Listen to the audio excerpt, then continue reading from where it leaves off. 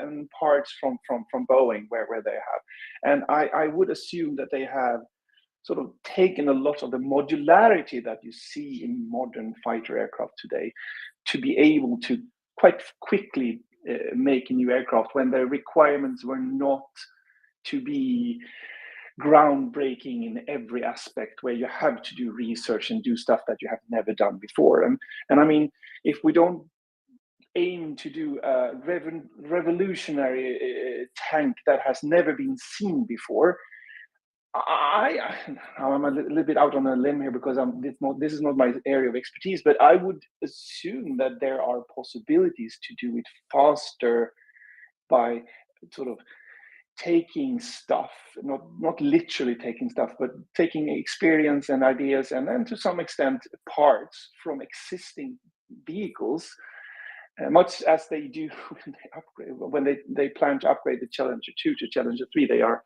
taking a lot of parts, but also, yeah. So I think they can do that much faster. What's problem often in this kind of thing is when you have different countries doing the requirements, they tend to not be aligned.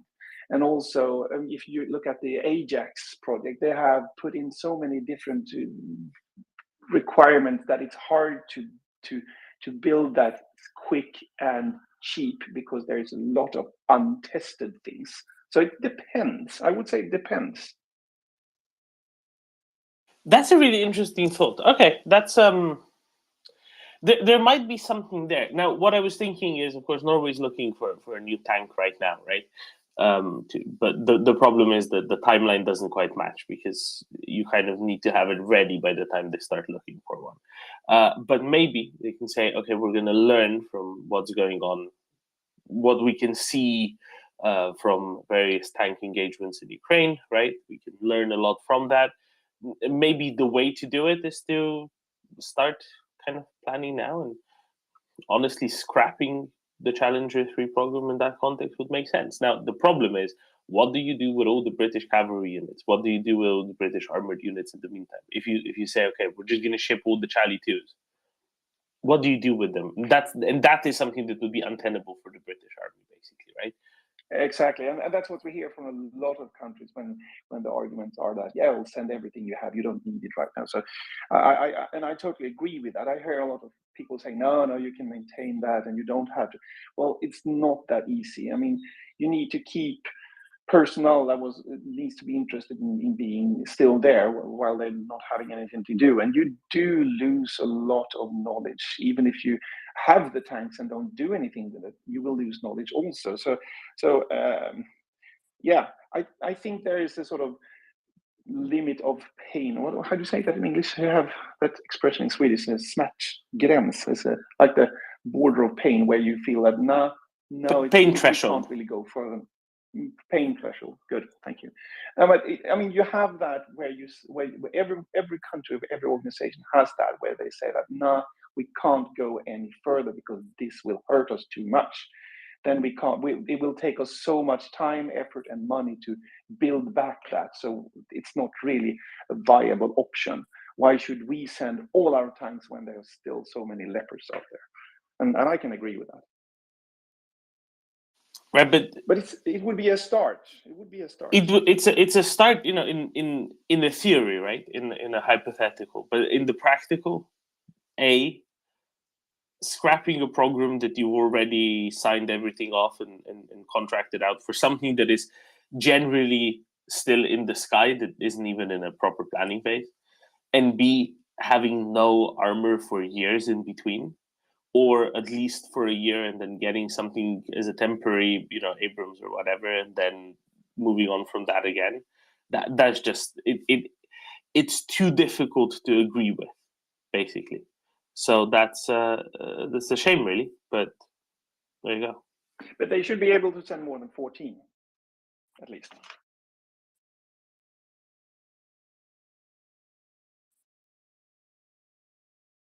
I mean, yeah, of course. I think 56 is the magic number. I think 56 is the end magic number here. And 56 is a good start also. How about 19? 19 is better than 14.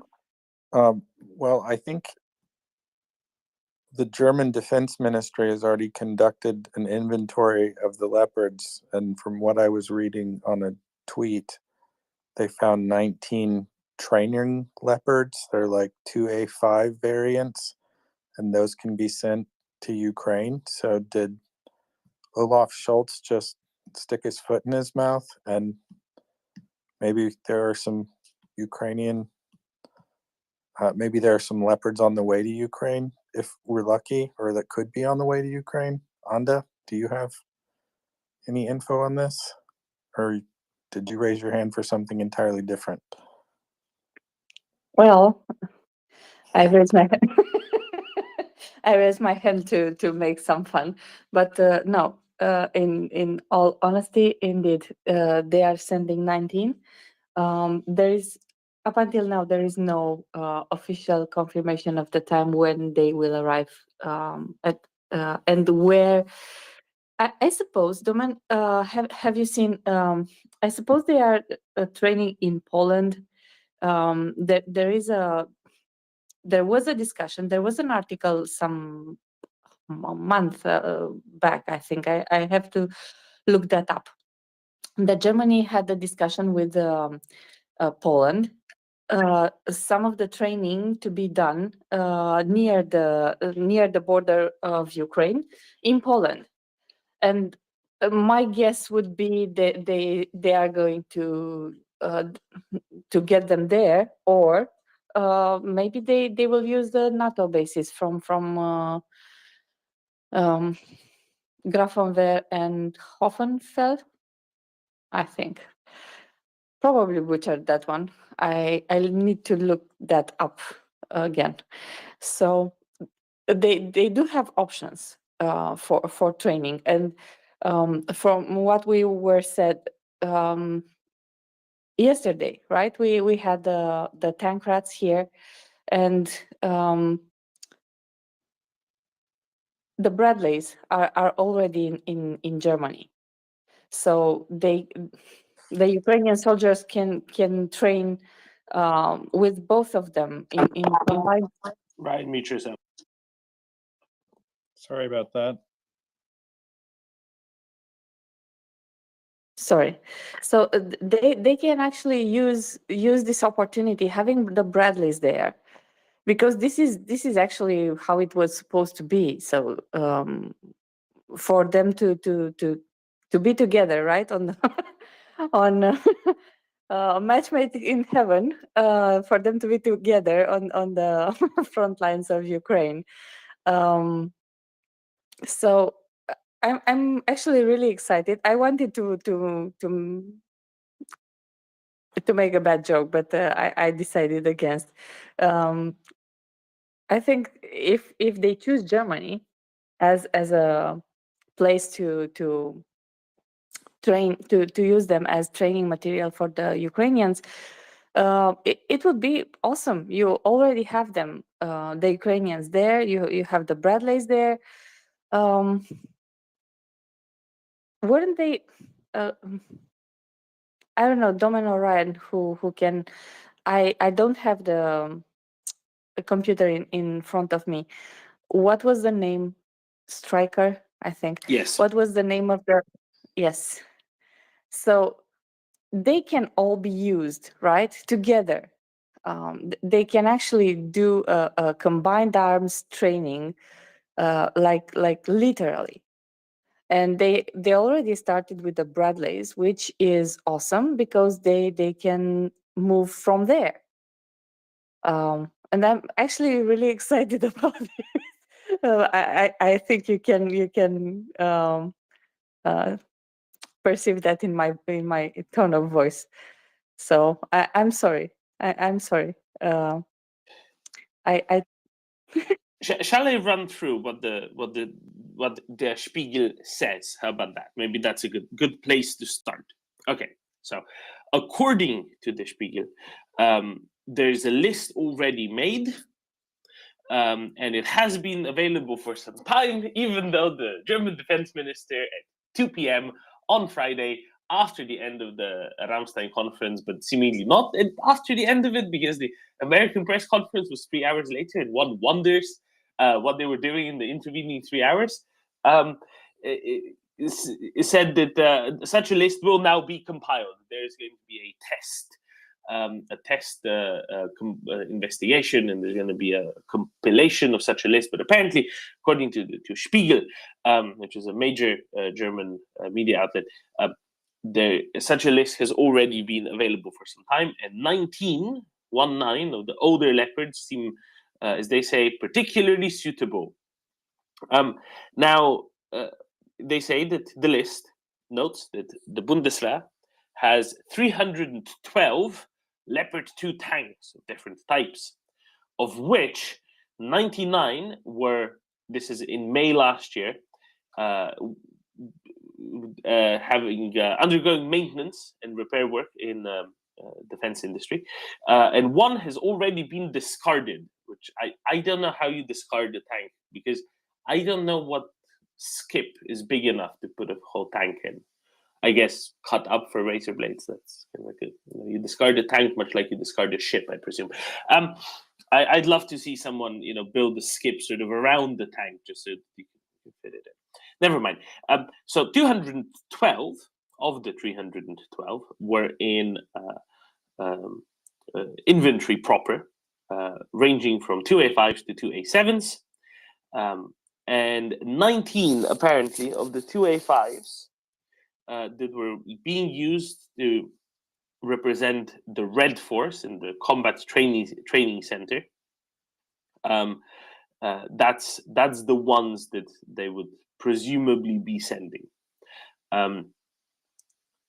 One of the good things here is that Poland has a bunch of 2A5s as well. Poland has over 100 2A5s, so it could be possible to bring up an entirely 2A5 based force between Poland and Germany of reasonable size, sort of at least a battalion's worth of 2A5s alone. And as has been oft said here, 2A4s are better than a T-72, but a 2A5 is much better than a 2A4. So hopefully we could drive it in the direction of the 2A5, and that would be the better way of doing it. Apparently, most Leopard 2s have hydraulic turret controls, while the German ones all have electrical turret controls. I don't know how that works, because I thought that the point of that all 5s are supposed to have the same sort of turret controls. I guess I misunderstood something. But the fact that the list is already there, of course, puts the German defense minister under a little bit of pressure at this point. Daniel. Yeah, I was just about to say that it sounds like Uncle Joe got a little bit angry with Olaf after the meeting this Friday, and maybe gave him a call, and now he's trying to find a way to sort of slowly and easily get out of this in the least painful manner. I don't know, but it has to be true before we can really cheer. But the thing is that they never had to really send any tanks by themselves to start with, at least. I mean, it was just about letting anyone else doing that. So it's I still don't understand this.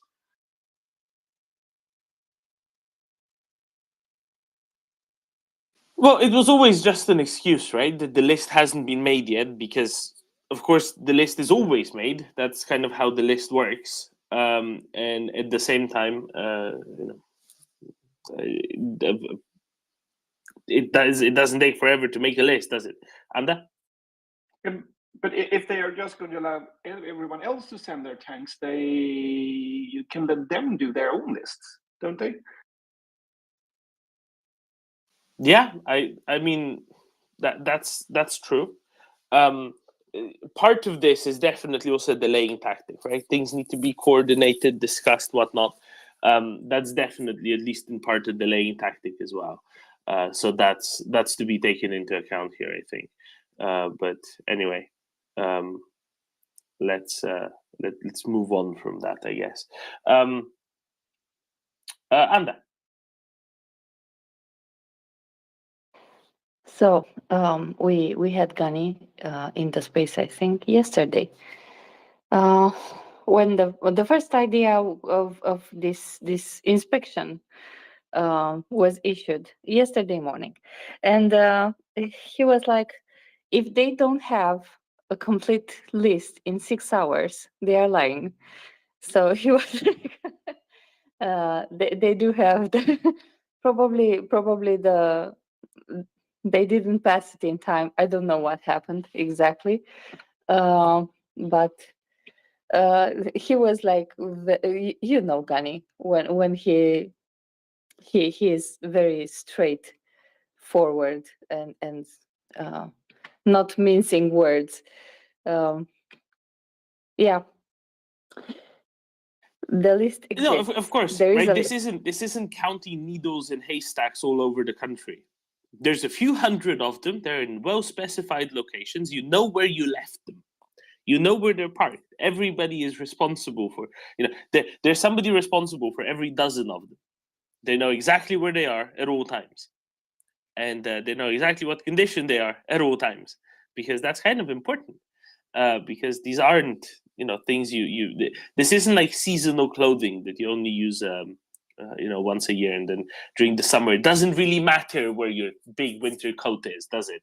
And then once October comes around, they say, where did I put that again? Which bit of the storage area did I put that again? Is it in this wardrobe? Is it in that wardrobe? Because it doesn't really matter. Tanks are a little bit different. They're also a little bit bigger. I see we have someone I've not seen before, but I'm very eager to hear out. Lima Romeo, go ahead. Thank you, Doman. Yeah, I would say, with regards to that statement about not having a list was really for public consumption for those people who really don't understand how the military operates.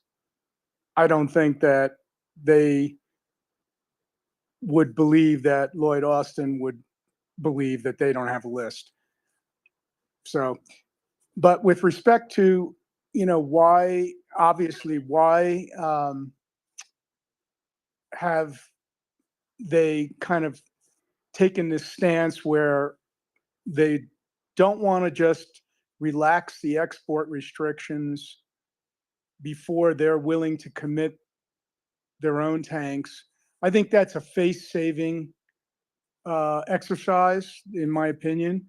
I think that, yes, they were always trying to delay as long as possible for whatever reason, and I'm sure there are a lot of theories about what those reasons are, but having sort of worked themselves into a corner with the rest of the world kind of staring down, down at them and saying, "What are you doing?"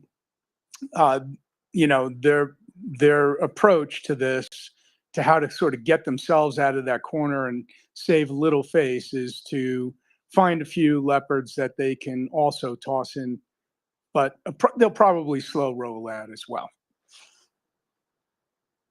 I think you're exactly right. You can say, "Oh, I don't have a list in my hand at this moment," but at the very worst, his aide there should be able to rustle it up or wake up whomever is the person who has it at 2 p.m. in the afternoon local time, and get it within 10 to 15 minutes. It's not the sort of thing that takes exactly 2 weeks and 5 project managers to figure out, right? There are degrees to this, but other than that, see, I always thought the Germans are going to just give in on the re-exports and say, "Well, we're the useless, incompetent ones. We don't know what we're doing, but if others do, whatever. We can't hold on to this anymore." And I was really surprised that they weren't sufficiently strongly suggested to. That they should really pretty please let the Poles do it, even if they don't want to. So that kind of came as a surprise to me, to be honest. But I can see how it is a face-saving exercise. It's just a shame that hopefully it's not going to be a face-saving exercise for longer than the training, which is now finally, thankfully, commencing, will take. And I think this is the bit that we have to be happy about, or that we should be happy about. the fact that training is now beginning publicly, of course, there were speculations for a long time that we might be getting trained on this or that. But that now there's definitely going to be training beginning because it has been kind of publicly announced, right? And Reznikov said it, and the Poles said it, and the Portuguese said, "Oh yeah, we can train Ukrainians if they want to come to Portugal on some Leopard tanks," and so on. And I think that is very good because now at least we have a timeline by which, roughly, not a timeline, but we have an expectation of a timeline by which the Ukrainian soldiers who will be using Leopard tanks at some point in the future, even though Leopard tanks have not yet been approved, are going to be ready to use Leopard tanks. And that kind of gives a countdown to the Germans to approve the sending of Leopard tanks.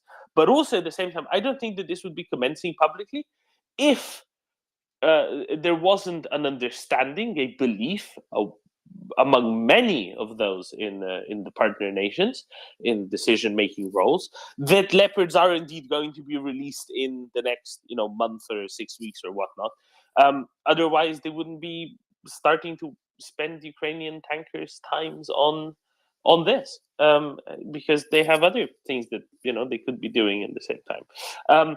So from that perspective, it's really good because it says, okay, well, it hasn't happened yet, but it's definitely going to happen relatively shortly. Otherwise, all of these things wouldn't be happening right now. So I think that's a good takeaway from this past week. I agree with you 100%. And I think that unfortunately, we wouldn't be at this point if there wasn't such a strong coalition being driven by Finland and many other nations to force their hand. I think we'd still be, unfortunately, seeing them drag this out if there wasn't such a strong international coalition of the willing to free the leopards. So I really believe that that's what pushed them into the corner, and now we're going to start to see some real activity. And in addition to the training, I would bet that the Ukrainians are actually integrating or will be attempting to integrate the sensor package and everything into their battle management application, because as we know, the Ukrainians are super, super creative and are pushing the envelope for what a combined arms operation will look like, including the use of UAVs. So I'm like extremely encouraged to see that the dam is breaking and the direction is becoming clear. Exactly. Thank you, LR. Aaron, go ahead. Yeah, Darwin, you know what's going to happen with these unaccounted leopards, don't you? They're going to appear in Ukraine and the German government, oh, that's where we put them to. Oh, we found them now. Good.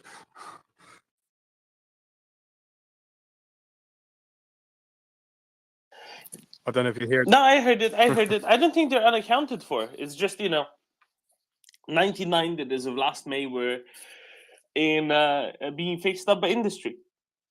The question is, how much has that changed? Because the Spiegel reporting and then the Frankfurter Allgemeine Zeitung, who are referring to the Spiegel reporting, right?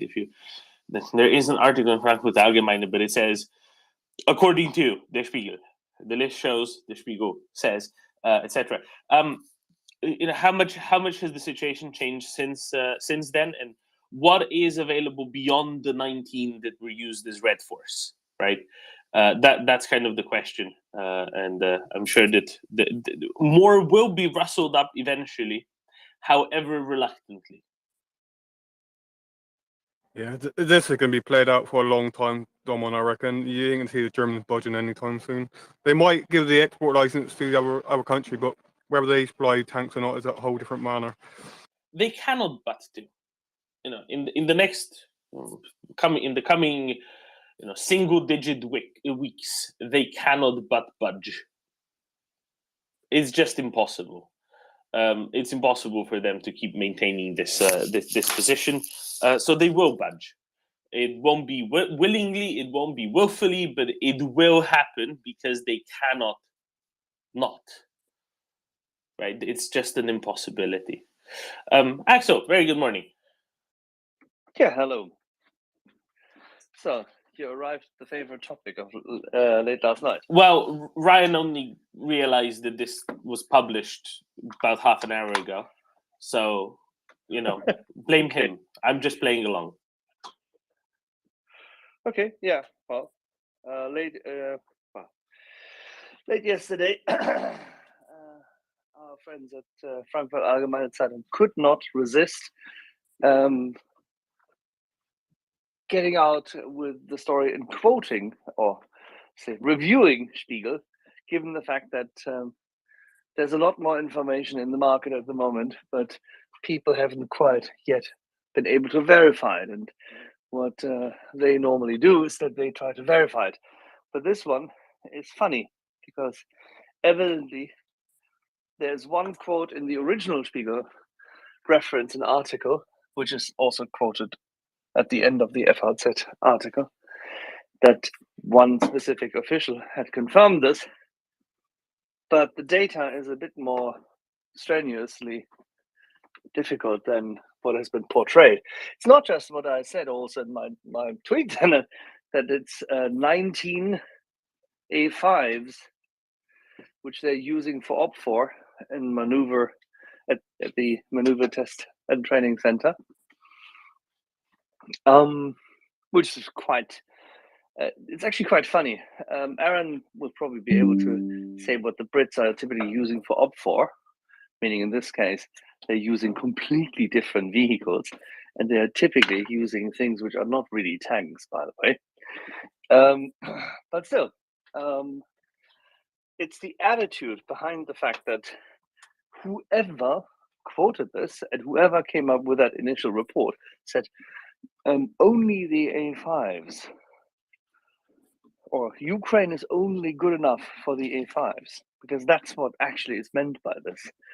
That the whoever person that was in the Bundeswehr, respectively, this actually looks more like somebody in the Bundesverteidigungsministerium rather than the Bundeswehr, from what and how it was crafted and worded, because it is more about the list recipient than the list issuers.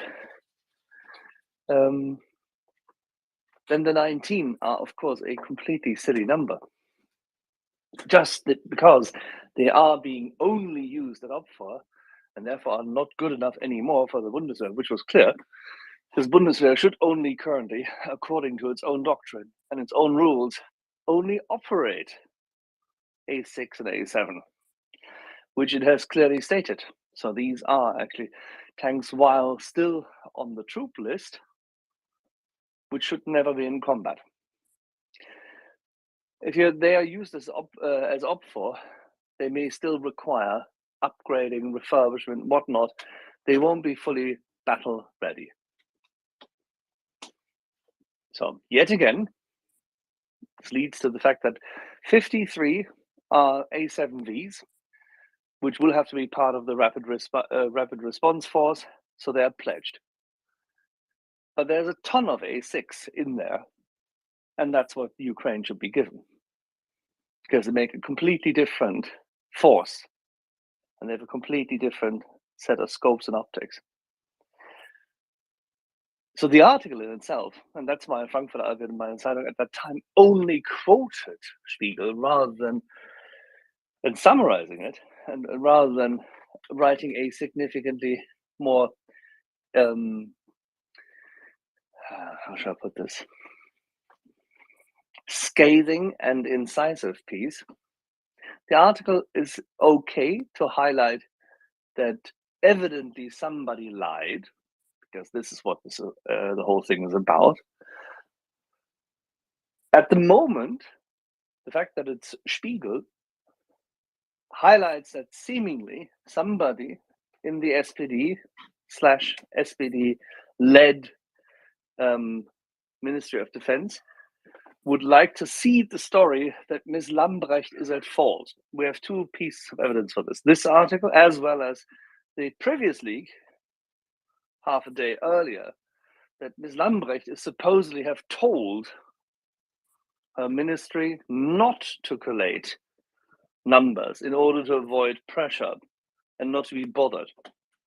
And Domen, you will remember that it was Mr. Scholz who said that he was very unhappy about the debate about the leopards and considered it to be, what was his word? Uncool. Uncool. This is why I keep saying we should So- talk about jets more, because jets are clearly much more cool. Yeah. So if you think about it, this is a campaign to exculpate people. And this is a campaign which evidently is insidious. And it showcases yet again how bad they are at communication. It just showcases how little they know about the insistence of the international community. And they also, of course, do this in order to front run one thing. The pragmatism and reality of the Bundeswehr is that within a few hours you can establish the numbers, even if you want to do a review. Every armed forces in the world can do this. So we discussed it yesterday. It's complete bollocks to state otherwise. But the most important part, if it is such a perfectionist review requirement, meaning we want to make sure that any and all tanks which we do actually have, we can qualify and qualify as being battle ready, if that were the case of the review.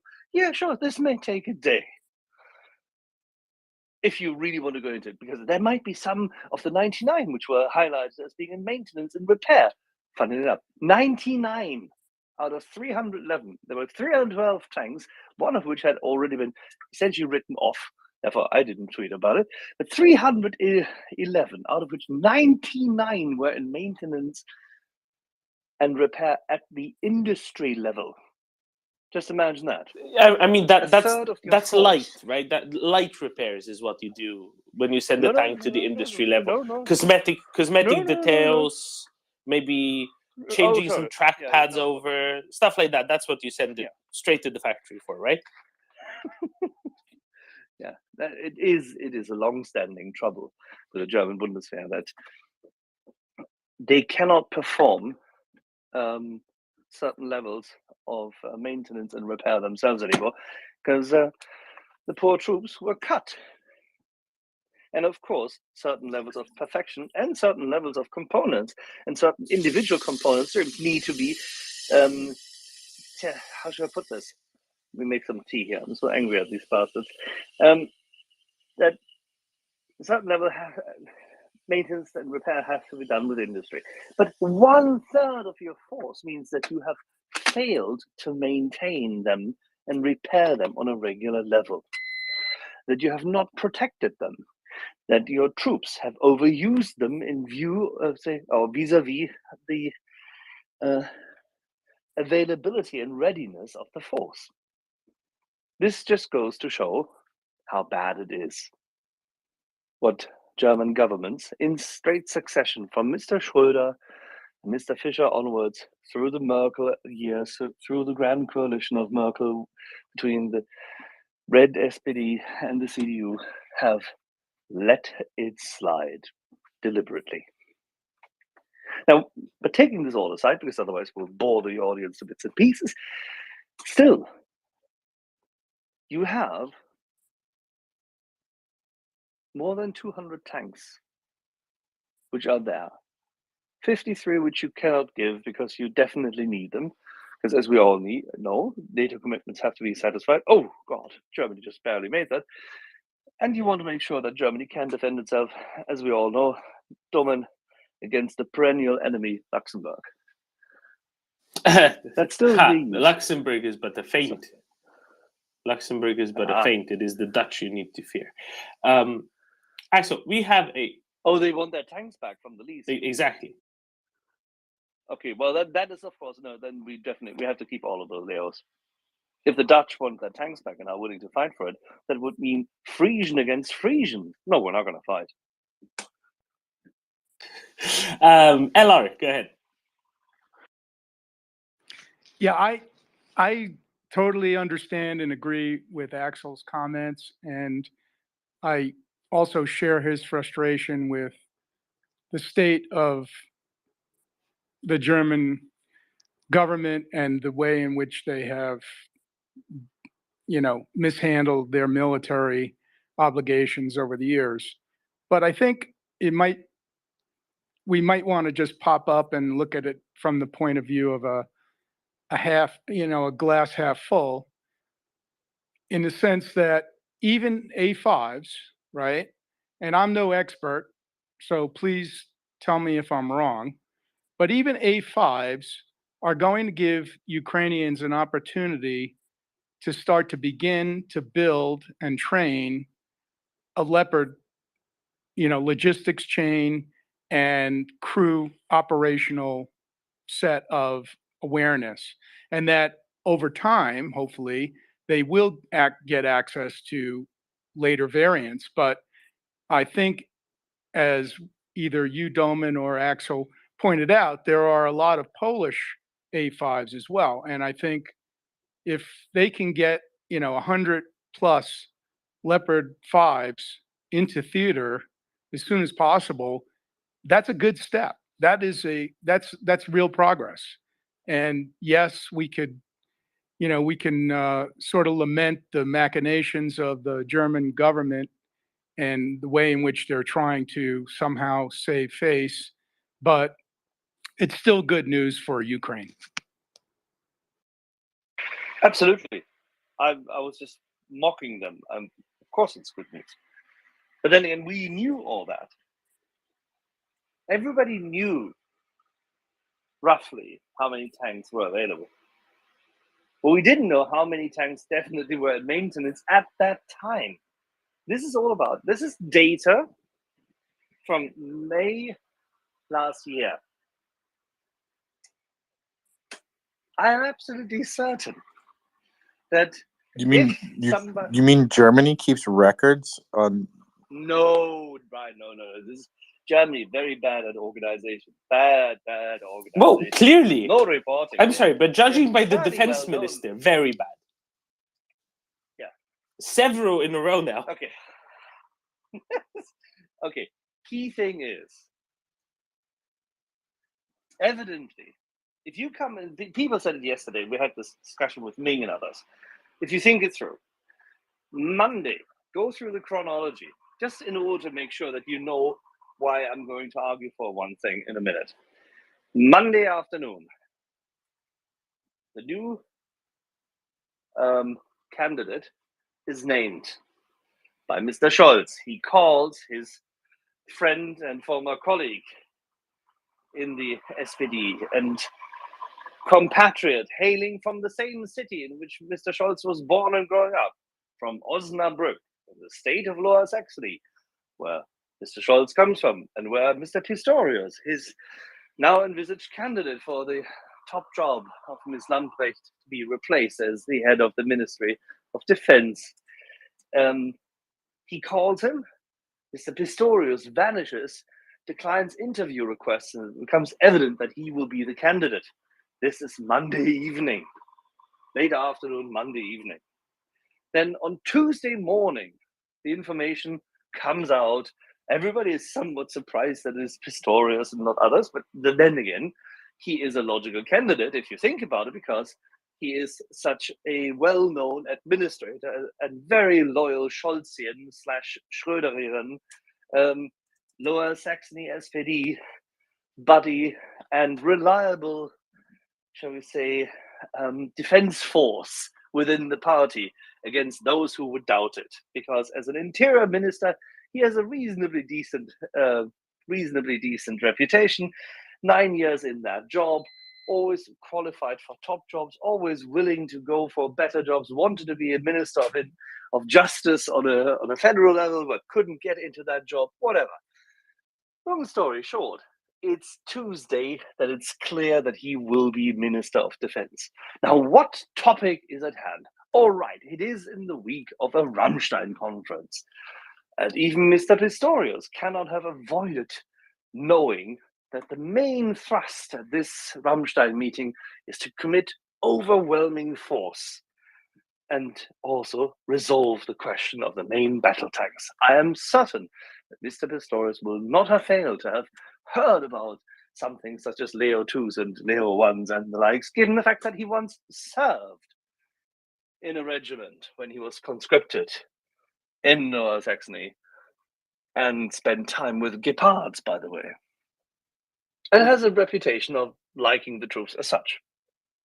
So he will have known. This is Tuesday. On Thursday morning, he will be sworn in. All right. And 40 minutes after being sworn in, at 10:20 in the morning, he is supposed to meet whom? Lloyd Austin, the US Secretary of Defense. The leading politician in the whole wide world, leading the biggest single Department of Defense, which in turn represents the administration, bureaucracy, and leadership of the single biggest army, air force, and navy in the world.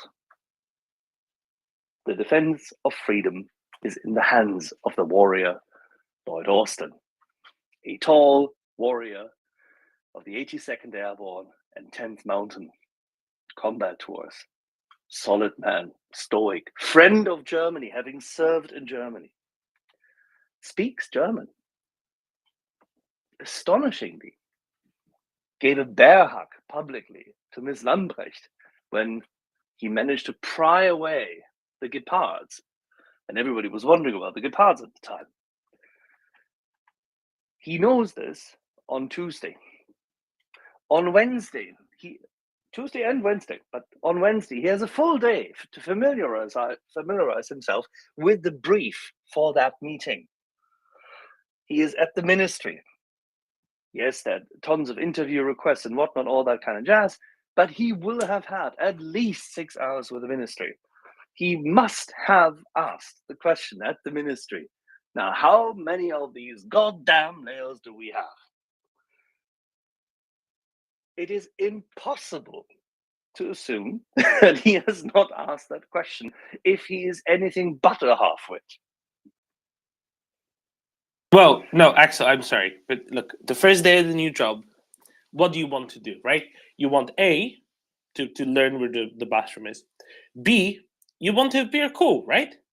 And it's been clearly said that this whole leopard thing is decidedly uncool, so of course he didn't raise it.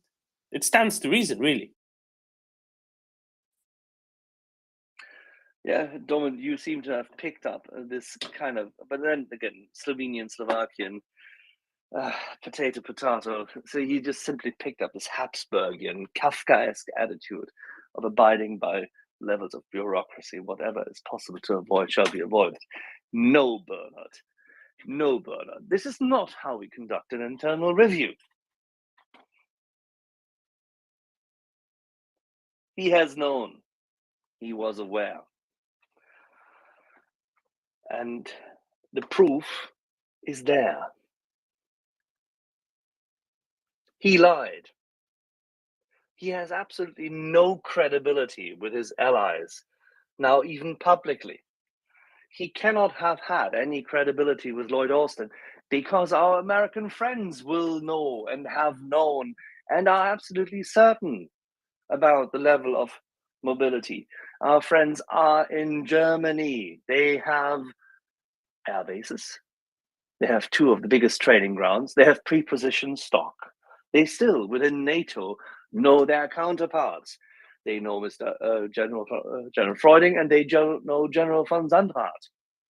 Nobody in their right minds can say that we don't have at least an approximate daily update in this regard. This whole chimera of obfuscation is so utterly bereft of any respectability and sense. It is insane that German media even reflected upon it first. It is beyond insane that it has been presented to us in public. I said so on Rammstein in the evening. And a day later, this comes out, and I still can't believe it. It feels like living in a parallel universe. This is like as if idiocracy has come to, to this time zone. I have to, again, I'm sorry, actually, I have to firmly disagree. It feels more like living in an orthogonal universe.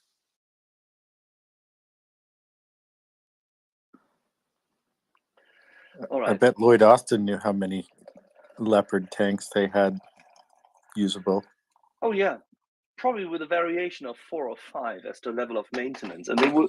I'm quite sure that, given the fact that we do have a sensible SIGINT capacity on the United States side, they will probably have definitely intercepted signals, which will have gone beyond messengers on horses between the ministry and whoever, right? I mean, seriously, who are they fooling?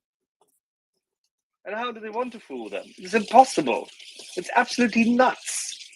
So, all right, so we know now, and it has been now publicly in the media established, that this ministry was unprepared or has lied. That this minister, this new minister, supposedly functional and capable, has lied, but not just to the defense minister leading the free world. No, he led it. He went into a meeting with 49 other allies, including the person who represents Ukraine under fire and being genocided against, Alexei Reznikov. In front of the whole coalition of the willing, in front of the alliance standing for freedom and against Mordor, he says, yes, of course you can train. Sure, you'll be allowed. What? Allowed?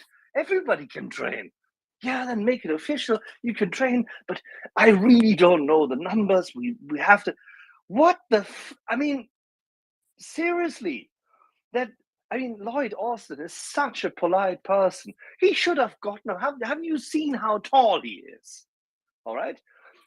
He should have gotten up, gone to our friend, taken him in a bear hug, which obviously would have ended at the level below his chin, and said, "My friend, I will let you loose as soon as you stop lying. How about it?" Axel, look, he's not nearly as tall as our own 82nd Airborne officer here. He's at least 4 or 5 inches shorter. So, I mean, okay, part of this is CJ's fault for being almost 8 feet tall, but nevertheless, for clearly there are taller people in the 82nd. Okay, CJ and my little brother supposedly equally tall. Yeah, CJ said that at some point he sat in, what was it, some sort of an Abrams or an armored vehicle or some such, and the hatch wouldn't close and his head was sticking out. And it wasn't a Soviet vehicle. This is a American designed vehicle made for people of reasonable height. CJ is a very, very tall man. There's a reason he's not a pilot and they only let him jump out of the back of planes. There's a reason why he's in towed artillery, not self-propelled artillery. All right. If I'm not mistaken, Lloyd Austin is about 1.90 meters. I'm a little bit taller than that. And this little midget on the other side is definitely a head shorter. It is impossible. The situation, the perception of Germany, the perception of the whole setup. I mean, that they even dare do that, the level of stupidity. This is like as if you are talking to a child, which I don't know, which acts. No, I was already sick of this shit. Yes, I'm sorry. Oh, God, sorry. European morning, so we can swear. All right. I was so sick of this shit yesterday, and just in the morning, when you think about it again, in the cold light of day, what they try to pull off there and how they portrayed themselves.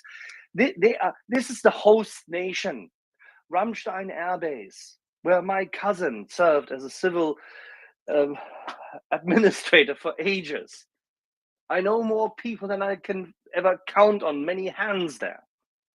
Super solid fucking American soldiers, great people, wonderful German soldiers, absolutely fantastic people. The level of shame is, you can't express it. It is so enraging.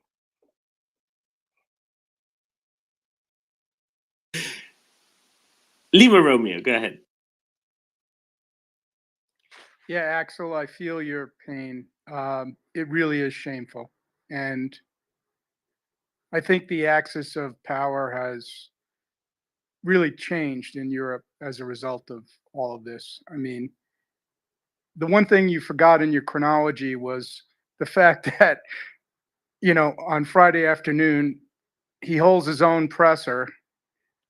And then Lloyd, being the gentleman that he is, actually probably delayed his presser, hoping that he could get Pistorius to come around before having to announce what he had to announce. It really is tragic to watch the comedy, or it's really not a comedy, it's a tragedy unfold. But I think your point, and you've made it many times that I've heard, is that this rot in the German government has been underway for a long time, and it's really come to a head with Schultz and this administration. And whatever strings are being pulled, whoever's pulling the strings on this, there's it might be interesting to speculate on that at some point. But one thing I had not heard discussed here on this space very often with regard to that is an article that I read not too long ago, and I can't remember exactly where I saw it, but it basically postulated, and it sounded logical to me, that one of the reasons why the German government and the powers that are pulling the strings on that was slow rolling and delaying and so forth is because they truly did fear a Ukraine unleashed, in the sense of a free, vibrant, economically powerful Ukraine taking over the lead in the European Union at some point in the future, because of their economic, because of all of the resources that they have, both in agricultural production and in raw materials, and obviously their people and their expertise, their ability to do manufacturing and design and all of that. It was clear that possibly some people in the German power oligarchy or whatever may have feared that having Ukraine win this war too quickly without paying enough of a price, they would rise and become the center of power in Europe, and Germany would be all of a sudden, in a new position. That Yeah, nah, I doubt it. That would apart from the fact that it's completely insane strategic thinking, because it's insane, but I'm sure that there are some politicians in the Social Democratic Party who may have inclinations to think like this. But let's do this logically. At the moment, Germany is already one of the strongest, or was one of the strongest trading partners of Ukraine. Trade and economics works differently, and people think in terms of playing things on a virtual chessboard. This is not a board game, on the contrary. Highly industrialized setup, such the integrated markets of continental Europe, specifically everything in terms of industry, which you're currently referring to, is pan-European.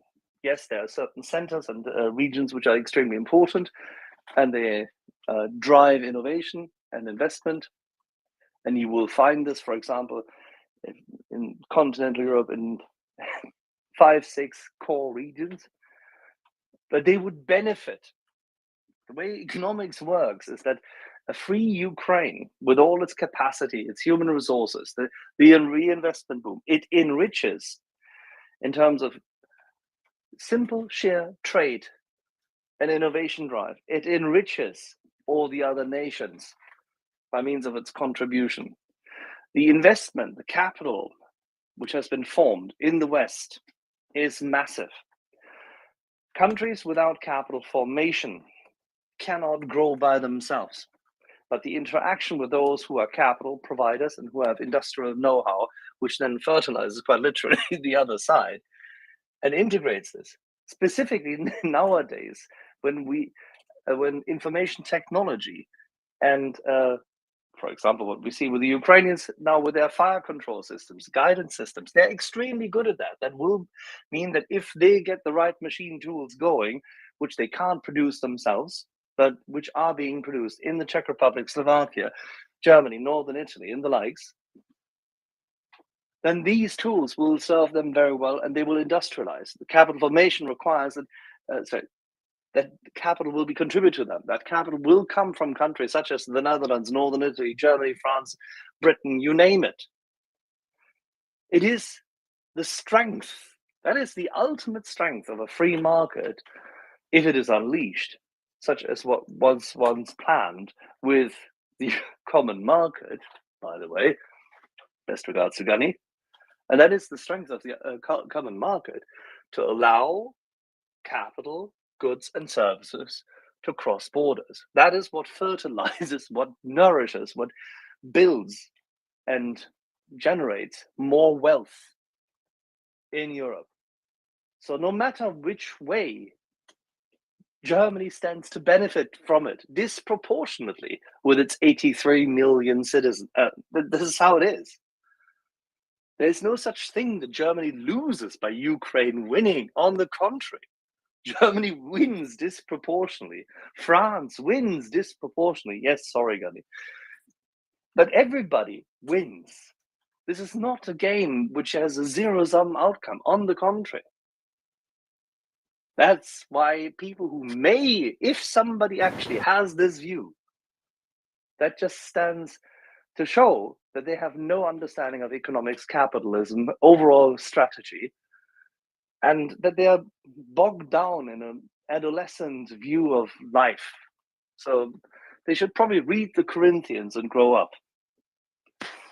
I totally agree with you, Axel. And I wasn't saying that I subscribe to that opinion, but I think we're all at a loss somewhat for trying to understand how and why the German government, has dragged this out so long. And I was just throwing it out there, but I appreciate your take on it because I agree 100%.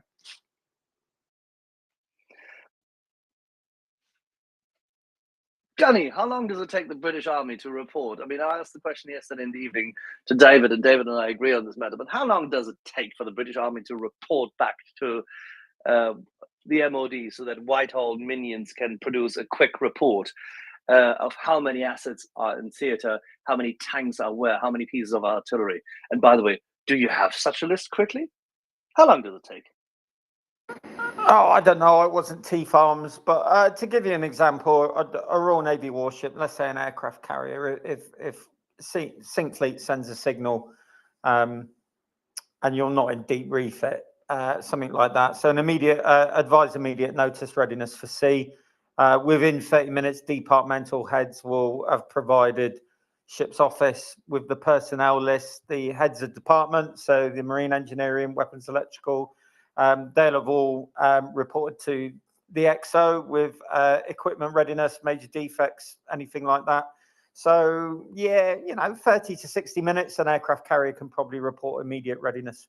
And so you can expect the same for a T-Farms unit, like a tank regiment, something like that. That it's constantly updated. So you know, if you go to workshops in a tank regiment and you go and speak to the OC will pull up their spreadsheet and they will say, I have the following in workshops: 6 challenges, then they'll have a list of defects, 4 FE432s, 5 Land Rovers, whatever. So this whole inventory thing, I said yesterday, is rubbish. This isn't civilian street. The military don't wake up in the morning and not know what's going on, what's available, and who's on camp. It really doesn't work like that. You have this information at your fingertips. Look, I just send an advisory here. I think you're all sort of sending yourself into mental health issues over this, whereas I'm remarkably unfussed by the whole thing. I'm remarkably unfussed because I came to the conclusion a long time ago that this would not happen. It's not going to happen. Just look at the man, look at his ideology, look at his political history, look at the state of the German armed forces, look at the statements made by certain key figures in the armed forces, that idiot admiral, for instance, last year. Just reconcile yourselves with the fact that Leopards aren't going to go, and you may be pleasantly surprised in a few months or something like that. I mean, even this training vehicle thing, you know, training tanks are ones that just drive around and play the op for. Because they're not required to shoot, they will be stripped of anything useful to keep the readiness vehicles going. So lots of Gucci kit might not even be on board. That's before you consider the fact that if they've been doing any kind of training regime, God knows, does the German army even do that kind of thing anymore? We saw the reports years ago. Yes, we have 6 training tanks. So these are not training tanks. They use them as OPFOR. Well, that's training at the end of the day. Yeah, but nobody OPFOR as really just being driven around. I mean, you're right. They will not be in mint condition. I said so about 20 minutes ago at the beginning of this ranting, and I'm livid at it because they should just send 2 battalions of the A6, which they have and which are working, and that's that. They won't. It's not he difficult. won't do it, mate. He won't do it. And the sooner everyone chills out and realizes that, the sooner you'll all be a lot calmer and you won't be needing to reach for the diazepam and the whiskey, because ideologically, it's not what he believes in. He has a goal of post-war normalization of relations with Russia. Anything else is just sugarcoating this. When we don't want to see vehicles with German markings and makers marks on them marching onto the steppes of Russia. It's Ukraine. Ukraine is a sovereign nation. The Leopards would not be driving on Moscow attempting to get into winter quarters before Christmas. You know, this is not going to be case blue. We're not going to be marching on Stalingrad. That's rubbish. It's all rubbish. All the excuses are rubbish. It comes down to one man and a faction of his party who are ideologically against NATO, against the US, and want normalization of relations post-war, regardless of what the enemy did, because they see it as economically beneficial. It's been going on for a long time with Germany, and I think you all just need to walk away from it, not talk about it for hours, because you don't talk about Hungary all day, and they're just as bad. You know, but we've given up on those. Yeah. I mean, people talking about the Austrians, you know, you've got more chance of me wooing and marrying the Ayatollah Khomeini than getting anything meaningful out of Austria. Same with Hungary. You know, just it's not worth your blood pressure. Just, you know, like in life, some people are just fucking idiots. And kicking and screaming at them, and shouting and howling at the moon and going, why won't you do it? Why won't you do it? Just accept the fact he's compromised. He's compromised, or he's ideologically a buffoon, or he's an ideologue of a buffoon who's been compromised. You're making my case. You're actually stating what I've been stating all the time. Maybe on a visit to the Kremlin, he got toked up on Colombian marching powder and they got video of him banging a horse. Who knows? We'll not know for a very long time. But at the end of the day, just remove Germany from the playing field for heavy armor. They're sending Marders. The air defense kit will be welcome. So it's not a complete loss. Should they be doing more? Yeah, absolutely. Is it worth 10 hours of the day sticking pins in a doll of Schultz? Nah, Of course not. No, I didn't mean to. Hey, I just woke up. I woke up belatedly after 3.5 hours of sleep or something, and Doman came up with this topic because he knew how to get me Ryan awake came without up having with this coffee. topic. Oh, right. Okay, Ryan. So then Ryan knows how to get me riled up without coffee. I'm making tea now. I'm completely calm. I'm going to start the wood sauna, make 3 dogs and the family happy, and we'll listen to you with as if you are easy listening music, and have the soft, dulcet baritone of Tim Sennett probably meander across the space while Doman and you and I talk about, I don't know, the granularity of gunnery training on a Challenger. Yeah, well, again, I'm the wrong person to talk to about that. But yeah, I would get off topic. Just get off the topic of Germany. I think everyone's Germaned out, aren't they? I'm about as Germaned out as a London inhabitant in 1945, to be honest with you. And, you know, it would be nicer to be pleasantly surprised than to spend the next month chewing the door frame about Germany. No, wait, there I can't agree.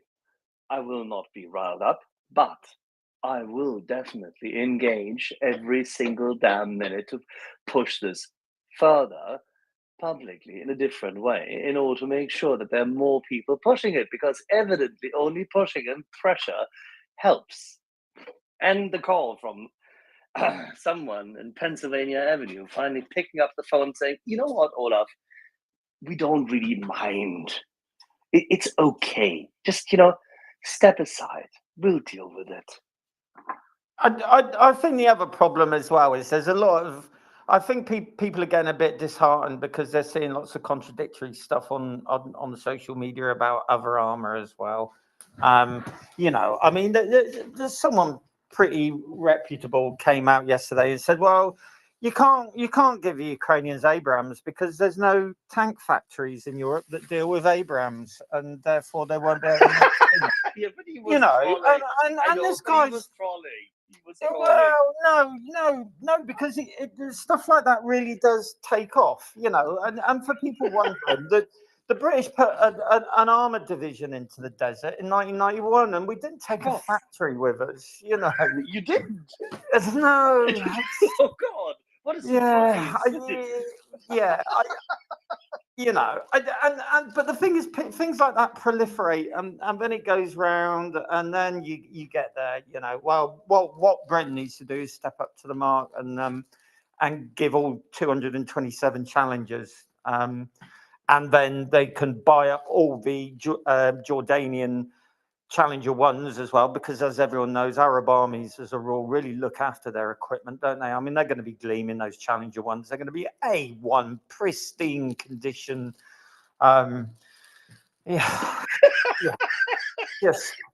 For goodness sake, you know, everyone just needs to like take a chill pill. All right, look at this objectively. Ignore every single 25 stone. I play Panzer General 3D, and I'm great at word at tanks, tank expert, and just roll with it and just see what starts moving across the border here and there, and you will be pleasantly surprised. I mean, the Italian self-propelled guns, that was a pleasant surprise. I woke up to that this morning. Someone eagle-eyed clocked the fact that the stowage bins on the back. What a nerd, by the way. What kind of a person studies stowage bins on tanks? Gunny, that was Thomas Tyner, who was around said Panzer for years. Get a life. Get a life. When you're at the point where you recognise stowage bins, like, you know, spotting in a black and white photograph a stowage bin off a Panzer III stuck on the back of a oh Christ, I've just done it, haven't I? Fuck. But you know, get out more, mate. Get to the pub more. So yeah, you know, just roll with it. We'll see stuff coming across the border. If you see leopards, hey, I'll be really pleasantly surprised. Maybe Olaf is playing a blinder here, and an entire battle group of leopards are currently in theatre, and he just played it quiet, and he's actually a strategic genius, and the Germans will suddenly become, you know, heroes of Europe for having pulled off an incredible deception. Somehow I doubt it, but you know, you will see challenges. You'll see challenges. You will see leopards, and they will come, in numbers. But it will just, it is just so annoying. Yeah, you'll see leopards as the op for the Ukrainian army post-war when they're using their. Oh, sod off. So that's when you'll see them. But as I say, I think there's other bits of kit you'll probably see first. What I would say is I do see a golden opportunity for the UK maybe to add another 6, maybe 8, maybe 10. I think that would, if nothing else, that would be superb for UK prestige, certainly in Eastern Europe. And then we could give them a reinforced, like a proper Sabre squadron size, reinforced force of about 22, take out. Because obviously people forget with tanks, there are, once they start using them, there are going to be defective ones. There are ones that are going to need to go back to workshop for 24 hours, power pack replacements, running gear. Some of them are going to run onto mines. They're going to lose a bit of running gear, tracks, all that kind of thing. So, you know. The usual vagaries of war and running things. Yeah, so 14 doesn't sound great. If you take 3 or 4 out temporarily and maybe 1 lost, then you really are down to, you know, single digit figures. So if you give them 22, if you take out ones that are back in workshops losses, then they'll still have 14. Give them 14, you take out ones that are in workshops getting fixed up losses, you might be down to 6, 5 or 6 if it's really bad out there. So I see an opportunity for the UK. Hopefully we will do it. Nobody's cancelling Challenger 3. It's not going to happen. If anything, the problem is we're going to reassess Challenger 3 requirement and get it up from the 148 projected up to, you know, well, it would be nice to see us go back up to 200 Challengers. And that leaves kind of 27. But nobody knows the state of the Challenges in storage, deep storage. And another thing people fail to remember is, well, unfortunately, in the military, when a bit of kit goes into deep storage, if there's no real anticipation of it being needed anytime soon, you strip it. You take bits off it. That's just how it goes, you know. So, Gunny, the specific thing here is, right, when the conversion from a Challenger 2 to a Challenger 3 happens, there is very little in terms of the Challenger 2 that's being left behind that are the sort of strippable bits. So is there a good chance that, you know, as long as it didn't actually rust in deep storage, which hopefully it didn't, it should be able to be redone, right? Since they're lifting off the turret, putting a new turret on, new fire control system, new all of the computers, new gun, new this, new that, new the other. You're really just being left with the hull of the tank, which is going to be reused, unless it's rusty. The electronics being stripped doesn't matter. The strippable bits being stripped doesn't matter because it's all going to be changed over anyway in a whole new kit for the Challenger 3, right? Well, I would imagine the problem is to say TOGs too, so the thermal, the gunnery system for the TC and the gunner. As far as I know, they don't make components for that anymore.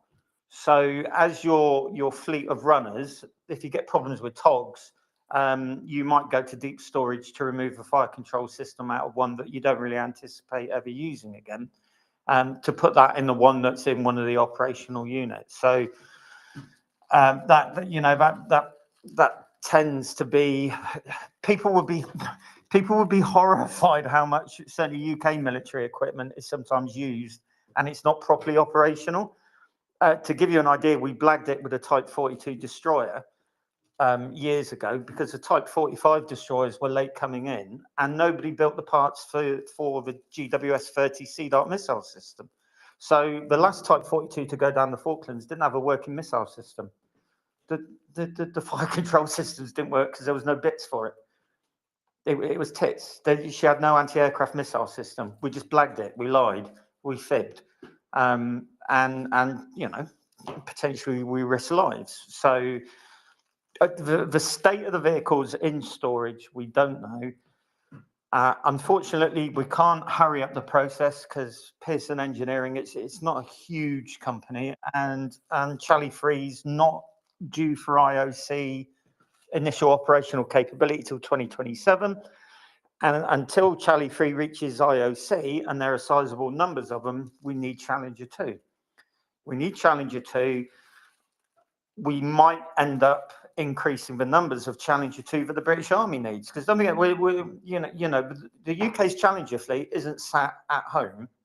There's a battle group up in the Baltics, one up in Poland, which I think might be the source for the Ukrainian one. So essentially what I'm trying to say is our cupboard is as bare as many other countries. I understand all that. I have a very specific question, which is, if the British Army, if the MOD decides to increase the number of 2s to be converted to 3s, what are the chances that you can use the 100 plus, which are in deep storage, right? I'm looking at the numbers produced minus the numbers operational, or the numbers delivered to Britain minus numbers operational.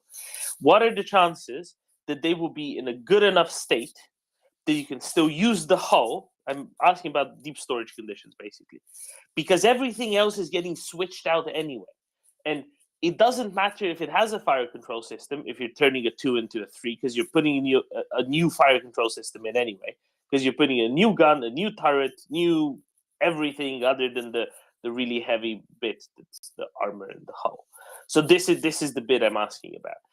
Are deep storage conditions such that you can take something that's in deep storage and useless in itself, but you can still put a new everything on it and make it a useful Challenger 3? Yeah, I mean, you might be able to, I suppose. But the thing is, again, this isn't, the army will not temporarily give up Charlie 2 strength. All right, it's not going to happen because the army knows that once you give up a capability, the civil service will be very low for you to get it back. There's a huge amount of infighting in the MOD at the moment about budget because the Navy really has got a massive boost and it's at the cost of the army. So the army is going to jealously guard every single asset that it has, because sure as eggs is eggs, when you lose something in the UK military, you don't get it back. That's just the way it happens. Everything is social care, NHS, infrastructure, stuff like that. And we waste so much money in defence. So there would have been a deal done about the Charlie 2s that are going. The British Army would have gone, hey, yeah, we can do that, but there is an absolute finite limit of capability that we want to give up and still maintain I think it's 4 tanks, sort of incorporated mechanized brigades, or whatever they're calling them, strike forces. So you know, things like this, mate, are really complicated because you're not just dealing with the army saying, well, we can spare this, and you're not just dealing with the material state, the vehicles in storage, which we don't know, some of which would have been stripped down to bare bones. And I don't know what the state of affairs is with spares keeping the current fleet running. Are we starting to run down on spares?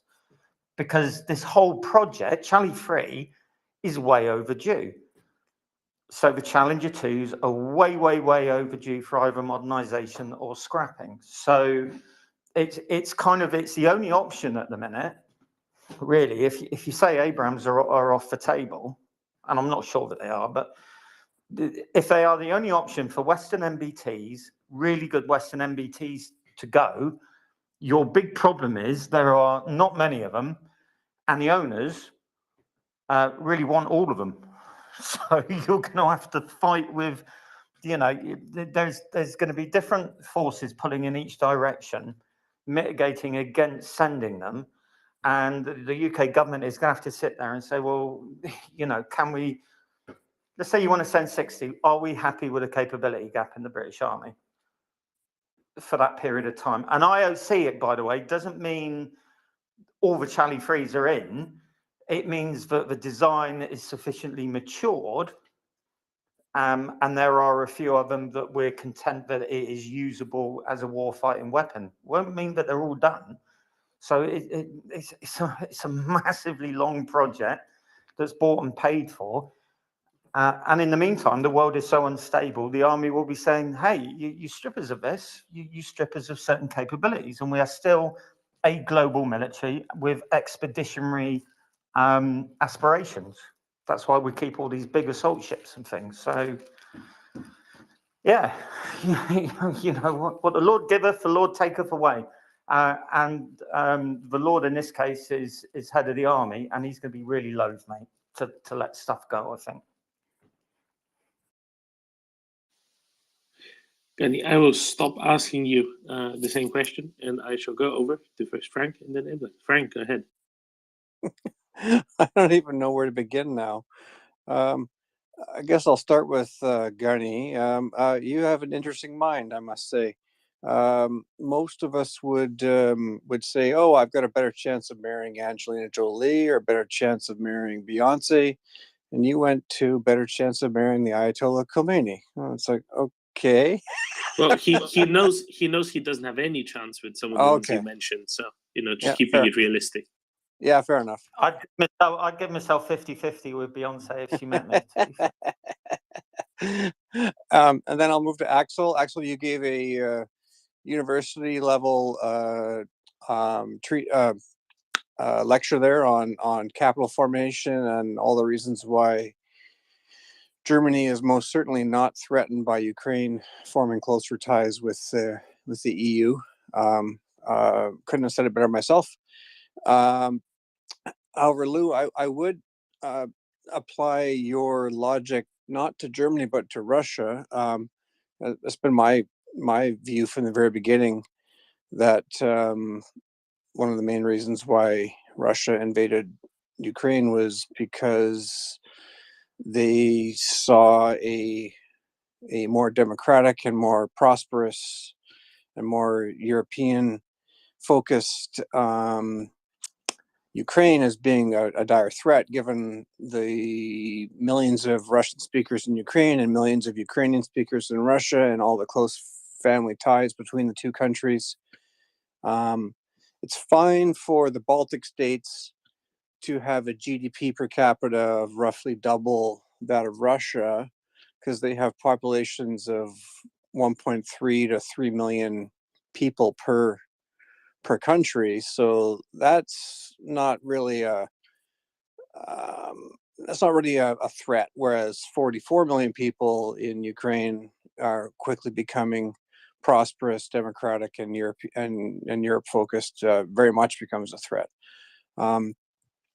Anyways, but actually, Gadi, you did kind of trigger a question I had, which was, I mean, it's now been 11 months since the war began. The first month was basically the West getting caught off guard, realizing that, oh, maybe Ukraine actually does have a real fighting chance here, because obviously initially they didn't think that. So what are the chances that, countries with Leopards and Challengers and all sorts of things, like you say, in deep storage, have actually been going through all their storage and saying, well, we need to get these things up to operational level readiness, in case they're need to be called upon to send, and not just tanks, it's all sorts of other equipment too. I mean, so that, and then also, what are the chances that we've been training Ukrainian troops on all sorts of other systems, but just not really announcing it, I guess, as well. Those are the kind of questions I had. I mean, we have these detailed lists every week of what's being sent over. I mean, back when the Soviets were fighting Afghanistan, my understanding is that the CIA was sending all kinds of weapons through smugglers in Amsterdam, to the Mujahideen, on the sly, basically, but doing it in a way that wouldn't be traced back to them. So, we're having all this kit that's being announced, to the bullet every week, it seems like. But, how much of this stuff is going to be slipping into Ukraine that we don't even hear about? Maybe we'll find out in 5 years' time. I hope there's a lot of it. Well, yeah. I mean, look at all the books that came out after Gulf War One as an example of stuff that was going on that nobody knew about. Just as an example, F-117, the radar invisible aircraft, super stealthy. No, it's not. It's low observable, but it certainly paints on 1022 radar. It's just no one said that in 1991 because we tracked them and we knew that they were F-117s because we had the tasking order in front of us. So, there's always stuff that comes up after conflicts, 2 years, 3 years, then you start getting the Amazon books. There'll be war in Ukraine by some SF guys, stuff like that. The black flights in and out supplying weapons direct into areas. I've no doubt that kind of thing will happen. Is the UK getting kit ready for the Ukrainians? Yeah, got indications of that weeks ago. There's just some things that you keep under your hat, but people were messaging me saying, there's this going on, there's that going on here and there. People with funny accents turning up in places for what we call SME, subject matter expert training. Yeah, that's been going on. The 2 minesweepers that have been commissioned into Ukrainian Navy, they're up Scotland way now, probably commencing proper mine hunting work up shortly. They're commissioned because they've got Ukrainian naval ensigns up. So they are Ukrainian Navy ships now. So yeah, there'll be loads going on you don't know about. There'll be absolute masses going on. As I said, maybe Schultz is actually a fantastically wonderful guy, and there are 100 leopards actually in Ukraine now undergoing final training, and he bluffed us all with his bonhomme joviality and little bald head and sneaky smile, whereas actually he's leading the West in the fight for civilization against the perfidious Russians. I doubt it very much. I think he's a bit of a knob, but we'll have to see. But yeah, there's masses going on, mate, isn't there? There's always loads going on, and people on Twitter keep forgetting. But just because you're on Twitter doesn't mean you know everything that's going on. And there's going to be a lot of stuff you don't need to know, and you'll know when you need to know. But at the moment, you don't need to know, because if you did know, everyone would know, and that includes the Russians. And we don't want the Russians to know everything, do we? So, wheels within wheels. And that's why I reiterate, there is no point you're reaching for the diazepam and gnawing on your coffee tables or servants, in Axel's case, over something which cannot be fixed. Germany cannot be fixed. The German government's attitude cannot be fixed. Germany will hopefully pay a price for this post-war. But at the moment, just look for other solutions to problems, don't you? A has happened, B cannot be done. Let's move on to C, D, E, F, and G. And Domin, I kind of got your point about your question, but your question is multifaceted. And in order for me to answer it properly, I would need to walk into the MOD's vehicle storage area with an expert who would point out each hole with his clipboard and tell me the material state of each Challenger. And until you do that, the only people who know the vehicle availability for the British Army vis-a-vis Challengers at the moment are the 4 COs and divisional commanders in the British Army and Chief of the General Staff. Until then, nobody knows. And they won't Therefore, talk publicly. It's an unanswerable question because I'm not party to the material state of the British Army. All I can tell you one thing is it's probably improved a lot since I left.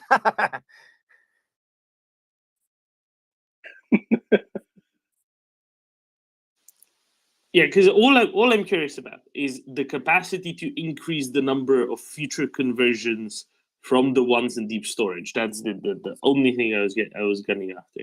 Not anything to go, not anything that might be useful in short run. Not at all. Edvard. Thank you, Doma. I have one simple question, or maybe the panel can discuss it.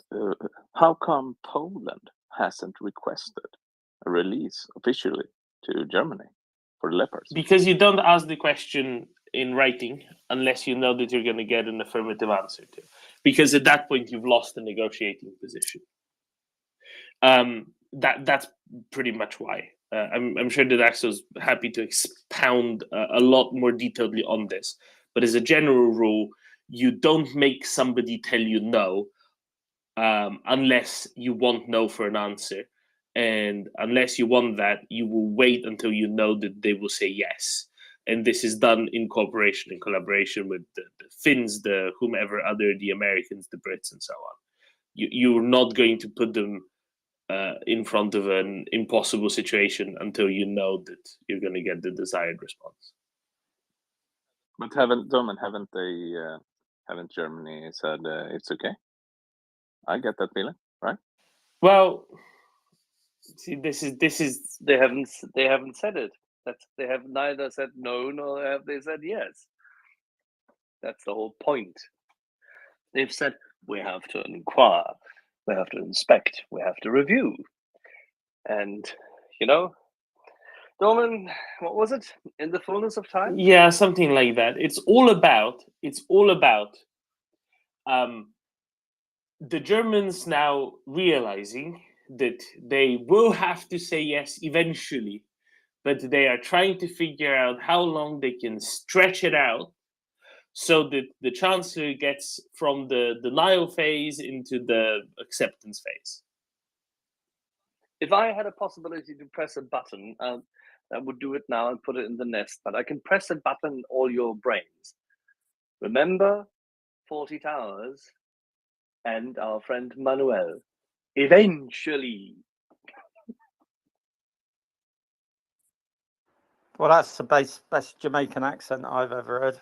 I thought he was Spanish myself, but yeah, I mean, if you say no, that's a definitive answer, isn't it? If you say maybe, you can string out no for 6 months and then you say no. So that's what they're doing. He's just stalling. That's all it is. And he's stalling because he hasn't even got the moral courage to say an outright no.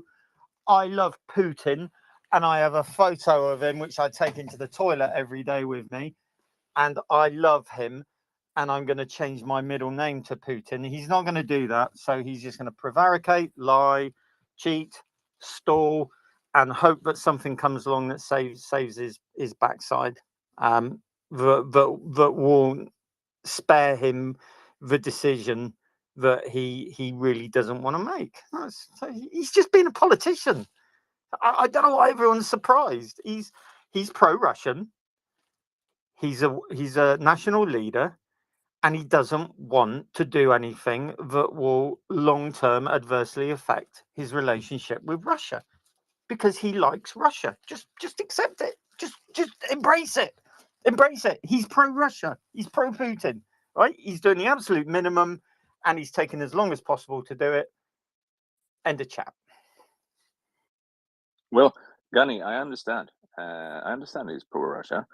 And my question, a follow-up question to Axel would be, if this would have been in Sweden, right, we would have had a vote of non-confidence. Axel, immediately. This is unacceptable, right? And even though Sweden are known for dragging out their decisions, this would have been a no-brainer for the opposition. And why isn't that happening in Germany, Axel? Happy to explain. I've said it many times before, and it ties in and it's consistent with what I said there. The Green Party, and this is what Scholz knows and the SPD knows. The Green Party is, for one specific ideological reason, currently tied in and captured. It's a captive audience. They can't do it differently. Green Party does not want to operate nuclear energy. And in order to have a constructive vote of no confidence, you have to have what? You have to have exactly that. A possibility to then immediately form a government. And that means they need the CDU, CSU, and they need, again, the Free Democrats in order to do so. They did have this majority, don't forget. This so-called Jamaica coalition, because of the colors, was a possibility, a possible outcome, a reasonable outcome, actually one which was preferable for many people But it would have meant that the Greens could not have gone their long-standing route of completely phasing out nuclear energy. That's what they want, and that's how Germany is currently being held hostage. That's all there is to it.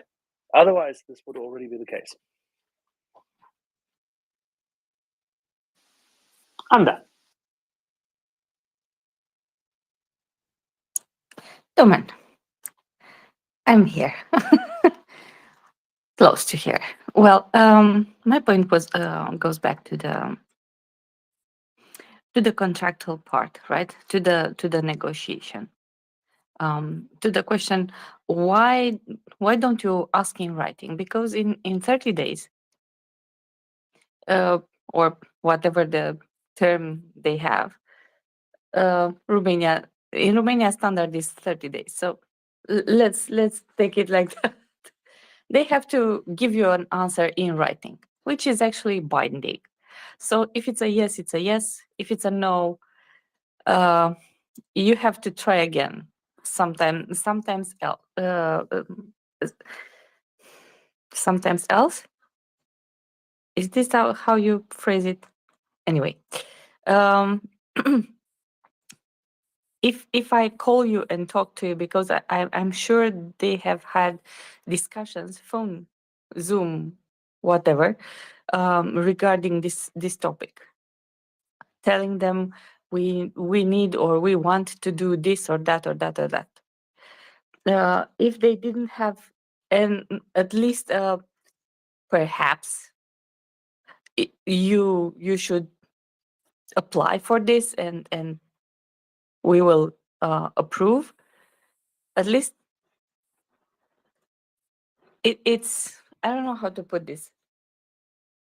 If you get a no, you're back to square one, and you cannot, to my recollection, you cannot ask for the same thing like every day, right? So you have to request when you know the real answer, the correct answer, the answer that you want to obtain. So it's on the phone. You can say, look, I give you this, and you give me that. I send the thanks, and for you to sign this, I will help you with this or that. I will, I don't know, sweeten the deal with another deal, which is an economical one. You can negotiate in one form or another, right? If you just put up a paper in front of someone, sign yes or no, they will have to choose, and you will have to live with the results. So basically, this is why you don't put up the paper in front of someone without knowing what are they going to tell you in the end. Exactly, and that's why nobody's put Germans in that position yet. Ming, morning. Morning, Damon. No, quick question for Gunny. Gunny, that story you were telling about the last Type 42 to go to the Falklands, was that HMS Cardiff?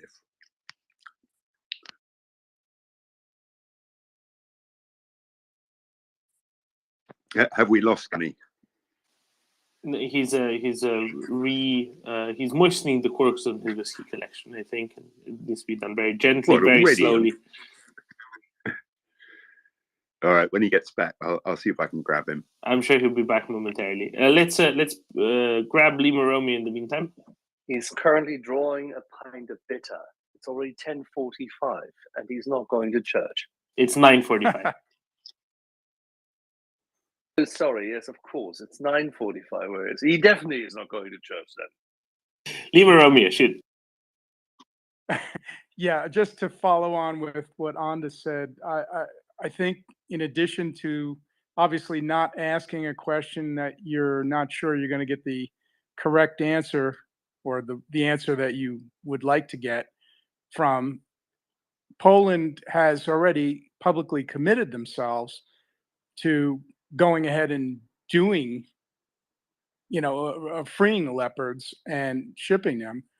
And for them to essentially, take a step back and now ask permission and not know the answer, that would probably not be a wise move on their part. I mean, it would be taking a giant step back. So if they haven't gotten a no and they ship them, they could always say, well, we just decided we had to, and they haven't gotten an official no. But to sort of take a step back from their public posture, I think that would be difficult for them. So that's one of the reasons I suspect they haven't publicly been the first ones to make a request. Do we know who has made the request? No, Because I'm not sure I've heard. it's not been made public. There has been an indication that a formal request had been made by a country, but it had not been said which country that was.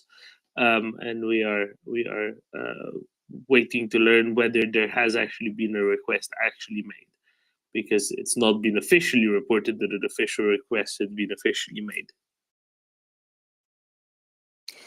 And Well, there's that's kind of interesting, isn't it? Because the country or whoever supposedly made the request, they could have announced that they've made a request, So it's interesting that there's actually no reporting on who has made the request, although there is reporting that a request has been made. Exactly.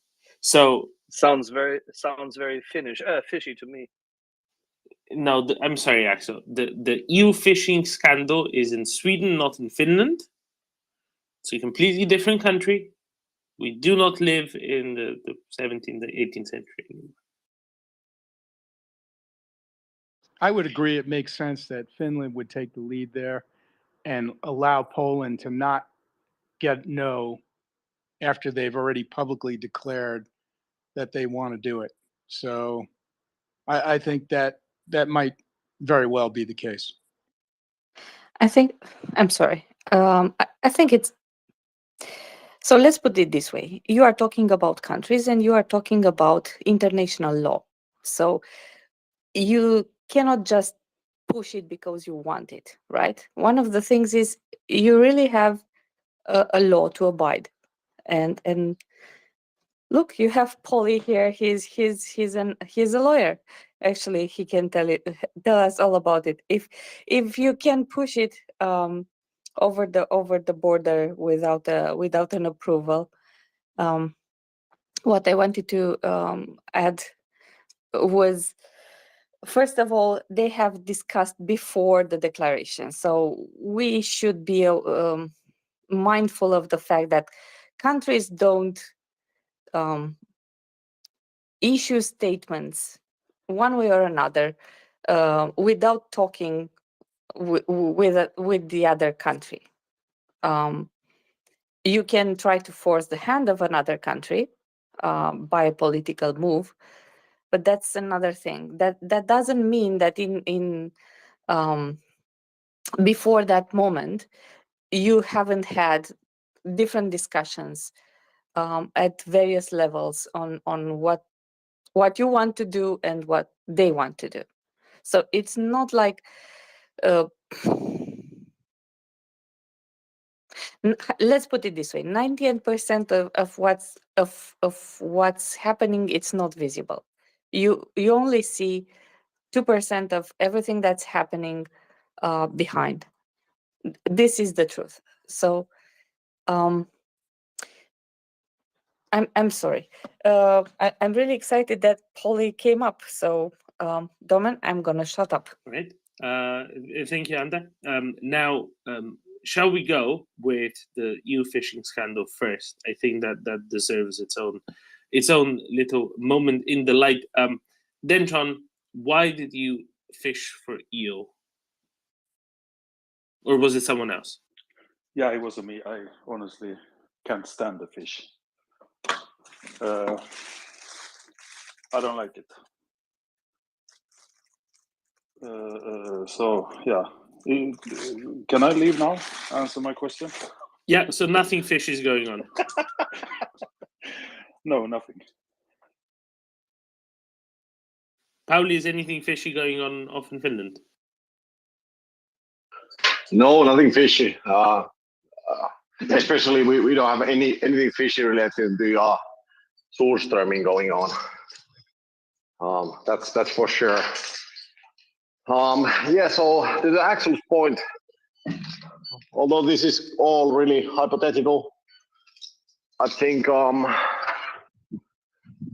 there's one country in Europe that would have, at least in my humble opinion, some kind of moral ground or even moral high ground to send a request to Germany. And actually, we have had good track record on asking for help and getting tanks or even brigades of airplanes in the past. So there's that. And I think not disclosing the information of a request would also go, well, it would go quite hand in hand with our policies. So I agree with Axel on well, basically having this hypothetical assumption who has acted first. I would hope it would be Finland. And that's that. Yeah, good to see Anda, but I think I won't go into the export license and end user certificate legalese. It's just an early morning Sunday, so I don't want to bore people too much. Thank you, and good morning, everyone.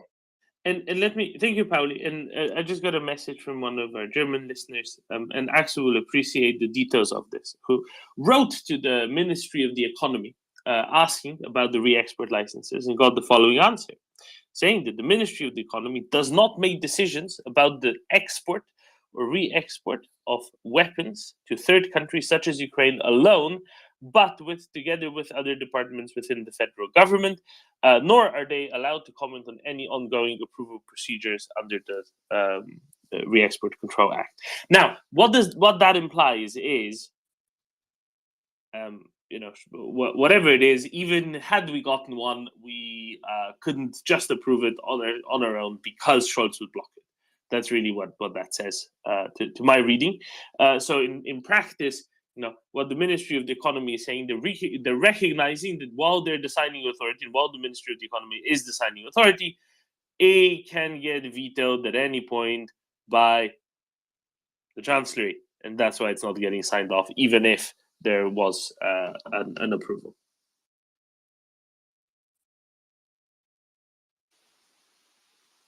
Which is very disappointing. Then, John? Yeah, very. Extremely frustrating. But I wonder, I mean, isn't the damage, it doesn't matter what happens now, the damage is done for that.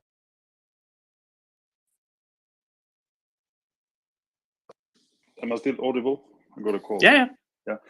So the damage is done. I think the lasting damage is done for the German government.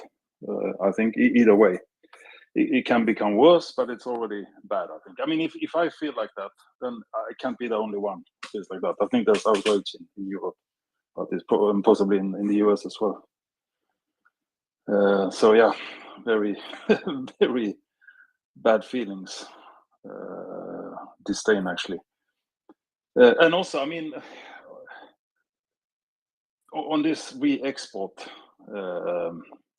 and following the law and so on. Yes, obviously we are law-abiding countries. We have the rule of law as a guiding light, but in terms in times of crisis,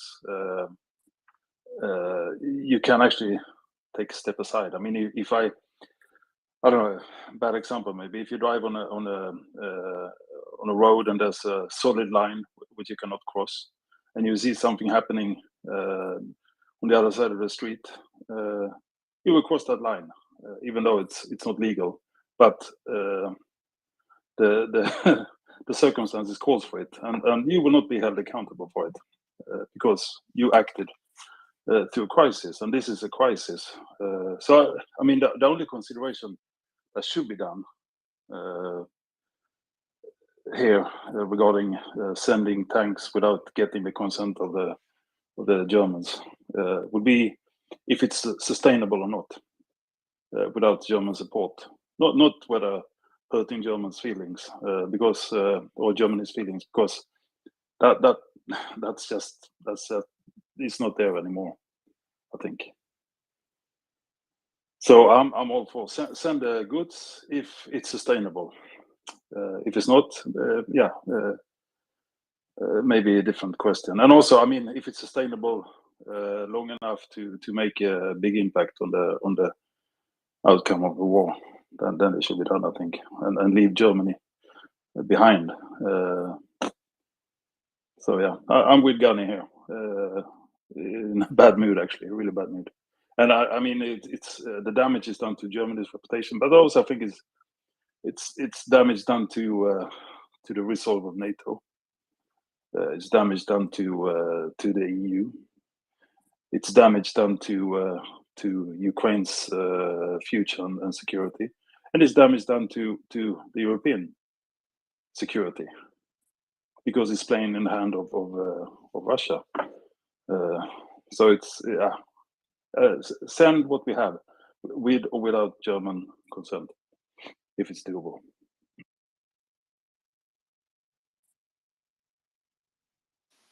I think this will need another 1 or 2 iterations on this political tablet in the next 72 hours.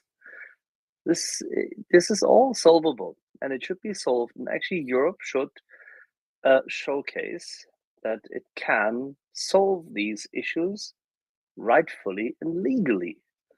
It is a crisis, yes, but we must be better than those who constantly want to say overwhelm the world with their authoritarian ideas. There is a possibility to get through this. We just have to do it.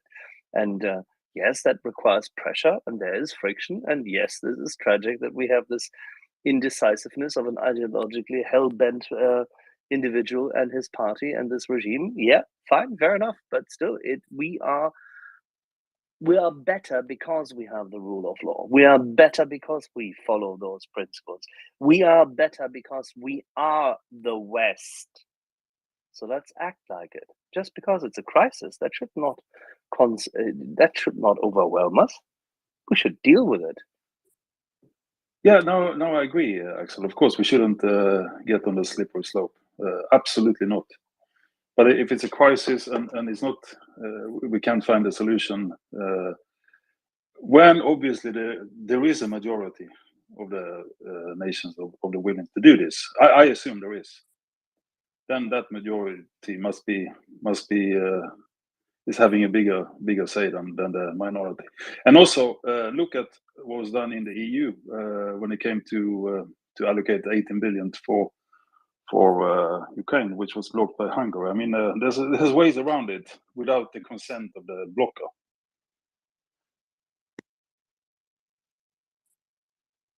And still, it was a legal process. Yeah, obviously, yes. No, but I'm saying there's ways around it without getting the consent. And failing, I mean, that's option 2. Failing that, then, F it and do it.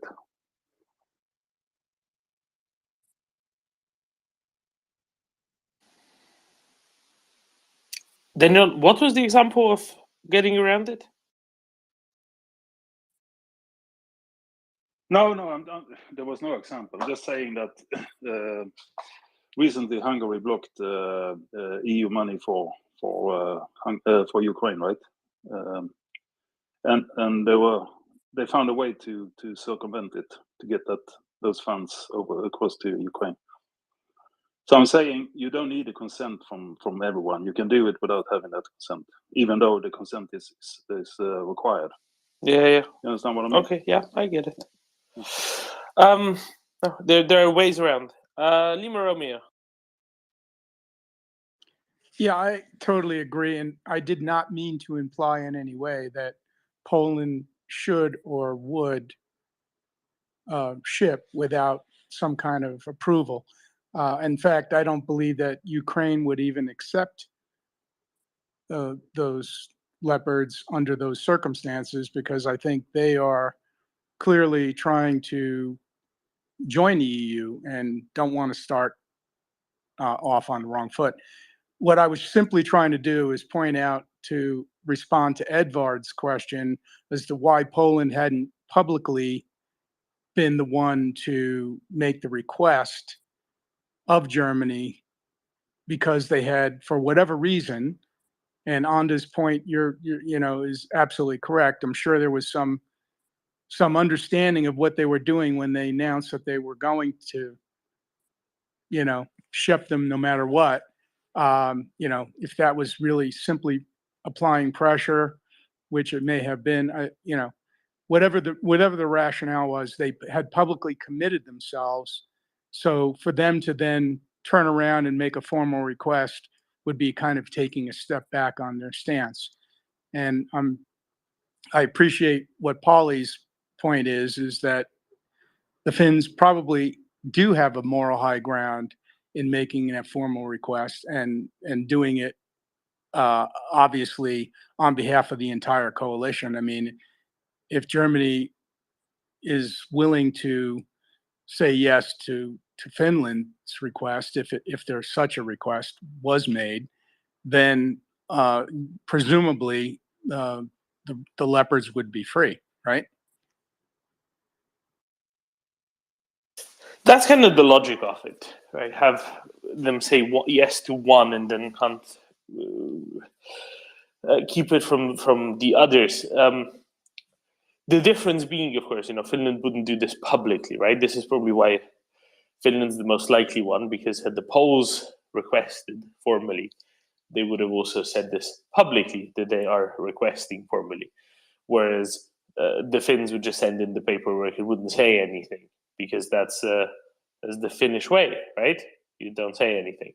That, I guess, makes them the most likely ones to have had requested.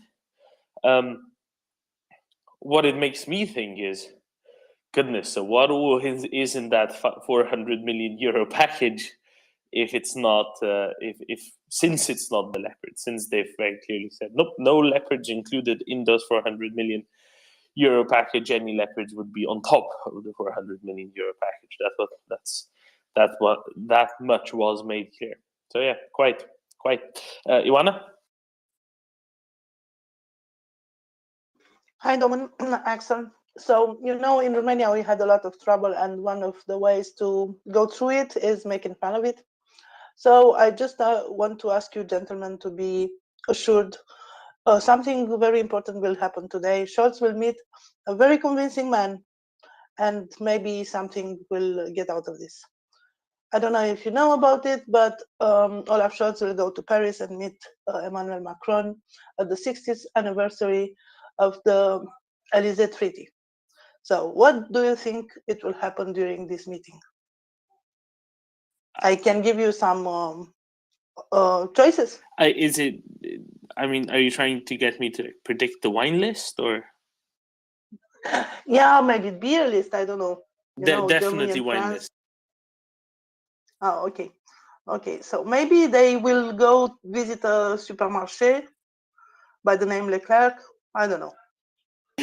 Maybe, but I can give you, in the meantime, I can give you a funny story to do with France and wine. So you might be aware that nowadays Britain, that is mostly in the south of England, but some other parts as well, including Wales, does produce some wine. But historically, that wasn't always the case. Now, in Roman times, there were vineyards planted on the island. Even up to the Middle Ages, there were still vineyards planted and wine was produced. But then it all kind of died off. And it wasn't until the 20th century that some vineyards were replanted. Now, I forget the name of which lord it was who actually owned some vineyards in the south of France. So what happened at some point is that the British embassy in Paris wanted to get their hands on some of this wine to be served at a reception, because they had a new ambassador, and the new ambassador, when bringing over, I believe, the French foreign minister, among some other ambassadors for reception, wanted to serve them wine from grapes grown in Britain. The problem they had, however, is when they tried to import it into France, there wasn't a category on the French customs forms, this was back in the 60s, maybe early 70s, for wine from Britain. There was no such thing, so they couldn't import it. So they had to bring it in the diplomatic bag eventually, because otherwise it couldn't get into the country. Now, there is no testament that I could ever find of what the French foreign minister thought of the wine made from British grown grapes back whenever that was. But whatever it was, it must have been quite amusing. Yeah. So anyway, the Elysee Palace is very fond and very proud of their wine cellar, I have to say. So that's it's pretty good, I think. I'm sure it's going to be wine. What you can expect is that today, because the Spaniard, Mr. Sanchez, came up with this insidious remark on Wednesday that one should negotiate, and Germany and France should engage in peace negotiations, and it should always be open in the Normandy format, and it should be Germany and France leading this process with Ukraine and what's his face, Mordor, because that's what you do. You talk to Sauron, Lavrov, Kalantarayan, and then you negotiate with Mordor. Exactly, right? So this is what you can expect today, that the two midgets meet and come up with this. Oh, sorry, shall we say, is there a politically correct term for height impaired people with smaller brains? There is a movie with Jim Carrey with two persons, one smarter than the other. I won't say the title. They had an issue with a lamppost, right? Something like this, yeah. Okay. Well, maybe one asks the other then as to how it is with a nan. Maybe they get some lights on. I don't know. Right. Well, or they can follow Gunny's advice at 9:45 in the morning and shoot the lights out at the pub.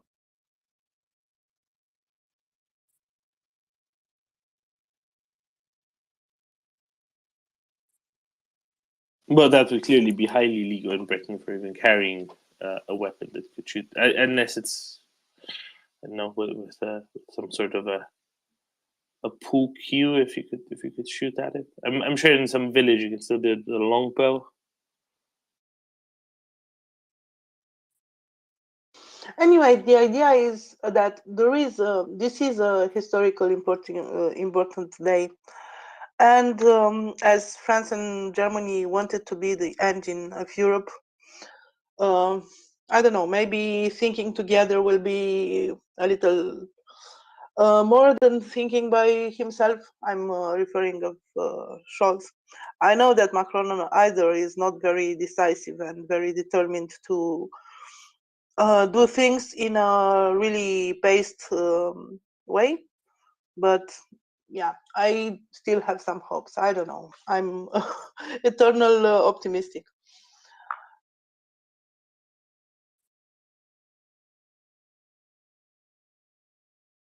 The idea is that what is Scholz doing right now is doing a very big damage to Germany, to the image of Germany, to the industry of Germany, to the possibility of having a really good industry, military industry in the future, to have contracts and so on. So he's damaging Germany, and as the days pass, the damage will be more and more significant. So if there isn't a definitive no, and we don't know if there is a definitive no, so if there isn't a definitive no, he should act faster.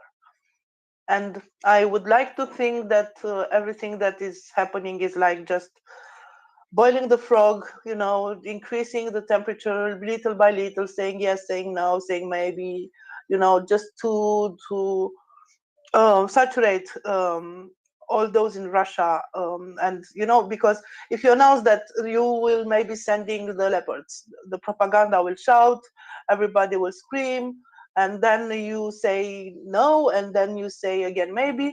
So maybe it's just a way of using them with the idea that the leopards will be in Ukraine. And by the way, sorry for being so long, but earlier somebody said about this impression that Olaf Scholz doesn't want to give of German tanks confronting Russian tanks on the field of the battle.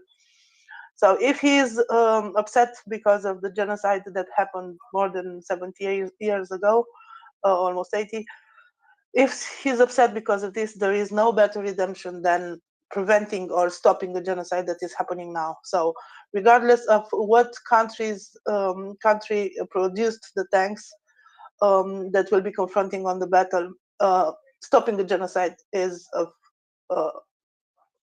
enormously much more importance than petty thoughts, political or whatever.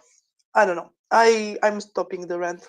But see, this is exactly the thing that's still missing, right? The step that's missing is for certain people to change their mental image of everything to the east of Germany as being a little bit more complex than just the nameless lands in between Germany and Russia, and that's a step that maybe hasn't been made in psyches of some yet. That yes, these places matter, these people have agency, these countries have agency likewise, and they have, except for one, which is Belarus, democratically elected leaders in power, right? And that these democracies are worthwhile in their own right, and these countries and nations are relevant in their own right. It's more than just space to be decided on by the Germans or the Russians, or in the case of the thoughts, possibly, probably, currently in the minds of some of those in Russia, in Germany, that they're to be decided on by the Russians, basically, on their own, and it doesn't really matter because it's not a real place. Whatever. And then John, please. Yes, thanks. So yeah, what Joanna said there about probably damage to the defense industry, but I would take it further. I mean, it's damaging to more than the defense industry, I think, unless we are an extremely sealed and tight silo here, and only us feeling this disdain, then I rest my case. But I don't think that's the case. If many feels like me, then it's more than just the guns and tanks and so on that's at risk. I mean, there's other products coming out of Germany, which is feels a little bit tasteless currently. I know I'm pessimistic, but I mean, enough is enough. We talked about this when there was some movement that nations were willing to send their leopards, and then that was 2 weeks before, or something, 2 weeks before Ramstein, and then the message was that I would wait for Ramstein, and I said, so what do we do 7 days from now if there's still no solution? There will be. It's not. I mean, it's not coming easily, and yeah, there's a process and procedures you have to follow. It's negotiations and so on. But those negotiations and process and that's valid for getting a treaty in place or something. You sign a document, steering document for the EU or for a country. Then you can horse trade and discuss and think and take it back. But that's not the case now. It's something else. There's an imminent threat. Every day, thousands are dying, and there's a threat to the rest of Europe. I mean, look at the Baltic states, what they have given up from their defense, sending across. and if there's hesitancy to act, what would there be hesitancy to act if those nations were attacked? I know the answer is no, would be no, but I'm not too sure. I'm not too sure, and it would have probably not come instantly.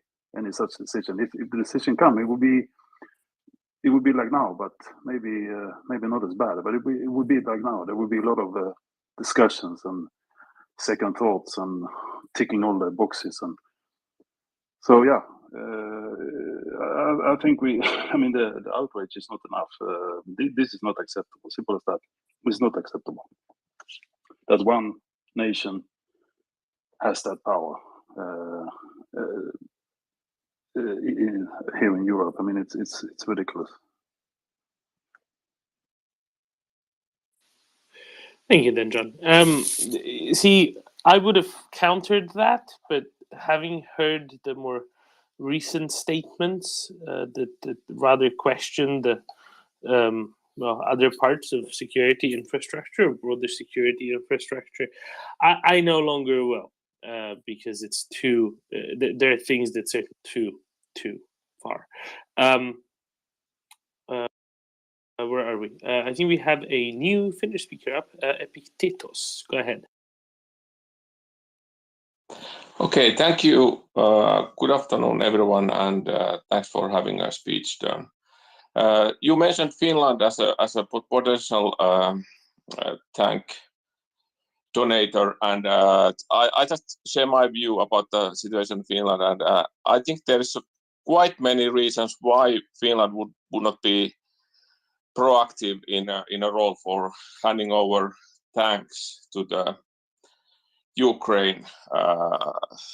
We have of course long bloody history due to the monster in East, and so first we need our tanks ourselves.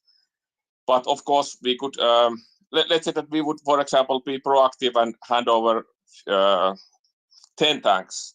Russia is now trying to find the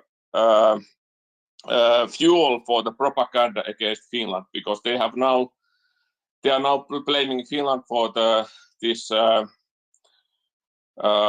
massacre what Finland was doing when this St. Petersburg or Leningrad was surrounded during the World War II, and blaming Finland that Finland was killing Finnish people were killing civilians and so on, and if they would be able to show in Russian propaganda media that Finland is handing over tanks, even if other would also give tanks, it would be really good propaganda tool for Russia. So I think that Finland most likely will not be the first one to hand over the tanks.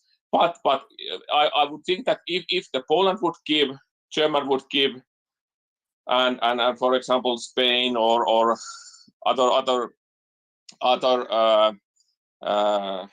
so big coalition of the European countries would keep it all together, then I think Finland government also would dare to hand over, I would say maybe 10 to 30 tanks, but I say that due to our long border and history, and we have only 5 million people here, I think we really need those for ourselves more than Spain or Germany or Netherlands or Czech Republic or so.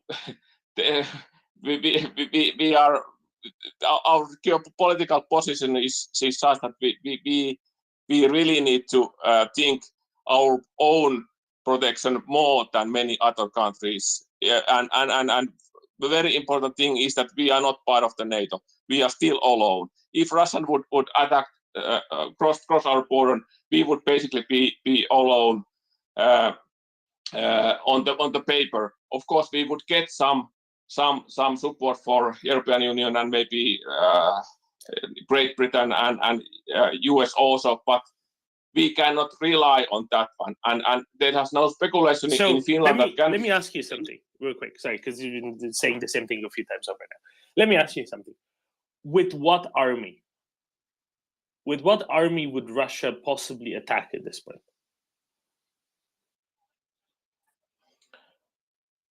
Russia can ramp up many rounds of new this, what is this So in English? infantry. That You're saying they'll just come and flood Finland with just infantry. They because we don't know that what is the end result. It depends on that who you ask, because there was a speculation in Finnish these army experts who know what's happening in Russia, and they say that they know that what is there, that how much they have weapons and so on. They have said that during the whole half year that Russia is running out of the infantry. They are running out of the missiles and so on. I'm not really sure that is that the case. Nobody knows how much Russia has. I don't think that's remotely true. I don't think that's remotely true that nobody knows. I mean, the Russians might not know, but I think the Finns know very well. The Finnish establishment knows very well. Not to mention, the Americans know very well. Pauli, you're a Finnish reserve officer. What do you think? Yeah, I think there were some good points there, but obviously I think you might be following Ilta-Sanomat and Iltalehti and just not reading enough like widely enough material regarding the situation. So if we just have the facts regarding the eastern border, those barracks are completely empty. You might have some officers left in Alakurti and in the barracks, but like the situation for those regiments in our eastern border in Russia, that's really dire for Russia. They will not be able to conduct any professional maneuvers with those forces for the next, let's say, 4 to 5 years at least, and having capable officers and well trained conscripts and also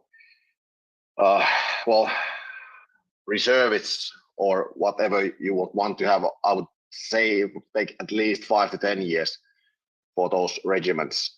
And I think I have to politely disagree with the situation regarding Russian armament and the material. They are not really using the, so to say, creme de la creme material at the moment. What would be the reason that they are shipping T-55s or using unprecise missiles or S-300s as land missiles or ground missiles targeting ground? I think we can all agree that if we just read the yellow newspapers, we might get, how to say, diluted version of what Russian army really is and how the Russian army works. And you usually always forget that Russia is a really big country. They simply cannot just concentrate their forces into one small front. They have a lot of neighbors that are not so friendly. So they have to take many scenarios.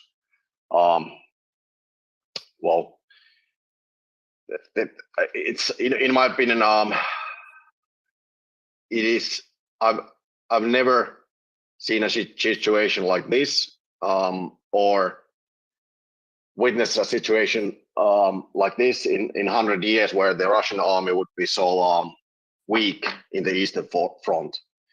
So I'm not worried at all at this point. I think the thing I'm agreeing with the last speaker is that, of course, we have to do the maths because we're not in NATO yet. We're actually the I would say, the only country in the East at the moment who's not in NATO, who has somewhat significant land border with Russia. And by that, I mean that our defense forces have to do the maths. And let's say a hypothetical situation where a NATO country, let's say UK or US, would come to visit us with tank brigade. I think that would be a situation where we could easily ship more than 10 to 30 Leopards. But in my mind, Finnish could easily be one of the first to ship the Leopards, and I'm also 100% sure that we'll be one of the first to commit training and maintenance. And hopefully I'm right in that. Pauli, thank you for this long. Pauli, Yep. is there some sort of so it's not just you, right? Is there some sort of, I don't know, an organization, an association of some sorts of people who might, have a vested interest and who might think similarly? Yeah, I think there is some. I'm shooting a blank now. What is it? Maybe the Officers Association in Finland, who might have released a statement saying something similar about a week ago. Yeah, so there's like 25,000 members and quite capable guys and girls in the union, and they're all for it. And of course, our officers in Finland, they cannot take any political stances while they are in their duties. But I know a lot of officers that are still on duty, and 100% of them are confident and supporting Ukraine and ready to do the training or necessary missions that are being ordered. So they will not be the ones who will be standing in the way, so to say. Thank you. And Pauli, one little last question. The security guarantees by the UK and the US were rather dismissed, I fear, by a friend there. Who do you really wish to rely on in NATO? Your Nordic neighbors, like Sweden and Norway? Obviously, Sweden also not in NATO quite yet. And transatlantic partners like the US and the UK, or is the worry that Finland is in the NATO that maybe Belgium or Montenegro wouldn't come to its aid immediately, and it's not really the US and the UK partnership that you're particularly wanting to rely upon? Yeah, I will make a disappointment. I guess we have this long tradition and history of just handling matters ourselves. That's our main ethos, I think. Of course, it's not always possible, but we try to do that. But I would be really confident that Sweden, US, and UK would assist us if push would come to shove. I'm confident that we have done good bilateral work with each of these countries for the last, I would say, 7 years. So that's a really good thing. Thank you, Domin. Thank you, Pauli. And one more before we return back to our friend. Who should I go to? So many Swedes. I'm spoiled for choice. Let's try 122. So 122, you're were as of recently a tank commander in Finland. In Sweden. What kind of document has very recently, over the last 3-4 days, been signed between Sweden and Finland, and what does it point to? What does it aim to achieve? I can't recall exactly in detail everything, but it's basically a defensive document where Sweden and Finland are deepening our defensive cooperation, and Sweden also says that if Finland are sending Leopards, we're going to help them by, it's not in detail how, but I would assume putting at least Leos in our most northern bases to be able to send them to Finland on a short notice. Or there might be some other deeper plan. But if Finland wants to relocate some armor and other things, we will assist them in their needs to bolster up their own defensive areas. So it's a defensive agreement. It's been long in the talks, and now it's in place. So the Finns are not alone. We are here, and we are with you, and you are with us. So, and together we're two great militaries with capabilities. So, I don't agree that the Finns are alone, and I felt very reassured when we signed this agreement. Yes, having the Finns along you are also great for us. So, because we also have a threat in the Baltics. The Baltic Sea, but we're not afraid. We're sending things. We're not afraid of these Russian Potemkin threats. Or should we take those serious? Sure, but not as many people think anymore. The Russian army is degraded for like at least 5 years, if not even a decade. They're going to be degraded. There's not going to be a serious force to be, be fearing. So I agree that they might, be anxious, the Finns, but I don't think there's a huge need to be super anxious now that we also have this agreement in place. Not to mention that both are, of course, a part of the JEF together with the Brits and the Dutch and the Baltics and a number of others. Epictetus, does this allay your fears ever so slightly? Well, yeah, thank you. Very, very, very, very good points. I know I agree that we are not as alone as we were in the winter, for example. But I think these help will be tested only when we have a real situation, and German has already proven that when it's getting the adopted decisions that then we have noticed that we cannot. There's speculation in Finland that can we trust Germany if we want to have a war against Russia? If Germany doesn't dare to help the Ukraine, would it dare to help the Finland? So this is the thing, right? Why is that even the relevant question?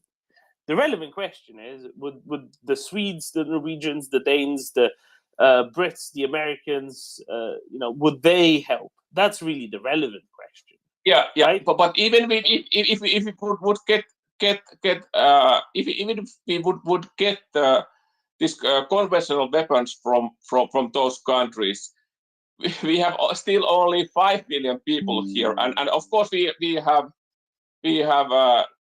quite well trained army, but the actual capable army is maybe just a couple of 100,000, and if you compare that, how it's the same amount as Russia can put conscripts every year from the young men. Did you learn in the Winter War? What was the lesson? The lesson was that no matter the greater raw numbers, no matter the even greater number of equipment, but frankly at this point Russia probably can't muster anyway. That isn't the deciding factor. The deciding factor is commitment, is training, is quality, and now even more so than then, when a small quantity of superior quality can resoundingly beat greater numbers alone. And see, this is where that's part one. Part two is the broader strategic question. Right? There's a wonderful quote by the Chief of General Staff of the British Army a couple of weeks ago, or within this past week, saying, despite the British Army being weaker for sending tanks to Ukraine, Britain as a country is safer because it is in the strategic interest of the UK to help Ukrainians beat the Russians in the field to as great a degree as possible. And they are afforded that with superior weaponry. Now, what Finland does by sending 14, 28, whatnot, Leopard 2 tanks. And this is something that the Finnish Reserve Officers Union recognizes thoroughly, is it opens the way for many more such tanks from other countries to go still, because Finland holds a moral high ground and a and a strategic thinking high ground within the Western alliance, the broader Western alliance, alliance of free nations. And those can go and destroy the Russian army in the field, operated by Ukrainians. They can go and destroy whatever the Russian army still has. Now, the Russians have already lost thousands of tanks and thousands of IAVs and thousands of pieces of artillery, right? So they're already objectively much weaker than they were. Doing this further allows Russians to become a weaker force. Then, John. Yeah, thank you for bringing that up. I'm about to lose my train of thoughts here. But I mean, all good arguments. And I also strongly believe that Russia doesn't have the capability. But that's not the point. That is, to me, that's not the point, whether they have that capacity or not. I mean, that's an assumption. They most likely don't have it, but they could have it. There's a risk, right? It's not a definite fact. So this is about who is at most risk if something happens. Is it someone in the center of Europe who sits on a lot of guns, or is it someone with a long border who depend on the guns from that nation in the middle of Europe, who's very hesitant to send guns fighting Russians? So in case something happened, would Germany? I mean, this is what Friday's meeting and the press conference from the German defense minister has created, and it cannot only be here.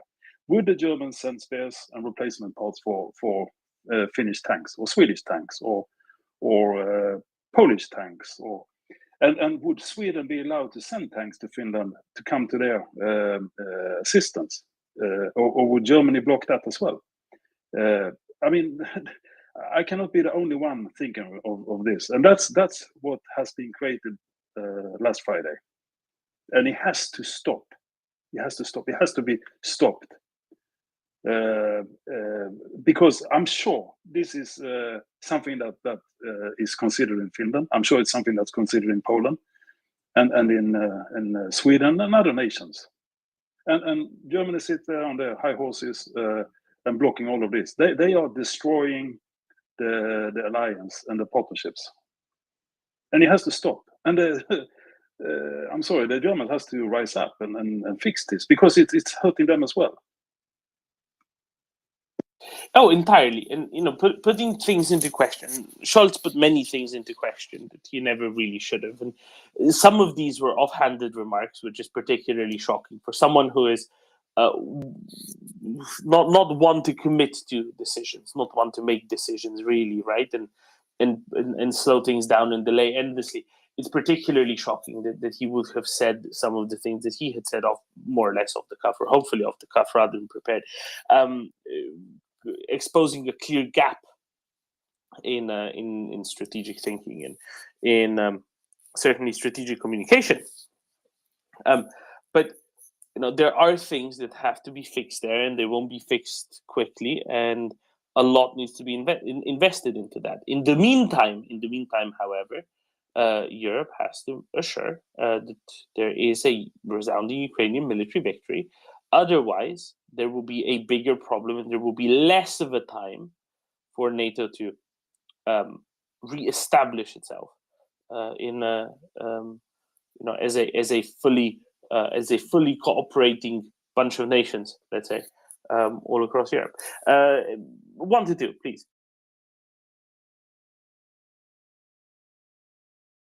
Oh yeah, sorry. I was out walking my dogs. My hands are freezing.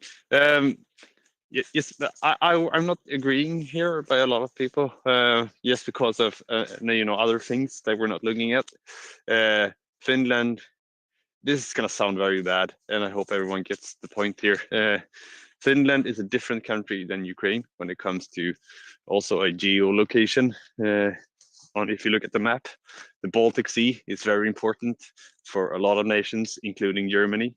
So if Russia were to invade Finland or attack Finland and would be able to get control of ports in Finland and direct air bases over the Baltic Sea more than they have in Kaliningrad, strategic capabilities by a lot, and also to the north.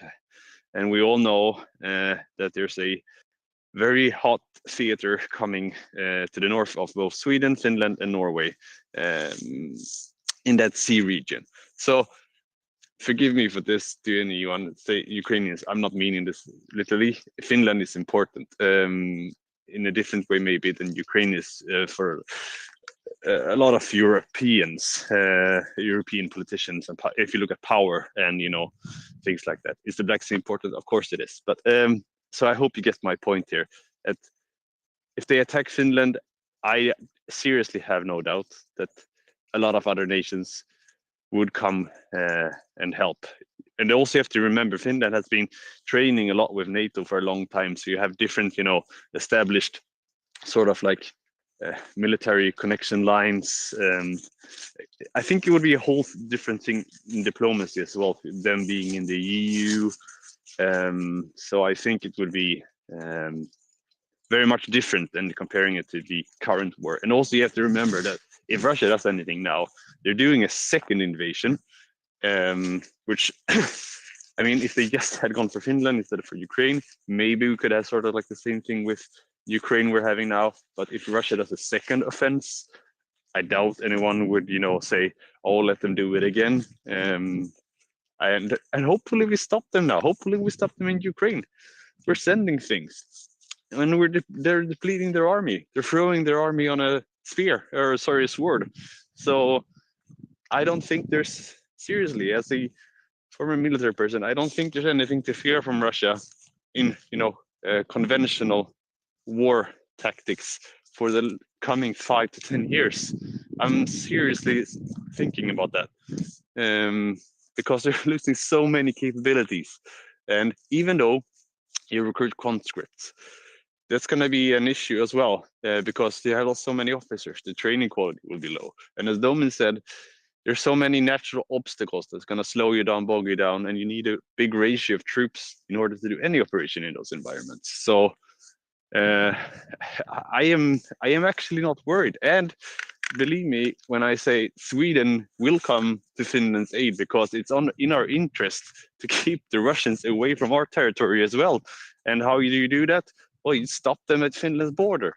So you're not alone, and we are not alone. So I am not actually worried anymore. I was worried maybe at the beginning of the invasion, but seeing all things and everything that's coming into place, I'm not worried.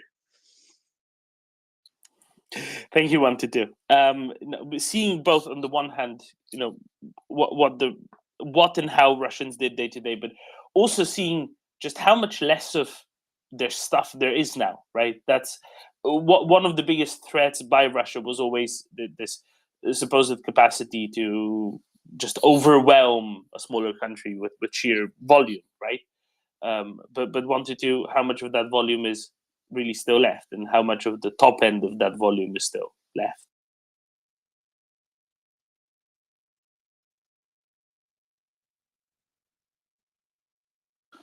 Edvard. Yeah. I don't really know where to start here, but every speaker before me, I agree with most of it. And look, if Epictetus, if if Ukraine can stand ground with the Russians, right, with their inferior weapon systems, for instance. What do you think would happen if Russia were to send a lot of infantry against Finland? Finland and Sweden, and not, it's not going to happen. Russia is never going to attack Finland. No way, no chance. Maybe if they did, it will be a slaughter, right? It will be a total slaughter. There would be F-16s, Gripens, they wouldn't have any chance at all. No chance. And even if they wanted to, they cannot because they don't have the manpower, right? They're sending their Russian manpower down to Bakhmut to run over a field to get bombed, right? That's what's happening right now. Because they even have problems recruiting the Russians, right? They don't they don't have people who want to go and die in Ukraine. No one wants to do that even. So the Russians themselves have problems recruiting, and they're sending all their forces down there to be slaughtered. Right? I'm harsh now, but so do not worry. If there were an invasion from Russia, Sweden would be there, US would be there. No worries. But there won't be an attack on Finland. I'm 100%. So no worries. That's all I have to say. Yeah, the real thing to remember is, as Pauli noted, right? And there's barely anyone left in Alakurti. Kamenka is emptied out. Viborg Vipuri has a quarter of the troops that they used to have. If nothing else, there would be a big warning sign that would have to happen 2 months before any theoretically possible invasion of Finland, just because they first have to start moving people north, and thus far they've only been moving them from the north down south. And I think this is why nobody's concerned in the slightest. Nu go to Anda, then John and Pauli, and then we can return to Epictetus. Anda. So I will bank on what was said prior, and I will give a bit of context. So Russia has attacked Ukraine last year, right? Last year, when they attacked, they have massed all their better tanks all over on the eastern border of Ukraine, pretending to have exercises. They were spotted, they were called out, they lied. It was a shit show. They went to Belarus because they are training there. Again, they were called out. Again, they lied. Another shit show. Now, most of their, so they are bringing tanks from deposits from it's, actually this is a point, not from deposits, from the fields. So they have kept their tanks in open fields somewhere in Asia, right? And they are bringing in old version of tanks which have been patched together because they have been dilapidated and were badly treated due to weather, right? Due to lack of maintenance, due to everything you want to think. Even if you let a car outside for 15 years, it doesn't work as it should be, right? So they don't have tanks. They don't have people because they are not capable in the last month to have the million soldiers they dreamed of having. So they have pledged to bring new people in, and they are not going to actually manage to do that. They are not even halfway there. So no tanks, no people. They barely have IFVs or APCs or anything else. They have drones from Iran, not enough. They have S-300, which they use as how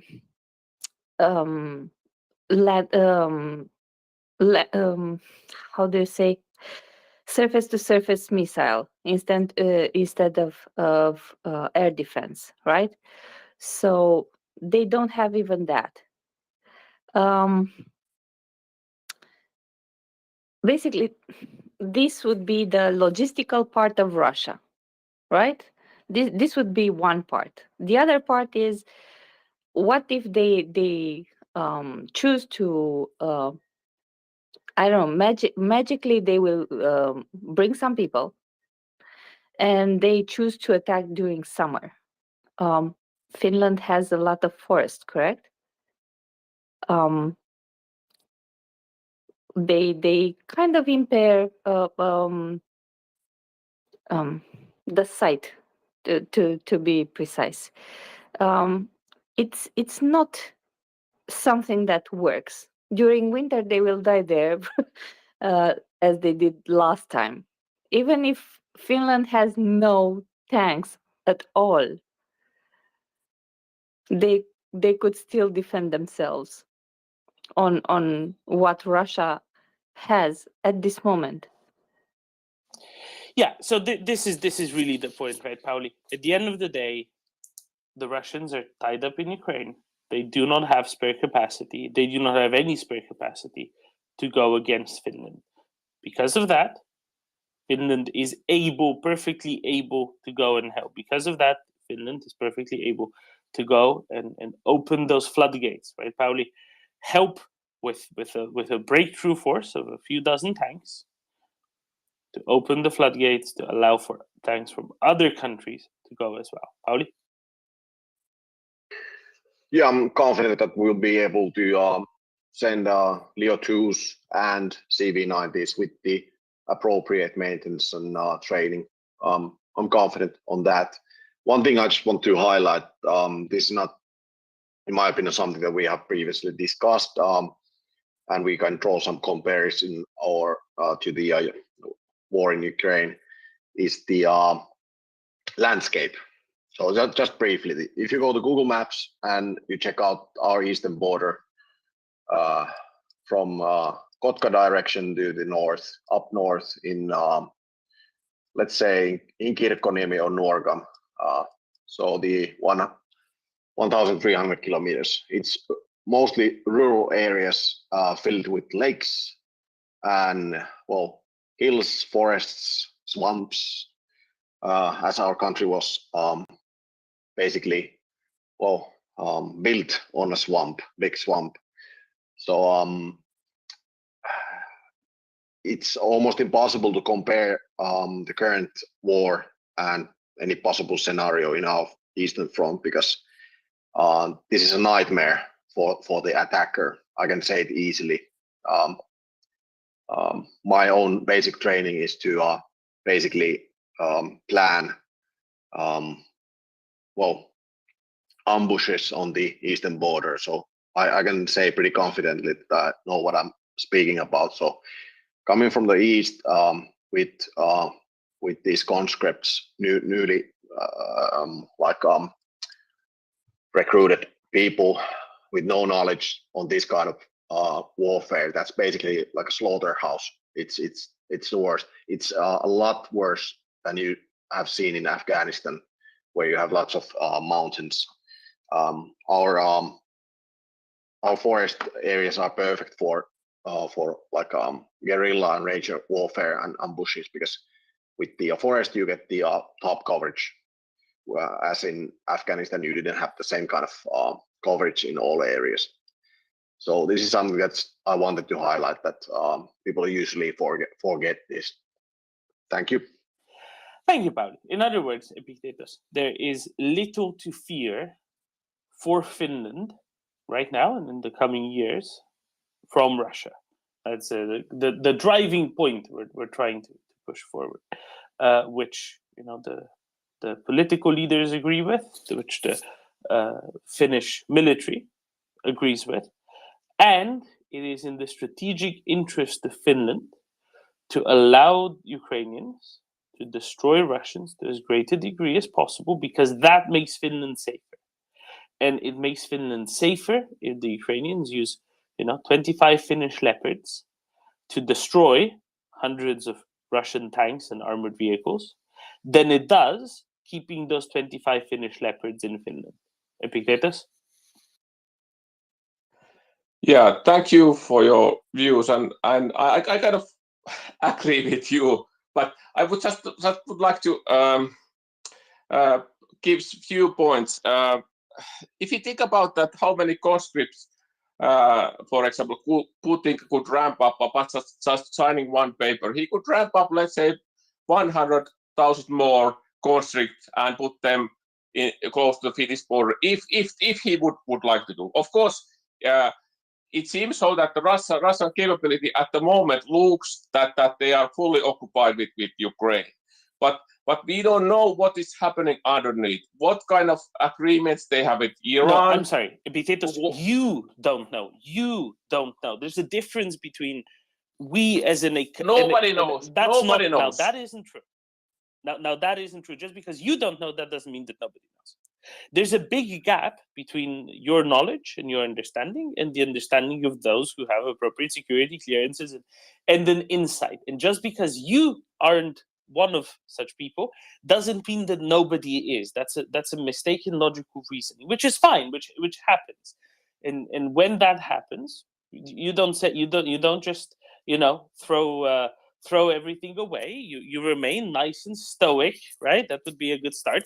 And say, fine, let those who are in the know, who have appropriate knowledge, such as, goodness me, a number of members of the Finnish Parliament's Defense Committee, right, who are arguing for this with more knowledge, with more understanding, with greater insight, with a greater amount of information afforded to them by official duty.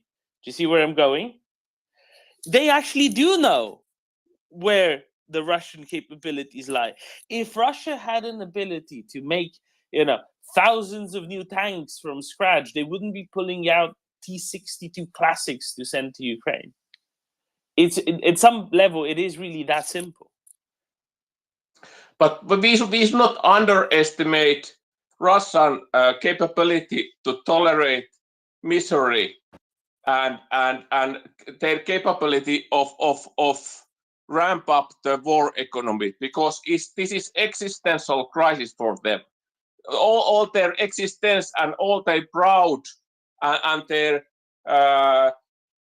idea about their power in the world is based on this army power. And if they are showing as a weak in that point, I think it's an existential crisis for them.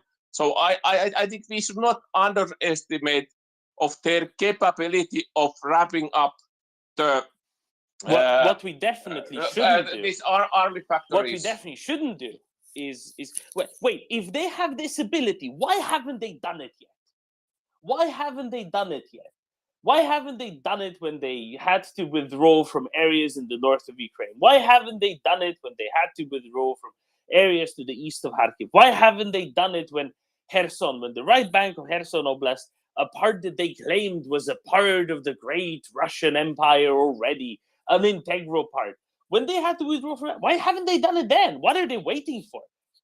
What are they waiting for to unleash this great ability that they reputedly have, that they keep claiming that they have, that their propagandists keep claiming that they have, that they can go on to Warsaw and Berlin in 3 days if they just wanted to, and they can destroy Washington and they can bomb London.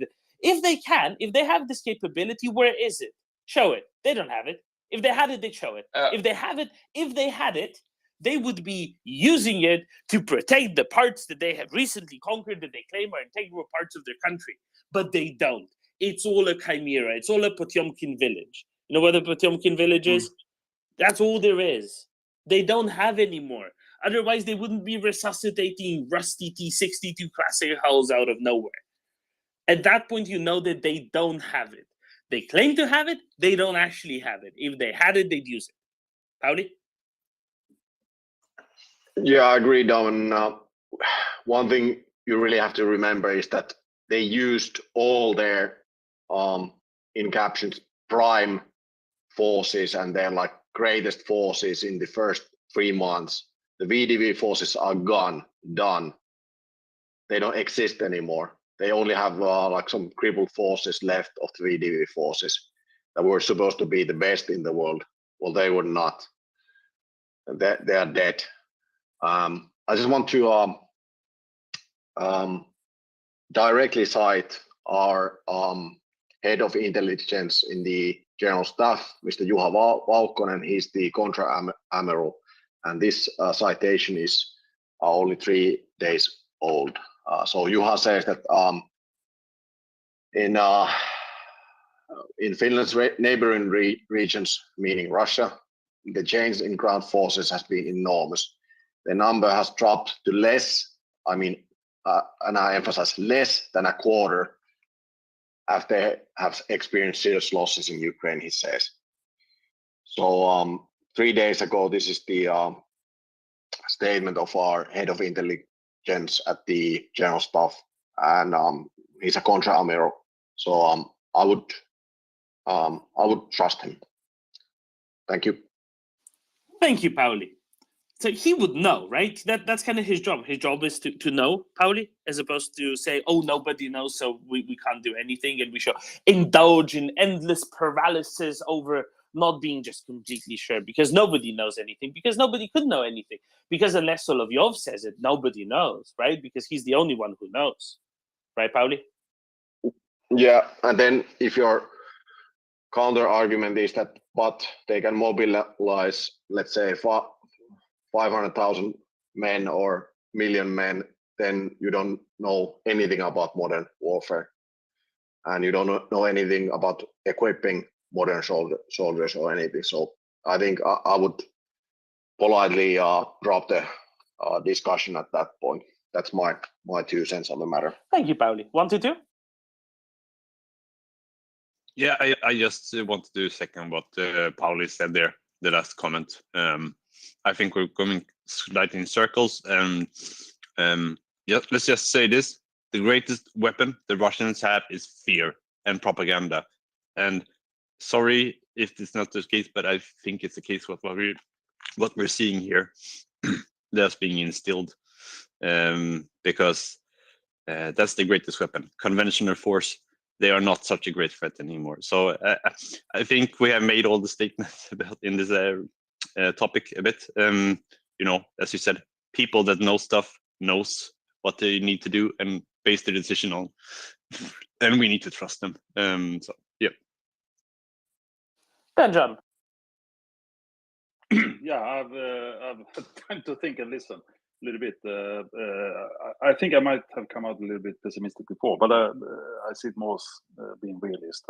But anyway, I'm sure the Finnish officer union, if that's what it was called, the people who wrote that letter and recommended the transfer of Leopards, and others willing to assist Ukraine with tanks, I'm sure they have made a decision based on analysis of the risk of doing it, and also the risk of not doing it, and come to the conclusion, because there is a risk. Obviously, there's a risk. Even how small it is, there's a risk.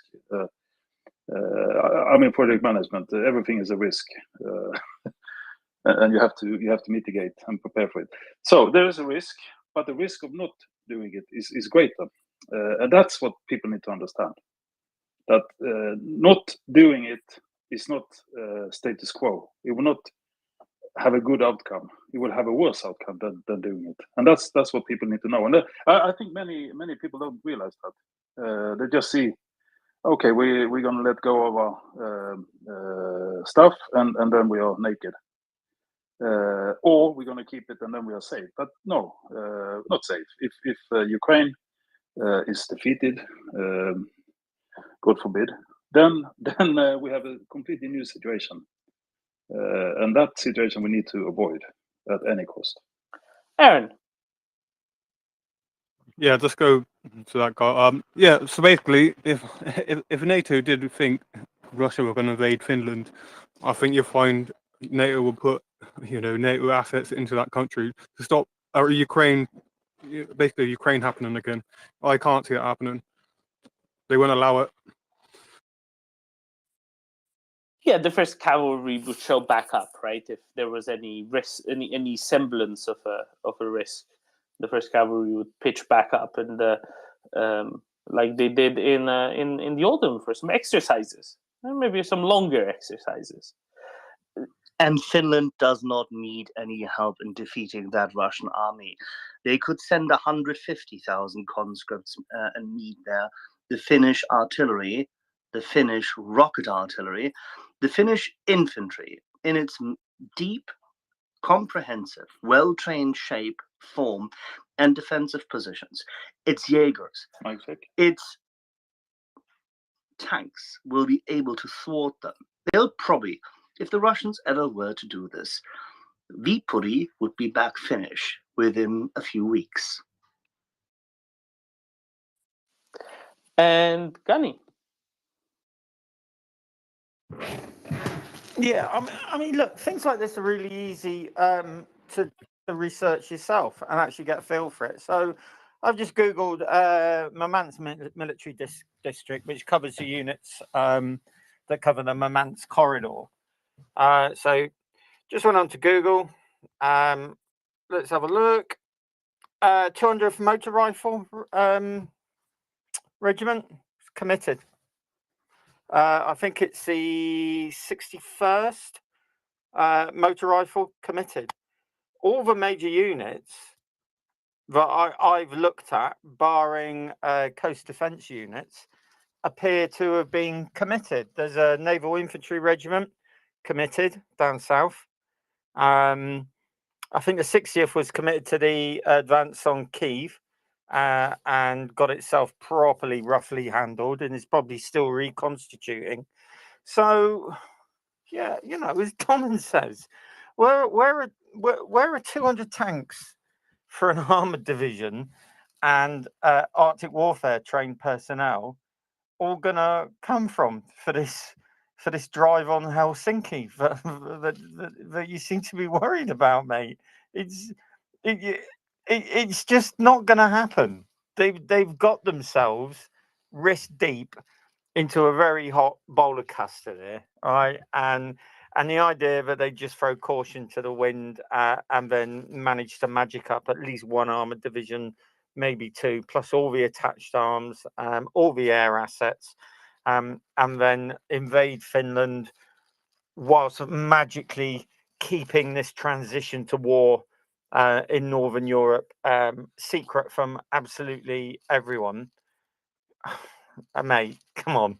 It's just not going to happen. There's one thing the Russians have, one card to play if this thing spreads outside of Ukraine, and that's the Northern Fleet and the strategic bomber force up there. Some of the backfires, etc., have gone back up to the satellite fields around Murmansk. That is the Russians' big card, big stick to play if they do bounce foreheads with NATO, because they still have the capability to interdict Atlantic convoy, Atlantic trade routes, and close down the main supply routes across the Atlantic. They would be able to do that. It would be bloody and it would be messy, but that is their best card left. But any idea that the Russians can even think about putting T-90s and T-80s across the border into Finland is just absolutely mental, I'm afraid. What T-90s, Gunny? The T-90s that they said they'd sent to India and then they redirected because they were out of their other tanks?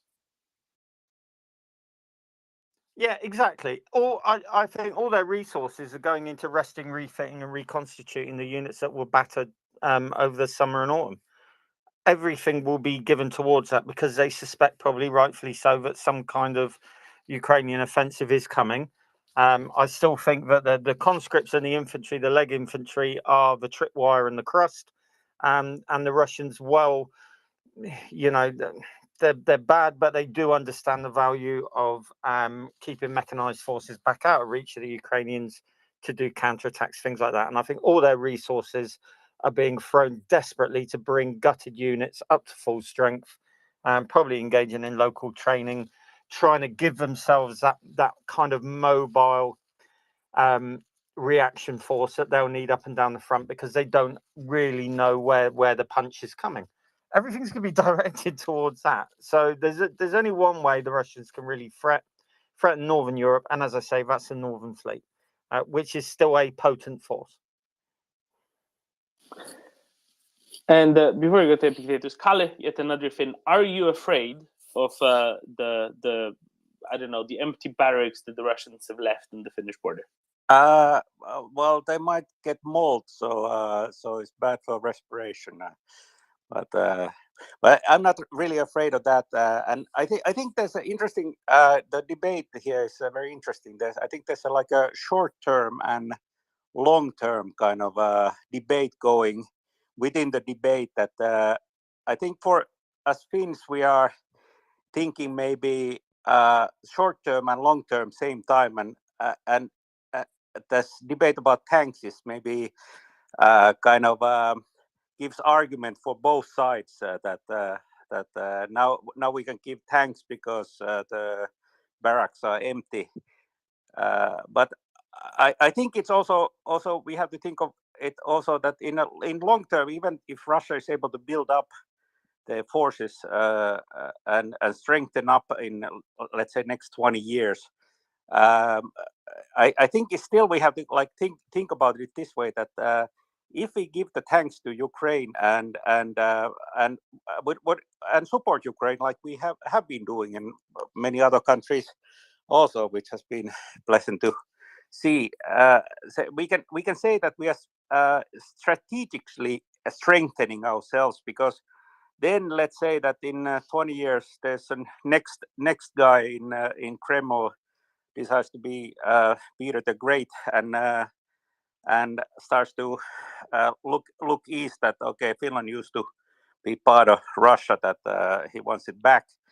Then we can look back into this precedence that when Ukraine got attacked, it got help, even though it wasn't part of any alliance. It was supported, and we supported, and maybe Ukraine will send us help when that happens. And so in this kind of the precedence of these democratic nations coming together to help each other is I think is maybe the most beautiful thing that I've seen about this war, besides the heroics of Ukrainians, and there's very little beauty in war in general, but this thing has been is nice to see. Thank you very much, Kalle. Epictetus, I hope that we've managed to assuage your fears by now. Well, thank you for speech. Yes, I again agree what you have said.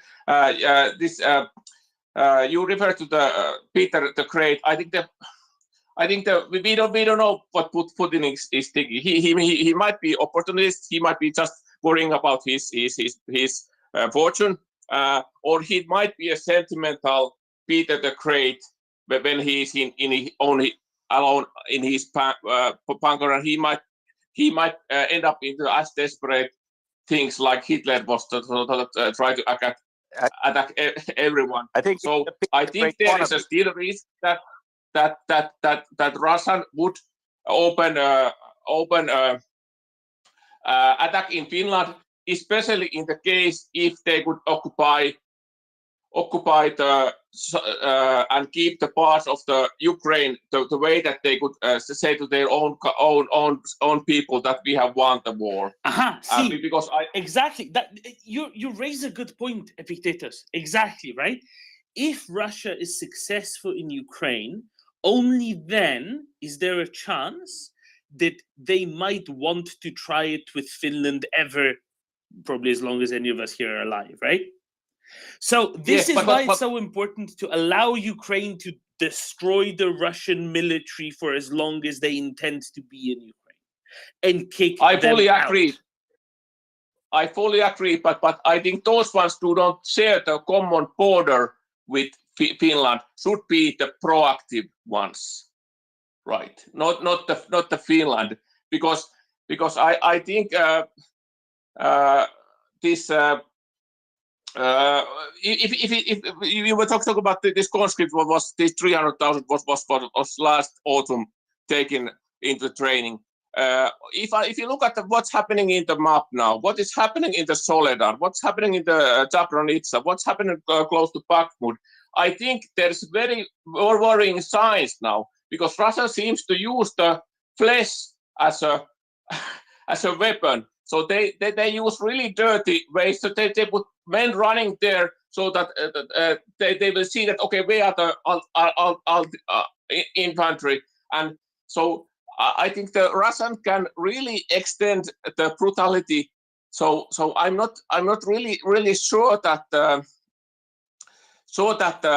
even they seems to have a lack of missiles now, and maybe someday even miss of tanks. There is rumors that they might have thousands of tanks in the Oh dear God, Epictetus, storage. please let's dispense with Can we this. please stop? We need to stop with the rumors, and maybe they have this and maybe they have that. No, they bloody well don't.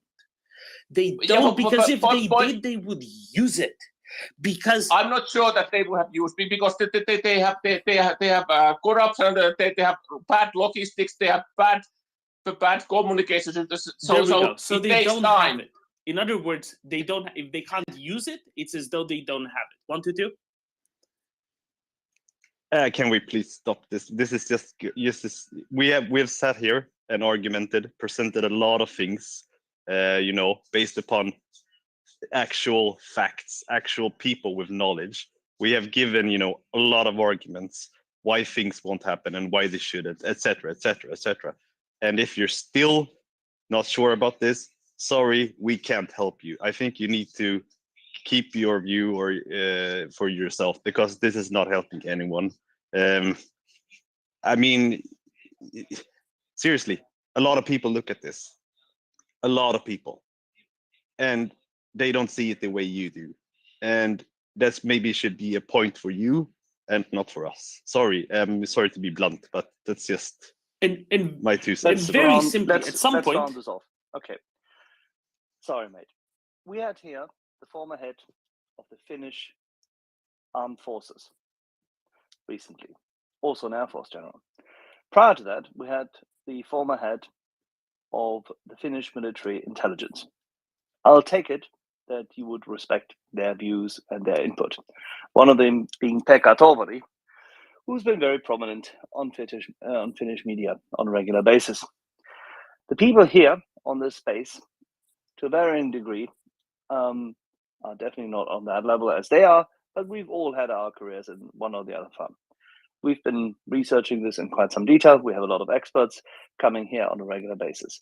I'd say we have a reasonably fair, out-of-circle view on these matters. The arguments presented here, I think, are pretty comprehensive. We courteously and politely reviewed what you've said.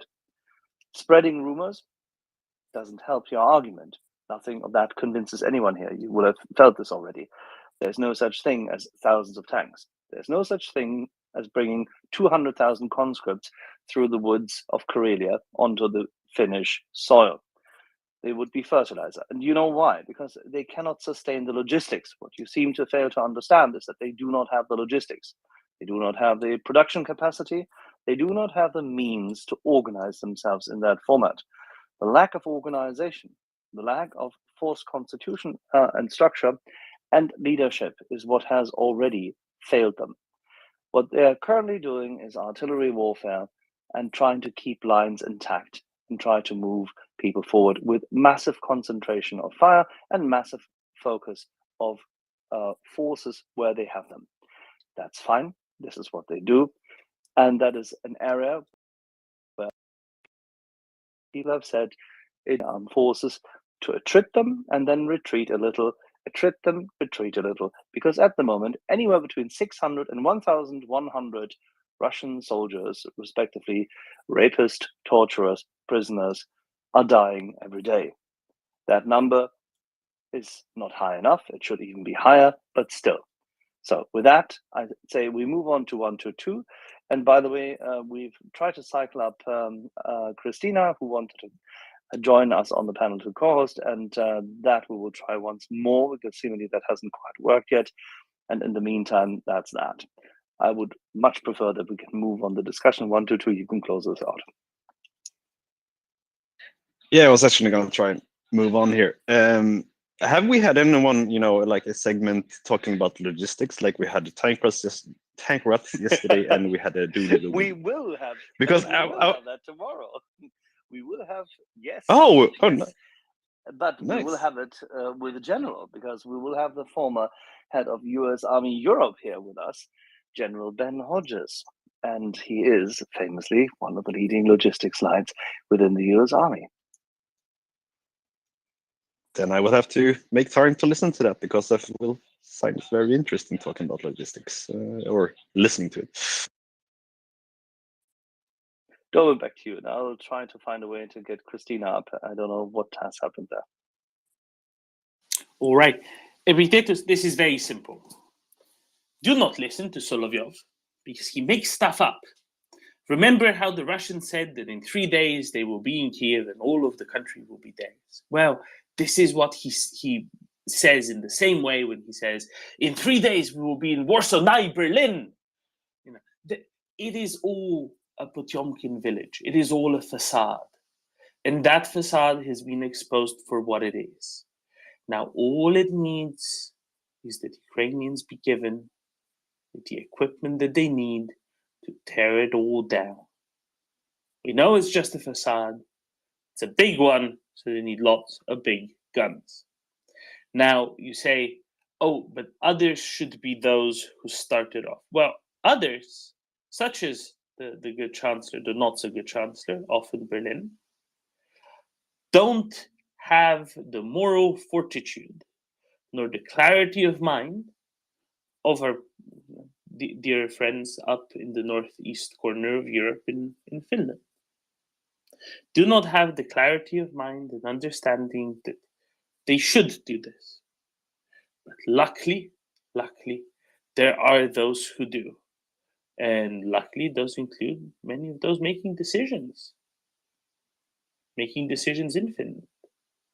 Luckily, they include, say, members of the Defense Select Committee in Parliament from, thoroughly middle-of-the-road parties. Say, hey, it's time. It's time for Finland to take the lead, to be the moral compass of Europe, and this is the right thing for the Finnish long-term strategic position. Short-term, medium-term, and long-term strategic position. And those from the military establishment agree. Both those who, until recently, were in high positions within the Finnish military, both those who would be expected to hop into those extra surplus tanks, right? Not surplus tanks, those extra tanks that are not in active service all of the time, and are the Finnish Reserve Officer Corps. Tens of thousands of them, as Pauli brought up. Not just the fact that they're in the reserve officers, there are also those who, do a whole lot to keep the society and the country running in their day jobs. And if they're good with it, if they're good with sending a couple of dozen tanks to Ukraine, then probably so should everybody else. Right, Pauli? Exactly. And I actually have a question relating to Germany and US, if that's all right. Please. Have you seen the new comments from Minna Olander, Axel Ordomen, relating to just commentary and maybe news inside the capital from US relating the Germans' current position with the tanks and their requests to US? So this is the thing, Pauli. I was looking at that, right? And it very much seems that, well, the Americans are getting rather annoyed with the German dilly-dallying, and especially since it's very clear that it's going to be happening anyway. It's just a matter of time that it will be moving forth. And it was nothing but, it was really nothing but them shooting themselves in the foot. Them saying, hey, we will do nothing and whatever it might happen. Of course, the Americans were annoyed with it. It had clearly, as far as the Americans understood, had already been agreed upon. When the Germans said, oh, but nothing's been agreed upon, and there are many countries with us who think that we shall not rush. Many countries, such as Hungary and MriyaReport, and I'm sure they have a few other names in a few other languages. I'm sure there are many countries that could be listed. because Hungary has lots of names in various languages. And I can't really think of anybody else who's actually against it. There might have been those for whom this was just too complicated and it was flying over their heads. But anyway, it is how it is. I really don't know. I really don't know. There's this other thing that was in the Neue Zürcher Zeitung this morning, saying something along the lines of the Germans are worried that the Americans. That's tosh. Yeah, I know, which is I don't understand what main battle tanky allowed this in the Neue Zürcher Zeitung.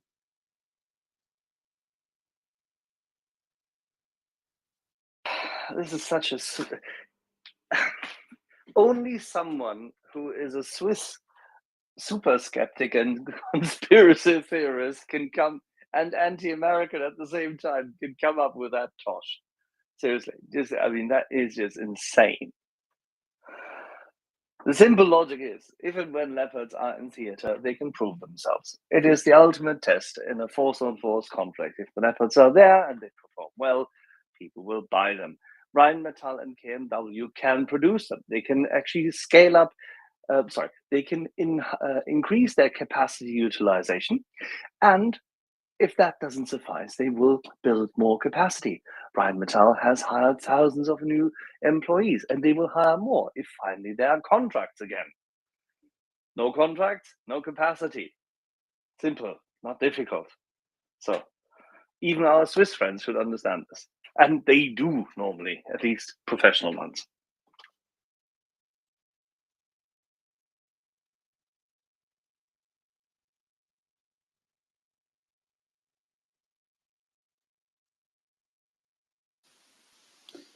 All right. It seems that Christina can't find a way to cycle up.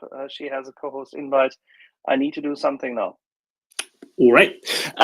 In which case, shall we have a look at all of these other notes? I mean, okay, let's put it this way. Pauli, what do you think? What do you think this is all about then? If the Americans are on with it, right? Very, very happy to go along with it. What is why is Germany not moving forward? What is driving this paralysis then? Because clearly they were very strongly for it. They just can't say it publicly for fear of embarrassing their German allies, right? That's clearly what it is. So why are the Germans still not giving in when it's so clear that they will have to be giving in soon? Yeah, how I see it from Finland is that, in my opinion, they are prolonging the inevitable. When I reminisce, in the beginning of the second invasion on 24th, and then few days afterwards, I remember Germany proudly saying that they're going to invest 100 billion in their army. But I think with the current chancellor, that's all talk, no actions.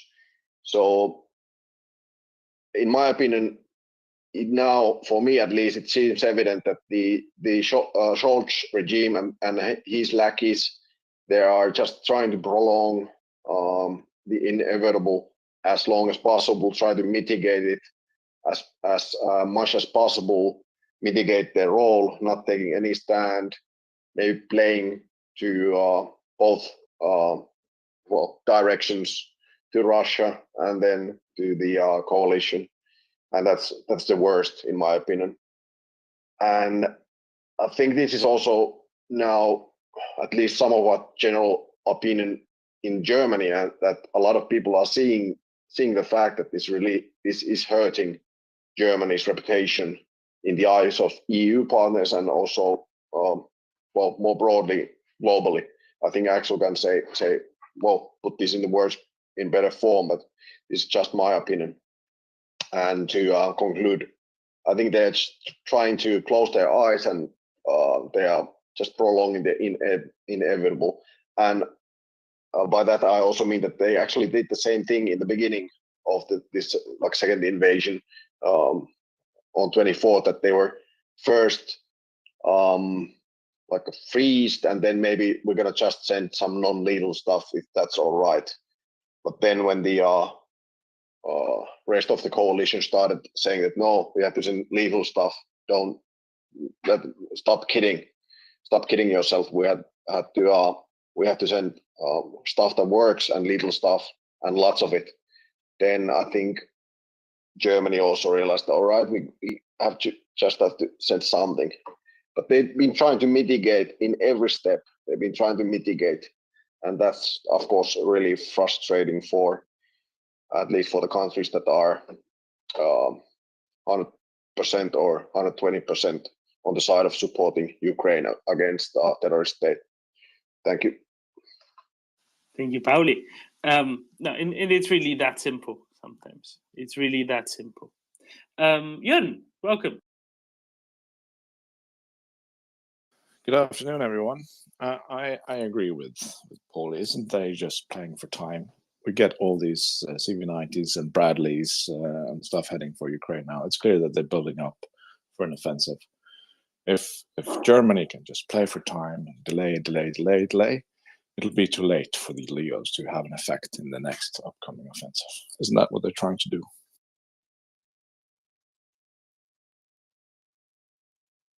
I don't think they're actually trying to do that. I don't give them that much credit to be that devious. I think that they might be actually on the basis of reading this actually afraid of the following, and this is a very tanky idea deep at heart, but it's quite common, it's quite pervasive, and I've seen it many times in writings of people with certain let's call them certain backgrounds, which is the whole thing is a scam. The whole NATO thing is a scam, you see. It's a scam to make you buy American weapons. And what the Americans are trying to do now here is trying to get everyone to get rid of their German tanks for no other reason, or at least for the principal reason, of being able to then sell them American tanks. Don't you see it? That's what it's all about. Yeah, well, then the Americans are doing a really poor job because they're stomping their feet on how impossible the Abrams is to use over there, and that seems weird.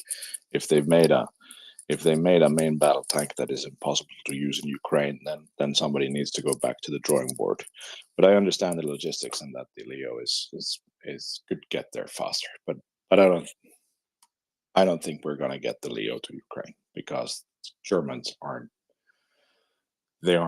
discussing in goodwill. They're making up stuff, and when they get the list, they're gonna find another problem and another problem and another problem.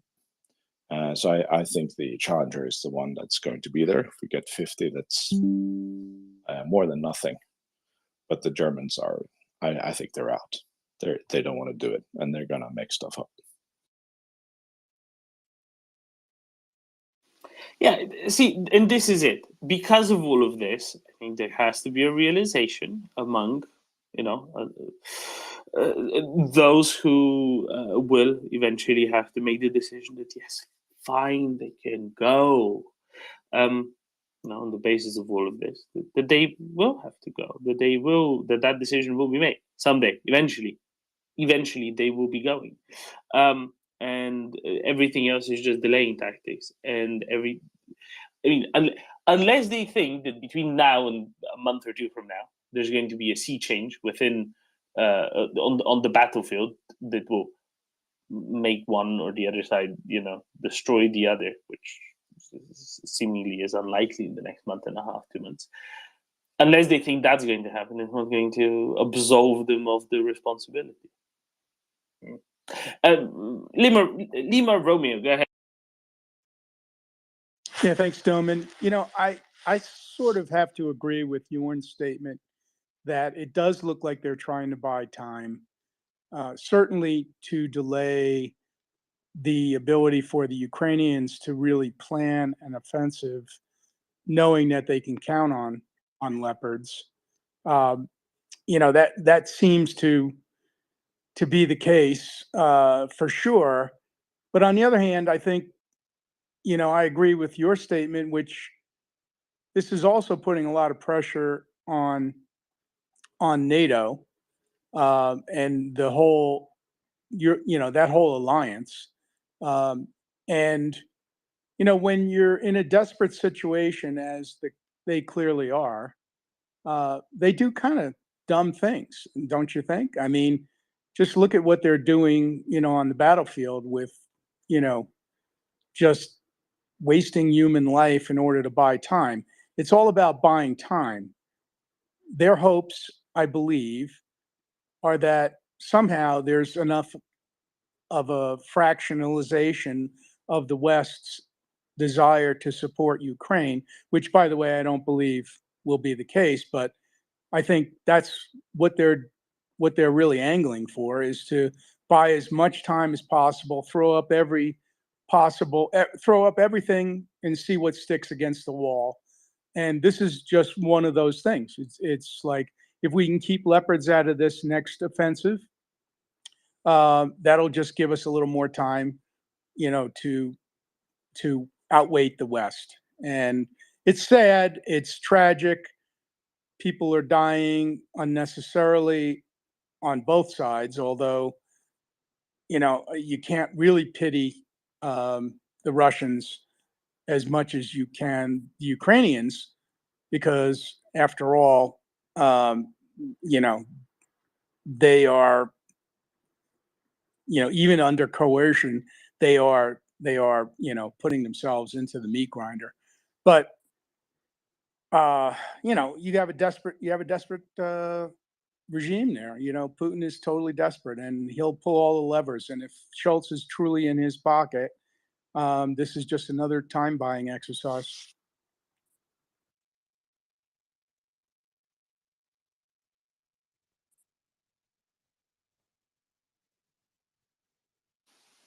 At the end of the day, I don't think there's anything to be particularly worried about here, right?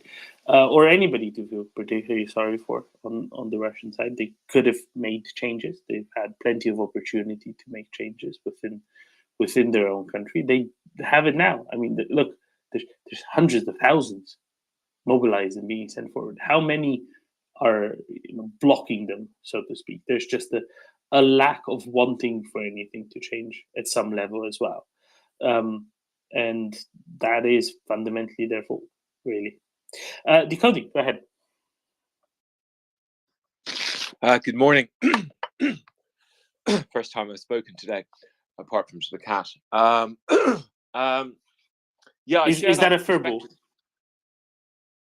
It probably is, actually. Yeah, he had an intense campaign to wake me up today that would make the campaign against Schultz look like a picnic in the park. But anyway, I got up in the end. I share that perspective, just given if we look at this as Schultz doing Muscovy's bidding, and I'm not going into why he's doing it or whatever, but the impact of Schultzing is to divide NATO in a very weak way. I think most of us would agree here. And in fact, it's actually gluing it together and gluing together all these different alliances within the alliance itself. But if the impact of the Schultzing is to weaken NATO, to keep the Leopards off the battlefield for this particular offensive, it's doing Muscovy's bidding.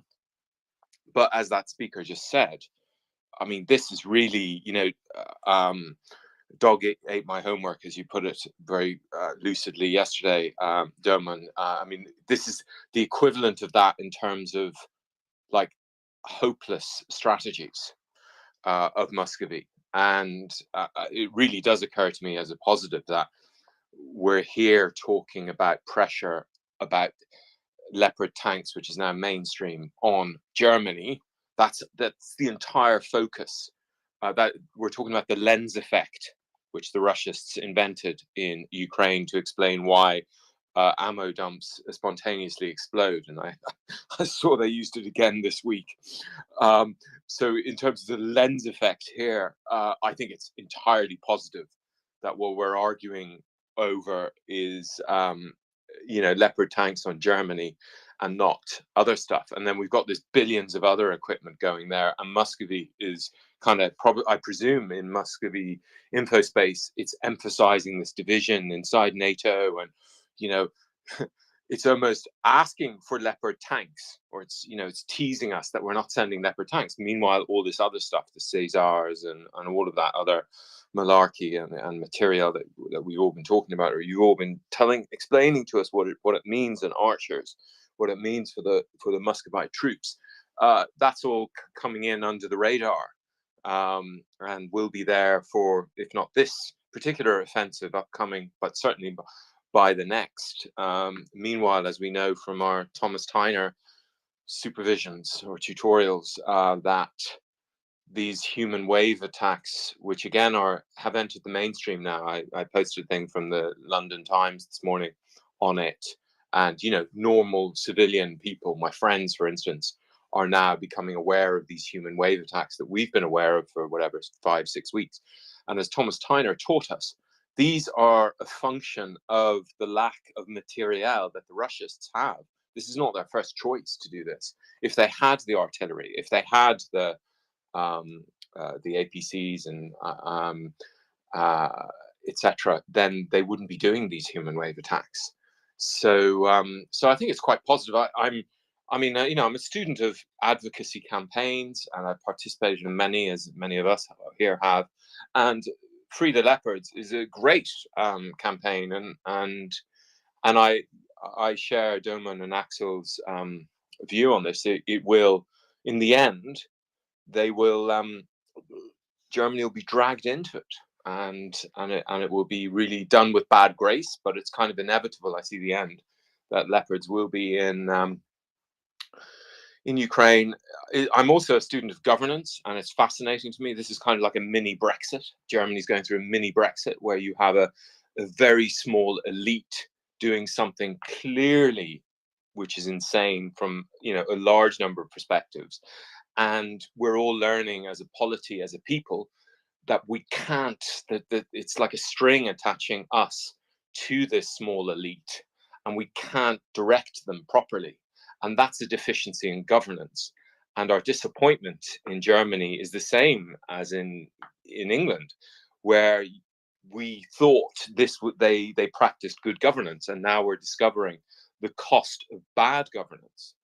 And again, I think it's a positive, because I hope this will feed into the humility which Germany will have to adopt towards, say, Ukraine post-war, to stop going on about corruption and bad governance and what have you, and to recognize that there needs to be reform in their own system, so that we don't have a system that is susceptible to Scholzing, that one or two people, a small number of an elite, as happened in Britain, can do such damage to the national interest, knowing, as with Brexit and with this, in the end, it will all be reversed, and the costs are mounting all the time, because gravity works, fall down.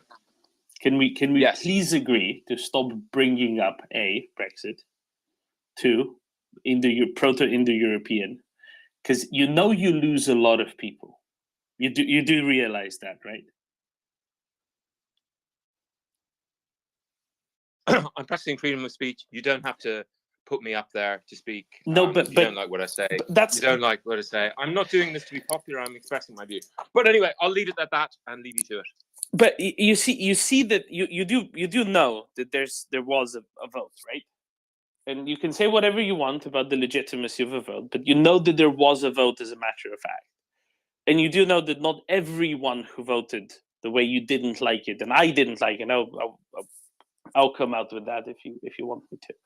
But you know that some people did really think that was a good idea. So there's a little bit of a difference, and that's worthwhile observing. And now he's gone. Okay, very well.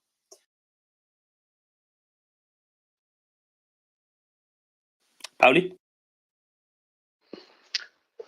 Thank you, Domin. I don't have anything on Brexit, so that's good. But regarding the latest news on Germany and then the maybe the Baltic coalition and the Nordics, or the Leo 2 coalition. I've been pondering around this because, in my mind, it's a possibility that the coalition, let's say, 20 European countries plus UK, US, would be on the side of shipping Leo 2s. Well, mutually agreeing that, all right, we're gonna ship them. Let Germany and Scholz do whatever they want, and we're gonna just ship them no matter what, and we don't need Germany anymore. They're useless. Of course, a lot of people like counter this with that. No, you cannot break the agreements. That it will totally break the coalition. That it's wrong, and you cannot break the export licenses, although they are just a piece of paper. But if we would have this hypothetical situation, do people really think that like the majority of Germans and the German, like people in the German industries, weapon industries, in business and in the political landscape would be really on side of like, yeah, let's oppose all of these countries because they are making the justified thing. Let's oppose them and let's start a trade war. I don't really think so. Although I at the same time think I know there's only a slight minor possibility this will actually happen, but this is something that I've been pondering, and this relates to the fact or the atmosphere that what is the general opinion of the German people. Thank you.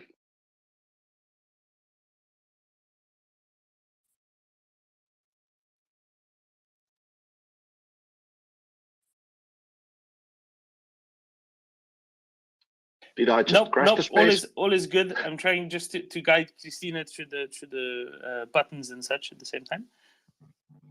Bom dia. Bom dia. Bom dia. That's good morning in Portuguese. And thank you for having me here. I've been listening to MriyaReport for a long time, and I really enjoy hearing your guys' conversation. Thank you. Danny? Yeah. Oh, is he gone? Is he? Yeah. Already when I already said what I said. Yeah. Next time he's up, just remind him. One, it's the United Kingdom or Great Britain will do. His predilection for trying to wind up Brits is well known. And yeah, just a reminder to everyone: keep off Brexit, because much as you may have been told, some of us who voted Brexit are pro-Russian, pro-Putin. I assure you, it's absolutely not. We are more than happy to cooperate with our friends in Europe on many different things, including assisting Ukraine in its righteous battle against genocide. But we don't have to be part of Europe, all right? And just ignore decoding. This is just one of his things, I think.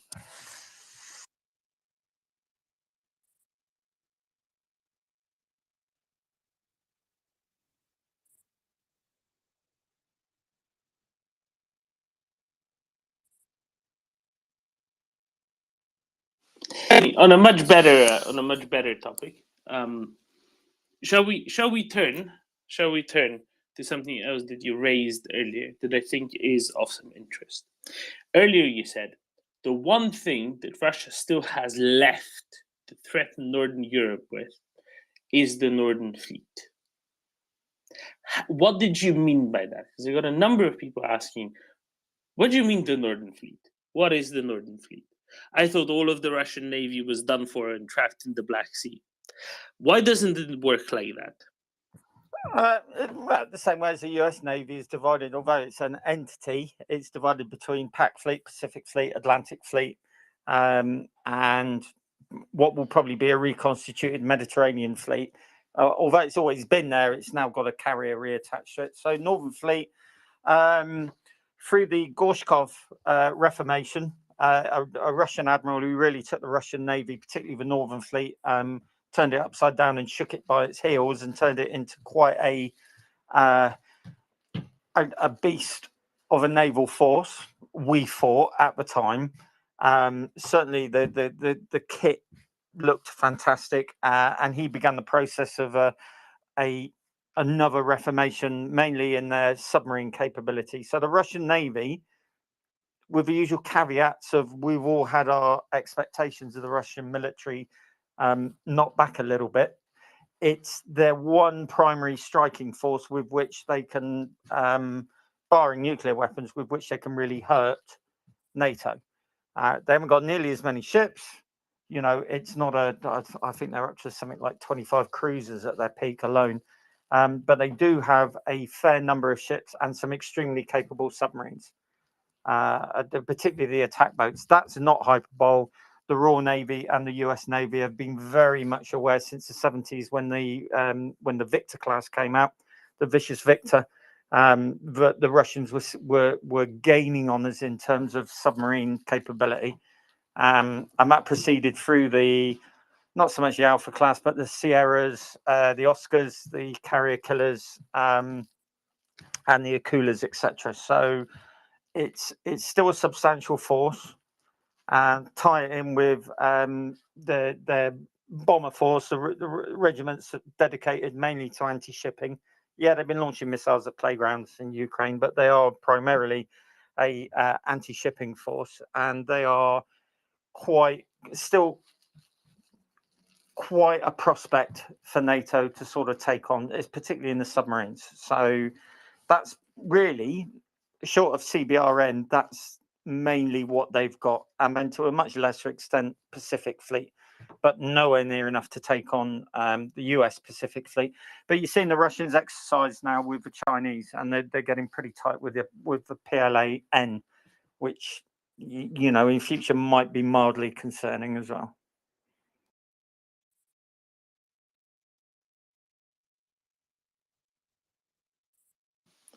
And right now, the one fleet that does actually get to threaten Ukraine, the one that's in the Black Sea, whatever, is still in the correct, either above or below surface regime that it was supposed to be all along.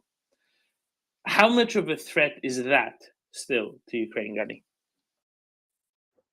Well, they can launch missiles at cities, and they can still do it with immunity at the moment outside of the littoral environment. So outside of the range of Neptune and Harpoon, Brimstone, stuff like that, the Russians still have free reign, and they still command. It looks like they still command the air, mostly over the Black Sea. So it is a very benign operating environment for them, and there is no credible anti-submarine capability with which to threaten the kilos apart from mines. And they'll know where they've put the minefields. So yeah, they're having themselves quite a time at the moment. How will the Ukrainians counter that? Well, we will see. I suspect something is in the wind here, particularly with the search and rescue assets they've got themselves. But let's wait and see. Pauli? Yeah, actually, I have a question to Gunny, if that's all right. I have absolutely zero knowledge on the Storm Shadow missile. That sounds like a character from G.I. Joe comics, but I've heard that it's quite capable. Gunny, do you have any more knowledge on the Storm Shadow or capabilities of the missile? I know that much that the French army and the UK has operated these, and it can be installed into an airplane. That's what I know. Yeah, so it's essentially it's a standoff cruise missile. You can launch it from aircraft. We think the Ukrainians have probably integrated it to some extent, probably into fences, something like that. Not an anti-shipping weapon, but it is good for, well, one, it's got really good range, and two, it's got the penetration warhead. I think it's called the augmented charge, BA augmented charge or something like that. Anyway, it's designed to go after hardened targets. So it's going to give the Ukrainians good reach, but it's going to allow them to go after facilities that are hardened as well. So I'm thinking air weapons magazines on airfields, things like that. I don't think it's got the...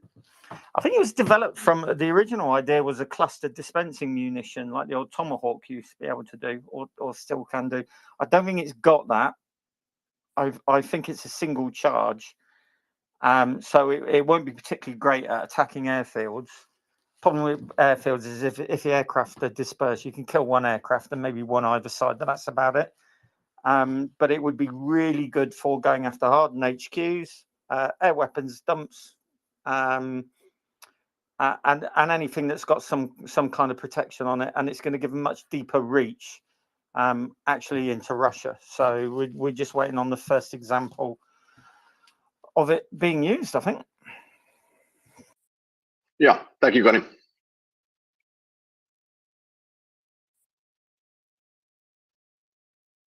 Thank you, Gunny. Cajun. Morning, guys. Long time no speak, as they say. I think Gunny talking about the North Sea Fleet, formerly known as the Red Banner Fleet, and how capable it is. It might be, since the audience here comes and goes, a good time for Gunny or anyone else who cares to pick it up, have the discussion about how the Montreux Treaty, which Turkey is holding in effect, prevents Russia from increasing its forces in the in the Black Sea. In effect, Russia has to finish the war with the assets they started with, so to speak, as long as Montreux is up.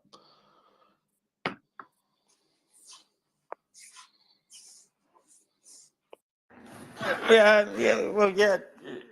Short answer: warships can't go in, warships can't come out. Although I don't think the US is a signatory to it.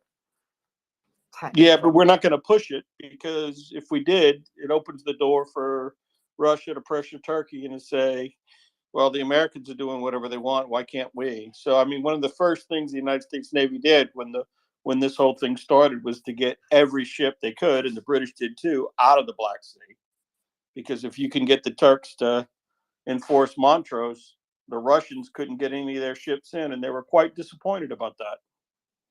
Yeah, I mean, the Russians kept a surface action group in the Eastern Mediterranean centered around I think it was two cruisers.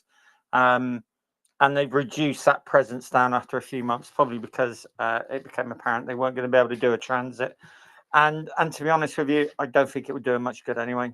I think it would have been nice for them maybe to get another Slava in to kind of push that air defense bubble out for Crimea a little bit further. But that would have been quite handy for them because she could have done the fighter control, that kind of thing. And acted as what we used to call AWC. We've called something else now, but AWC, anti-air warfare coordinator. But yeah, I think they just sacked it off in the end, and then sent at least one home. In fact, I do wonder if there was only one out there. I can't remember. But yeah, they've reduced it down. Not a lot they can do. The Pacific Fleet is a little bit more active. We don't hear a lot about the Northern Fleet. They laid on a big exercise last year. We've centered around Peter the Great, I think. There were some live firing areas put in around Spitsbergen. There were some suggestions that potentially there was going to be a nuclear test, or they were testing Poseidon, the Wrath of Neptune, 200 feet high nuclear tidal waves, etc., etc., etc. But yeah, the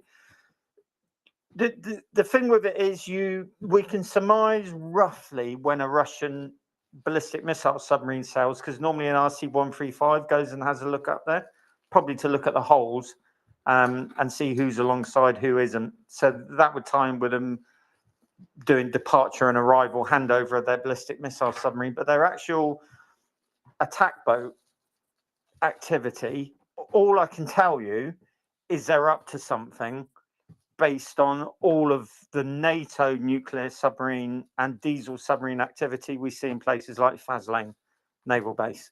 Boats are coming in, 48, 72 hours stopover, and then they're deploying again. So if lots of NATO attack boats are at sea, therefore it would be relatively safe to assume that Russian attack boat activity is up across the board as well.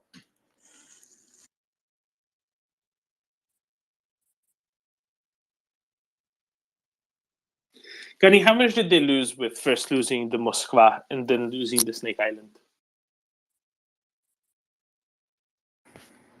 Well, I don't think we'd have gone for Snake Island if it had been us.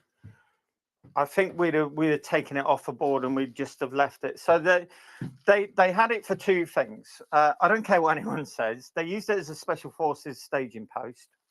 We know that because we saw a satellite photograph of Raptors. Do you remember that name from many moons ago? We saw Raptors heading west from Snake Island. Gunny, other than Birds of Prey, the dinosaurs in Jurassic Park, the Toronto basketball players, you mean the little boats, right? The surface craft, the what is it? Ribbed inflatable, possibly, or are they a little bit bigger? No, they're fiberglass kind of harbor defense. Yeah, very, very fast. Couple of guns on them, and we saw them running from Snake Island and going west. Therefore, we knew that, or some of us know that they were running special forces probably to the Romanian coast, because there was an awful lot. Well, there still is, but there was an awful lot happening on the Romanian-Ukrainian border. And then the other thing was they put an air search radar up there. They put some electronic support measures equipment there. And they probably just wanted to try and get a radar picture of the south of Ukraine and get some signals intelligence from there. It didn't work out for them. They pulled a blinder, fair dues to them. They got all that kit onto Snake Island under everyone's noses, lost that big salvage tug on the way, but they did manage it, and they did it successfully. The problem was once they were there, they got absolutely malleted with the TBs, and then eventually a Ukrainian low-level airstrike, at least one. So didn't pan out. The Moskva was, I mean, without going into why she was sunk, which was just insane, she because she had that massive big air search radar, well, two good air search radars, her job should have been what we call radar picket. So push her into the Black Sea with an escort, everything turning, everything burning, and with that radar suite, she could have really gained a good picture of what was happening over Ukraine, and that would have allowed them to cap up with a combat air patrol with her. She could have controlled them, and they could have started achieving local air superiority over the southern coast of Ukraine, around Odessa, places like that. And again, got themselves some signals, intelligence, all that kind of thing. And when she went, they lost that capability. So now they're pretty much stuck with radars based in Crimea and airborne early warning aircraft, IL-76s and the A-50s that we've seen.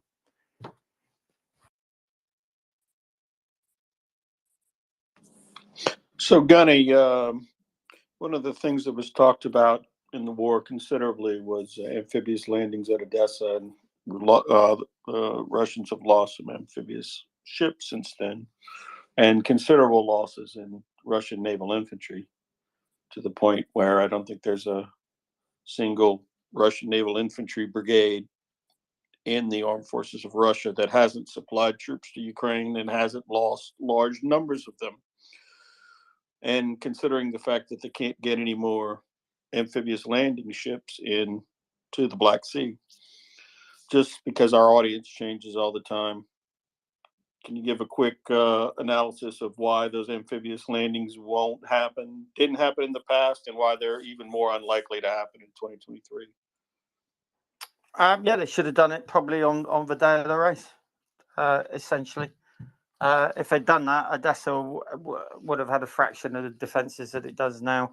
And they might have just pulled it off. There would have been no Harpoon. Yeah, there would have been Neptune. But if they'd done this if they'd done it sensibly, a full-on amphibious strike, thrown everything at it, they would have, I would assume they would have got their lodgement in Odessa. Odessa would have fallen and they'd have been in a position to reinforce that.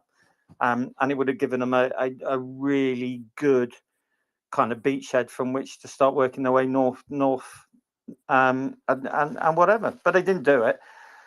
The flip side of that is we saw where they did try and do amphibious landings. We still don't know exactly what happened, but all the reports were it was an absolute massacre, an absolute cluster. They died on the beaches. Now we still haven't got the full story of that. I would love to see what actually happened. It looks like they tried to do an opposed landing and it really didn't come off for them. What can they do now? They've got loads of landing ships. They've probably got brigade lift capability. There's just, one, there's no one to put on them apart from conscripts. The naval infantry have pretty much all been committed.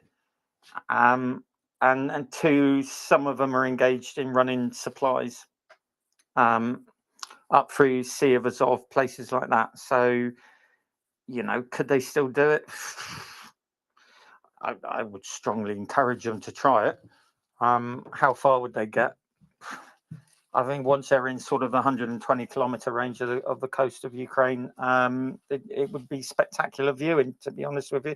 But yeah, they missed their opportunity. They should have done it right at the get-go. Why they didn't when they had that above brigade lift capability and the Ukrainians didn't have much in the way of shore defenses, I don't know. But then they thought that it was 72 hours, didn't they?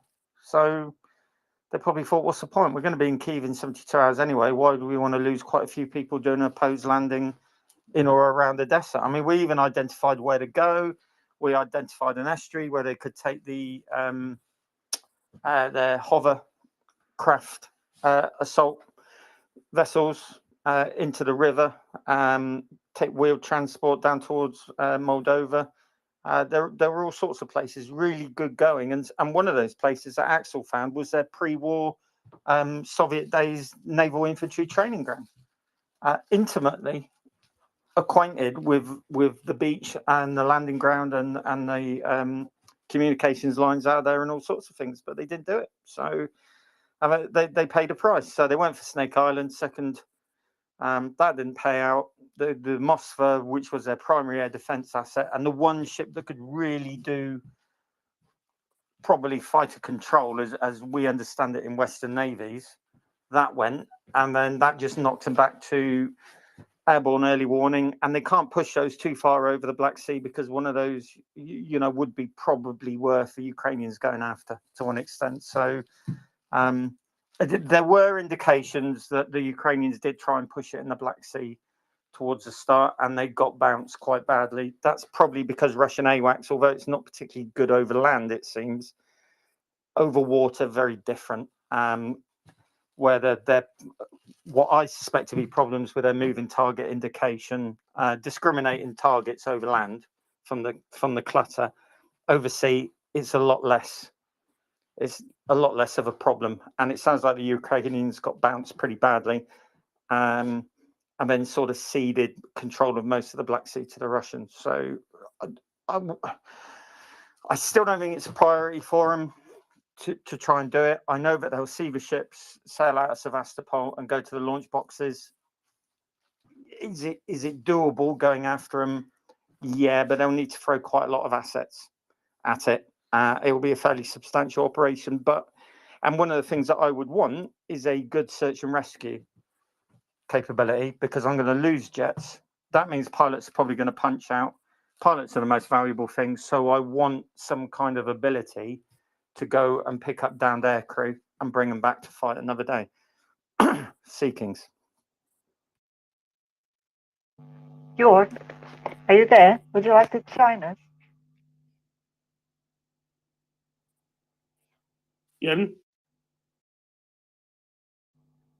Yeah, hi. I was just going to interject that the Raptor is literally the reverse engineered Stridsbåt 90 from Sweden. So it's if you look at pictures of them, they're very similar, and The Raptor is probably a very capable boat, but the Stridssputnik is obviously better, and that's why I want the Ukrainians to have it. But regarding the amphibious assault on Odessa, wasn't there reports that they actually tried that on the day of the invasion, but Ukraine shot Neptune missiles after them, and even though they missed, the Russian landing craft turned back because of that threat.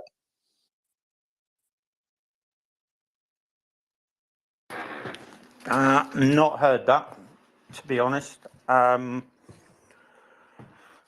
Yeah, something in the back of my... Yeah, I remember there was vaguely a report of something. It might have been that they were illuminated by a fire control radar, something like that. And they decided just to leg it, which was a bit wimpy, to be honest. The most they would have had to contend with was 3 or 4, and there's no guarantee that you'll hit the assault ships. You might hit one of the escorts. So, yeah, maybe they did. Maybe they got illuminated and just thought, sod this, and then headed back home. I don't know. But it was a golden opportunity, and you know, if you're not prepared to lose ships, then you shouldn't be in the amphibious warfare game. You know, we did it in 1982 and off Crete in the Second World War. You've got to be prepared to lose escorts. That's how the amphibious warfare game works. If you want to get the troops ashore, you're going to lose frigates and corvettes or whatever, and they obviously weren't prepared to do that. So the Black Sea commander was a bit of a pussy, to be honest with you. He should have gone. He should have gone for it, and I reckon he might have got away with it and got them all ashore, but they didn't. Happy days. Yeah, and I'll try to find the article where I read this, but it's a good point. Also, it shows that you don't have to hit every time to actually have an effect. If they turned back because of those missiles, Hope I didn't lose you all. Are you there? We're all here. Yeah, John. Do you hear me? Yes, please go ahead. Yeah, because those missiles.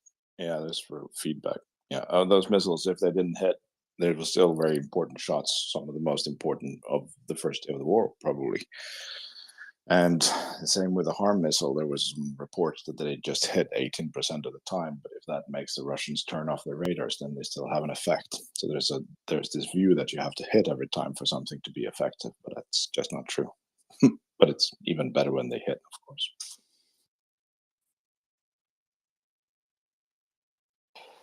Jørgen,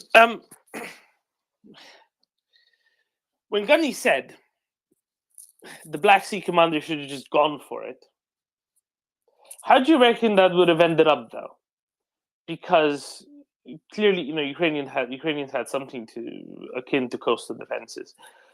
Would this have been, and obviously it would have been a lot easier for them to have done this many months ago, right? It would be a very different situation. It would have been a very different situation at the time. But would we just be looking at that now back? You know, if you imagine they had actually gone through with it, would we be now looking back at it and thinking, goodness, they really got a third of their fleet destroyed to achieve absolutely nothing on the beaches of southern Ukraine in an attempt at the landing? Or do you think that they would have had any semblance of at least a temporary success for a few days before they were expelled from there? Yeah, I have no idea I don't know how big their forts were, and then don't know how the Ukrainian defenses were there. But I agree with Gunny. They might have had some success, and just landing on the beach and being able to forces there would have meant that the Ukrainians would have to split their forces. There's a lot of chaos in the next coming days after that.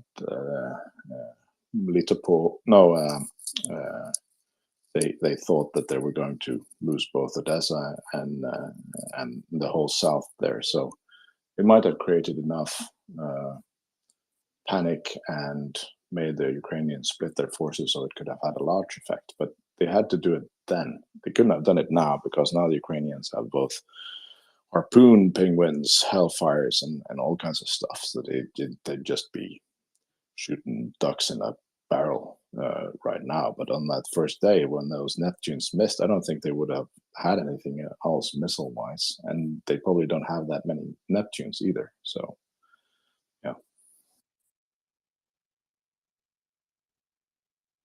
The thing I wondered, maybe this is a gunny question, since he had spent once a year on a place that's on a ship that smelled the fish all the time. I do wonder, and this is going to be something we find out in a decade or so, but how many mines did they actually have out? How many wines did they actually have out, either the Ukrainians or the Russians, out in the Black Sea off of the Ukrainian coast? Because remember, Gani, when the grain deal came into effect, and we were talking, oh goodness, it's going to take weeks to clear up the mines, and then 4 days later they started moving grain ships through already. Yeah, I mean, that'll be a story in itself. The defensive minefields that both laid, clearly they were accurately dropped, and clearly a swept safe channel was established fairly easily, and we haven't seen a single mine strike. So that's a bit confusing. Everyone sort of assumed for a defensive mine barrage, you really need a couple of sweepers, at least probably 4, and you need to keep sweeping it continuously. So I'm scratching my head about that. Maybe they were false minefields. You go through the motions of dropping mines, and that in itself, the same as on land, is a deterrent. You know, if you stick a skull and crossbones sign by a field that says mining, are you going to walk across thinking it's probably fake, or are you going to spend a lot of time sweeping a field for mines that doesn't have any mines in it? It's psychological, isn't it? I mean, without knowing what their amphibious warfare capability is, you can't say for any certainty. But let's say they got all the basics, which is establish temporary air superiority, destroy the surface batteries, so the tubed artillery and the Neptune missiles, suppress beach defences all along the waterfront, using gunfire, so what we call naval gunfire support. So you have ships sat off, and you mallet that landing area. All of the buildings, all of the apartments, everything like that would have been shelled to oblivion. I'd have used the 2 Krivacs that they've got as well, which we haven't really seen sail, but they've got big SSM-14 missile launchers. The Russians use anti-submarine rockets, mortars, essentially multiple rocket launchers, but you can use them in the shore roll, blast the beach, and then put all your blokes ashore, and then maintain that bridgehead by just running them supplies. It sounds eminently doable in those first couple of weeks. Throw enough resources at it, I think they'd have got ashore. I really do. And then with that kind of bridgehead, although it would have been vicious city fighting and Odessa would have been absolutely leveled, I mean, the death toll probably would have been far in excess of anything that we've probably seen so far. They'd have had their bridgehead, and that would have given them all sorts of options. Once they got a division ashore, you know, a proper tank division maybe, or a couple of brigades, something like that, Ukrainians would have been in quite a pickle. But luckily they didn't do it. So, as I said, Black Sea Flotilla Commander, someone had no balls. I'd have rolled the dice personally, and that kind of set the tone for them. They lacked the courage to go for that, and then they did something stupendous with Moskva. Snake Island, can't really blame them. That was sort of preordained once they'd lost Moskva. But the 2 things just go to show you they weren't confident in their own abilities, and then they put their primary asset into a position where her sinking was inevitable because it was stupid, to a criminal degree stupid. But they're not the first ones to do it in naval warfare. Sinking of HMS Sheffield in 1982, a similar absolute screw up at the command level, and proof that, you know, even the best navies get it wrong in the world. So, Gani, let's dispense with the history. Let's look an eye to the future. How about that? So, the one bit of, let's say, sea, the one bit of naval space, which might become of some interest not too long from now, I reckon, is the Azov Sea. Right? Why? Because once Ukrainians if they push down from the Zaporizhia direction, broadly speaking, right, towards, say, Berdyansk or Mariupol, they will be getting to the sea, right? They will be getting to the Sea of Azov. Now, what we've heard recently is that Russians are using the Sea of Azov as a logistics lane, because the road leading from Rostov to Taganrog to Mariupol and beyond just isn't big enough, and they don't have enough trucks, and they're bringing stuff on ferries and military ships, LSTs, repurposed effectively as ferries, to get stuff to the ports like Berdyansk, like Mariupol, like a couple of other smaller ones on the coast of the Sea of Azov, occupied Ukraine, to resupply those areas. Now, my question for you is, Gani, how do you see the Black Sea Fleet be important or useful to the Russians in the Sea of Azov? Let's say hypothetically Ukrainians push down towards Berdyansk or towards Mariupol. How do you see them relevant, if at all? What will Ukrainians need to do to counter whatever capabilities Russians will have there? I think to have any meaningful impact in terms of anti-ship missiles, you'll have to stick them right on the coast, and that will be too close to the forward edge of the battle area. They're not assets that you would risk that far forward. So let's say from the northeast, southwest. So you just having a quick calculation. It's about from say Mariupol down to the west coast of the Sea of Azov is about 130 miles, something like that. That's right on the edge of Harpoon Block 2 extended, I think, off the top of my head. Probably Neptune as well. I don't think it will have much impact. They'll just pull the ships further back east, and they'll continue launching. And even if you could remove the caliber launchers from the Sea of Azov, the bomber force will just pick up the slack anyway, or shore batteries, things like that. So it will be a pain for our Russian friends, but I don't think it will be. It will extend the route time. They'll have to follow a different track if they're still using assault ships. Really, one of the choke points is Kerch Straits. If you could drop the bridge in its entirety, which is impossible, I know, then you'll create problems for them. I mean, what are the other options? So my question is, getting when and if, let's say Ukraine, not if, when Ukraine pushes down to Berdyansk, is there any capability of the Russian Black Sea Fleet to affect Ukrainians' push, let's say the last 1, 3, 5, 10 miles towards the coast, while Ukrainians are still all on land? Or can Ukrainian anti-ship missiles actually work from that far away from the edge of the water?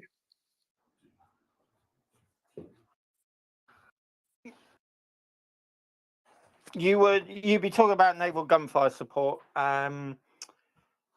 So sitting off the coast would be quite a brave thing for them to do off the Sea of Azov, because they don't have big guns on the ships. They've got 57 mils, 76 millimeters. You're talking probably 5-6 miles, something like that. That's easily. I mean, that's just outside sort of anti-tank guided weapon range. But give me an MRLS and a frigate sat 8 miles off the coast. Let's be generous, 8 miles off the coast, 10 miles off the coast. Give me an MRLS and a base course and speed, I'll kill it. So they're not going to be able to do anything naval gunfire support without incurring considerable risk. I think they'll just pull back east. I think they'll pull back to the east side of the Sea of Azov, and they'll probably start proper convoying ships on whatever route that they're using. And the Ukrainians will own the littoral space, so the coastal sort of area. And that'll be easy to do without moving Neptune's Harpoon, things like that, which you wouldn't do anyway. I would be very wary about putting them on the coast. That'll be a little bit too far forward for me. But, tow, Hellfire, Brimstone. there you go, Brimstone. There's a perfect weapon system for this. Stick it on the back of a pickup truck, stick it in a kill box, give it a GPS location, and then get 10 of them, and that's going to hurt anything that's bobbing around trying to do naval gunfire support. So yeah, but I would encourage them to try it. I'd put it that way. I think again it would be something quite interesting to watch, because the one thing we haven't seen is well, we've seen their inability to. We've seen the Moskva did not deal with anti-ship missiles, which she should have done. That should have been fairly simple for her in many ways to deal with, but they didn't even get any rounds off. So I would be really interested to see how the Russian Navy copes with a proper anti-shipping strike when they're wide awake, as opposed to poodling around in the dark with all the radars switched off, which happened last time. Jörn, question for you. How much land can be between you and the edge of the water when you're launching a robot student at a ship on the water?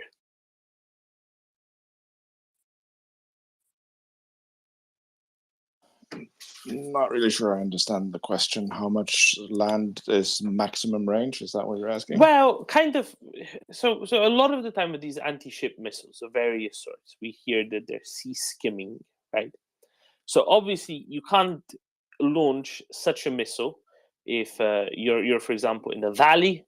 There's a little hill between you and the sea, and then on the other side of the hill, there's the sea that has the ship you're trying to hit in it, right? Did you see where I'm going? Yeah, that's the perfect situation to be in. We would hide the missile detachment so it couldn't be seen from the sea. So the laser has a direct view of the target, and we just put it up there, and the laser guides it. See, so exactly. So this is what I'm getting at, right? The coastal area near the Sea of Azov is pretty flat. So, for example, Ukrainians are 3-4 kilometers away from the Sea of Azov, the edge of the Sea of Azov, the coast of the Sea of Azov. There's a ship, a couple miles off coast with its 76mm gun. But Ukrainians with, for example, the robot student can very happily bring up the vehicle that's carrying it, park it up, look at where the ship is, fire in that general direction, and use a laser to even though they're not at the coast quite yet, they don't need to be to hit it, right, Jan? Yeah, and you have a 10-kilometer range. If you have it truck mounted, you just drive the truck down to the shore, set those off, and then drive away, because then it's the laser's job to get them in.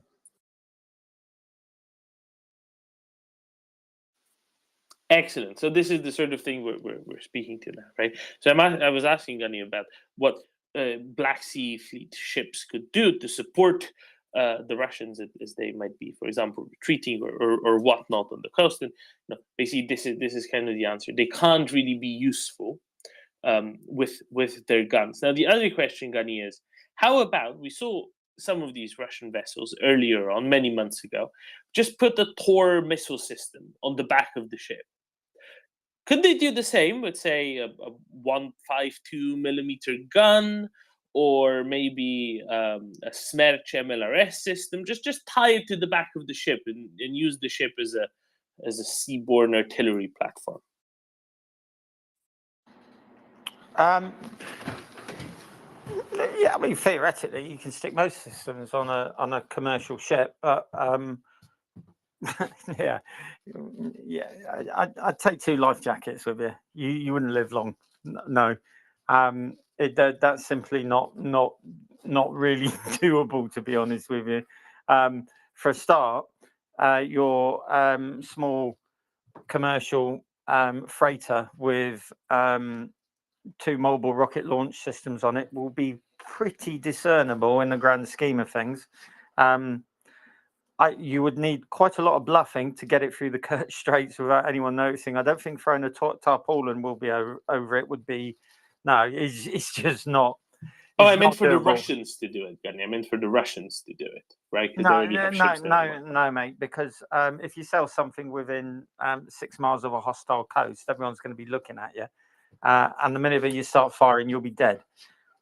It really is that kind of simple. It's simply they wouldn't need to do it either. They wouldn't achieve anything. It would still die the same as the frigate 6 miles off the coast firing her RBUs and 76s at targets ashore. Still going to be dead at the end of the day. The main problem for the Ukrainians would be targeting, because it's not the Black Sea, so they wouldn't be. I don't know what the range is on a synthetic aperture array radar on an RC-135, but let's face it, we all know where they got the targeting data for Moskva from. That's why she got caught out, because the Ukrainians didn't have to switch on their search radar to acquire the target, achieve lock, and then get the rounds away. Someone else gave them the information. Now the Sea of Azov is going to be different, because I think the Russians would be pretty upset if a rivet joint flew sort of 20 miles south of the Kerch Strait.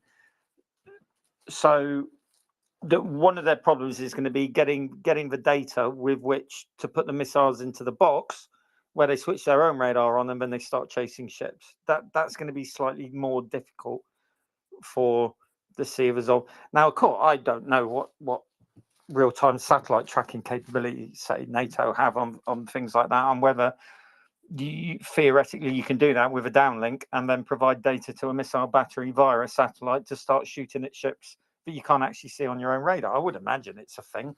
Doesn't sound too out there for me, but it's going to be heavily contested, that coastline. There's going to be a lot of Russian aircraft still about. As an amateur, I would say I would be happy with there being a 15, 20, 30 mile exclusion zone for the Russians around the coastal areas that I've got. Anti-tank guided weapons, MRLS, Brimstone, and the Russians will have to reroute to the east, and that will stop them doing stuff like naval gunfire support. And I think an indication of how dangerous it is remember the Kimburn split that's gone quiet? I assume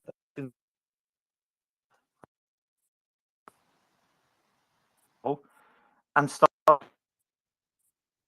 They could absolutely hack him bit with a semi-competent naval gunfire support observation mature.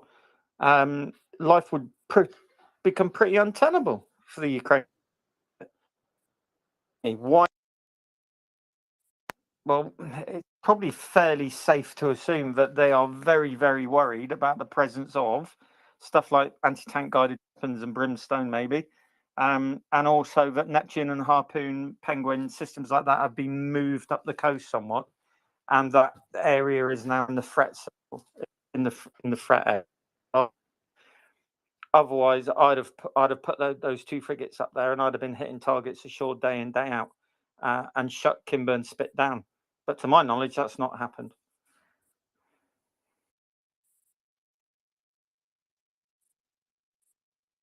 Thank you, Gary. One little last one from one of our Dutch listeners, and of course the Dutch are very good at naval matters, right?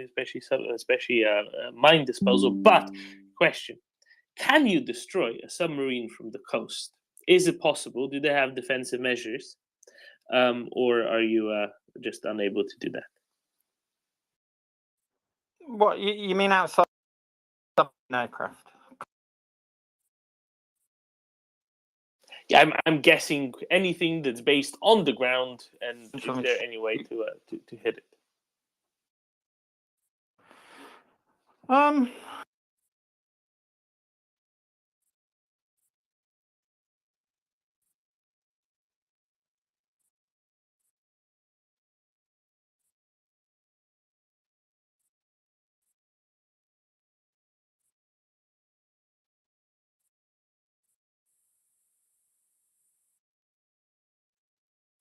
And that's got fairly limited range. And I think the reason it's never been developed is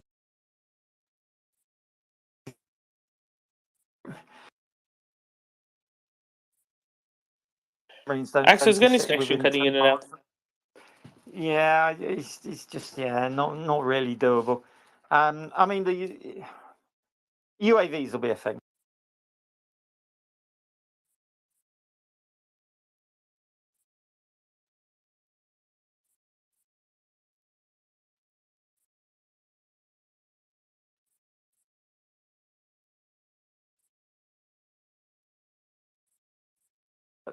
No, anti-submarine weapons to shore. I've never heard of one. I don't think. No.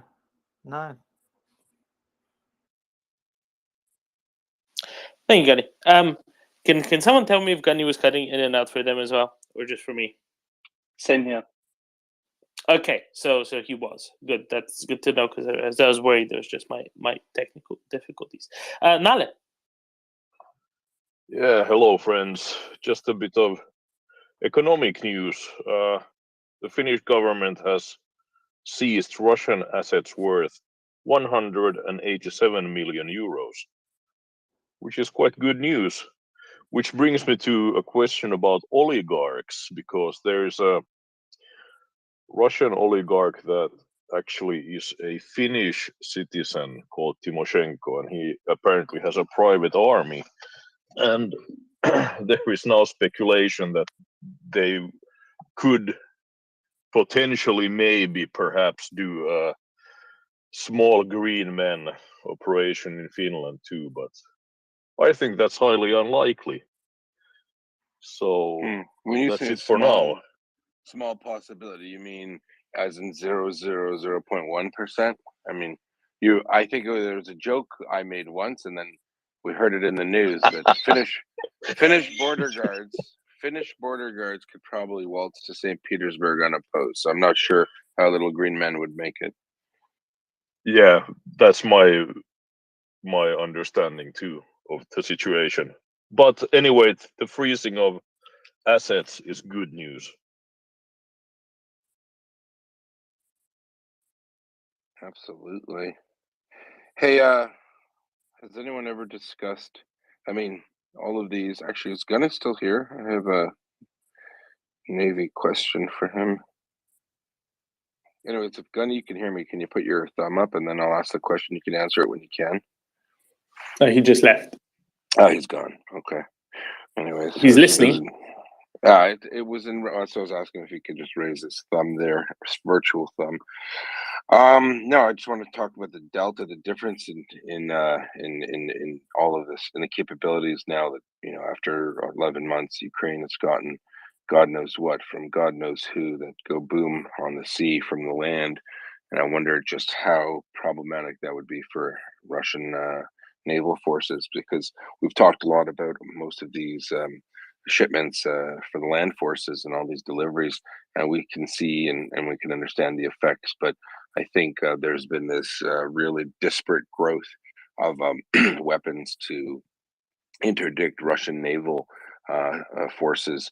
And it just seems that it's gotten so great, because you hear them, they're thrown in different packages, a yada yada, missile, a blah blah blah, this or that, harpoon, Neptune, Poseidon's, whatever, make up a Greek word, are all getting to Ukraine. They're always in packages, kind of hidden somewhere near at the back, and you're thinking, I'm not in the Navy, so I don't even know what these things are, but it just seems that that there might be a very interesting present should the Russians try to steam up onto Ukrainian coast or anywhere really. So I was kind of wondering, like, what to the naval folks, what does this look like to you, right? What are the potentials that await? Because we obviously, after the Moscow, the entire position posture of all Russian naval forces was very different. All right. I don't have anything to add other than that. And good morning, hi Dom and the team. Good morning. It is one. Bonjour. Good morning. And good morning from here. Good morning, Christina. Nice to see you up. I hope everyone's treating you nicely. Yes, it's been very educating morning. Thank you. Great. Coming. Thanks, Yehuda. Nale, did we kind of cover it? I think you have more, right, on the oligarchs? No, not on the oligarchs. I just have a question for Yehuda, actually, or whoever might be an expert in this field, because I watched a YouTube video of the CV 9040, and to my understanding, that thing can destroy a tank pretty easily even. So what more can you do with a tank that you can't do with a CV40 in regards to destroying a tank? That's my question. Sorry, what more can you do? I don't understand that. Both can destroy I tanks. think the question is, what's the point of a tank, Yehuda?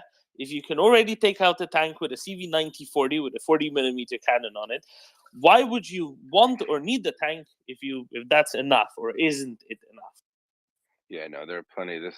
I don't want to get down the is armor relevant question anymore.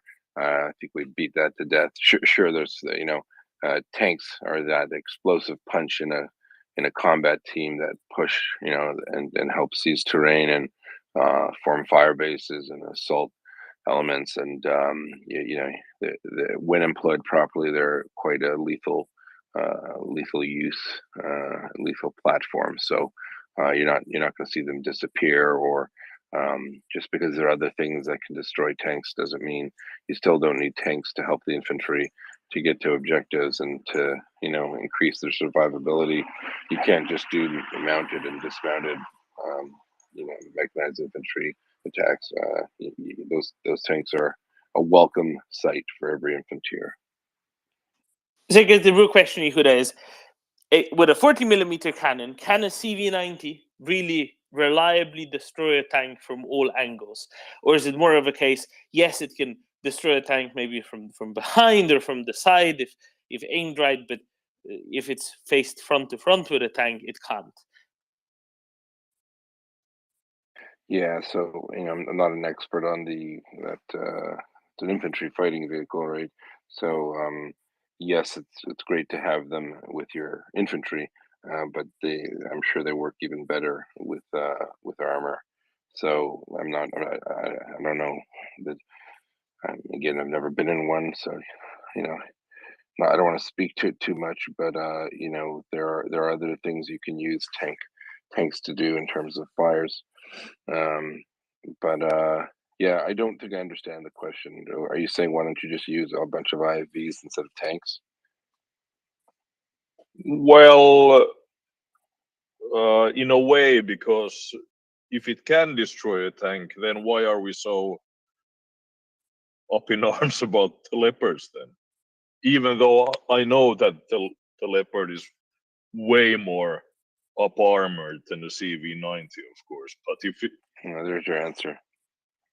Survivability, armor. I mean, just because you have an IFV with a big gun on it, and that's great too, or coax or whatever it's got on it. It doesn't replace the tank, right? It still can't do. It doesn't have the same effectiveness of the tank. What's the range on a CV90? Anyone know? 122. I don't know the exact range, but you're touching on the point here. The 120mm gun will have a higher penetration at longer ranges than the 40mm gun of the CV90. And you cannot reliably penetrate the tank with the CV90, even the 40mm, from distances. Weren't you a Swedish tanker? Yep. Yeah, so why am I answering this question? Don't know. We like your voice. It's about reliability on penetration over great distances.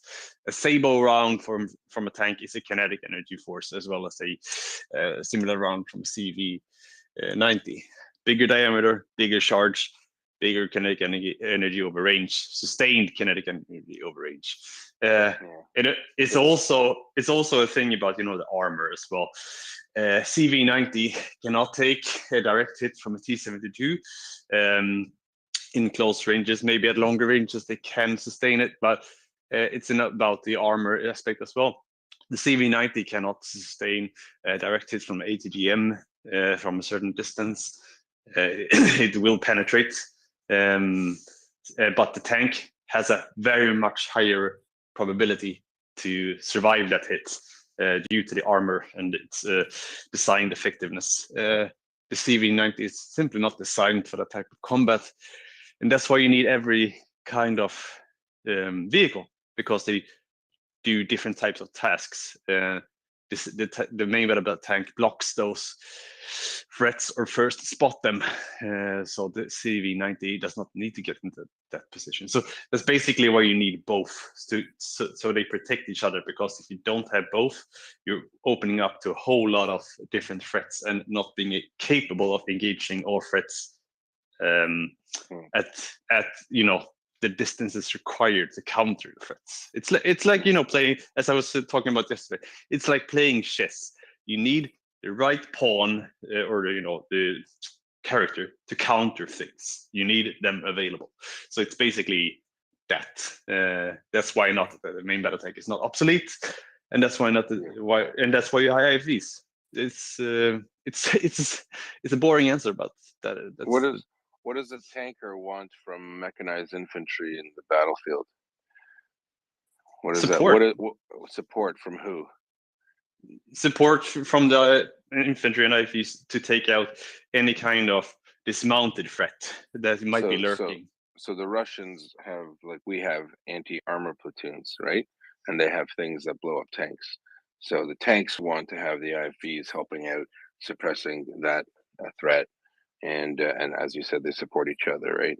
So unless you, to the first initial question, or it's the same reason why you don't tie infantry soldiers to the side of a Bradley or a Martyr with an NLAW or a Javelin, right? Because they don't do the same thing, right? So that's what I was trying to get at.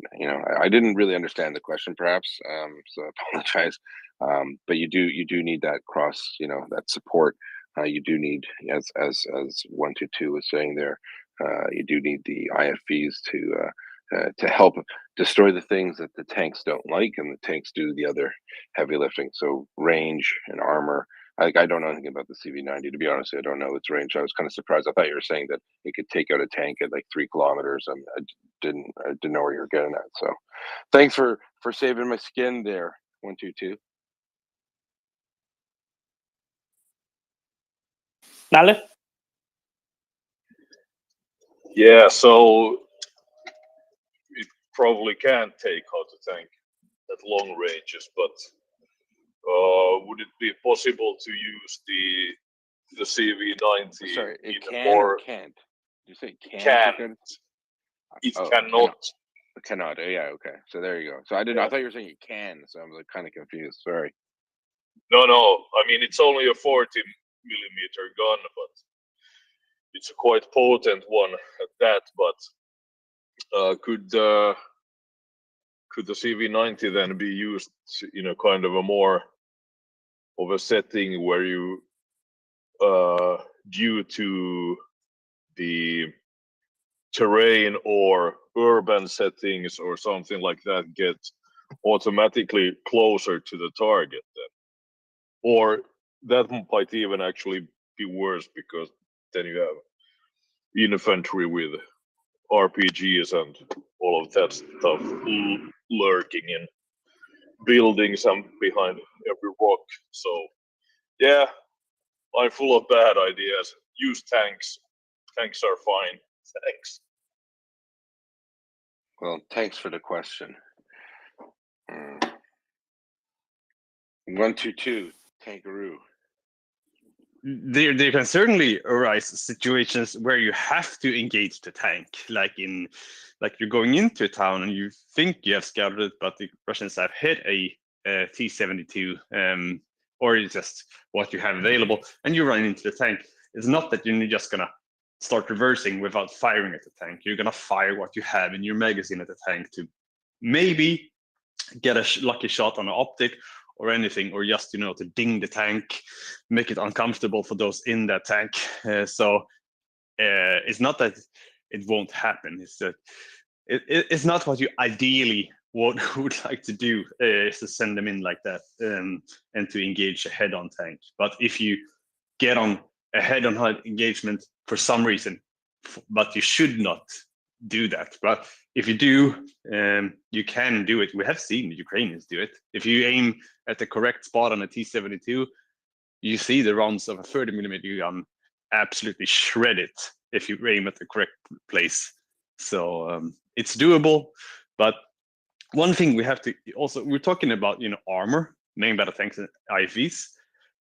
The way we trained, we had an element that's not armored that did a lot of, the heavy work for us.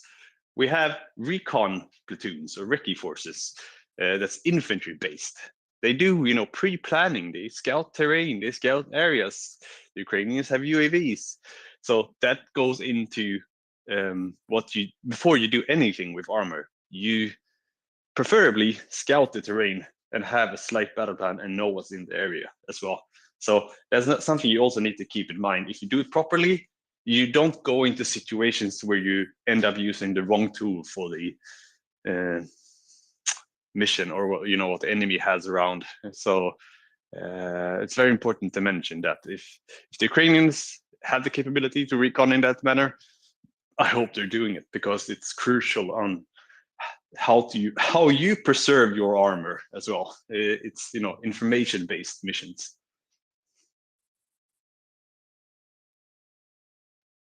One to two IVs alone without tank support in urban areas. What are the attractions and benefits of that?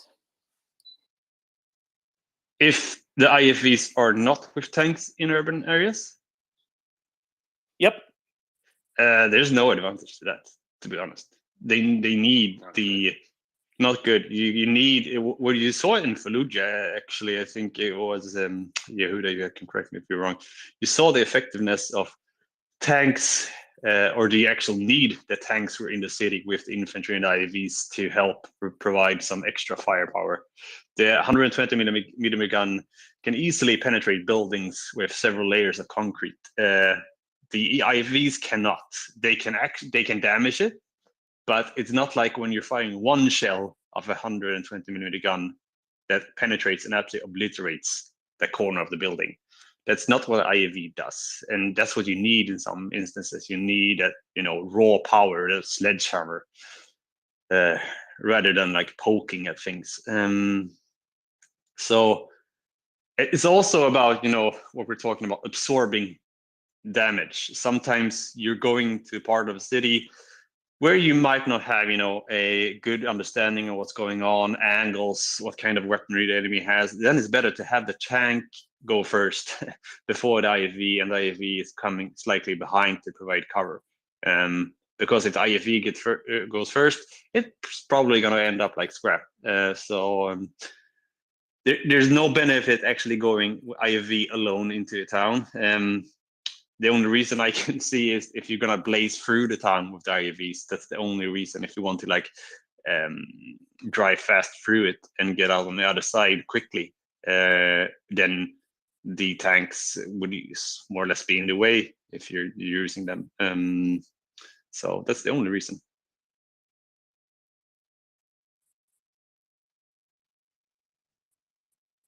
So, okay, this is going to be a really silly question. Why aren't IFVs as heavily armored as tanks are then? Is it just about fuel consumption? Fuel consumption, turn radius, speed, overall mobility. The IFV needs mobility to, be able to move quickly, because sometimes the IFV needs to stop to allow infantry to dismount. Meanwhile, the MBTs can still be moving, and then the IFVs need to close up the hatch and keep alongside, maybe with the tanks again. They need to be able to get up quickly or cover, spaces where the main battle tank cannot go. It needs to be smaller also slightly. You can have it operate in more tight areas. It's not a huge difference, but it still makes a difference. So there's a lot of benefits in mobility to not have the same weight constrictions as well, and so that's one of the reasons. Thanks, Montetu. Rauf, go ahead. Hi, good evening, everyone. I want to ask you about it.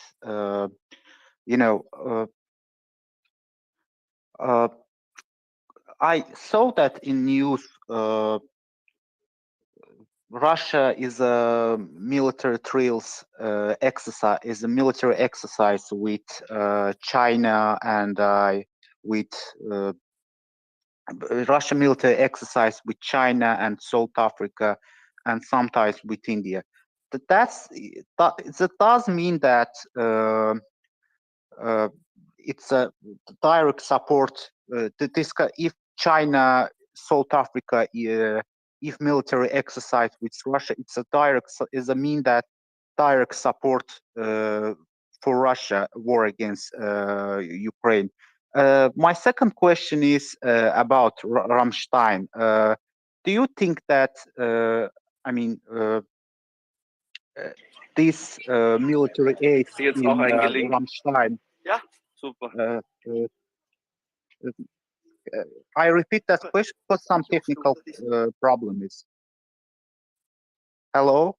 Yeah, Rauf. So question one was about, does this give direct support to Russia, direct military support? And the answer is no. And the second question is, in Rammstein Air Base in Meeting, military help for Ukraine enough? Ukraine for defend itself, your attack.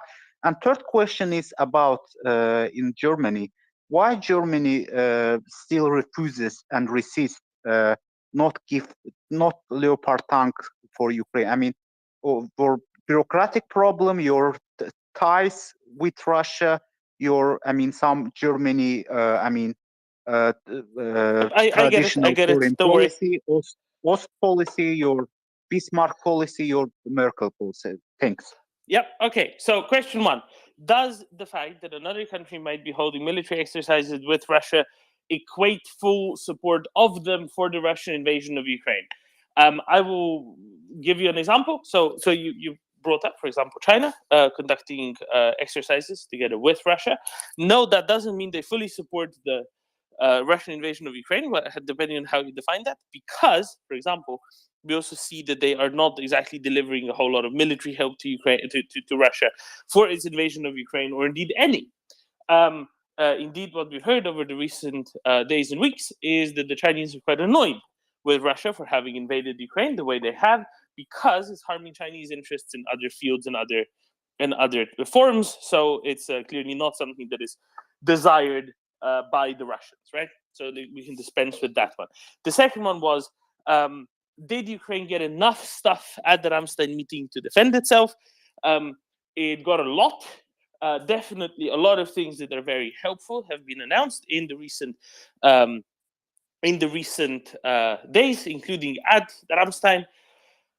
Is it enough? No, because it's not going to be enough for a long time. So a lot more still has to come over time. Is it enough for now? Yes. Is it going to make a big difference on the battlefield? Absolutely, because what we've heard was, 450 million euro donation from Sweden in terms of CV90s and Archers, a 400 million euro donation from Finland in terms of who knows, because the Finns aren't going to tell anyone ever, which is going to be worth a lot, probably including a lot more CV90s and armored vehicles like Patria APCs, probably ones including the Amos mortar system. This is pure speculation, of course, but if it's 400 million, it has to be something, probably quite a bit in terms of artillery and artillery ammunition. We've heard, of course, of the US package, which includes nigh 100 Strikers and 59 additional Bradleys on top of the initial 50 Bradleys, etc. But a lot more will still have to come over time. And the third question that you asked was about why doesn't Germany send the Leopards yet? And that is because Scholz keeps Scholzing on. That is to say, Scholz keeps delaying, and driving indecision as opposed to decision. Why does he do that? Because he's wired that way, I guess. And that part is really, I guess, more of a question for Axel. Axel, if you want to jump into that.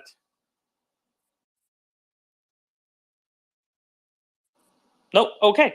In which case, don't worry, Rauf. We have spoken a lot about that, and we will speak a whole lot more about that. Now, I would very much like to hear from Fancy Pants, who is currently marching through the streets of Vienna, and I want to ask whether they took the route through Karlsplatz or the alternative.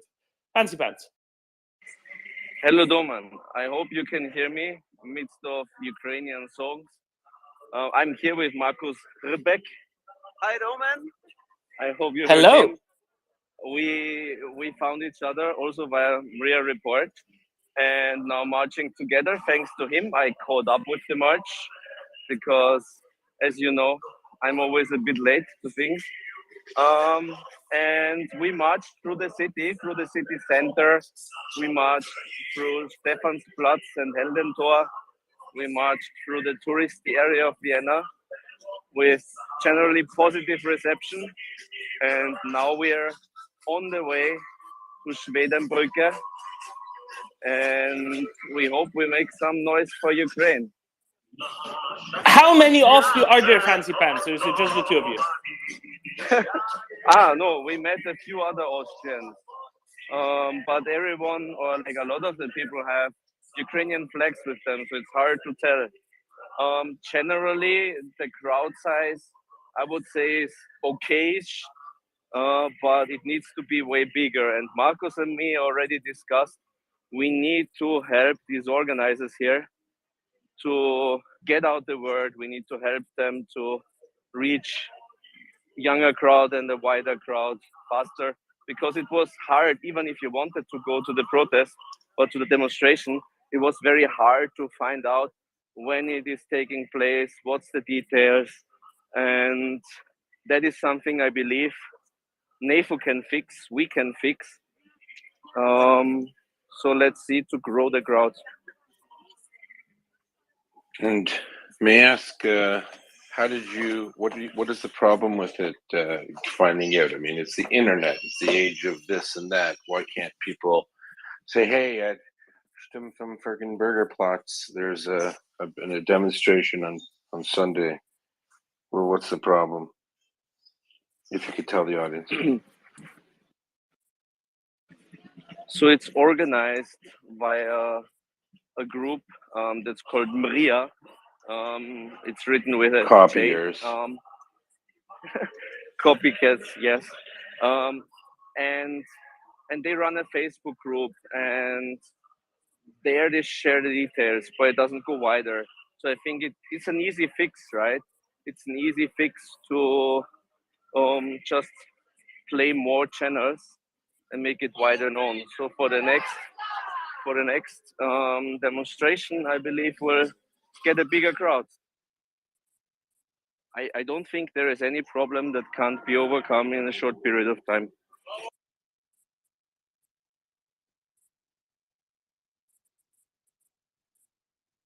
There we go. Thank you, Fancy Pants. And can you gauge the size of the crowd in the dozens, the hundreds, the thousands?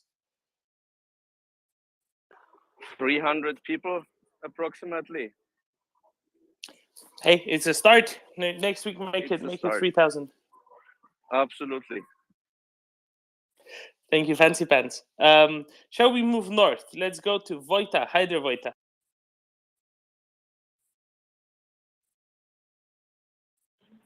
Hi guys, can you hear me well? We can hear you very well. Hi, Fancy Pants. I really appreciate your effort. A couple times we were in Vienna for the bicycle critical masses, so maybe we might make a trip from Brno to Vienna also to support you. If you can, for example, pin or retweet in your profile the Facebook group, so I can follow where to how to join, it would be awesome. And I have two questions. One for Axel, if he's here. Axel, I'm wondering, is it a good time to short sell the stocks of the Rheinmetall?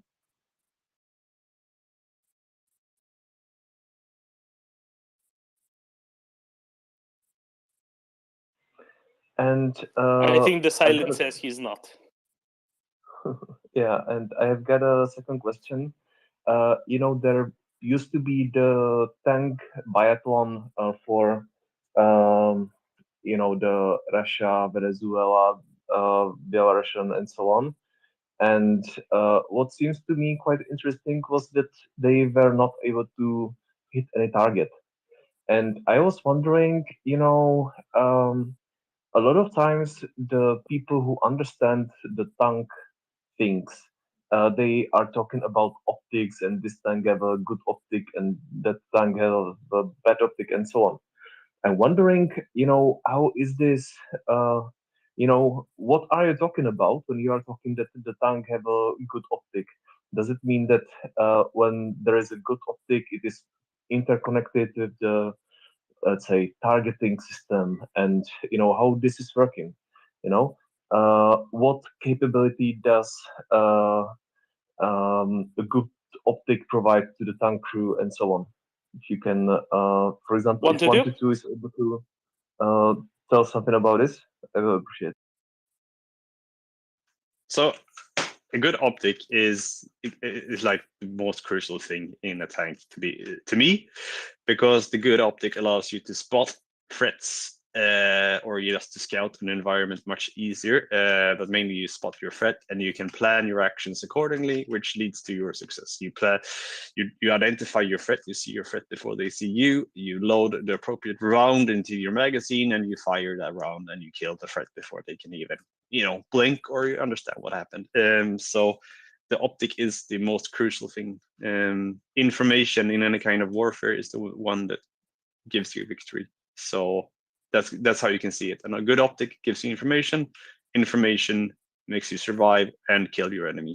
That's the most basic way. Just like infantry, if you can't see what you're shooting, you're not going to really be able to hit them, right?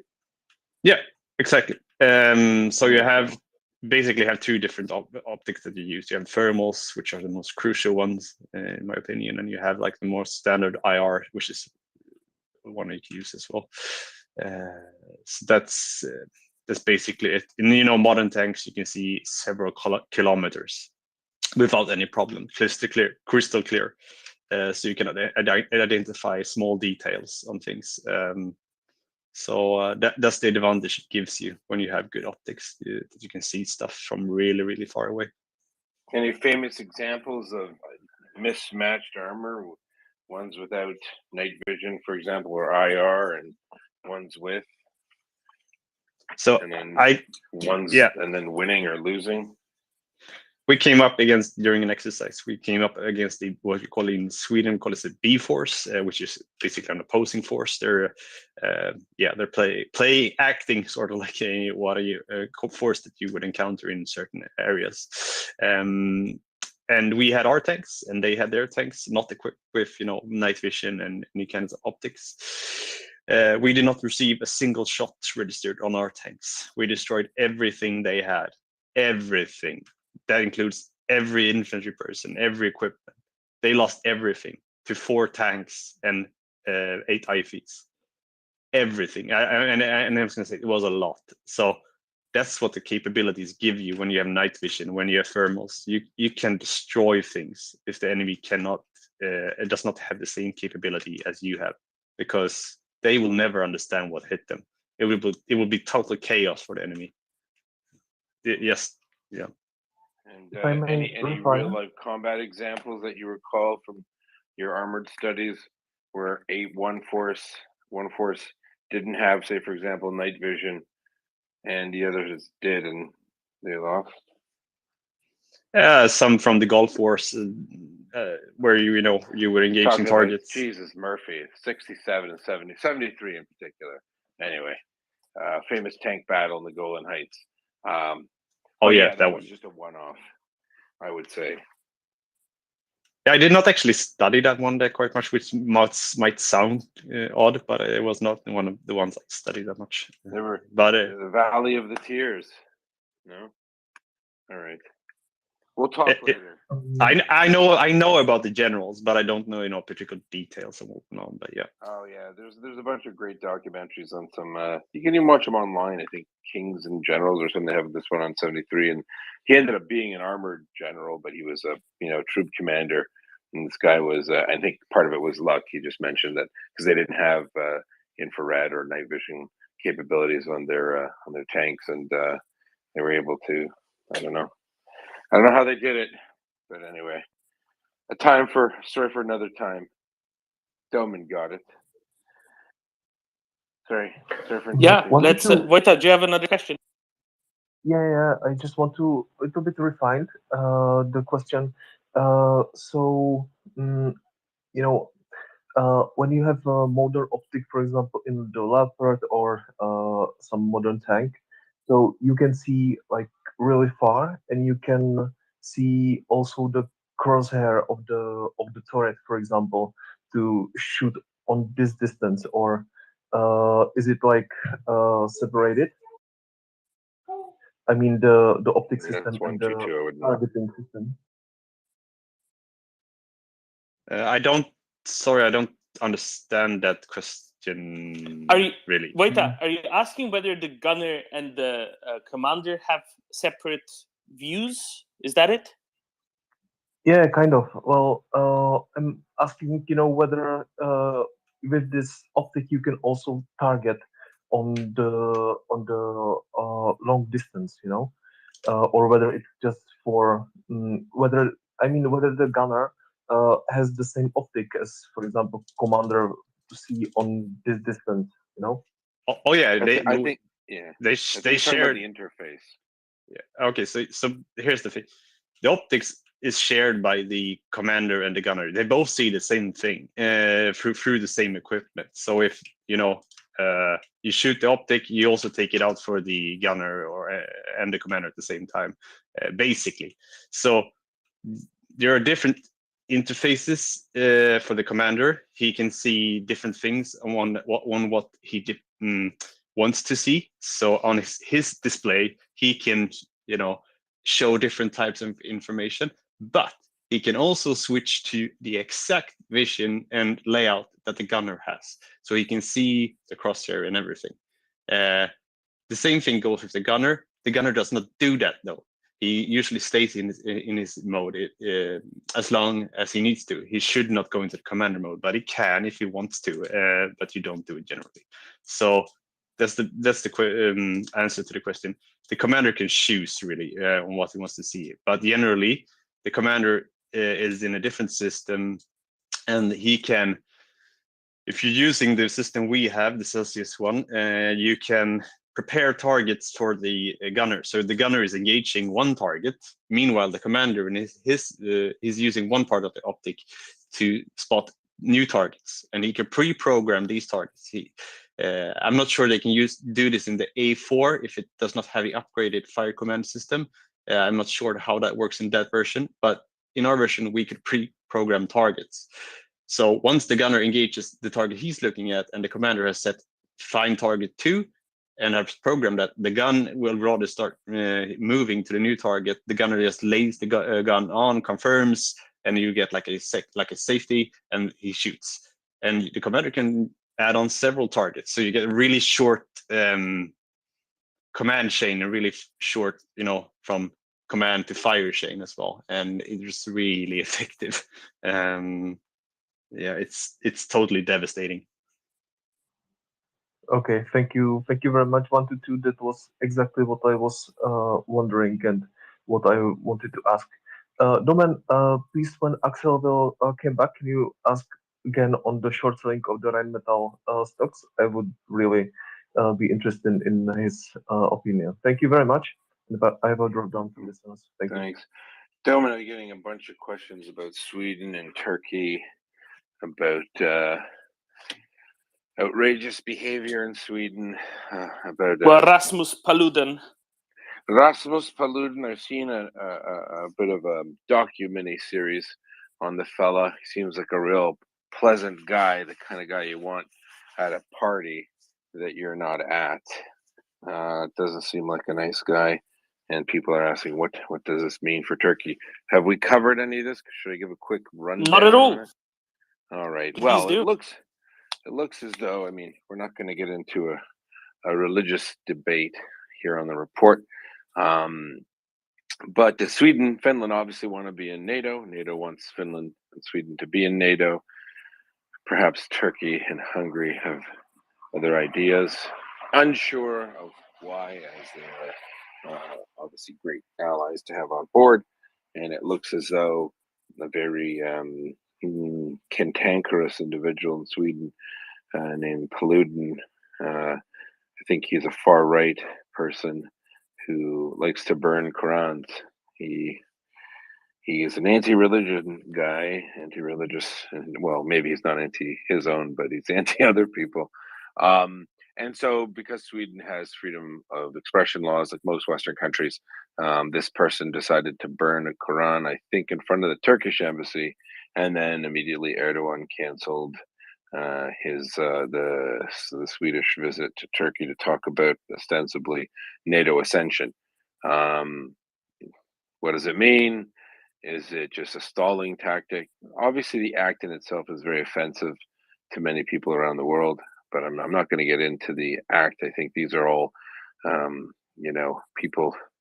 people do offensive things with religious items all over the world as well, and these are protected expressions in many countries. So I understand people are upset about it, but and I would be upset too. And however, I mean, just for the record, if someone wanted to burn a Torah, I would think that that was really weird.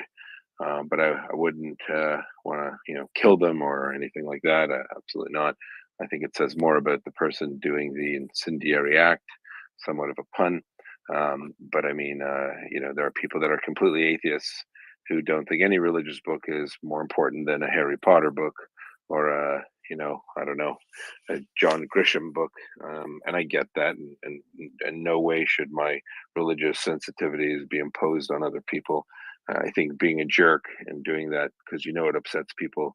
Again, it says more about the person doing the act, kind of petty and just ridiculous. But what's the impact on the bigger scale? Turkey using it to deny Sweden something. Turkey using it to hurt Ukraine in a way, right? So if I was first of all, Swedish prime ministers, they made a statement. They're getting a lot of flack about it from some strange people around the world. I highly doubt that Sweden's different than, say, Canada. The prime minister doesn't decide what demonstration occurs in front of city halls or, embassies. It's those usually municipal authorities. Someone got, and from what I understand, this person likes to game the municipal bylaw process, and they get permits and they do it. And that's just the way democracy works. And, I'm not going to defend the action of the individual, whatever they do, but to imply that the Swedish prime minister or government are terrorists or whatever for following their own policies that allow for this kind of behavior. I would like to think that should some kind of public mischief ordinance. If you want to do it in a backyard, in in a park, or say, but if you're doing it right in front of, say, a mosque or the embassy of a Muslim country, I think that kind of should fall under public mischief rules in my mind. You're doing something, but more importantly, the fact that doing so made Turkey stop a visit from Sweden and therefore delay their ascension to NATO and therefore hurt Ukraine. I think maybe it would have been more common sense for the Swedish government to make some kind of executive decision to disallow that, because that just hurts Ukraine in the long run. And would it be a curtailing of freedom of expression? I guess it would be, but I think sometimes the ends justify the means. So I think there is a time and a place. I'm not sure if that was the right time or place. In fact, I'm pretty sure it wasn't. But I guess I don't want to bring up the conversation into a whole freedom of expression. Definitely, that's everyone has their own tolerance level for that. But I mean, if countries say that you could, if the same law in Sweden says you could burn the Gospel New Testament in front of the American embassy, it should work both ways. I mean, I think burning any books is a very bad idea. If I recall, the Nazis like to burn books. So burning books in general, regardless, is a pretty horrible thing to do, in my opinion. But that isn't the question. It's the question of what is the impact on Swedish ascension to NATO? Is this just a silly, stupid excuse that Erdogan is using?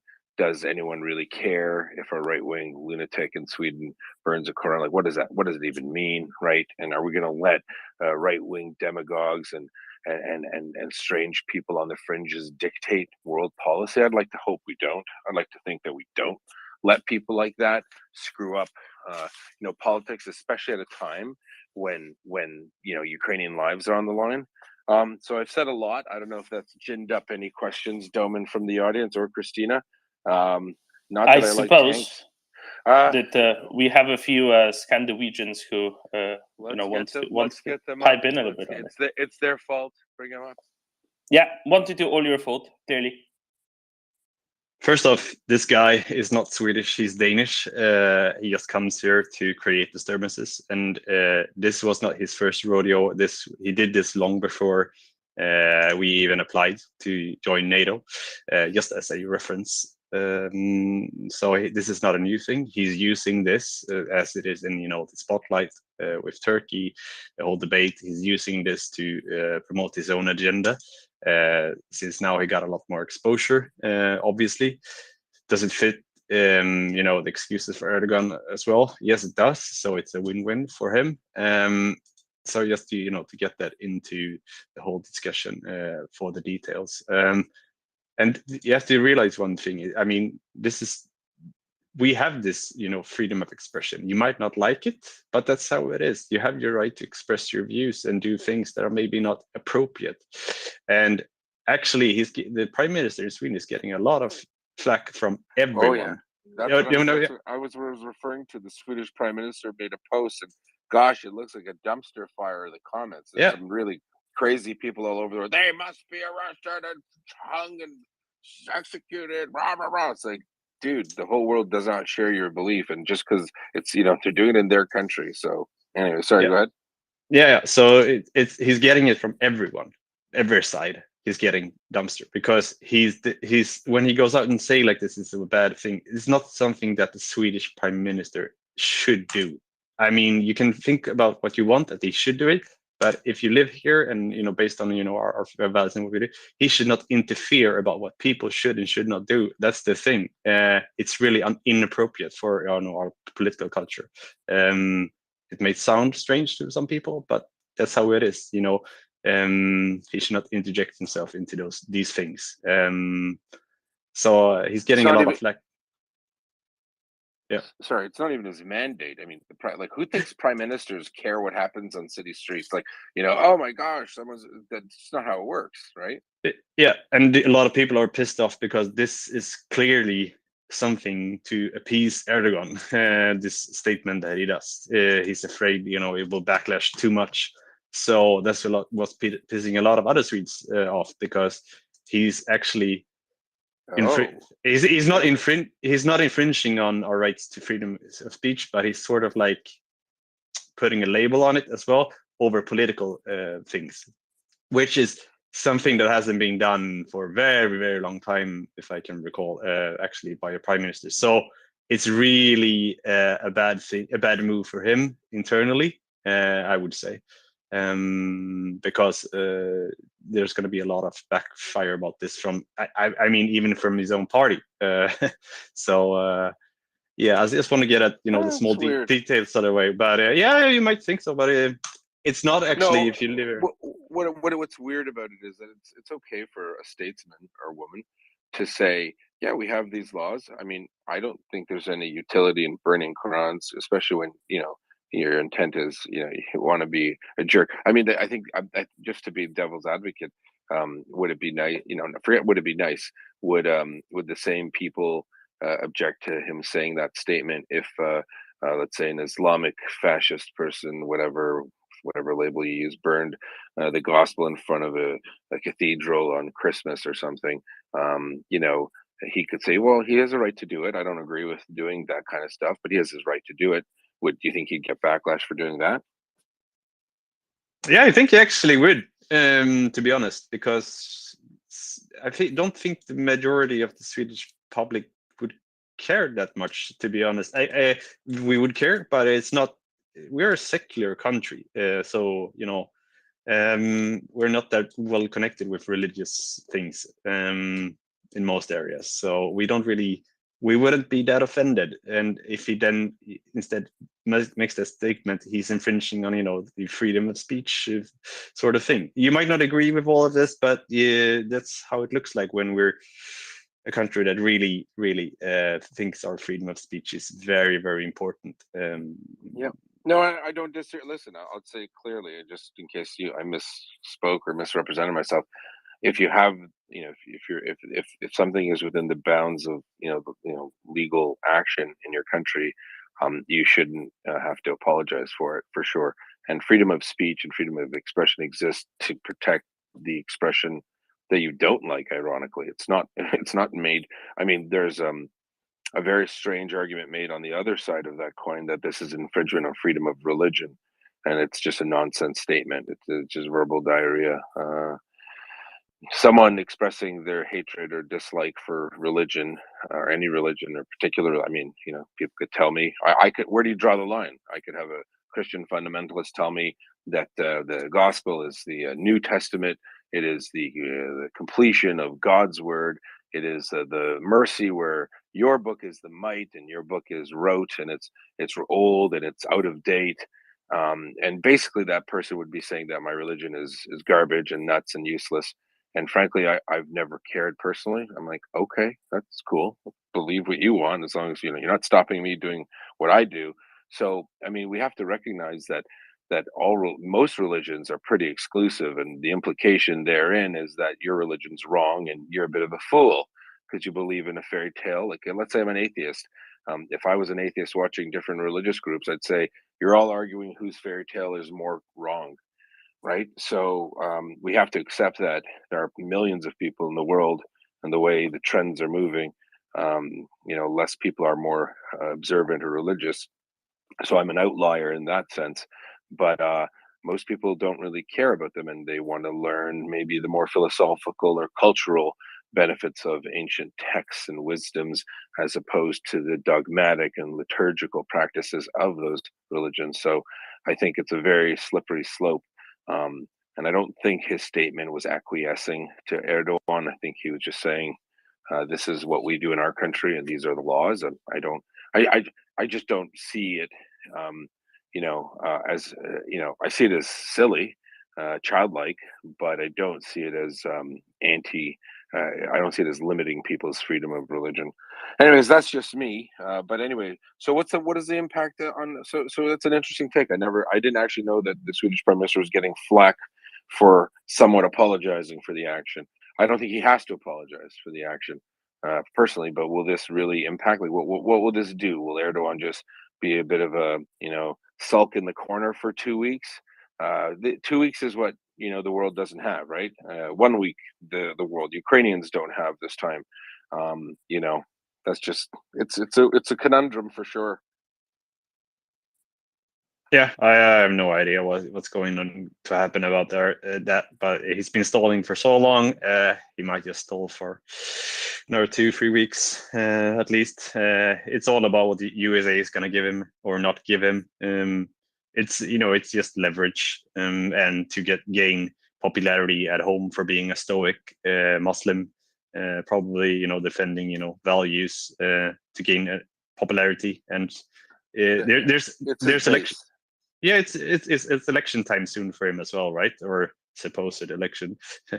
Sorry, and he will use that to his advantage to get his numbers up and get support, rally people. It rallies them somewhat. So yeah, I just want to say something for everyone in space. I don't maybe agree with what the Paludan did and burn Qurans and all that. I don't think it's respectful. I don't agree with the action.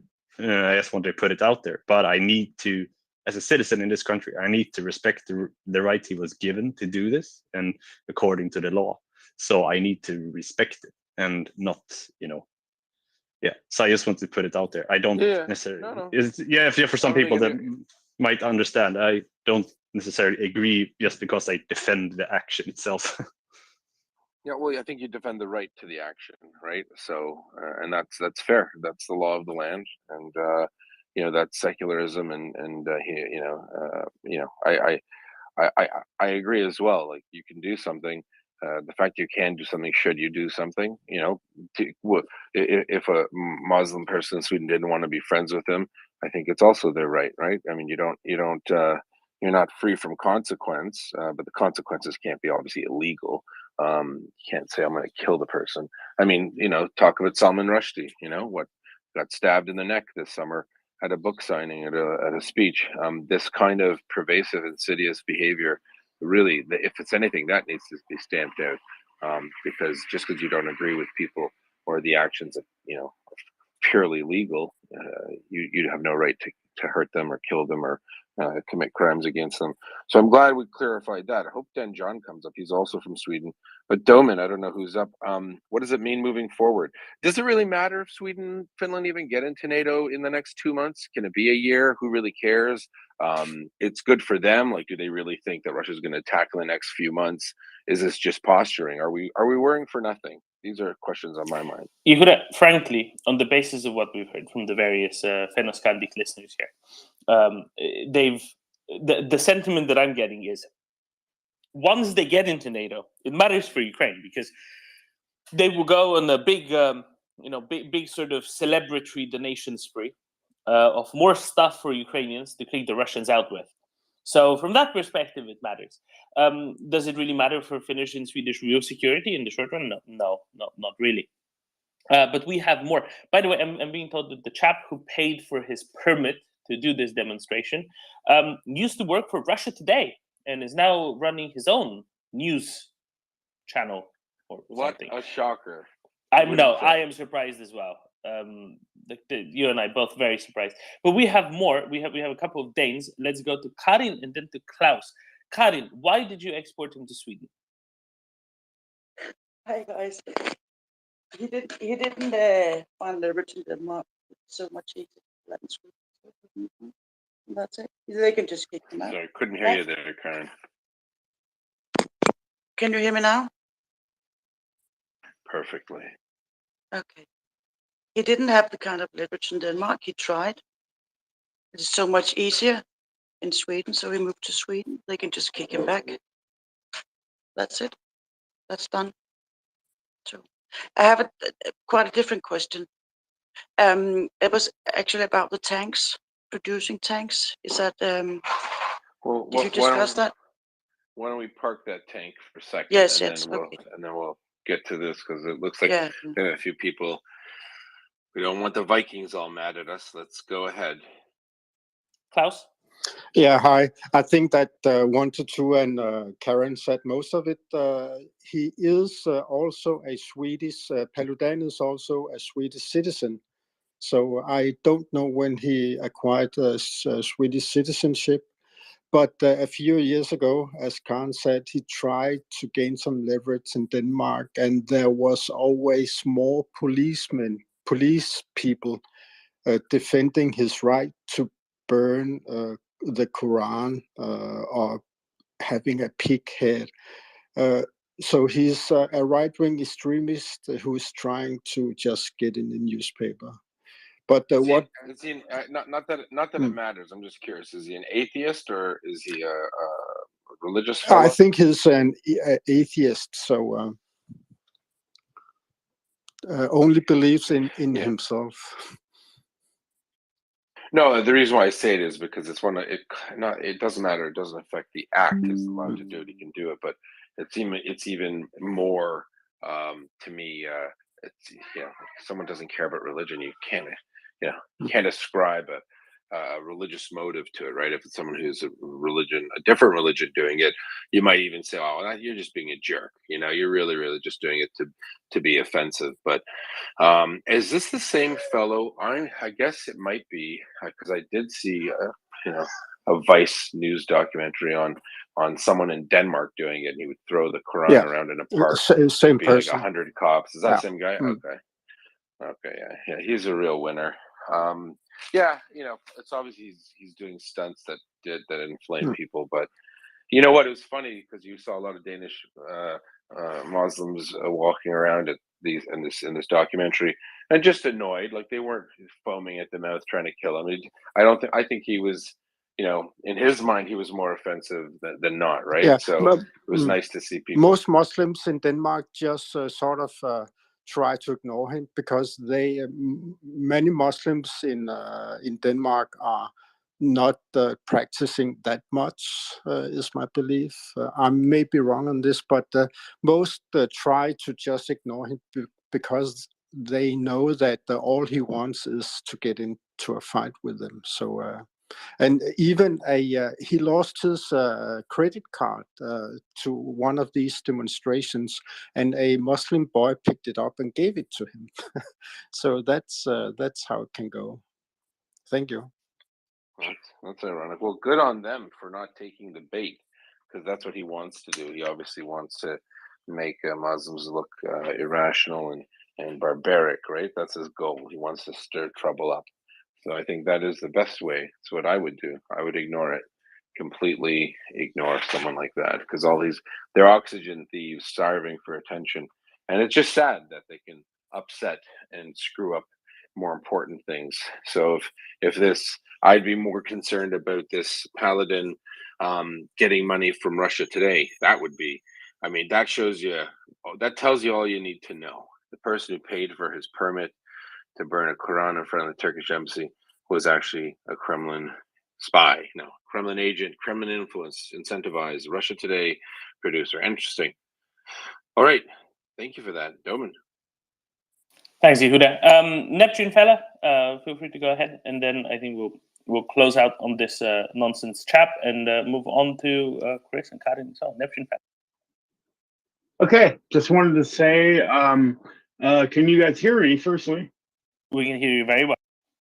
Okay, I just wanted to comment on the Golan Heights. I think that's something that everybody should study. You should go back and research that immediately if you don't know anything about it. The tank battles that happened there are legendary. They're carved in stone, so to speak, and everybody should immediately learn all about the Golan Heights and the Israelis, because what they did there was absolutely amazing.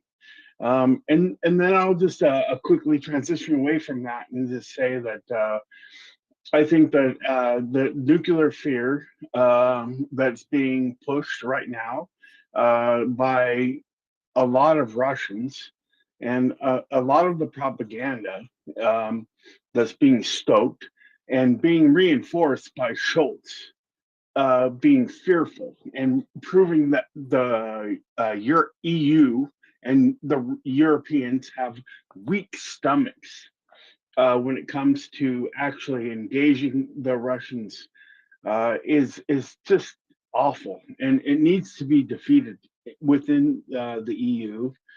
I'm an American. I'm an older guy. I lived in. I didn't serve in the military, but I was an army brat. I lived in Germany during the Cold War. I lived in Germany. My father was served with an engineer battalion, the 12th Engineer Battalion, attached to the 8th Infantry Division. I grew up on a small military base in Germany, in a town called Dexheim. And you can Google that and you will immediately see the 12th Engineer Battalion that was attached there. That was the base that I grew up on as a kid. And I played football on that field, American football, of course. And we used to, That's the only kind. I'm sorry?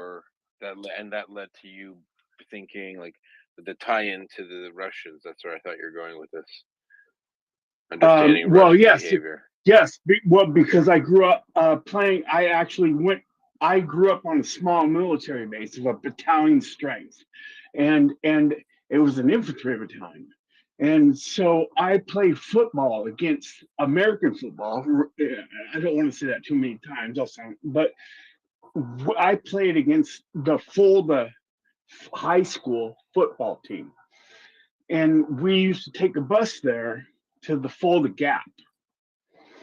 And we were always, every time that I went there, we stayed in their gymnasium, their gym that they had there. And it was always, we were always kind of like a little bit afraid because we knew that the air cav, the 1st Cavalry Division was there. They were the ones that were going to be the first that were going to meet the Russian smash of across to fold the gap. And their life expectancy was, it was actually back in those days, they said your life expectancy as an air cavalryman was like less than a few minutes. And as you say, these are lessons from history that we need to very much keep abreast. You're quite right. Both the plan that was made there, as well as those of the Golan Heights, absolutely could not agree more. Thank you, Neptune fella. An excellent reception under the sea. Sorry. Yes, he's got great reception. So someone tagged a post about my comments about the book burning and then made a good point. And I don't even think he made it as well as he could have. He said Erdogan was sending more stuff than Germany was, comparing 5,000 helmets. There's actually a lot more that Turkey did that'll come out after the war, even before other countries acted, even before Americans acted, which I'm not going to get into. But a lot of people might say that, look, Turkey has a lot to gain by Russia being completely degraded in the Black Sea specifically. So it's hard. I think, hold on, I hope you don't mind. Your name is SB. You did tweet at me about it.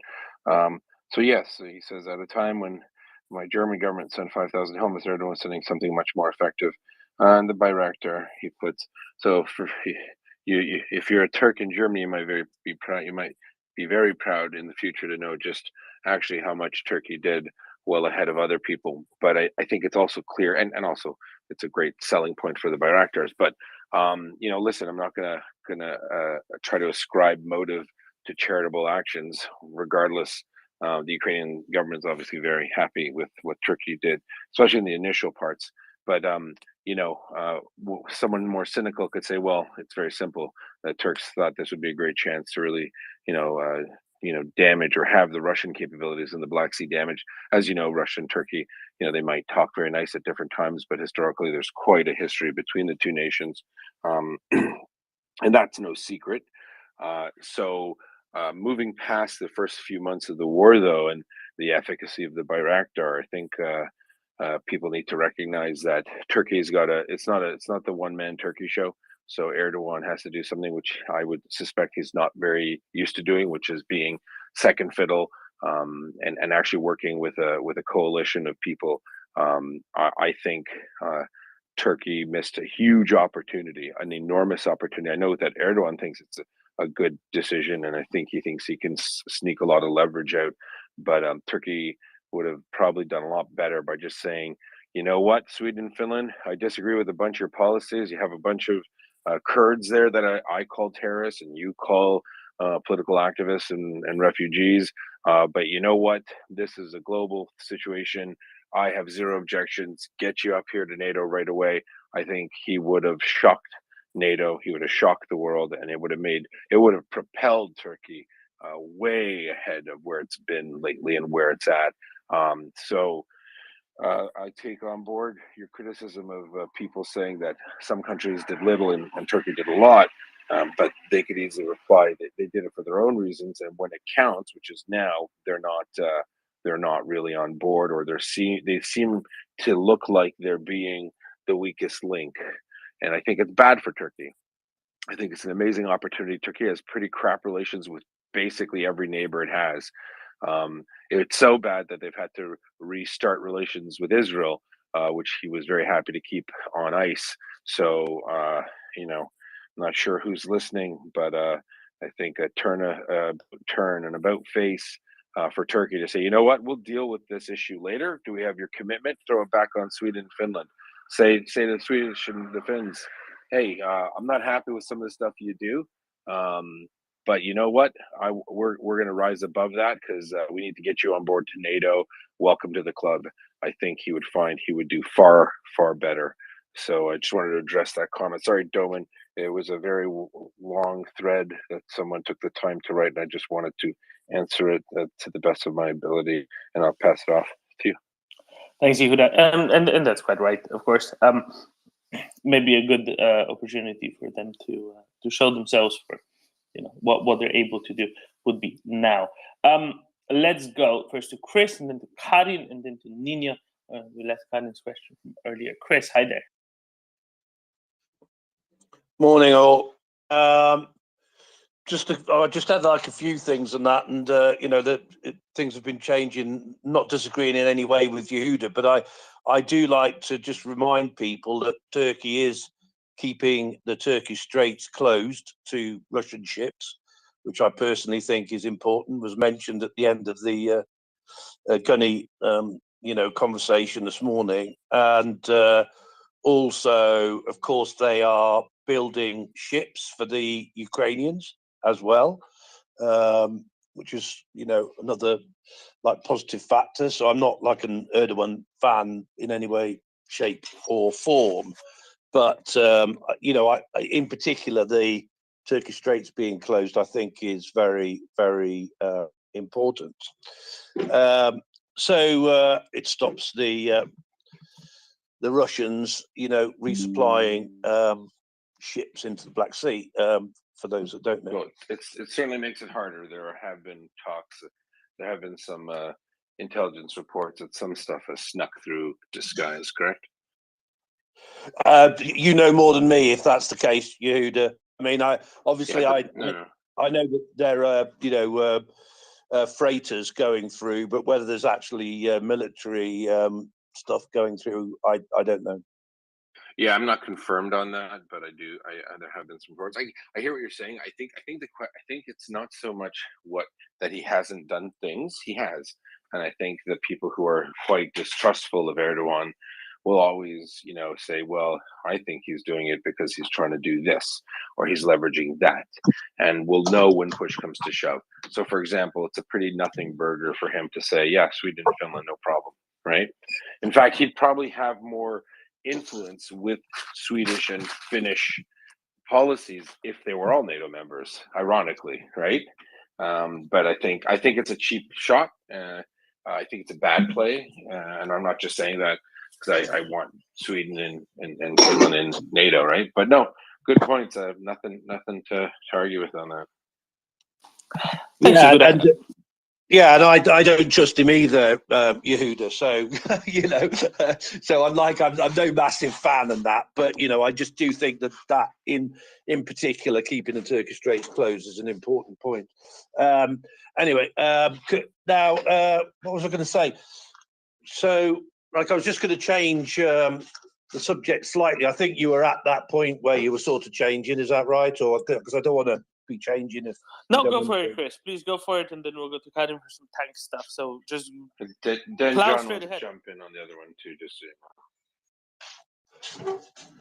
Yeah. So, well, look. So there was just a couple of things really that may or may not want to be discussed now. But I was just, I was actually just like, I wasn't saying anything against it, right? But that it was false. But I was just trying to search for confirmation of the Storm Shadow missile release. So I'm happy to believe what's being said, but I just haven't seen any confirmation of that in anything that's been released by the British government. So I just wondered if anybody could point me to where it actually says that Storm Shadows have been released. So as far as you're concerned, it's confirmed? There is nothing publicly, officially stated by the British government that confirms their release. Oh, well, that's what I thought, right? Yeah. Okay. So we're speculating that they're being released, are we? I'm not. Oh, okay. All right. It just sounded like earlier on, I was like, hearing this conversation about Storm Shadows and that, I thought people were like basically saying, oh yeah, they've been released and that. The Brimstones definitely have been released, right? But the Storm Shadows, that's still to be confirmed, correct? Exactly. It's a maybe. It's a reasonable maybe. Okay, cool. All right. Okay, that's fine. So, but I was just sort of like, thought it was sort of interesting. While I was just trying to track down some sources on that, and while I was doing that, I just came across the fact that way over in the east of Russia, the UK is signing agreements with Japan, and the UK and the Australians are conducting paratrooper exercises over there with Japan as well. So since there's a Japan, Russia conflict of sorts, if you like, still underway, I just thought that was interesting. So that was one subject, and then the other subject was that there was a discussion late last night when the Americans were on, and that it just seems to me that there's actually a big movement over there to free the Abrams. And I don't know whether you want to go down that track or not, but I just noted that, and I noticed that actually, a lot of Republicans, which I personally had written off, are being very supportive. Like Dan Crenshaw and Lindsey Graham and people like that. And I was thinking, oh, this is interesting. Maybe they will actually free the Abrams. So there was a few other things, but I'll just leave it at that, in case you want to go some different direction. Thank you, Chris. Yeah, I'm sure that we're going to start talking about those Abrams at some point, undoubtedly. Maybe when we get some more of the American tankers up, because a whole lot about the Abrams is about the supply train, right? And what the capacities of that are. Now, let's go to Karin, and then after Karin, we'll go to Nina, then John, to G, and Michelle. Karin. Hi, guys. Can you hear me? We can hear you just fine. You said something about tanks, right? Yeah, I did. I was just wondering, first a quick question. The South Korean tank, is that the one that's called K2? Yes. Does it have, is it a good tank? It plays K-pop. It's a lot better than any of the Soviet designs, right? There's a question of whether it's quite up to the standard of the most modern of currently produced Leopards or Abrams, which it isn't. But for something that's produced in large quantities, it's still, it's just as good as any of the slightly older vintage Leopards, for example. That's probably the best comparison. Maybe a Leopard 5 or 4 or some such. Okay. Was it Poland who was buying K2 tanks from South Korea? Yes. Okay, so my train of thought is,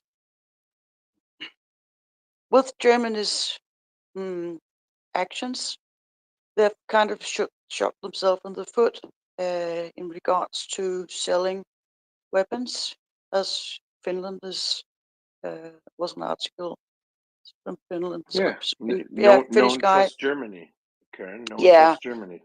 Yeah. So my train of thought is, I think I'm probably overinterpreting, but Germany is kind of the same situation as Russia now, aren't they? Do we want to buy weapons from them? No, probably not. So if Europe, which has not that much weapon because they were sleeping, are going to fill up their stocks and have weaponry. If they're not buying from Rheinmetall or Germany, they'll probably buy from, South Korea. What I was just thinking. What does that? How does that change the picture? Do you get my chain of thought, or is it? I get it. I don't know if you want me to address it, Dermot. Yeah, feel free. Yeah, I mean, so it's how does it change the picture? So the question is, what does the picture mean, right? So I think I know, I think you have to think people who want to, absorb, if you're absorbing this question, it becomes a question of what does it mean for German industry and German reliability moving forward? Do you think a lot of these countries are very happy to have, first of all, there's already a bad taste in European countries' mouths about Germany with regard to the energy situation. Why did you screwed us all summer because we couldn't do what we wanted to do because you have so much energy, buy-in with Russia, right? So strike one, Germany. Now we want to move this and that type of weapon. Okay, we want.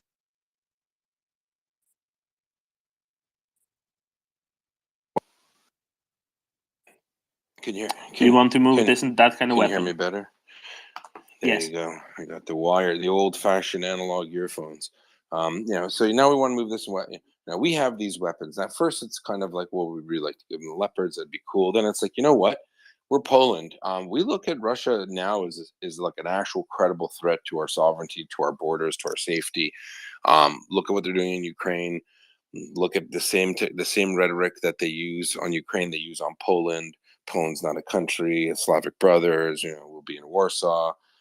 Frankly, now we're getting scared.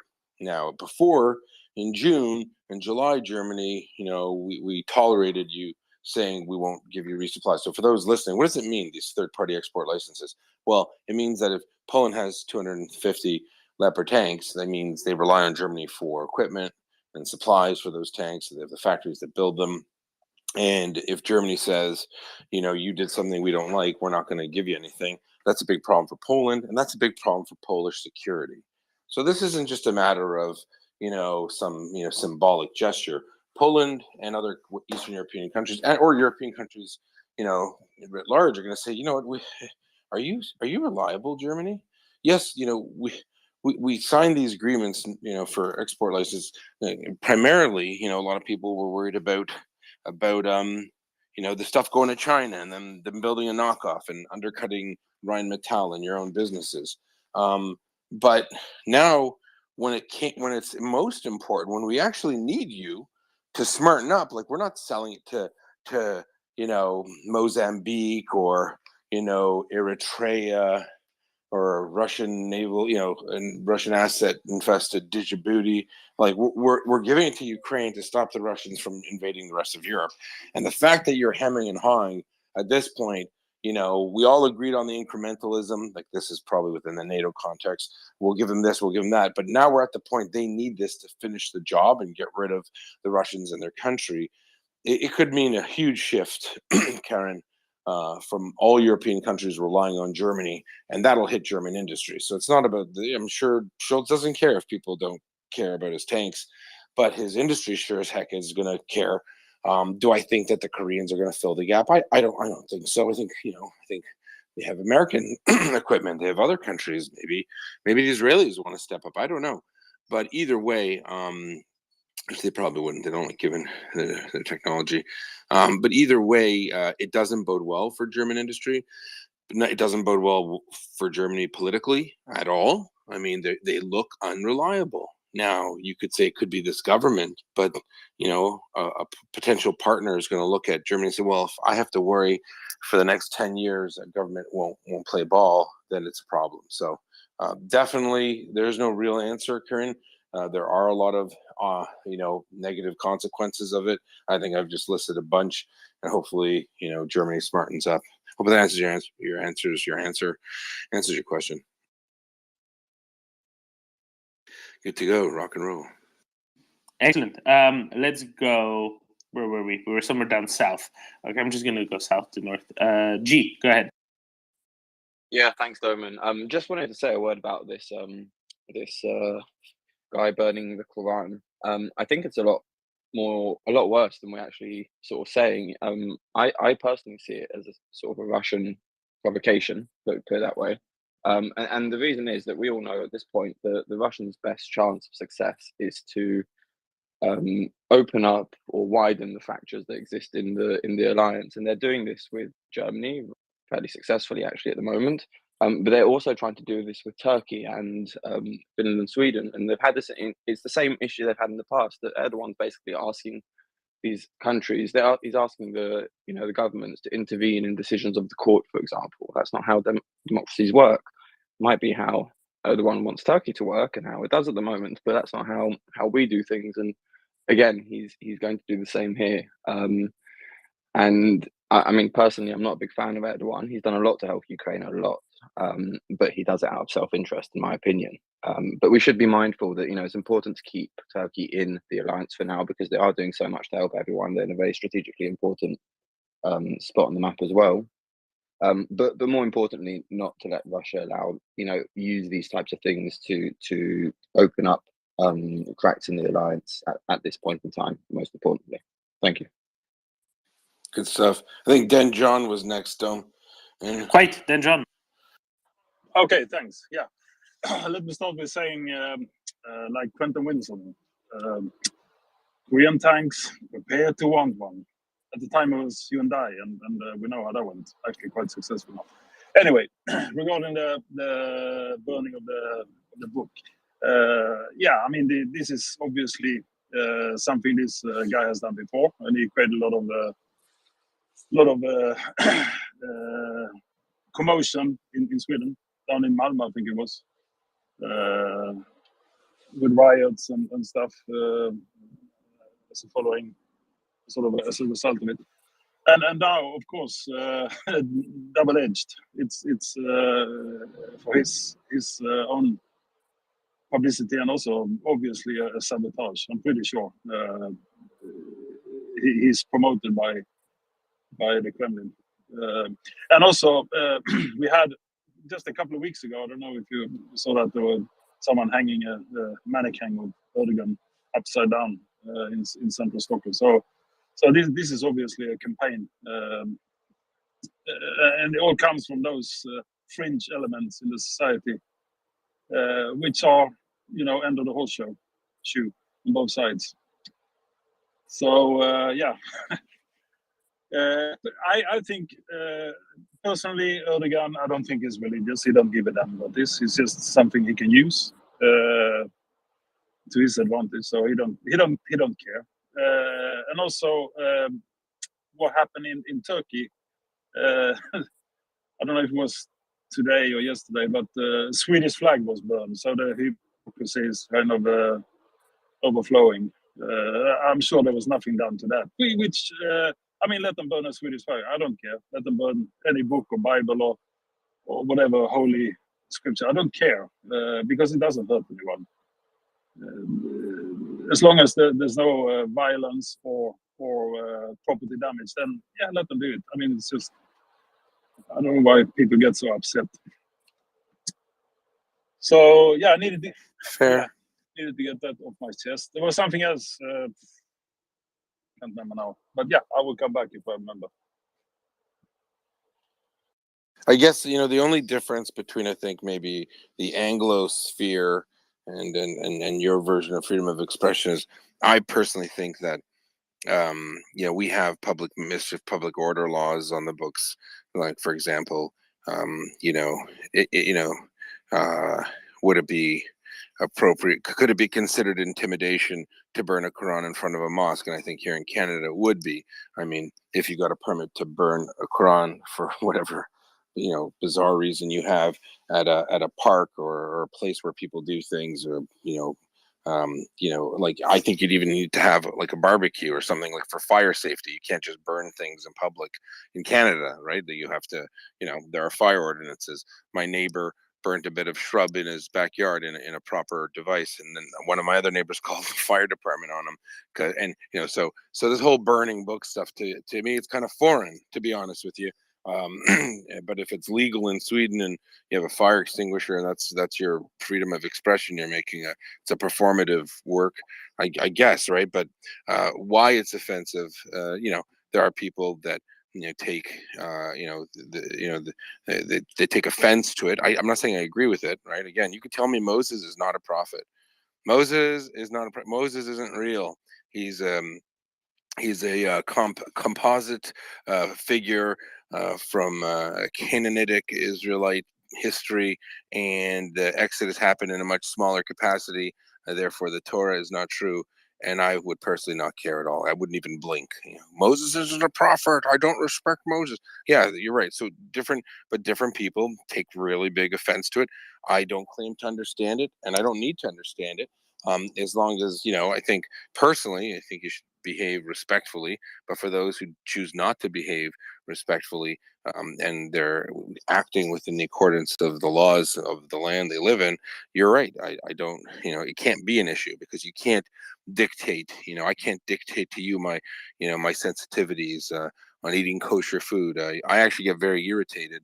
And when people who don't know me so well will say, "Oh, do you mind if I eat this in front of you? It's got bacon in it." I don't care. I'm not eating it, right? So it's bizarre to me. I'm not offended by bacon or pork. Can I put pork on your face.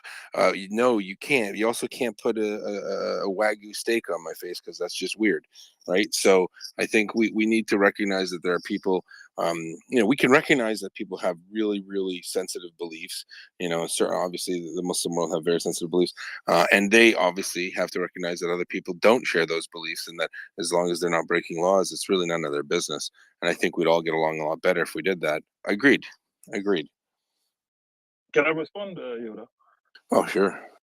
Yeah. So I mean, I also, I agree to everything you say, and I think it was 1 to 2 before said he also didn't really care, but also he didn't approve of this. I don't think it's a good thing to do, but I see it as not harmful. I detest that guy really, and honestly, now I see we have other Swedes. It's excellent because I want to make one comment. I wish we had Carl Hamilton. Walking our streets. The Swedes will not understand what I'm talking about. Then this problem will go away. But anyway, the problem is that if you start saying that you can't burn that book, then someone comes with Astrid Lindgren, Pippi Longstocking book and starts burning, and then what? Because that's going to offend some people. It's like you understand what I mean. But I understand the significance for religious people. So I absolutely don't agree of him doing that. But it's tricky in our society to stop it because it would open a floodgate. No, I agree. And what's good for the goose is good for the gander. Look, we all have religious sensitivities. There are groups of people in the United States that buy Torah scrolls, and a Torah scroll to an observant Jew is a special thing. And they buy these Torah scrolls and then they use them in churches. And there's some Jewish people, will tell you, they get very offended. They're like, well, but we can't do anything about it because they bought something, they're using it. Not for its intended use, we would argue, but it's actually quite offensive. Again, though, I think people need to, in that regard, stay in their lane. If it's not yours, you don't have, an infinite right to how other people express themselves. And I think that is a hallmark of democracy and freedom of expression. And I think I've beaten that one to death. So yeah, Doman, I'm not sure. Just one last thing. You could actually say that it's a test from the devil, right? There you go. If you can withstand it, then you pass the test. If you can't, then you didn't pass the test. So.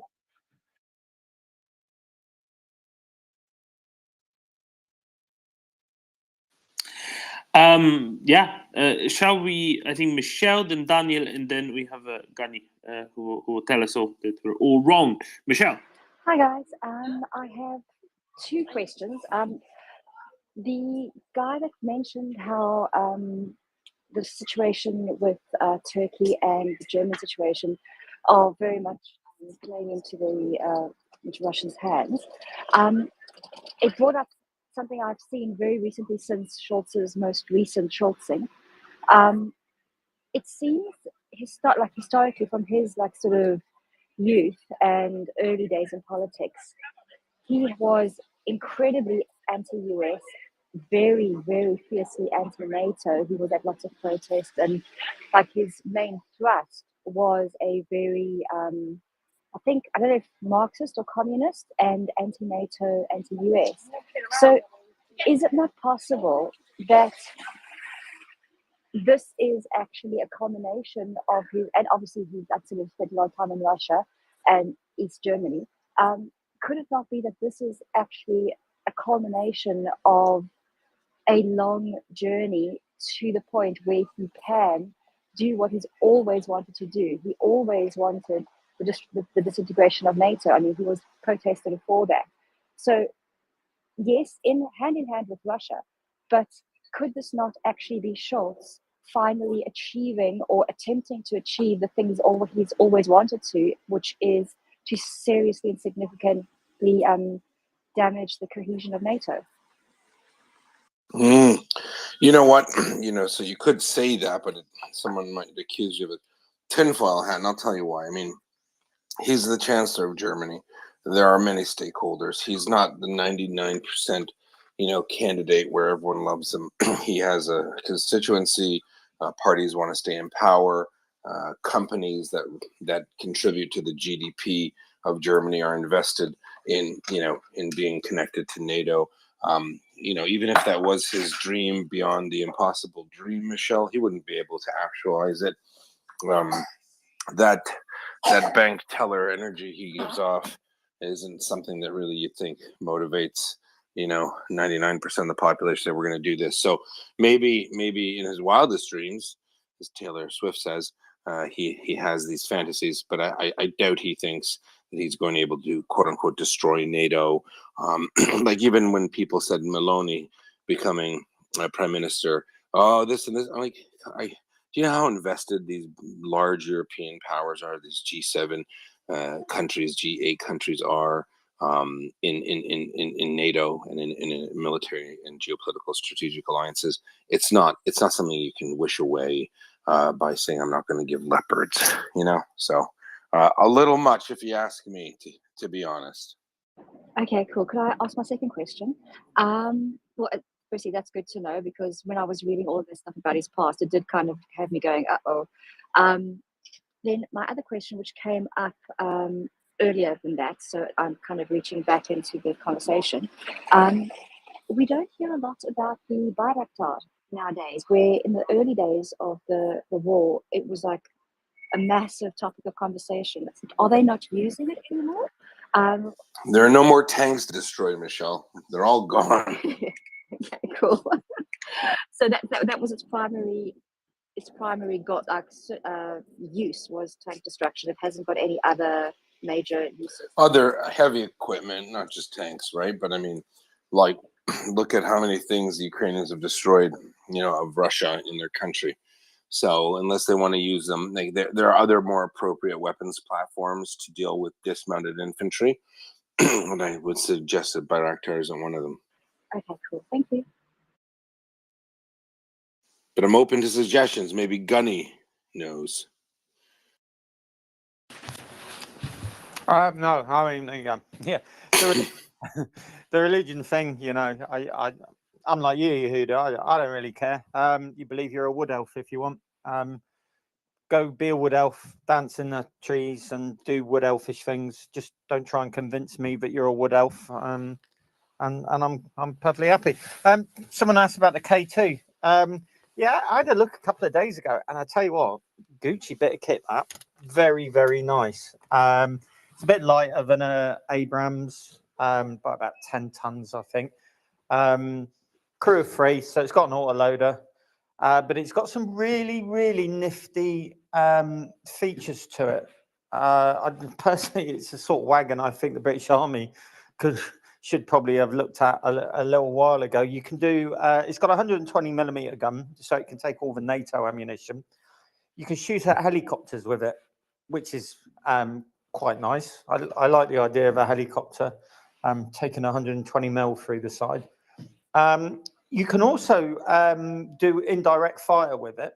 It's got a round called K-Stam, which is one of these self-forging top attack things. So you can, for instance, you can fire it over a hill, and this main gun round will deploy a parachute, and the sensors will kick in, and it will scan an area, identify a target, and then go at it. And it uses something called a self-forging projectile tantalum, I think they use, bizarrely. And it will go through the top of tank turrets and through the engine decking and things like that. That's pretty good, actually, because it means you can fire over hills and things. It's well, just for clarity, Gunny, you can technically use a tank. It's very hard to use it for indirect fire. I have heard it being done before, but that what you just said to me is crazy talk. I almost want to look it up because I don't believe it. A deployable parachute, and then it recalibrates, and wow. Yeah, because as you know, the problem with a tank gun is you haven't got much elevation on the gun, and it's a very flat trajectory because it's a very fast round. So yeah, what you can do, it's not like a howitzer. You can't lob rounds. So this, yeah, a parachute pops out, the round slows down, goes nose down attitude. The sensor kicks in. It starts scanning rapidly, looking for targets. Doesn't that wouldn't that make it a direct fire at that point? Like, I mean, Wow. It's indirectly direct. Yeah. But it's, if you think that's good, because it's got the full, it basically it's data link, so it's got you can network it to other vehicles, and it looks like you've got the capability to give the gunner targets over a data link, and even allow the vehicle to go into auto and slew onto the bearing, and probably commence engagement that way as well. It's one of these network centric things that it's supposedly got. So what are the drawbacks of the K-pop? I mean, looking at it, I don't think the armor's as good. The producer touts it as being 120 millimeter impervious to the front.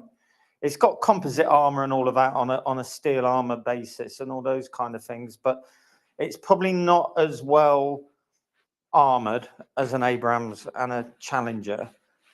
But it's got active and passive protection against anti-tank guided weapons. So it's got the hard kill thing. I don't know if it's I can't remember what the Israeli one is called that really kicks up. Not trophy, is it? It's it's trophy. Arena trophy. Something like that. Anyway, so it's got soft kill, hard kill. I think it's trophy. Yeah. There are some suggestions that in an emergency you can control it from one position, probably the TC's position. You know one big drawback I see? It's not intuitive. Made in Korea. No, seriously. Think about it. China, North Korea, a country far away from most of its big allies. If you had to get into it with someone, you'd think that obviously China's always around being the bad guy, interdicting shipments, not being able to ship spare parts, technicians, unless they were to go ahead and make factories in the States or somewhere. You know what I'm trying to say? Like, the idea is like, if we're worried about Germany not giving things, and they're in the middle of Europe and they're afraid of Russia. Can you imagine South Korea? I don't know. Maybe I know nothing about procurement, so maybe it's standard practice to just open up satellite factories in other countries. I'm not sure. Yeah, I would have thought that they'd be quite open in bulk purchase for your spares to be produced locally. I can't imagine that would be a real issue with it. I mean, it's some of the features. It's got you can adjust the suspension individually, so you can go hold down much more easy. It's like the old S tank. If you ever seen that, the Swedish S tank, you can do that. The turretless. Yeah, well, it's like that in the suspension. You can tilt the vehicle just using the suspension, so it makes it easier to go kind of hold down or use a shell scrape to present the sort of optimum angle of the hull. It tilts left and right. If a gunner pulls a trigger and the tank detects that it hits an object on the ground just as the gunner pulls the trigger, it will delay the shot and then it will relay the gun automatically, and then it will get a round off that way. So it will just postpone the engagement until the tank's back level, and then it will conduct the shoot for you. So it looks fabulous bit of kit. I mean, everybody's doing the maker's handbook, don't they? Sounds complicated for my simple brain. Looks like interesting. So you're saying shell scraping like a run-up position, that it makes less work on a run-up position because it can just do this fancy stuff with its suspension. Yeah, so you can adjust the tilt, whether it's back or forwards, left or right, according to your static firing position, if you like. So you can angle the hull a little bit better, because armor's all about angling as much as anything else, isn't it? Well, yeah, and just for the audience, what Gunny is referring to is, I mean, like the implication of what he's saying about the benefits of this type of tank. I'm gonna call it, what is it, a K10? K2. K2. I shouldn't call it K-pop. That's not funny. But it's there have been major tank battles won and lost by what Gunny's referring to. I mean, just use the Middle East as an example. Again, 67, 73. There were in 73 specifically. There were like an entire Syrian tank regiments destroyed because their guns were just pointed just a little too high, and the Israelis purposely situated themselves in a position where they knew that the Russian-made Syrian tanks wouldn't be able to angle down just because of the terrain and this type of, so as you said, angles are so important for tanks. If you can't get your gun facing down, and people ask why not, well, just look at a tank and imagine the turret. It can't just go anywhere at once. So that means if the terrain doesn't favor you, you're not getting it a shot on target. So it looks like this fancy pants Korean tank can do a bunch of wizard-like stuff. Does that sound accurate, Gunny, for the uninitiated in tanks? I have less room in my underpants reading about it, put it that way. It just looks a fabulous bit of kit, to the extent where it will even auto detect an anti-tank guided weapon coming at you, and if it judges it's coming after the turret, it will auto slew the turret so that the front of the turret is facing the weapon, and the front of the turret is the most heavily armored part of the vehicle, as well as the front. So yeah, it looks really good. I don't know how big they are because I've been to South Korea and everyone tends to be little small. So I doubt I'd fit in one, or I'd get in it, but it would probably need to be one-man operation because there'd be no room for anyone else in it. But yeah, it looks a very good solution. I would get shares in South Korean defense industry over the next few years. I think they seem to be cutting edge there.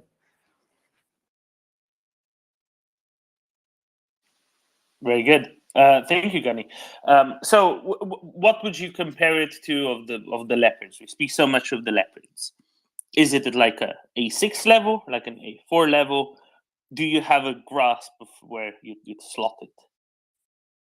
Well, I mean, its primary advantage over the leopard is if you buy it, you can use it.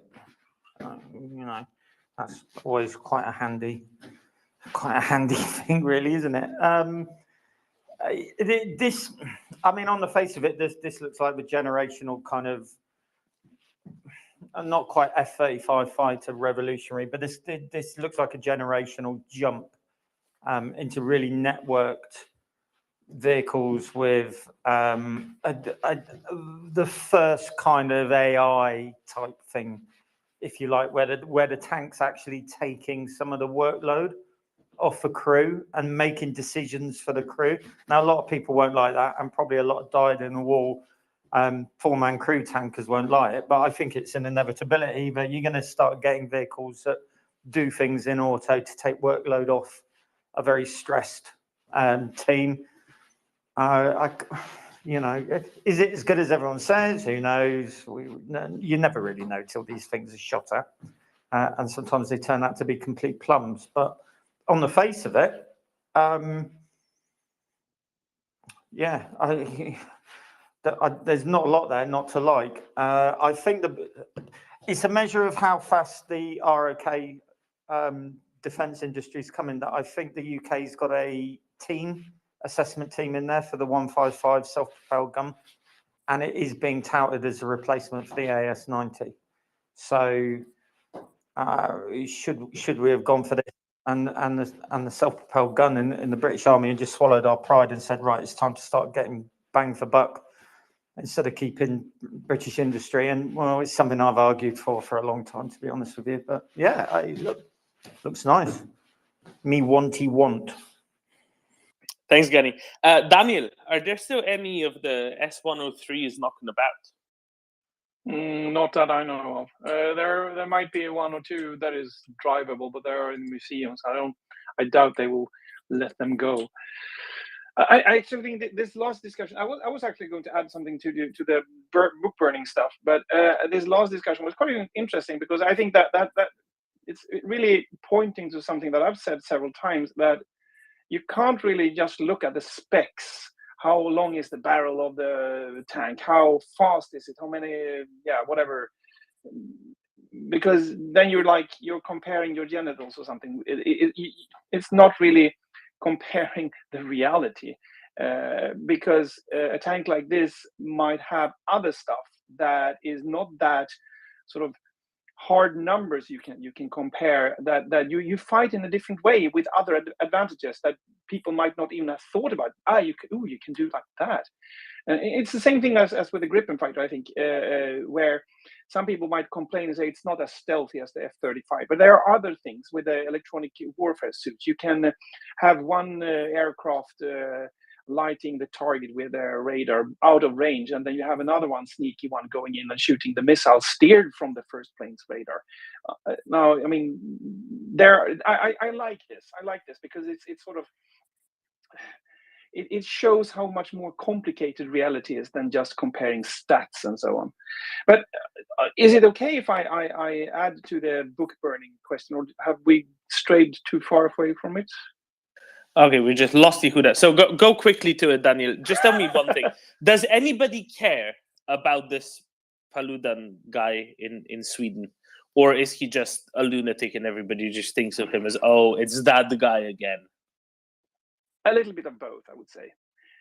There are some minorities that really care. There are some people that is like, oh, now he again. It's bad that he's doing it. I don't like it.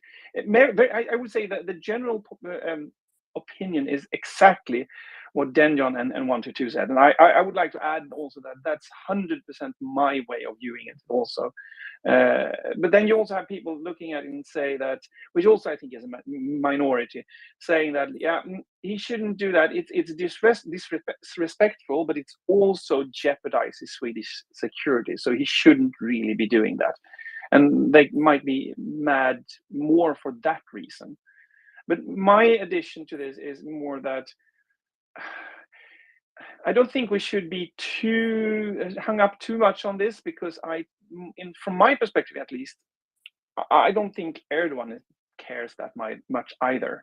He has ulterior motives. He wants to gain something from this.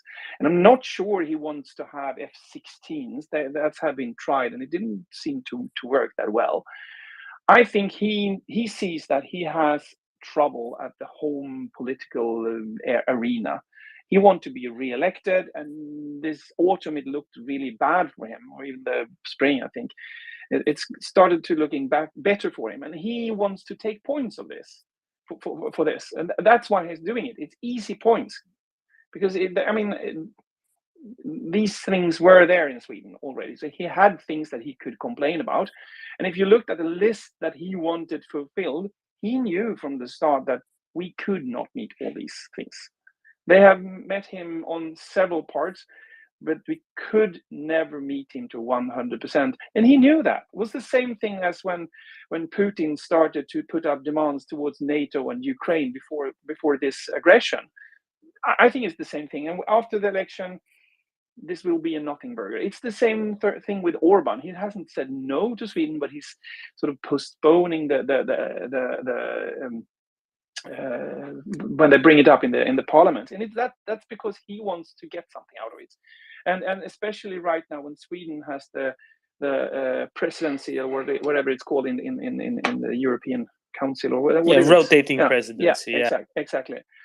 He can get something from Sweden because let's face it, he's not really on the good side of EU either, and he has some problems there. So he will probably come up with something during the coming half year. That's what I expect, at least. So I'm not that worried right now, to be honest. And I think a lot of people thinks the same, actually.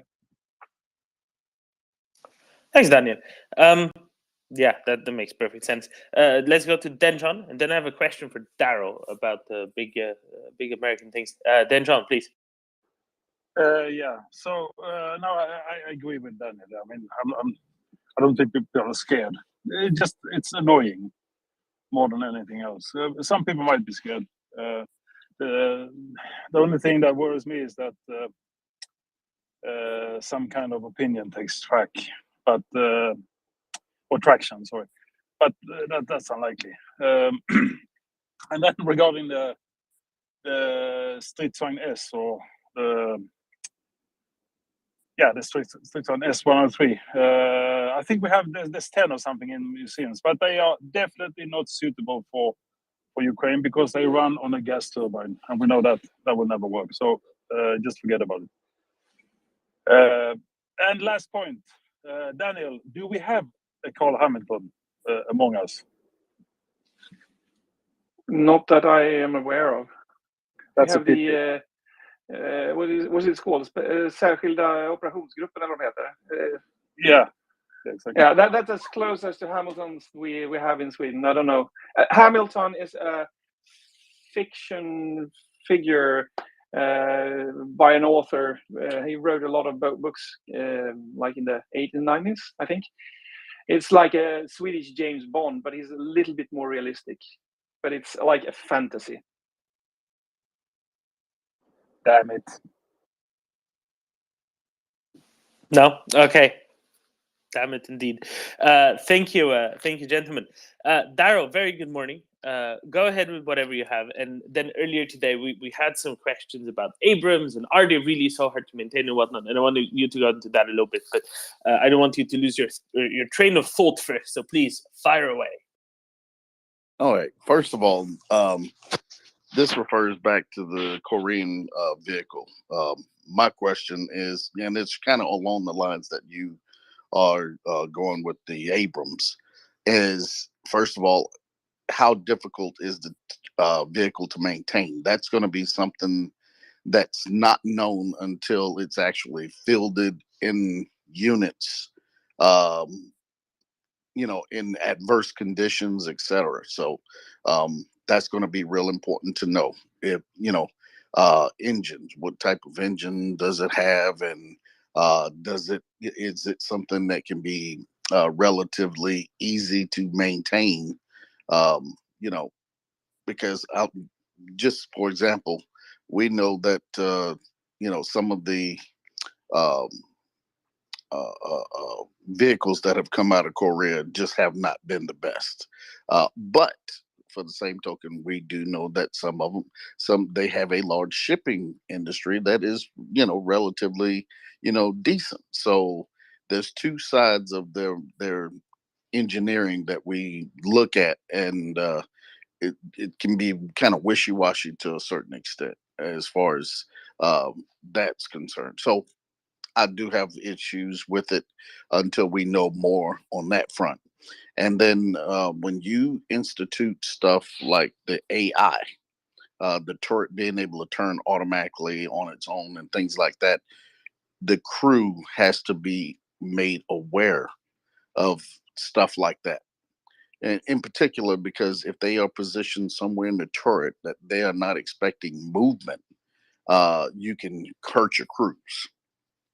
So the crews need to be, made, there need to be like cages or areas that they need to remain clear of, because you could have that inadvertent movement of the turret if it perceives a threat, like you were talking about with the AI system. So those are concerns that have to be, at least brought up, thought out, and people be made aware of when you start talking, automatic movements and things of that nature. In a battlefield situation, yeah, they're going to always be, cognizant of some movement, but there's a little bit of communication between, the gunner and the commander in most cases. But if you have a automatic system, that communication is lost because it takes over on its own. And if everybody's expecting the turn right, 30 degrees target, boom, they're gonna be looking. Everybody's expecting the movement, etc. But if you get a threat from the left and everybody's kind of braced themselves somewhat, for the movements that they're already, got sighted in, it goes back the other way. People can get moved around, and that kind of stuff. Gunny, you know what I'm talking about. If you're on a ship and the ship's rolling, you know that if it's rolled if it's rolled on the stern, you're expecting that backwards movement to the port side, and you kind of brace yourself. Your body gets used to the flow, and you think about that inside of a turret of a tank, and that's the kind of stuff that you're going to be looking for. So those were my concerns.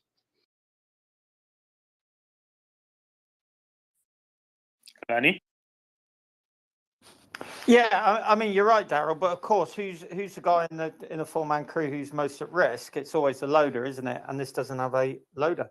Uses a 16-round box mag. That's obviously a problem because you've got to restock it from the other rounds in the hole when you fired them off. But I mean, you know, mate, as long as you're in a turret basket, the gunner and the TC are seated, aren't they?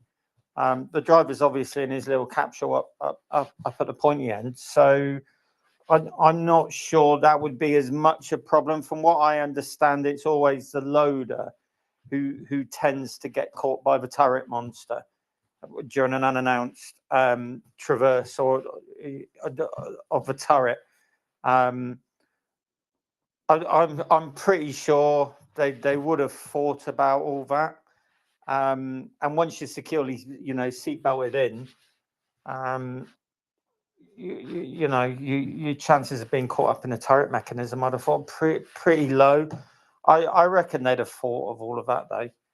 I mean, it sounds like it sounds like there would be a degree of losing control of the vehicle temporarily as it went into its own mode. But mate, Daryl, you just have to face it, mate. We're getting old.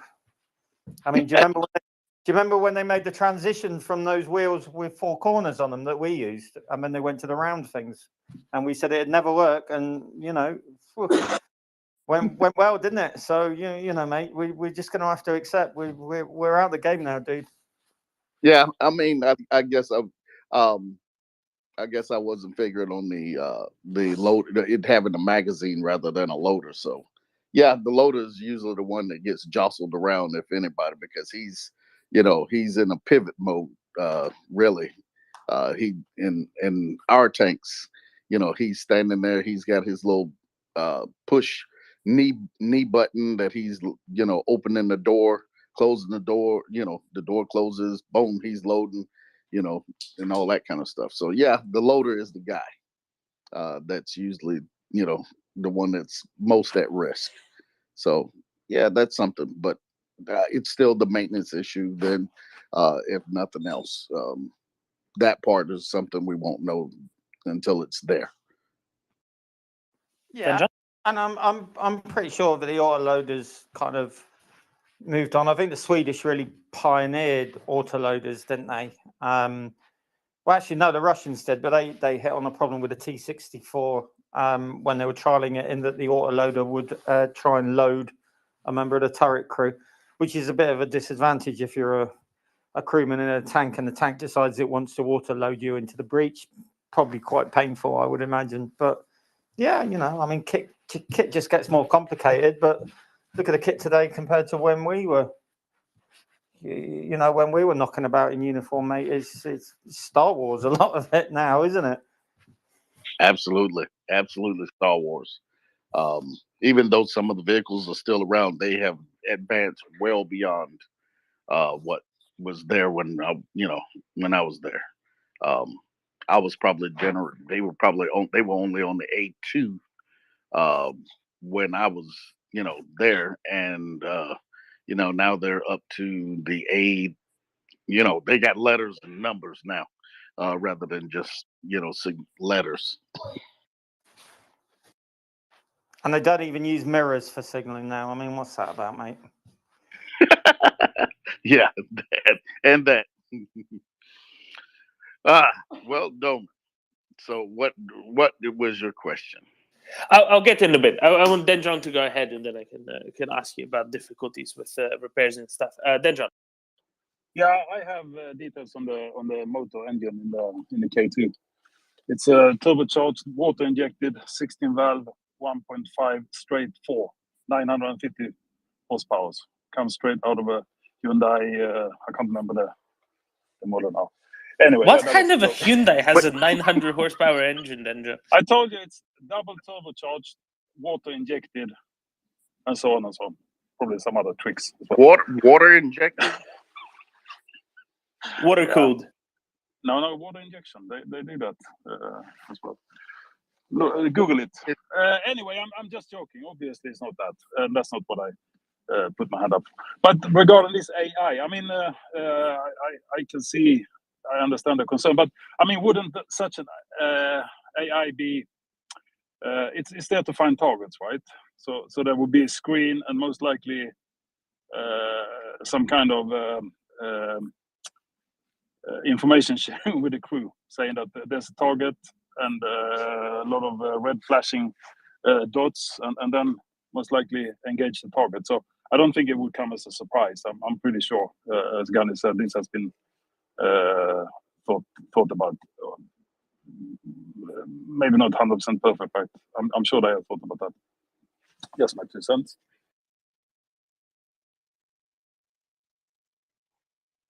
Maybe I'm just thinking about the threats on the battlefield. You can be, you can be looking one way, and if the threat's coming from a totally different and unexpected, and it's unexpected, and the turret turns that way. I'm just wondering about your threat, the target and threat from the other direction, which although it would pick up the missile as more imminent. Um, how imminent? I mean, the round from another tank is not being, is not uh, that may not be picked up as the threat because of a missile. You see what I'm saying? And it won't get you back on target as quickly as it moved to that missile round. It's just one of those things, if you got a target that can hit you and more than likely knock you out, but the missile threat is depending on your armor, it may not take you out. It's 6 1 half dozen of the other. And I'm just wondering if the ability, if the AI is gonna make a bad choice for you. That's all. No, I got it there. I mean, this is software as well. Software is full of bugs. If you want software without bugs, it will never be. The project will never be completed, and it will cost $1 trillion. So there's no such thing as software without bugs. So definitely, yeah. As I said, it's probably not perfect, but they have thought about things. But there could be situations where things go wrong. Yeah, I'm just saying, if it detects, say, an RPG, the RPG may not destroy your tank, but you got a tank that you've already targeted, you're getting ready to hit, and it takes out it wants to defend against the RPG, but you got another tank over there that's lined up on you, lining to sight you in. I would be more worried about that tank, and that AI is just if it's the primary, if it becomes the primary operator, if it perceives a threat, then thinking that the crew does not see it, that choice is taken away to take out the tank, which has more ability to hurt you, and that's just a concern. I'm not saying that that's always going to happen. I'm not going to say that it's not a good thing. It's just a concern.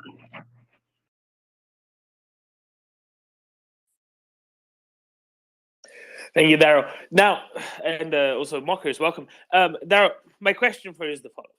There's been a lot of a debate. Is it possible for Abrams to be sustained in Ukraine, for extended operations? And there's people saying, no, this is really hard. Other people say, no, it's fine. It should be all right. What do you think? So you were in a motor pool, right, Daryl? Fixing up Abrams for a while. In various states, in various climates, if I remember correctly. How difficult is it to sustain Abrams operations from just the mechanics point of view there, Daryl? Okay. First of all, my question is, when people bring up difficulties, everything has a degree of difficulty. Whether it be weather, whether it be surface area, whether it be ability with tools, everything has a difficulty. When we talk about the M1, the biggest issue when you start working on M1 is the heat, of course, because you can't just have a down tank, run up to it, and want to work on it. That thing has a lot of heat. You're talking, 1,500 degrees. That engine running at, and the exhaust coming out at about 1,100. So you typically have a cool down period, if you got to work on the engine itself, or in the engine transmission area. Okay, you got that amount of heat built up in the engine bay. So that's one thing. But to say take off the deck and access, say, the starter, the hydraulic pumps, things of that nature, it's not very hard. You pull that deck plate, boom, you got everything right in your view. Some things you don't even have to move deck plates off to get to. So those ease of maintenance generally is not a big factor in it. The M88, the Hercules, it has the necessary slings, what have you, to do all this. That's what it was designed for tank maintenance. And so you have all of these things there. As far as the computers and whatnot on the inside, you have a little computer box that you hook in, and it tells you exactly what's wrong with it. So just like your EBD connections in your cars, you have a computer that can really lay out what's wrong with the vehicle for you. And so you can go in, it tells you, you get the replacement piece, and you can just install it, because you're not going in and replacing, circuit boards. That's done at a different maintenance level, primarily, generally. But with the Ukrainians, if they need to, they could. That's just I'm just saying that's the skill level they have. We don't necessarily allow our frontline mechanics to do a lot of that kind of stuff, because they're afraid of that 18-year-old getting there and monkeying something up, because he doesn't necessarily have the knowledge that he would need. But I'm not afraid of that for the Ukrainians. Okay. They just have a certain level of education that is that it is more trusting. We are, some of our 18-year-olds, they go in and they got into the mechanical field because they had some skills, but that doesn't mean that they were always savvy of the electronics. There you go. But I would say that the difficulty in maintaining one is no difficult than any other tank. There is one of the competing tanks that I would have a concern about, because they say that you have to remove the turret to access the engine. That, to me, is more of a problem than the M1 would present, because how do you set the turret on the ground if you have to maintain it? How do you set? Then you have to access the engine. That, to me, would be more of a problem than the issues that you would find with the M1. That's just everybody keeps talking about problems with the M1, logistics, blah blah blah, parts, etc. And I've said this more than once. If it's that much of a problem, why have we used it since the 70s as our main battle tank? Answer me that, if it's that much of a problem.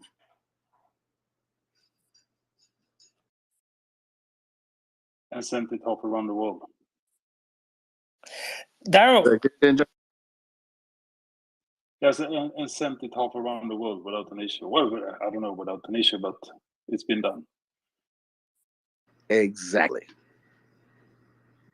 Daryl, question from Gunny. What went wrong most of the time? Was it to do with the power pack or some other stuff? What were the big problems that you had to address most regularly? Not necessarily big problems, just the most regular problem. Starters, hydraulic pumps, just like most equipment anywhere. Starters, hydraulic pumps, and then you may have to change out the fuel nozzles if you got a bad fuel nozzle. Again, that's on the top of the that's on the top of the power assembly. Now if you're having control issues, that's a different thing. And of course, it's easy to pull it out, swap it, and put it back in. If you're having controller issues with the power turbine adjustments on the where the power turbine area is, where it controls the airflow, which basically kind of controls the power that goes in. So thanks, Daryl. So in other words, as far as you see it, it's hard but doable. Is that the best way to put it? It's manageable, but especially since you wouldn't have a force of many thousands there. It's manageable. Again, the one thing that they don't talk about is when they say problems, they never enumerate problems with the M1. If they can actually kind of give out the information on why that there is a problem, then it may be more for folks like me that are saying they're full of crap. Tell me what these problems are. Enumerate them. Don't just say, "Oh, it's problems, logistics, blah blah blah." No. Enumerate it, because if you can enumerate it and say what the issue is, then your argument is more believable. But for somebody to stand up and say, "Oh, here's a picture of the engine outside of the tank and the transmission separated," and the mechanics say it's hard to do. Again, grease monkeys love working on crap. Okay? Yeah, it's a different type of grease monkey because it's a jet engine. I mean, it's a turbine engine. I don't know anybody, and it's probably less grease and oil working with this engine than it is on any diesel, gasoline engine. That you don't have all of that. You have an oil, it's an orange colored oil that they use. It's an aircraft oil in it, and there's not a whole lot of it streaming around a engine. Okay, it's not like you got to get into the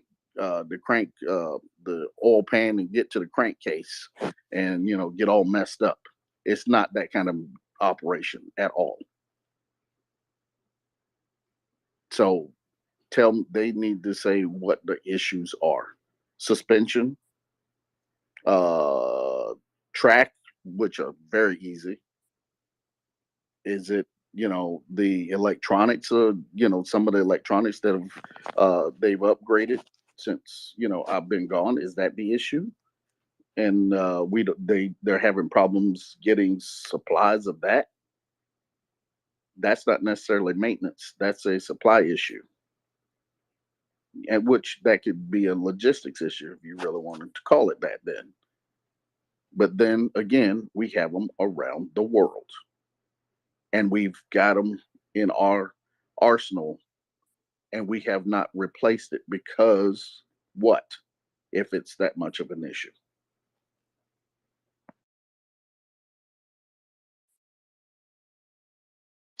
There we go. Thank you, Darren.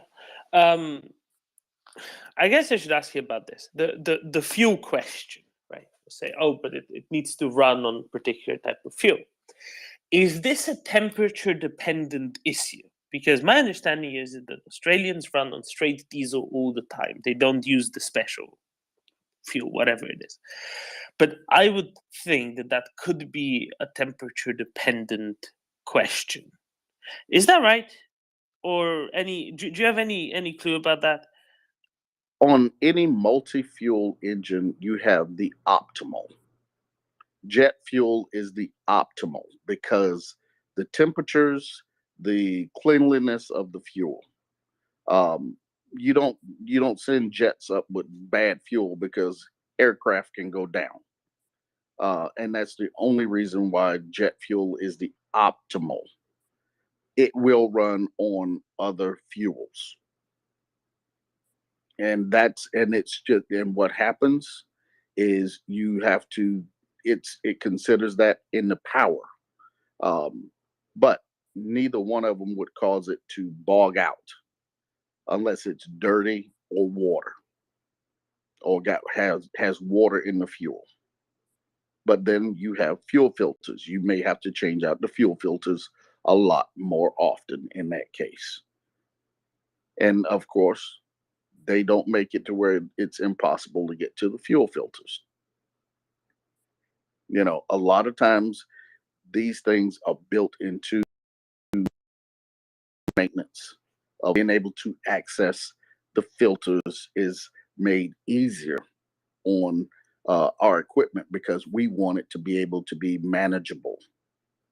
When we think about, building things, we also build in the ease of the maintenance because you don't want something that's too hard to maintain, especially on the battlefield. If I need to go in and replace a filter because we got bad fuel, I shouldn't have to take the tank apart to do that. I need to be able to lift up a deck plate, reach down, open up the canister assembly, change out the filters, put it back together, and we go.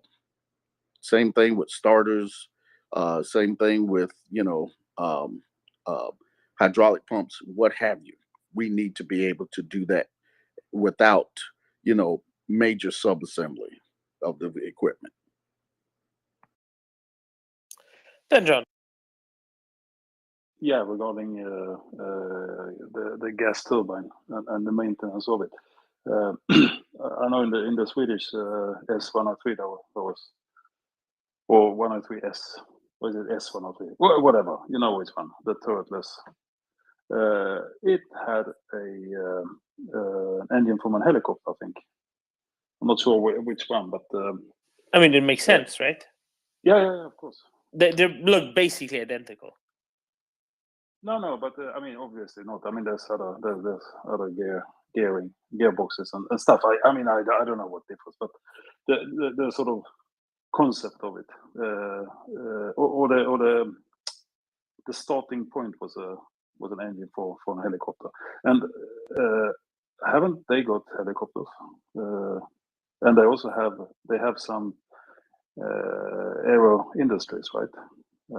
So I mean, the skills are there for sure. The skills are there to do this. So that cannot be the reason. Maybe it's the fuel consumption, but well, here's something that happened after I got out. They put an APU unit on it. It has an auxiliary power unit. That auxiliary power unit allows it to shut the engine down and the turret and all the electronics remain operable.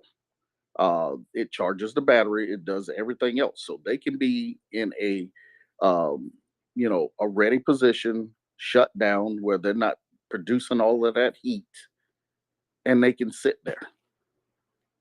The APU unit is there to make sure it's operating. It's ready to roll. If they need to fire it up, you hit you blow out the engine, you hit the start button, and once that turbine burn cycle starts, hey, you ready to ride. And that doesn't take very long at all. It's running in 10 seconds or something like that. and there's no warm-up period like you would for a diesel engine. You know, you don't want to take a diesel engine, go from cold to running. You want to warm those up. That turbine engine, you don't have that issue. Once you fire it up and that burn process starts, you ready to ride. And like you said, it has that turbine side. The size of that turbine is like a helicopter engine. And the way it connects into the transmission is through the power turbine shaft, which goes to a planetary gear into the transmission. That's how this one is hooked in.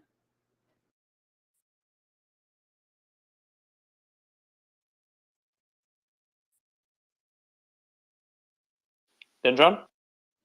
Yeah, a question on that. I can't believe I'm able to talk tanks, but yeah, there we go. So on the 103, the Swedish one, so it has two engines. The main engine is of course the turbine, but it also had I don't know if it was a V8 or 6-cylinder diesel, as you described for the auxiliary and the engine for the Abrams.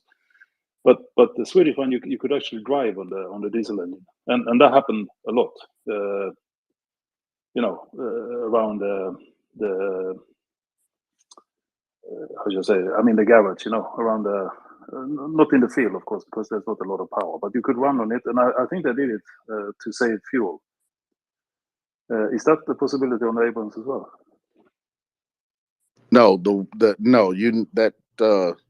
that turbine, you need to you actually have to fire up the turbine to move it. The transmission is there's no electrical override for the training. It's clearly by gearbox. I mean the planetary gear coming from the turbine.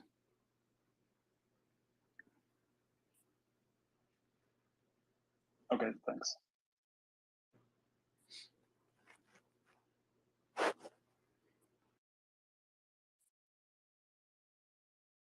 Thank you, Daryl. Thanks, Daryl. No, that's really good to understand, right? So it's everything is possible. Some things are harder in some ways, some things are harder in other ways, but everything is possible. Now, I just got a question from a listener that's in a completely different thing, and I would love for all of you to return back to thanks in a little bit. But I just want to answer this in audio because I don't know how to answer it in text well. The question is, how do you change a chancellor in Germany? Basically, how it needs to happen is that you form a new coalition ahead of time, and you do one vote in which you kick the old one out and install a new one. That's called a constructive vote of no confidence. So there is a vote of no confidence, but it can't just be a vote of no confidence like it exists in some other countries where you kick out a guy. But you have to both kick him out and install a new one in one step. So in Germany, it's impossible to be without the chancellor at any point. It's a little bit more complicated than that, but that's kind of the idea. I'm not going to go into legal detail, but that's the idea. The way to remove a chancellor is to install a new one. So it has to be a constructive, a positive vote. That's all I wanted to try to explain. 1 to 2, back to tanks. So I'm just gonna say this. I need to go again, but I'm just gonna, sort of get this to discussion. Someone in the US thinks apparently sending Abrams is a big step for some reason, and other people also want to send a Leopard. Just leave it at that. Don't get into details. Someone wants the Leopards to go and not the Abrams to go. Someone knows something for some reason. Just think about that and just leave it at that. Maybe the Abrams is a great tank. I don't want to talk it down, the Leopard has its faults as well. So just to keep that in mind when discussing. There is some reason. What reason we don't know right now.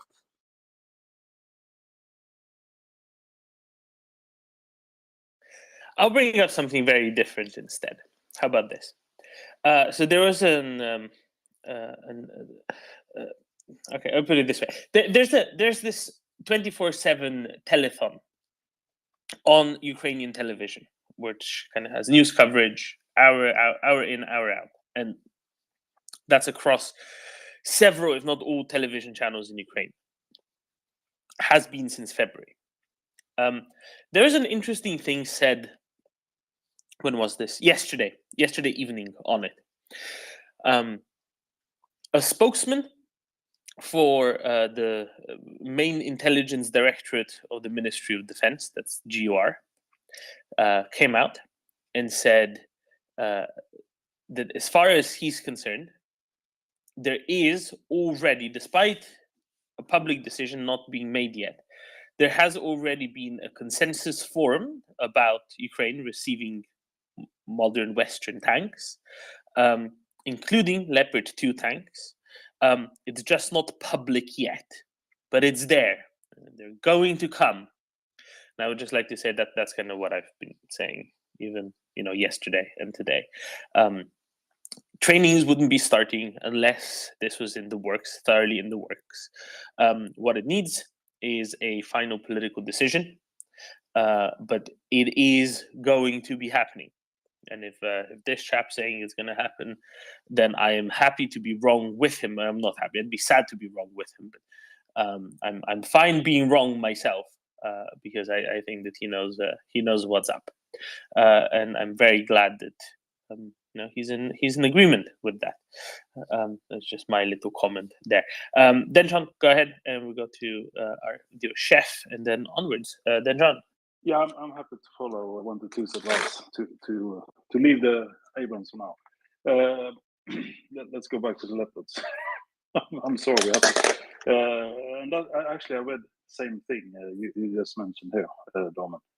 And also, have you talked about the Polish Prime Minister now openly criticizing, and where that's going to lead? What's going to happen tomorrow in the other capitals if this is going to be followed up by others?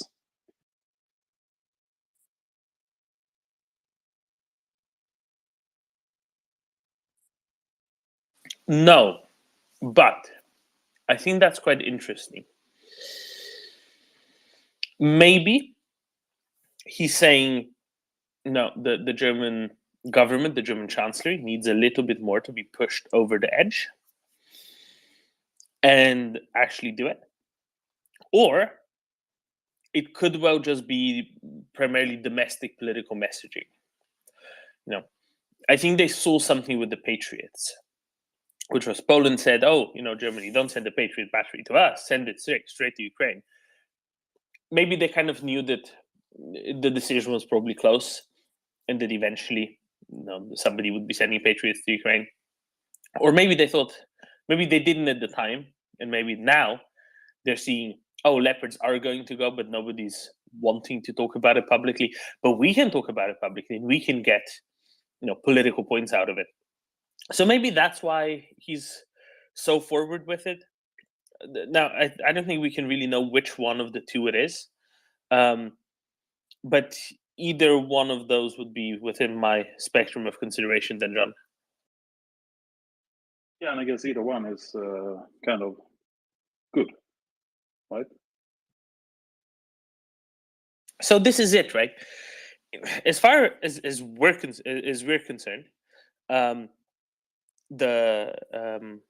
it's fine because either way, once stuff gets there, that's good for Ukraine, right?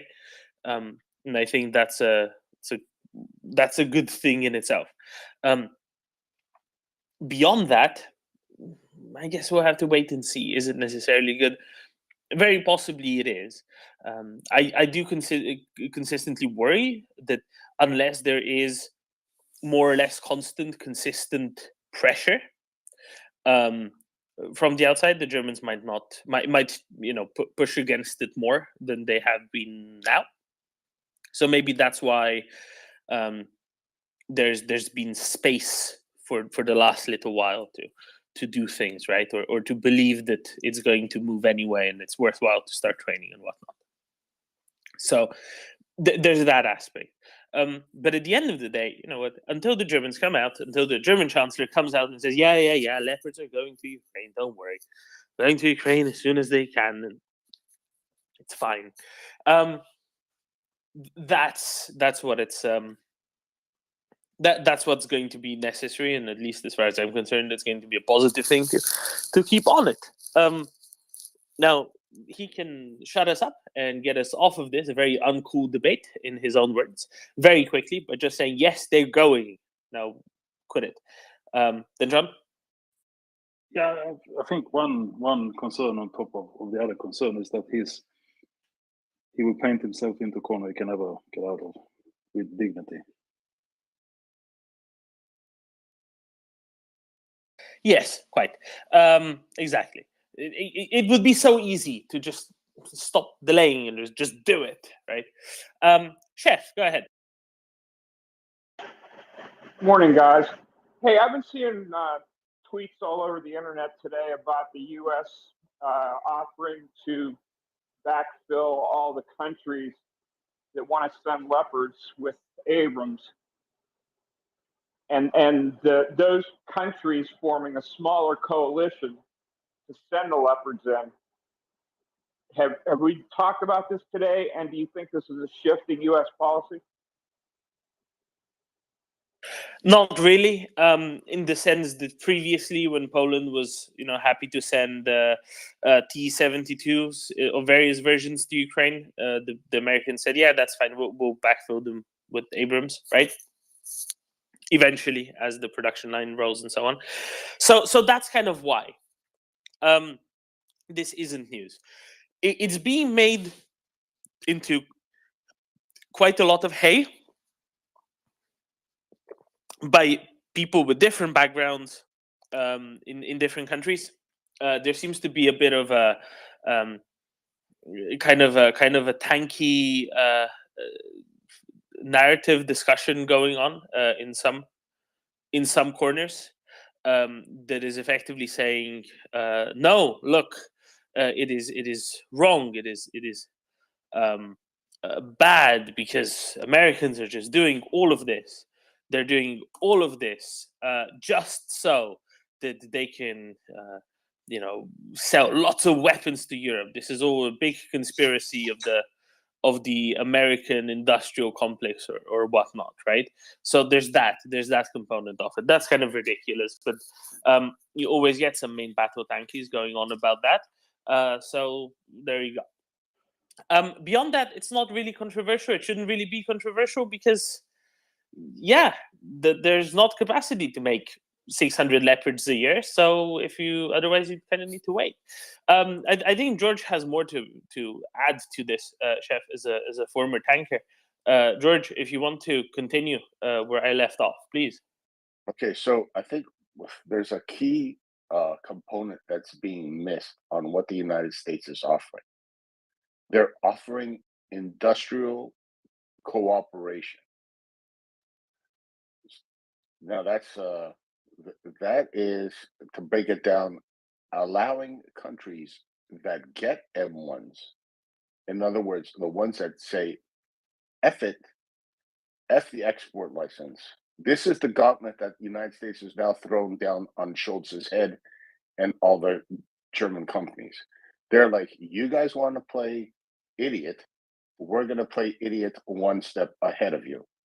They're offering the countries to give their Leopard 2s, export license or not, and in return, they get a win-win-win situation. The United States is offering them industrial cooperation, which means they'll allow them to build certain components of the M1 in their own country. Going back a few months ago, Kraus Maffei had a deal going with a Greek company to allow the Greek company to start building components right in Greece of the Leopard 2. That deal now is in jeopardy because the Greeks are like, I don't want to be building tanks or depend on tanks where the government can override their industrial complex and say, oh, we're just not going to give you parts or whatever because Scholz has or whoever it is has a bee in the bonnet. This is crucial, Dolman.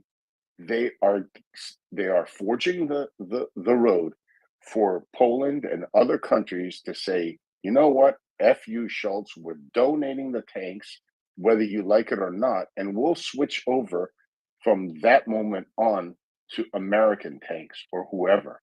And you can tell your companies why they're going to go belly up in the future, because they're not going to be able to sell their tanks to Europe anymore. That's what the United States is doing right now. And I guarantee you there's a mad scramble right now between German companies and the phones operators in Berlin, trying to figure out what the hell the Americans are trying to pull here. But that's what that means. Yeah, I saw that this morning, George, and that seemed like a real big shift in U.S. policy to me, and that's why I came up to ask about it. Yeah, because they're not saying, oh, we'll backfill your tanks. They're saying we're going to give you industrial cooperation. That is a huge, those are two big words. Because industrial cooperation hasn't been given that I know of to any country when it comes to M1A1. So that's the big change, Egypt? I think, here. No, there are only certain components. It's not like refurbishing and things like that. It's not what I think that they're trying to say here. In other words, if you have the capacity to make turrets, will allow you to start making like major components. Yeah, even Egypt doesn't have that. Okay, fair enough. I thought Egypt was making stuff locally, but I don't know to what and what extent for the Abrams. So Doman, I think I think they've all had it with Schultz, and they're just going to blow by him unless he does like the right thing in the next how many hours or days. I'm sure there's a timeline there, because enough's enough. So that's why I think like Poland and stuff is offering training, because they're like, our tanks are going to go to Ukraine whether Schultz green lights it or not. And remember, the Poles were ready to convert from Leopard 2s to K2s and M1A1s, the SEP 3s. So, why delay the inevitable? Then, John? Interesting. So maybe this is the coalition that the Polish Prime Minister is talking about, the small coalition, even though there's a big player in that coalition. Because there's only a handful of countries, right, who will do this. Yes, and because they're just, I mean, look, they're fed up. They're like, so here's the conundrum that they were talking about over the last 48 hours in Greece. They're like, we get attacked by Turkey.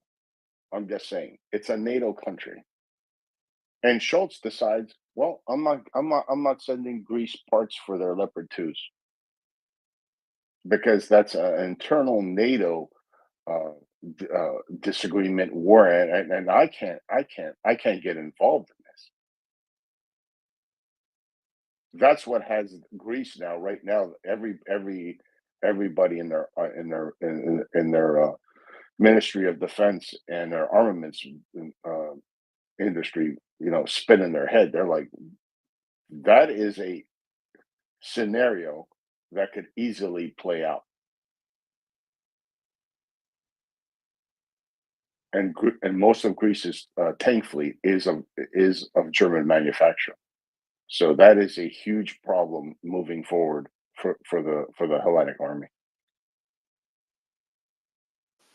Then, John, how big of a problem do you think this is for the Hellenic army? Yeah, no, I think it's a good problem. I've been saying this all day. The biggest thing that happened last Friday was not delivering the tanks. The biggest thing was the damage done to the trust in the partnership. And I think this will go deep. If Greece is doing it, I'm thinking about that. I cannot be the only one. quite unique, but not that unique, to be honest. This has been discussed in the corridors of power, that Germany is not to be trusted, or maybe not to be trusted, and this is big, really, really big.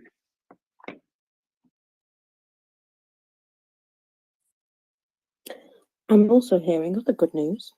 This isn't about tanks, but I'll pop in and tell you anyway, that according to the Italian Foreign Minister, Italy and France have completed the necessary preparations for the transfer of the SAMP-T air defense system to Ukraine. So, good news there. That is excellent news. That's especially excellent news because this was in what's it, the Rivista Difesa Italiana, or whatever their defense journal is called. Can you send me a link to that, Marcus? I'd love to read that. Because and then somebody got on me saying, no, this isn't true. Why am I spreading fake news? I just said, yeah, that's what the article in the journal says. I don't know. I don't know lots of people in the Italian MOD, but I bet that the people writing for the Italian Defense Journal know lots of people in the Italian MOD. Maybe they have an idea. Who knows? Hey, Doman? Yes.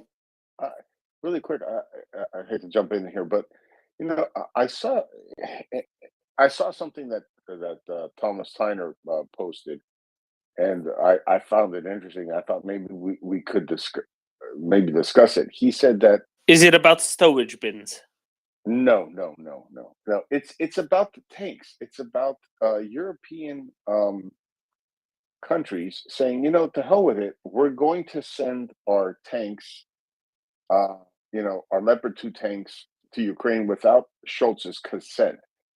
And he's saying if they do that, then these countries would be put on the list that Germany's arms industry would not be able to sell to in the future, thus devastating German arms industry.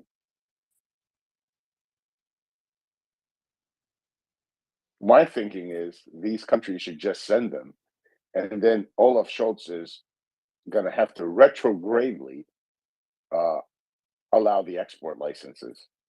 Because if he doesn't, then what happens? He does even more damage to the German armaments industry, doesn't he? I was just going to ask your thoughts on that. I mean, George, my thoughts are obvious. The only complicating factor is that a number of the countries they're listed don't think like you and I, George, and their principal interest right now isn't getting the Russians out of Ukraine. As sad as that is, but it is very sad. So that's the complicating aspect, right? So Thomas was kind of bringing the argument, I wasn't necessarily to the absurd, but was kind of, pushing the argument that if there was such interest, etc., then it could be done. Now, I would trust that many of those countries could be well incentivized, pretty straightforwardly, to do just that, right? And to want to push that. So it's a little bit more complicated, I guess.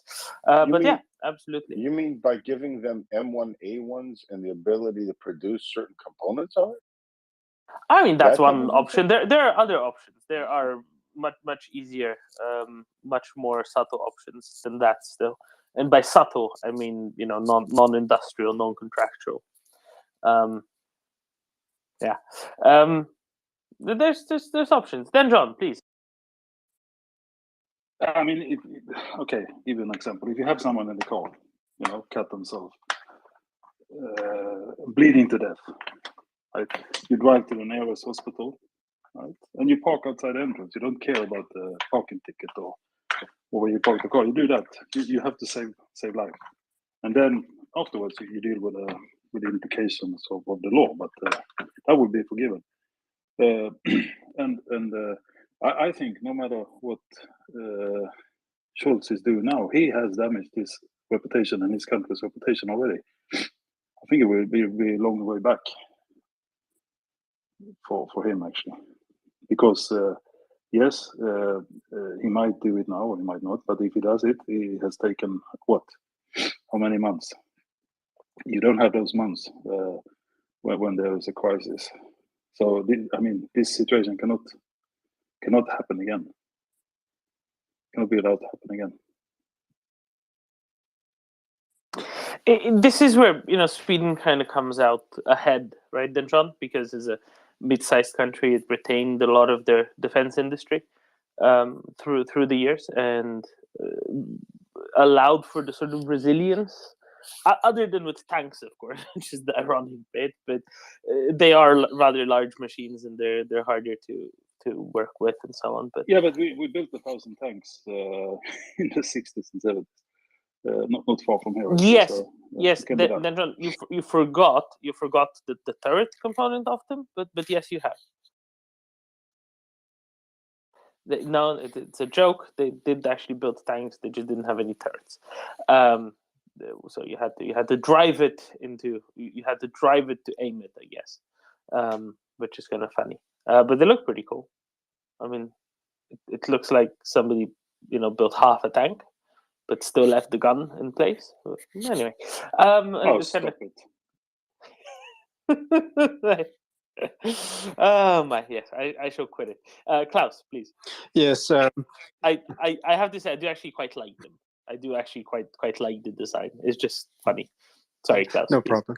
I wonder what Germany would think if US decided not to sell the new F-35 to Germany in fear of escalation to a possible future enemy, because that is the argument Germany is using. So that's kind of strange that it doesn't appear that they could become, they themselves could fall under this argument.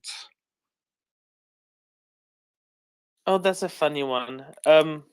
Yeah, they'd say no, but you see, there are all these differences. There must be many that they can find. David. Yeah, hello everyone. So I was just going to add to that because, as you know, Doman, I've been saying for quite a while that the UK would benefit with a strategic partnership with Ukraine because Ukraine has heavy manufacturing abilities. And my point at the time was just to get Ukraine to start manufacturing whatever version of the Challenger it is, because all of these discussions just put more and more pressure on Scholz because they have the very wealthy industrialists in Germany start becoming more and more worried. I mean, look, I saw the Thomas Tyner's point, and in actual fact, I said it quite a while ago.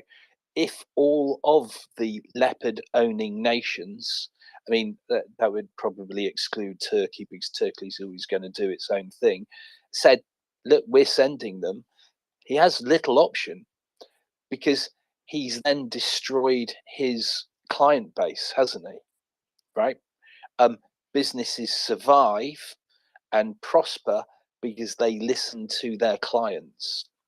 Now, in this case, you have a government telling a company what to do, but then the company could just do something. Go, okay, fine. We're no longer a German company, right? And companies make these decisions when existential events are forced on them by governments, as we've noted by I'm going to say the B word. I won't say it. I'll call it the B word, right? And banks, etc., moving out of the UK. So and big banks, right? So if anyone thinks that these industrialists won't move, if there's an existential threat, then Scholz is really, really stupid because they will. And if you lose every single one of your leopard buying clients, you have no option.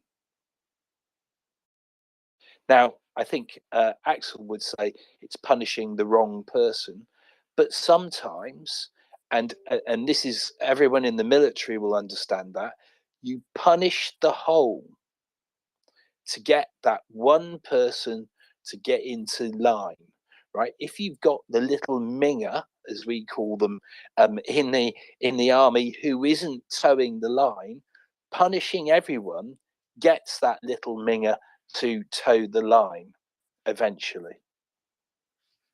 Just my point. Thank you, David.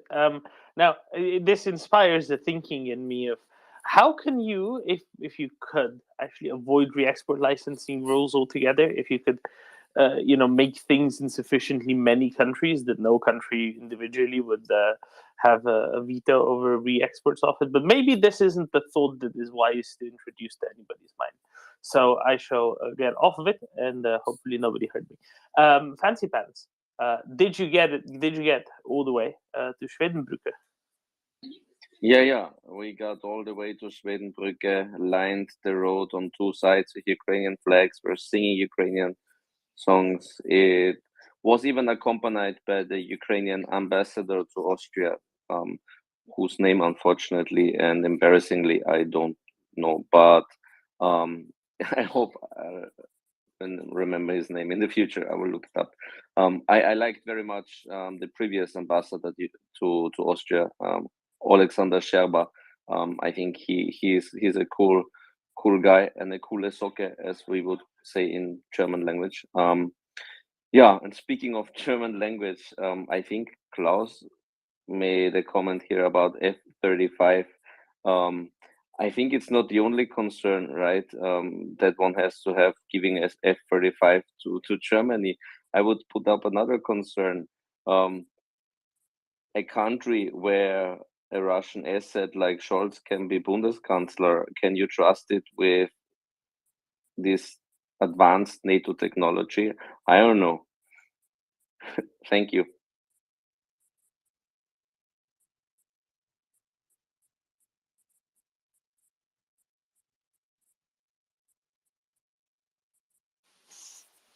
Thanks, Ryszkowski. George. Yeah, I think the damage has been done now. Moving forward, I don't think anybody's going to be chomping at the bit. Those Pumas, obviously, we're hearing reports that they're falling apart. As we speak, just sitting there, they're having a lot of problems with them with their reliability so far. So that's a dead project in the water. No one's going to buy that crap. A tank coming out of Germany, that's a no-go from this point on. And I think one of the things now that Schultz and the German companies might be nervous about is the fact that, and David said it, that a coalition, that we've seen with airframes, with a fighter design, that a coalition comes about and designs a tank in Europe, between Poland and Ukraine and maybe Great Britain or somebody else, and that becomes the Euro tank, after the war, and Kraus Maffei will be and their workers will be cursing Schultz, for an eternity, because he'll have single-handedly destroyed that industry.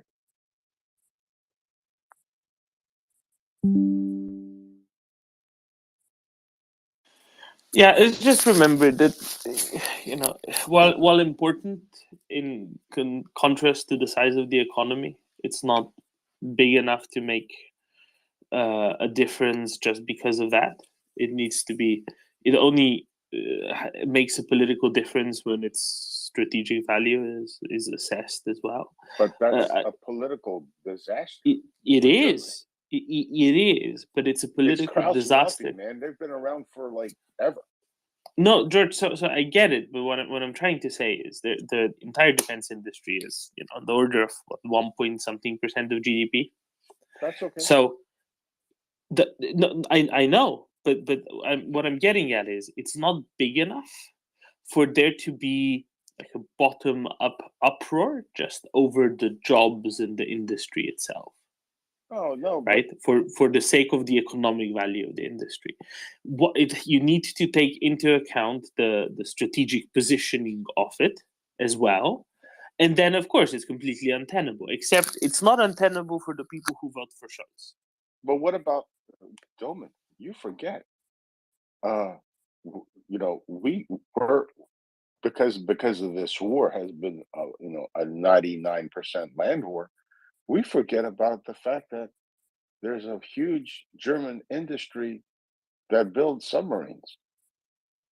So you're telling me in the future war, Schultz is going to go Schultzing and tell me I can't get a spare part, for the 4 or 6 submarines I have? And let me tell you, submarines, those are billion-dollar businesses. They're not talking about 40 tanks here. You know what? I don't know what to tell you. Honestly, it's absurd. It shouldn't be happening. It clearly lacks foresight of any degree, right? But we see that as a matter of fact, it is happening. So if you try to explain what's going on, then you have to include in it, well, maybe he just doesn't care. Maybe he just really doesn't care. Like really, really doesn't care. And that kind of makes sense as an explanation, doesn't it? It's the sort of case where, well, if he really doesn't care, then maybe that explains why he's not doing anything about it. Much better, as a much better explanation than anything else you might want to attempt. Does that make sense? Yes, I mean, because what's going to happen to him? It's not like the Germans are gonna prosecute him for being a Russian stooge. I mean, what are they going to do? I mean, they barely prosecuted Nazis that killed hundreds of thousands of people. So what else do you expect from Germany? And again, I wouldn't be quite that dismissive. I even think that 2 of the 3 coalition parties would be at this point, they wouldn't have been previously, but at this point, would be quite happy to send a couple of dozen leopards, especially just to stop this being a topic of discussion, because it doesn't benefit them. And the trouble is not the whole country. The trouble is the guy who is at present in charge. And that happens. That happens in all manner of countries, George. Remember when Greece was run by a junta, and then Turkey invaded Cyprus, and then Greece redemocratized and quit NATO, Yes. and then re-entered a few years later. And right, Greece went through many problems, but people didn't just write off Greece because of its problems. They were like, okay, no, it's fine. It's going to get better. It's going to change. And remember how Portugal was in the first 20 plus years of its NATO membership. Remember how it was run by Salazar in some weird retro-fascist, retro-semi-fascist, whatever you want to call them, dictatorship, right? And they were still a part of NATO, and they weren't just kicked out, and they weren't thought of as inherently unreliable as a country just because they were ran by some sketchy, odd people. And yes, it was a different time, but nevertheless, right? This isn't necessarily a systemic problem. Now, does it harm the perspective of German industry? Definitely. It wouldn't be a... Sorry, you're missing the point here.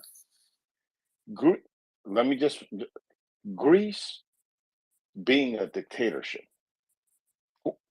Portugal, being a dictatorship, Spain under Franco being a dictatorship. They weren't in NATO. That's why they didn't include Spain. Yeah, but I'm just saying in Europe now, those countries, the fact that they were okay, it was bad for internally for their people because people were being jailed, killed, murdered, disappeared, as they say. It was all internal. We can't compare that to what's going on with Germany now. The Germans right now, because of their delay, Scholz has blood on his hands. That's the difference. He's not I don't give a shit what the hell he does in Germany. I don't live there. I give a shit because he's affecting the defense of innocent people. That's the difference. You see, that's the difference. He is lockstep, hand in hand, appeasing genocide. George, I didn't miss the point. I was just saying that you're Yeah, but writing off. it's not comparable. Well, it is. It is comparable in the component where you're writing off the country instead of writing off the government, right? That is the comparison I was trying to bring forth. And I wouldn't write off the country. However, I don't disagree with you that the current government made it very difficult for certain industries, especially within the country, to continue working and continue working well. And this is particularly evident because somehow they've managed to incite public discussion in Finland, of all places, about how Finland should no longer be relying on German industry for arms. Because German industry is now seen unreliable because it seemed that Germany can elect a government, is willing to elect a government who will do things like we're currently seeing. So I agree with you, George, that the current government in Germany, the current chancellor especially, has done Germany a massive disservice, but I wouldn't write off the country of Germany for all time because of it. I would, however, be perfectly fine with people raising concerns, such as the concerns that have been raised by many thus far, yourself included, and me as well, of course, about the future state of German industry, and frankly, what that means for European defense industry at large, and what big this restructuring. It's really a nuanced point that we differ on, George, isn't it? No, don't. Here's the point. As someone who lost family members to Nazi Germany, okay, this is the point. For 70 years, the Germans have blown smoke up our butt, okay, saying never again, blah blah blah. Oh, we feel horrible what our country did, so on and so forth. All this bullshit, and that's what it's been.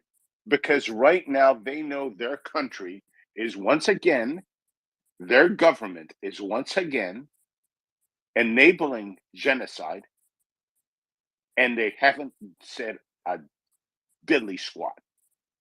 The protest that happened at the Berlin Chancellery on that day, was a Friday evening, was mostly Ukrainians, and it was like several thousand people. Where were the 400, 500, 600, 700,000 people? Don't they teach this stuff in their schools anymore? Did they stop teaching their what their country did? I mean, I just don't get it, Doman, and I'm tired of the excuses. I'm tired of it. Never again, and all those school trips that they take to all these Holocaust sites. You know what? The message ain't getting through. Their school system has failed completely, faceplant completely. And as someone that had to deal with years after they invaded my parents' country, my parents being war babies, they're disgusted at the inaction of the German people again. That's the despicable part. And they should not live that down. They should not live that down, because it's not German and German babies and children being raped and killed. So you know what? Hey, business as usual. I'll just go on with my life.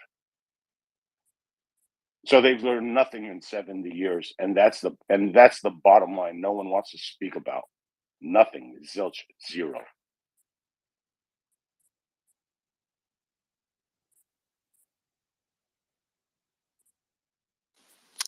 Then John?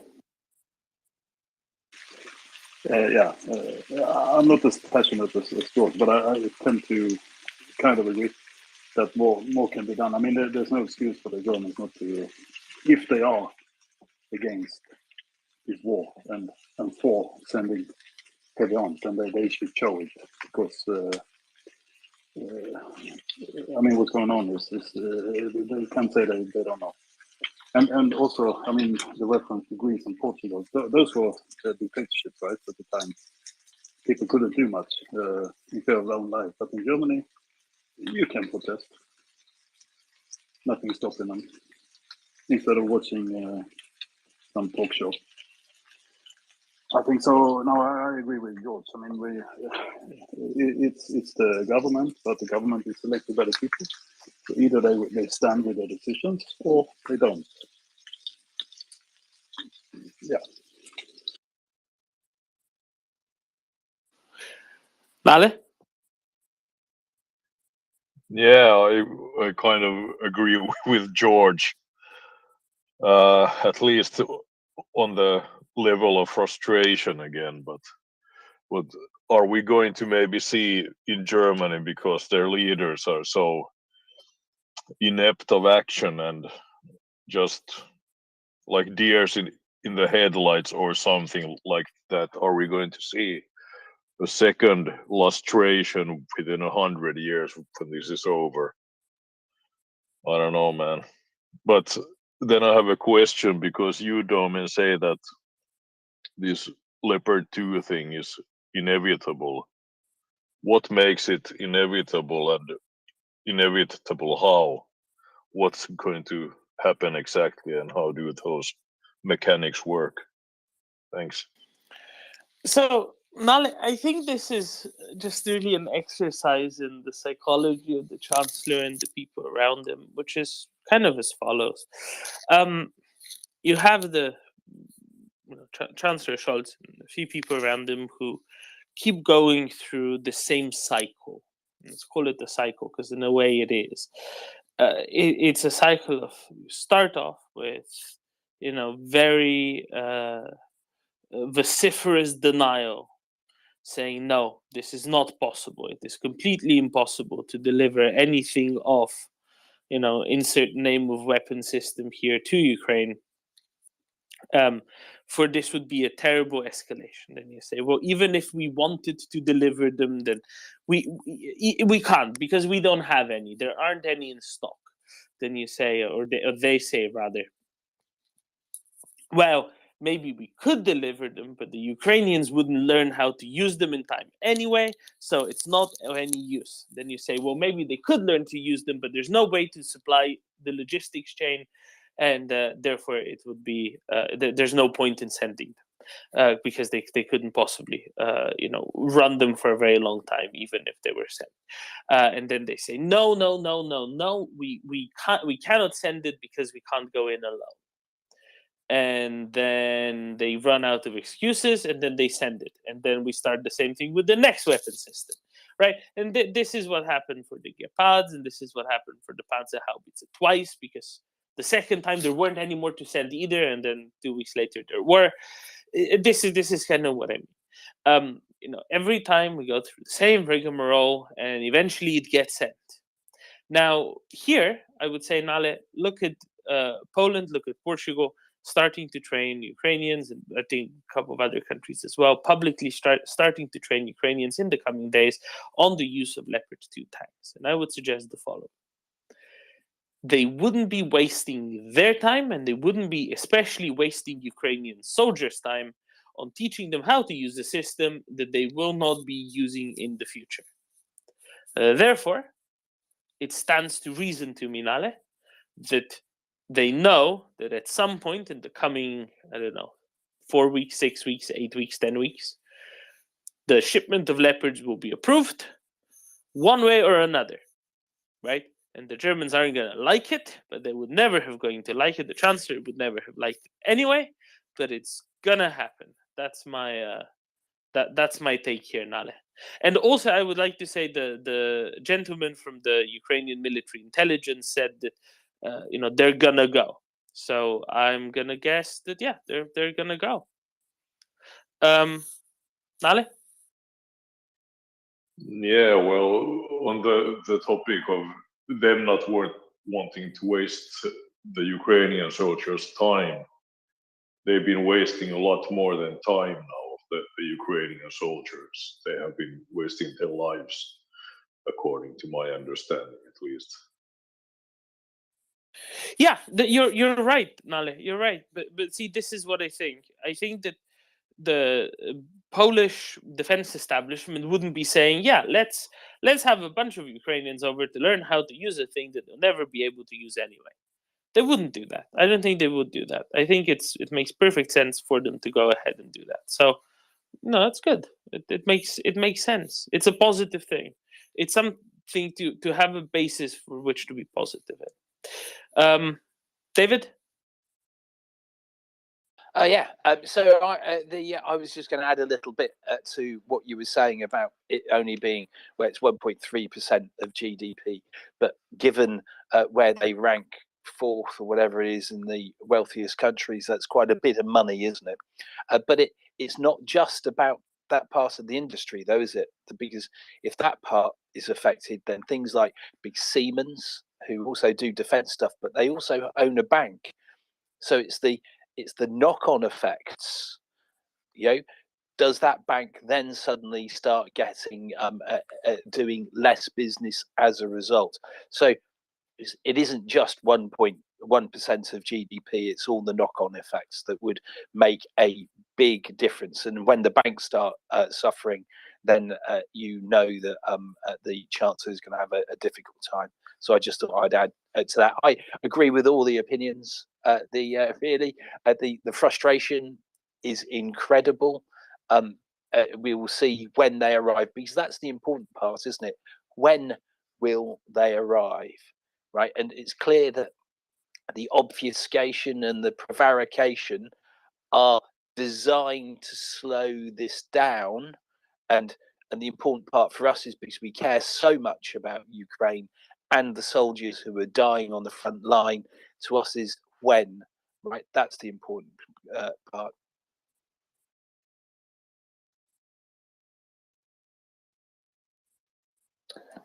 Yeah, I'm going to take over now from Doman because he's talked enough, bless him.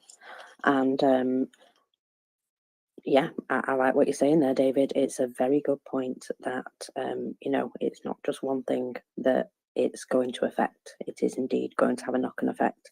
Like you said about the B word earlier, that is having all sorts of knock-on effects. And I, for one, feel that when countries make decisions, when governments make decisions, big decisions like that about, where their country is heading in the future, it does indeed have many knock-on effects. I believe Fancy Pants is next, so go ahead, my friend. I do have a question. Besides Germany delaying the freeing of the leopards, there's other problems that we have in the West, right? Which I want to ask a question about. And the question is, so where does the narrative come from that any weapons delivery to Ukraine would be escalation? Because that's not only something that we hear coming out of Germany, that's also something that we hear coming from Biden. And I know I'm not gonna make a lot of friends by criticizing him, but I still think he should be criticized for actually stepping into that narrative and propagating it by saying we're like this weapon system, if we send that might be escalation, right? If we give Ukrainians longer range missiles, ATACMS, that would be maybe escalatory step. So where does the narrative come from that giving Ukraine the means to destroy, for instance, those Tupolev bombers that send this Ha-22 missiles on Dnipro, blowing up people with 1,000 kilograms of explosive and Mach 4. Where does the narrative come from that any defensive weapon given is escalation, especially within the context that since about a year now, we have recurring proof that Ukraine has never once misused any weapon system that it was given. it never once struck something that it should not have, would have been immoral, would have been a war crime. Never once. So we saw that weapons were utmost responsibly used. So where does this odd narrative still come from? And why is it still lingering around also in Washington? So it comes from, and it's always been around, because this is something that's always around, and it's a big word that describes a very soft concept that's argued about a lot in strategic thinking throughout the Cold War. And there's a lot written about theories of escalation and escalation ladders and whatnot, and it's a very easy excuse because you can't really prove a negative conclusively, because you're assuming that you're dealing with a not all there person on the other side. That's where it comes from.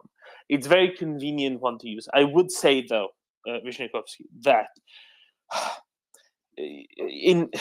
to my reading and watching, I might be wrong, but to my reading and watching, whenever it's used by U.S. officials, it's used kind of as a, look, we're just not doing it, okay?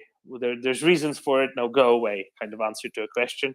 Or it's used as more kind of a throwaway term, because you can't really argue against it per se unless you explain how the escalation ladder works and how it cannot be escalatory, because it's only matching and it's under matching what the Russians are already using, etc., right?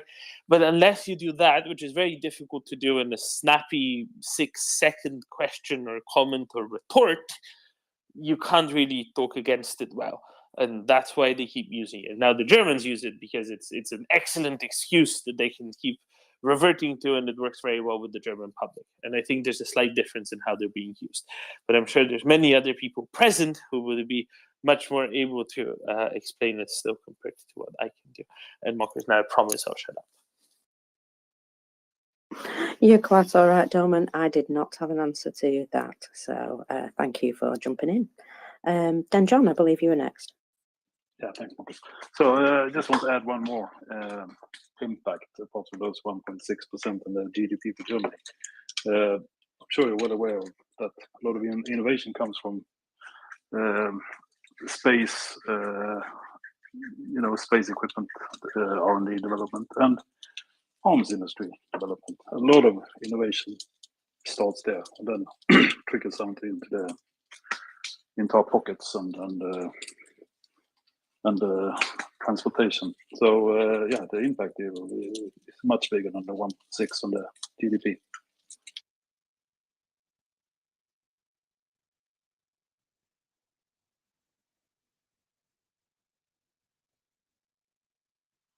I'm so sorry, Dan John.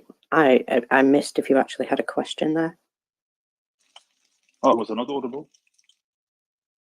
No, I was just unable to get my head together. Sorry. No, it was a statement, so no worries. All good stuff. Right. Thank you. LR, go for it. Thanks, Marcus. I just wanted to cycle back briefly on the exchange that we had about with George and Dolman, and understand. I can certainly understand the frustration that George expressed, especially due to his own personal experience. But I tend to agree with Dolman's take, which is, you really can't blame the German people. It is the government, after all, that's making these decisions at this moment. And I wanted to, I wanted to offer, my perspective, which is Schultz and whoever is pulling his strings, whatever group of people are, in that camp, the noose is tightening. The fact that they are in the corner and the whole world is now, their attention is being focused on this issue. I mean, the people in this space, we are hyper aware of what Schultz and his group have been doing over the last 10 months. It's been pretty obvious that that something is wrong. But now, I think the moment of truth has come and the pressure is on, and there is a coalition of the willing all around, and pressure is being applied on all different levels. And, you know, it should come to a resolution in the fairly near future, I would guess. And I would also guess that we have to wait to see whether the German people are willing to live with a leadership that they have had once it's fully exposed, because most of these people have been buying the line that Schultz and company have been playing, that, you know, he's just trying to protect the interests of his country, you know, against escalation or whatever. And now it's pretty obvious that there's no leg to stand on. There really is no ground to stand on. And the tragedy that's been unfolding in Ukraine for the last 11 months is clear to everyone as well. So there really isn't any place to hide. I really believe that we will see some resolution one way or the other in the near future. I'm hoping that Germany will, you know, contribute to the effort, but certainly not block others from contributing to the effort. And, you know, as far as the US, we are definitely not perfect, and our government isn't perfect either. And I don't always agree with everything that comes out of Washington. So I'm certainly not casting aspersions on anyone else. But I think that there is a good coalition of the willing that is doing the right thing at this moment, trying to solve the problem. And Schultz has been a big part of the problem.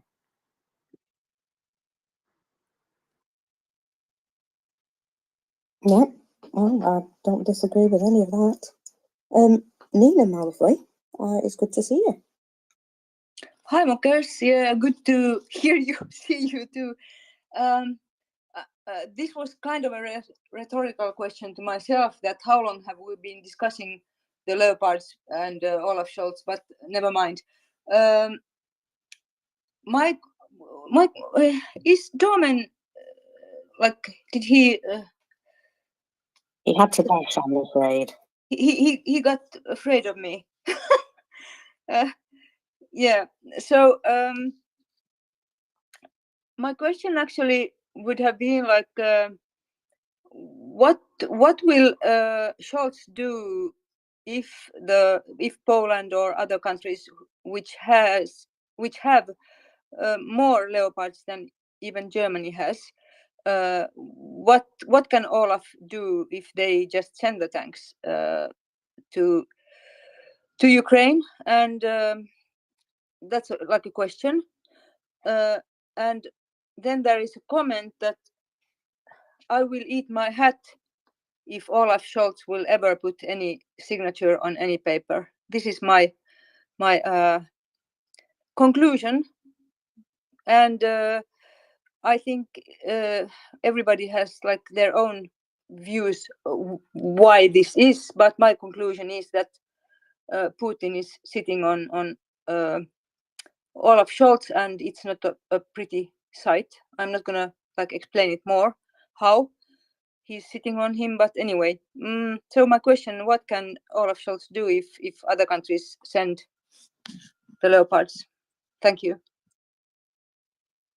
Well, we might just find out the answer to that question, Nina, because it does look as though there is definitely a coalition of other countries who are indeed training the Ukrainian crews on Leopard 2 tanks, which, I mean, you know, why would they do that? Why would they waste their time if they weren't going to be sending some? So there's certainly something going on, shall we say. Maybe some agreements are going to be made. Now, luckily, you won't have to eat your hat, because Olaf Scholz himself doesn't sign that paper. I believe the Ministry of Defence, the Minister of Defence does. Although right now the Minister of Defence and Olaf Scholz are very much on the same page. I believe he's appointed somebody to do a particular job, and that's what he's doing. With regards to the possible compromat, well, I believe Thomas Steiner has quite the theory on that. If you've seen what he's posted about, I think it was the SDP members, and how they've been wined and dined by Moscow, shall we say. And well, that is kind of how Russia works with people, isn't it? There's always been rumours about lots of other very well-known people who may or may not have been blackmailed or have something held over them by Russia. So that, it is how they work. That is certainly not out of bounds as far as I can see. But, may just be we have a very stubborn man who's doing something that he thinks is the right thing, but it's very difficult to see his reasons from the outside, shall we say. Go ahead, Nina. Thank you. Well, the motivation is, I have seen that money can make people crazy. So I think it's money. And I wonder what the last or recent reason was for Olaf Scholz. But okay, you don't need to answer that, but because it's like a joke, we can like have a lotto machine. Yeah. So hang on. What else was it I was going to say? My head is not working very well right now. I had something, but bear with me. I will I'll come back to you. I will pick up the pieces. No problem. You gather yourself, and I will come back to you because I've got LR with his hand up. Thank you. Thanks, Markers.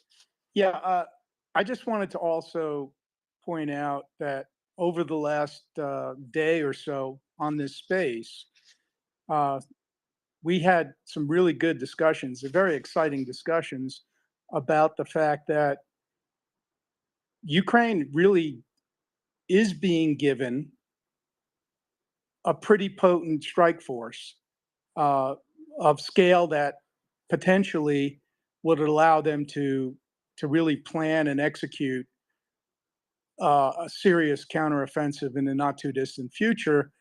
And, we could, all of us, we could, spend a lot of time wringing our hands about when and if, and most likely when, this situation with the leopards will be resolved or how it will be resolved. But I don't think the Ukrainians are sitting around waiting for that. They're sending their people to get trained, I'm sure. But they're also, I'm sure, planning their next operation with the equipment that is arriving even as we speak. And, I think we should take a little solace in that it's not all hinging upon what Olaf does or doesn't do in the immediate future.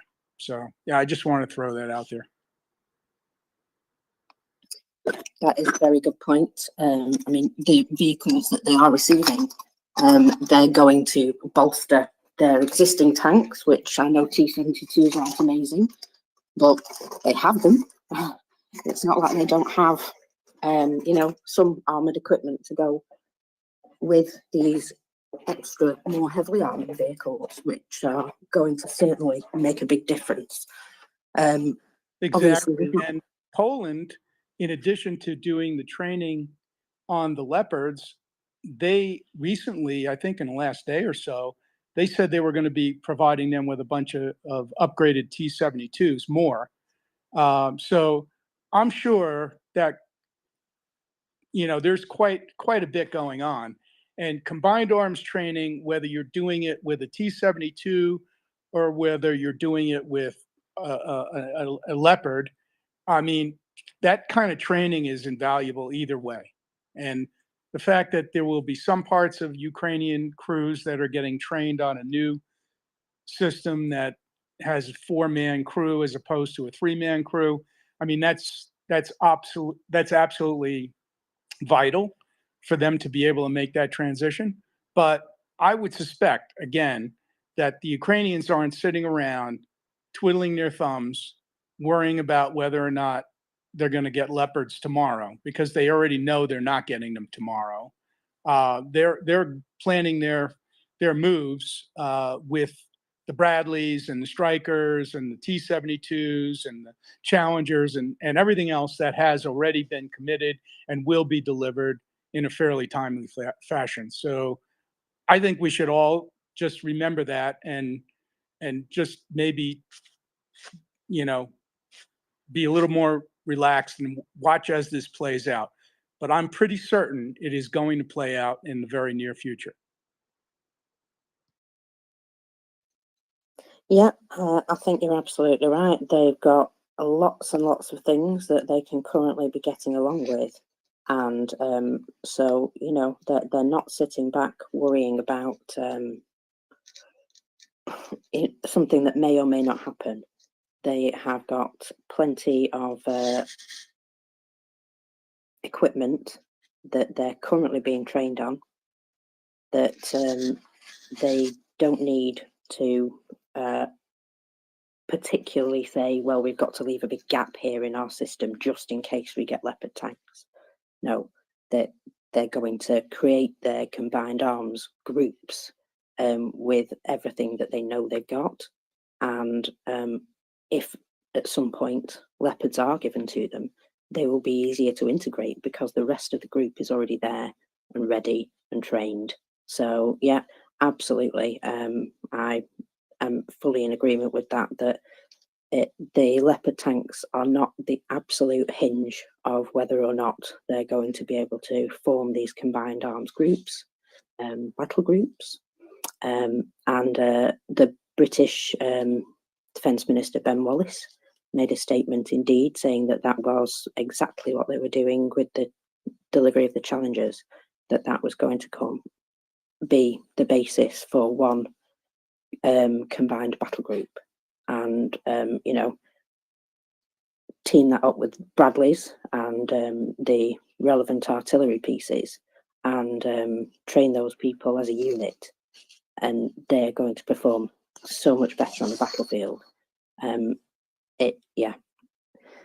I like to see the positives in things. I'm one of those people. And I think there is an awful lot of positive coming out of the deliveries that they're getting. It's very disappointing about the Leopard tanks, and we still aim to free the Leopards. Please, people, if you want to tweet something, hashtag free the Leopards, you know what to do.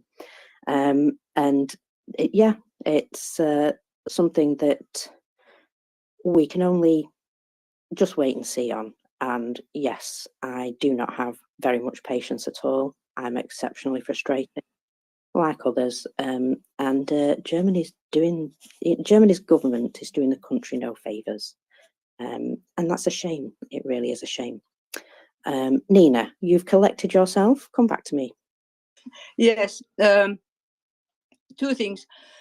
What they got now from this Ramstein meeting is, of course, good. I listened to a Finnish military expert, what he said on the media after that, and he said, yeah, it's good, but it's not enough for Ukraine to win the war or make a big difference. Unfortunately, I think he's a realist. He's not like a pessimist, but he's a realist. And then what I wanted to say about earlier was talking about the escalation, quote unquote escalation. This is like what can be more escalated what Russia has already done. I mean, what Russia has been escalated, I think that should be enough for giving all in. like everything, Abrams, Leopards, everything. But yeah, that's just my comment. Thank you.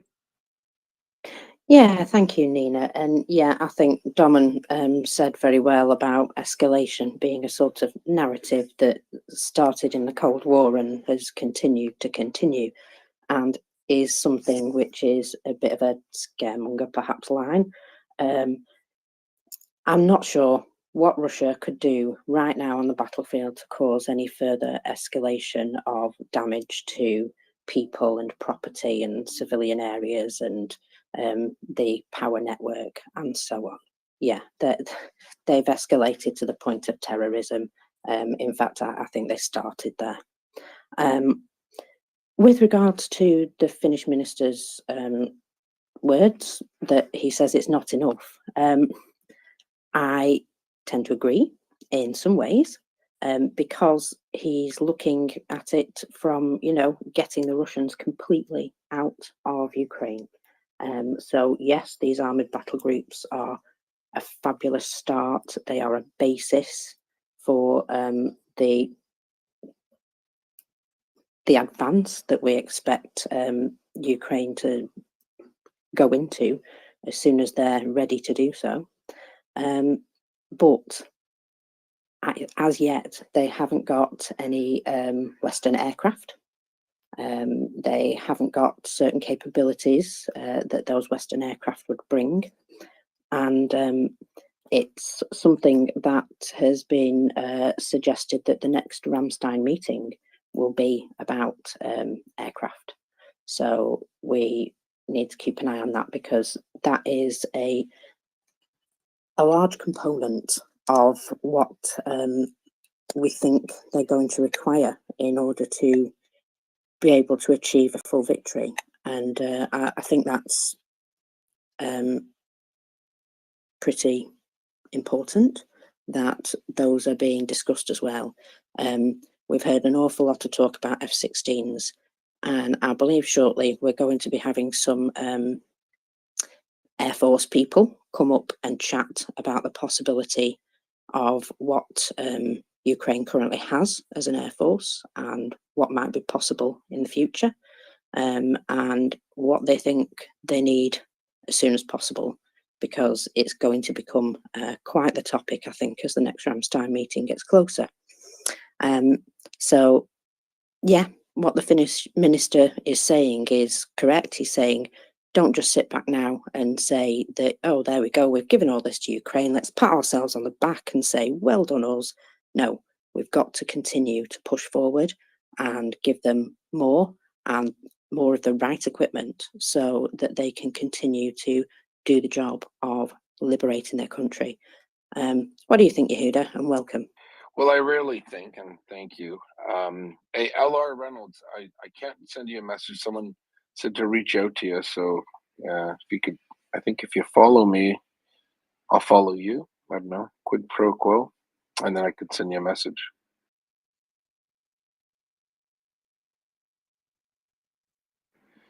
All right. Yeah, no, I'll get up into the co-host spot here. David, how are you doing for co-hosting?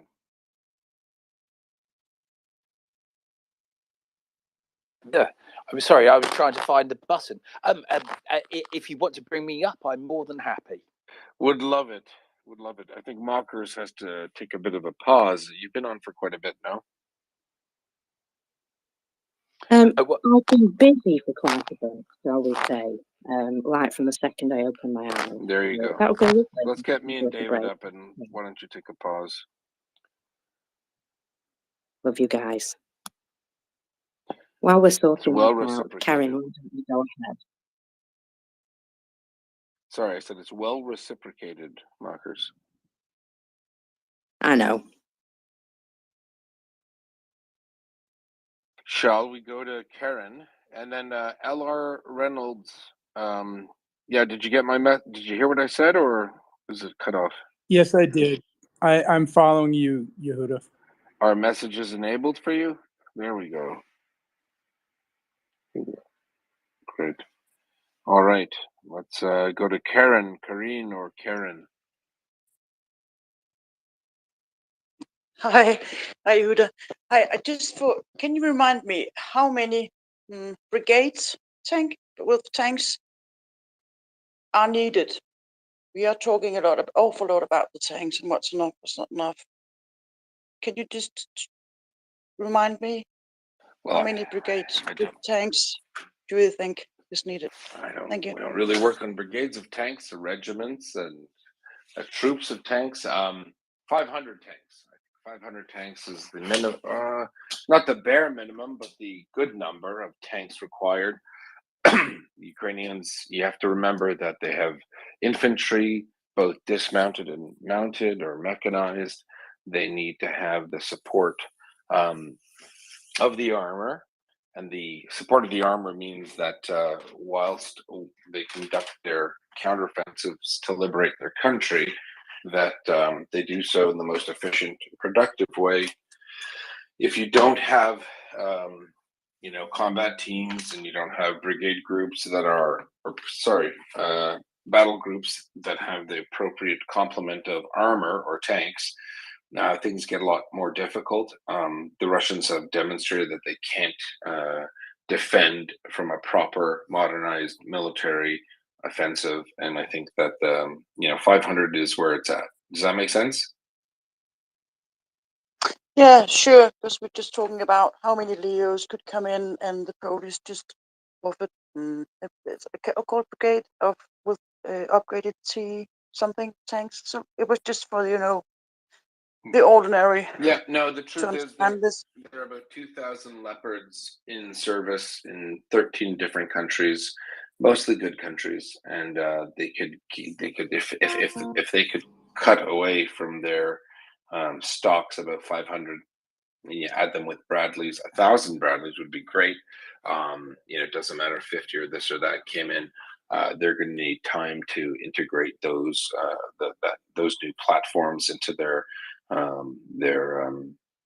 force structure and composition. And if they could deploy them, I think that we might see right quick a change in the situation on the ground. I'm not saying they're magic numbers, but they kind of are. So 500 main battle tanks combined with infantry fighting vehicles could see the Russians off quite nicely, and I'm sure that they'd like to go home in one way or another, and that's up to them how they leave. The Ukrainians could quite very much so force the mechanism in which the Russians leave their country will be decided by the force structure of the Ukrainian military. They do need combined arms brigades to push through, to travel along the trace and remove any and all opposition that the Russians might put up.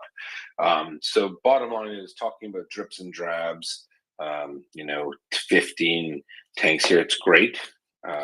And I don't think anyone would besmirch anyone who gave, a squadron of tanks, or a company for some reason, some people say, of tanks, but they do need 500. 500 is a good number, and I didn't make it up. General Zaluzhny said that's a good number, and that is a well qualified officer. So that's why you're hearing all of these European countries say, we will give if everyone else gives, because 15 or 20 or 50 aren't enough to do the job. So they're all saying, let's get a bunch of people up. Let's get a bunch of tanks in. And that's where we're at. I hope that helps, Karen. I have a follow-up. Is that okay? It's always okay. Thank you, Joe. My question is, I was just thinking, does the amount of tanks, I don't know how to say this in English. If you have enough aircraft, do you still need 500 tanks? That's the simple way to. Yes, because aircraft don't hold terrain. So we're not. I mean, people talk about aircraft. This battle will be won on the ground. The Ukrainians with air defense will always be able to, produce or supply or create, air defense envelopes where the Russians can't get into. This We need Ukraine to have the troops on the ground with the capabilities to do the thing they need to do, which is to reclaim their country. Planes aren't going to do it. If the Russians were a modern, fielded a modern air force with all the capabilities, that's another story. But they haven't, and they can't. There are plenty of reasons why, but we can't get into that right now. Yeah, I hope that helps, Karen. Get the tanks, free the leopards, free the leopards. Bernard Henri Levy, France's greatest export, has said, free the leopards. He's right. He's right.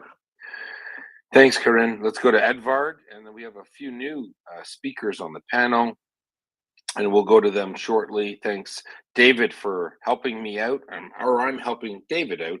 David is a much more demure and sophisticated gentleman, an officer of engineers. I like to say that when it comes to, going back to Zulu. No one likes engineers. I'm just kidding. Edvard, go ahead. Thank you, Yuda. And I believe it is tonight, right, at MriyaReport, discussing planes and aircrafts and stuff, right? At some time. Is it on Sundays? Yeah. David? Oh, I do apologise. I was busy messaging someone, so I completely missed that. Can you say? Can you repeat, please? No, I said it is on Sundays that you have these fighter pilots and discussing airplanes and stuff, right? I believe so. Yes. One could say, Yuda, that of course fighter jets would obviously make things easier for Ukraine, right? In the sense that it would act as a good weapon for so say how do you to take out Russian positions and stuff like that. But obviously it's on the ground that counts, right? So free the leopards, absolutely. Yehuda, I had a thought. What is your thought about the time frame now?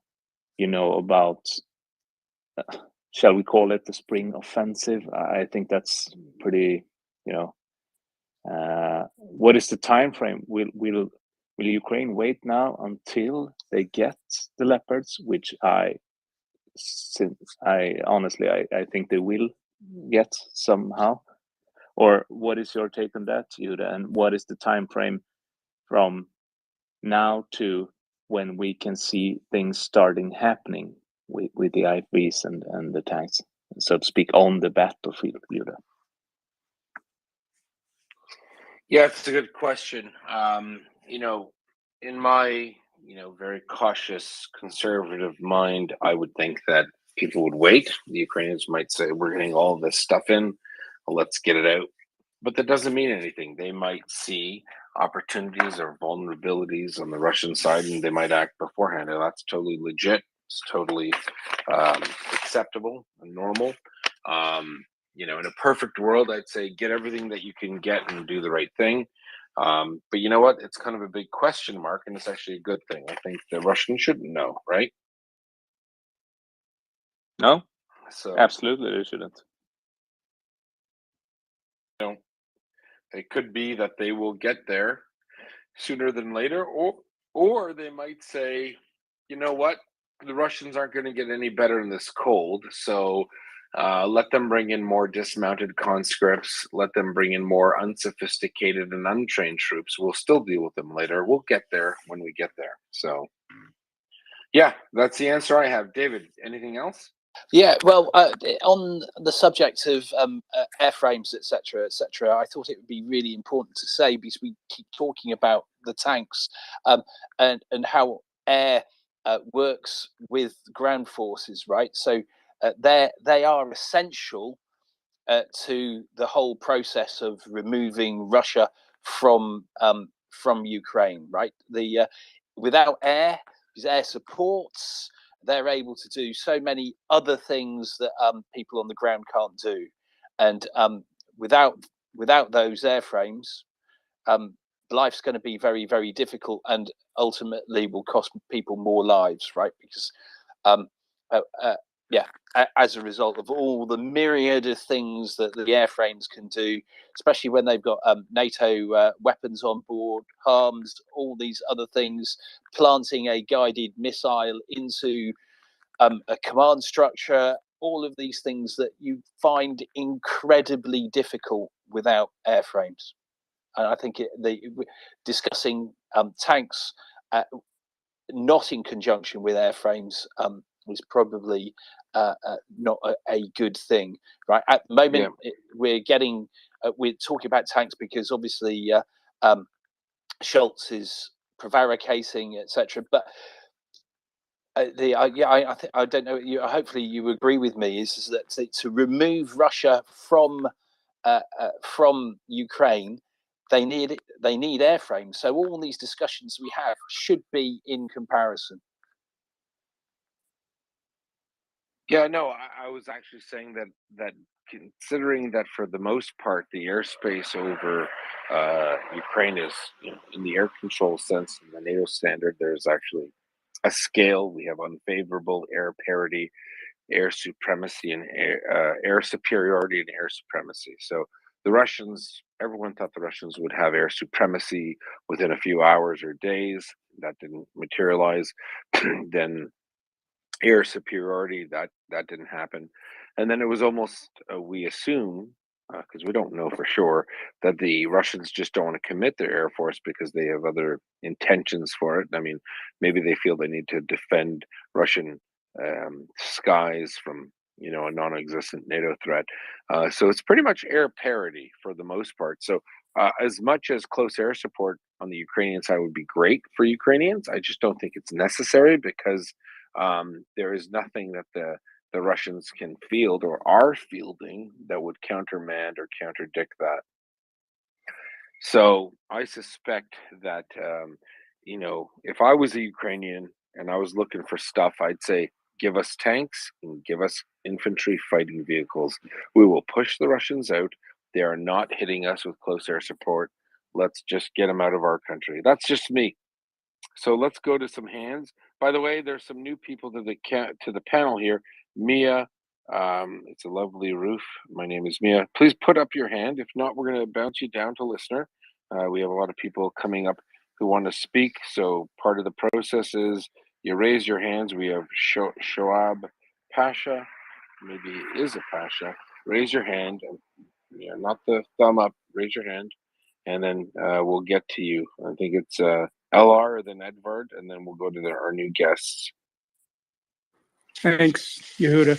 Yeah, with regard to Edvard's question about when or do you think they would wait, I bet the Russians are hoping that they will wait until the Leopards show up, but I really doubt that they will. And with regards to aircraft, I think the pressure is being fully applied now on getting main battle tanks into Ukraine. I think it will come to conclusion in the near future for a variety of reasons. It's now mainstream. People are talking about it in the mainstream. It's not just people who are hyper aware in this space who are talking about it any longer. But I think it's time for us to really now push on freeing the fighting falcons. It was really good to see two pieces of information over the last couple of days. One that I think it was the Netherlands. Am I correct? I think the Netherlands basically said they would be willing to provide F-16s to Ukraine if they were asked for. And then an official, not the officials in the U.S., but a U.S. official did respond in the affirmative that would be feasible. I think it's time for us to all now start to apply that pressure because that needs to be brought to conclusion fairly soon. And I think, from my understanding anyway, the next Ramstein meeting will be about the need for aircraft and also long-range fire. So, I know I've just over the last 24 hours, I've sent out several emails to my representatives requesting that they not only continue to apply pressure on the German government to free the Leopards, but also to pull out the stops and basically, be ready to provide F-16s and ATACMS to Ukraine, so that for all of our benefits, obviously for the Ukrainians, that the innocent Ukrainians that are suffering and dying and having to go through this horrendous ordeal, but for the entire world to bring this to conclusion sooner than later. Agreed. No, it's an important step, and everyone can still reach out to their elected officials wherever they live, in whatever jurisdiction or country they live, because they have staff that listen to these messages, and it's time for people to step up and do the right thing. So, no, thanks for sharing that. Very important. And if you have a question, please come up. You can raise your hand. We have some people trying to get up. They're cycling in, and it's not working. So if you have a point to make here, please do come up. Do appreciate it. Hold on here. We got a lot of messages about Mr. Schultz. People are mad at Germany. Weird. Enabling a genocide is almost as bad as committing it or conducting one. So we have Ali Hassan. Ali Hassan has come up. He'd like to speak. Ali. We don't have Ali. All right. We're being bombarded with dozens of people that have asked to come up, but I don't think they want to. So we'll go to Jorn. Jorn, go ahead. Yeah, I had some trouble getting the microphone on. I don't know if that's a Twitter glitch or not, but evening, everyone. Yeah, I was just wondering, it seemed like all the good news out of Ramstein came before the meeting this time. So all the good stuff were out in the open, and then nothing more happened. Do you think that was sort of a push to try to push Germany to release the Leopards, or are there any good news out of Ramstein that I didn't get? Also, although I'm Oslo based, I'll be in London on Thursday. So if anyone wants any MriyaReport people based in London that wants a pint on Thursday evening, I'm up for that.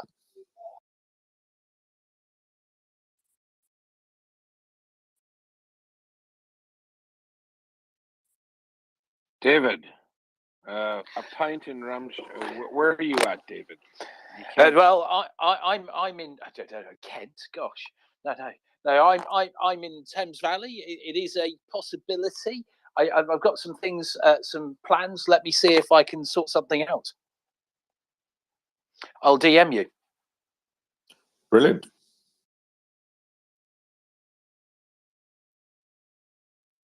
But anyway, Yehudu. So if we, whilst we're waiting for someone to come up, let me mention one other thing about the planes, etc. Is because of course, at the moment, so it's air parity, but we do know that Russia has many more planes, and therefore, at some stage, may decide to introduce them into that conflict, isn't it? So therefore, having planes on the way it will help to counter that threat, right? Well, I don't know how many planes they have actually. Not Gen 5. I mean, I think they've demonstrated that their air power is not what we thought. I mean, you look at the United States, and they have hundreds and hundreds, of top of the line aircraft available. And you got to remember, Russia's game plan is to fight America. It's not to fight Ukraine or Latvia. So I think it's pretty clear that if the Russians can't overwhelm Ukrainian air defense and destroy and provide close air support to their own forces, something's wrong, right? Something is rotten in Denmark. LR, go ahead. Yeah, just with regard to not knowing everything that there is to know, I would suspect that although there is no outright commitment on the table for F-16s or whatever, that Ukrainian pilots, because apparently they do have a few extra pilots versus the number of airframes they have, I would bet that somewhere somebody is getting trained on advanced fighter aircraft, because as everyone that I've heard on this space has said time and time again, it takes quite a while to get somebody to be really competent, not just to fly the airplane, but to be competent for survivability and to be able to carry out specific missions. And I would bet that that's already somewhere occurring. So I think we need to now put pressure on the politicians to bring this to the same kind of head, put the same kind of pressure, public pressure on it that we've been doing with the Free the Leopards campaign.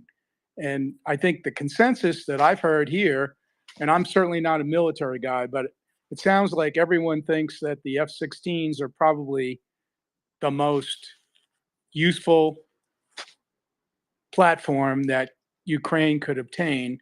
And the fact that, like I said, the Netherlands has publicly now stated they're willing to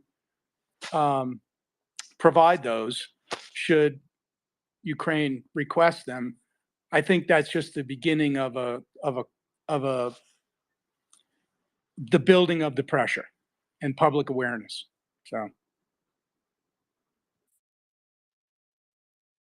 Yeah, I know. Fair enough. All right, Edward's coming up. We've got a bunch of other people coming up. David, can you stick handle this up to answer a few messages? Yes, I can carry on talking as you probably are aware. Right, let me go away. I don't think I can bring people up though, so but we could solve that. Yeah, any questions?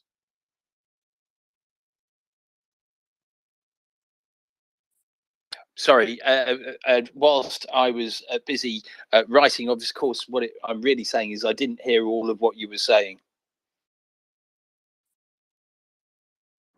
Are you speaking to me, David? Yes, I am.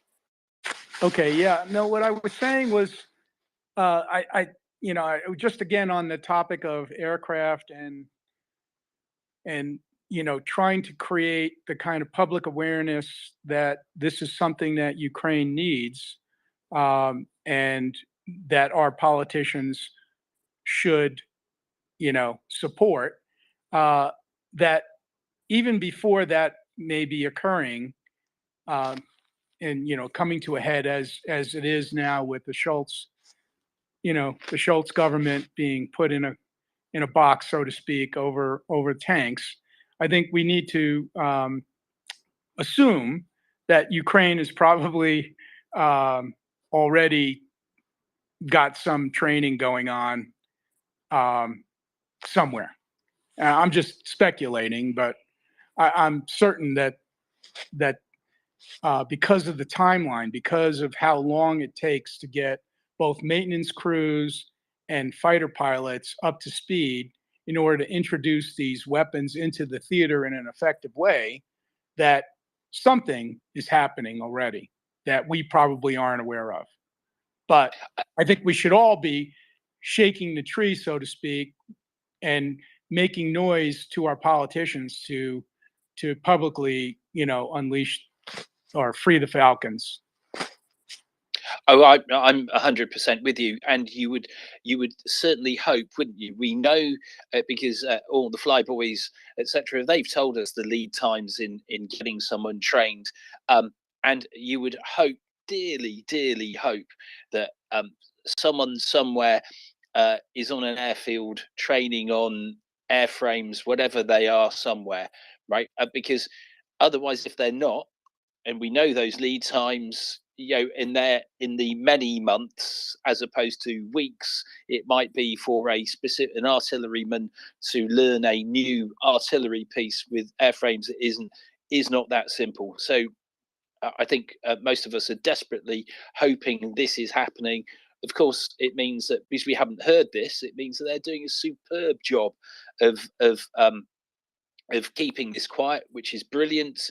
But yeah, I desperately hope so. And your point really about ensuring that everyone is talking to their politicians and reminding them that this is what should be happening is something that we should all do, isn't it? Because I think we've had the question about F-16s or whether there should be the Gripens or whatever it is. The reality is the first people or the plane it will be is the one that's first offered, right? Correct. And again, I think that this overture by the Netherlands is the beginning of that public campaign. You know what I'm saying? Like to start to make it obvious that this is going to happen. And the fact that I believe that the next Rammstein meeting is supposedly going to be focused on this topic. I think this is all sort of seeming like the momentum is being built to some kind of similar conclusion that we were hoping was going to be this past Rammstein meeting for main battle tanks. So I'm encouraged. I think there's a bunch of stuff that's happening behind the scenes, and we need to we need to believe that that the coalition of the willing is really serious when they say they are supporting Ukraine's military. No, yeah, exactly right.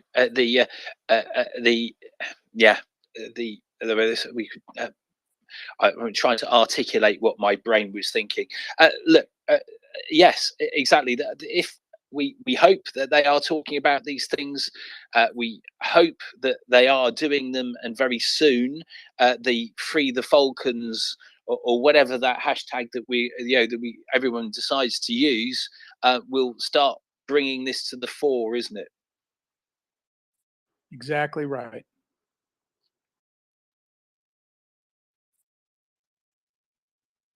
So at the moment, I'm a little bit stuck because it appears I can't bring anyone else up. So if anyone wants to DM me a question, please do. I will look at that, and then I will introduce the topic. We have Max West who wants to speak. Well, there we are.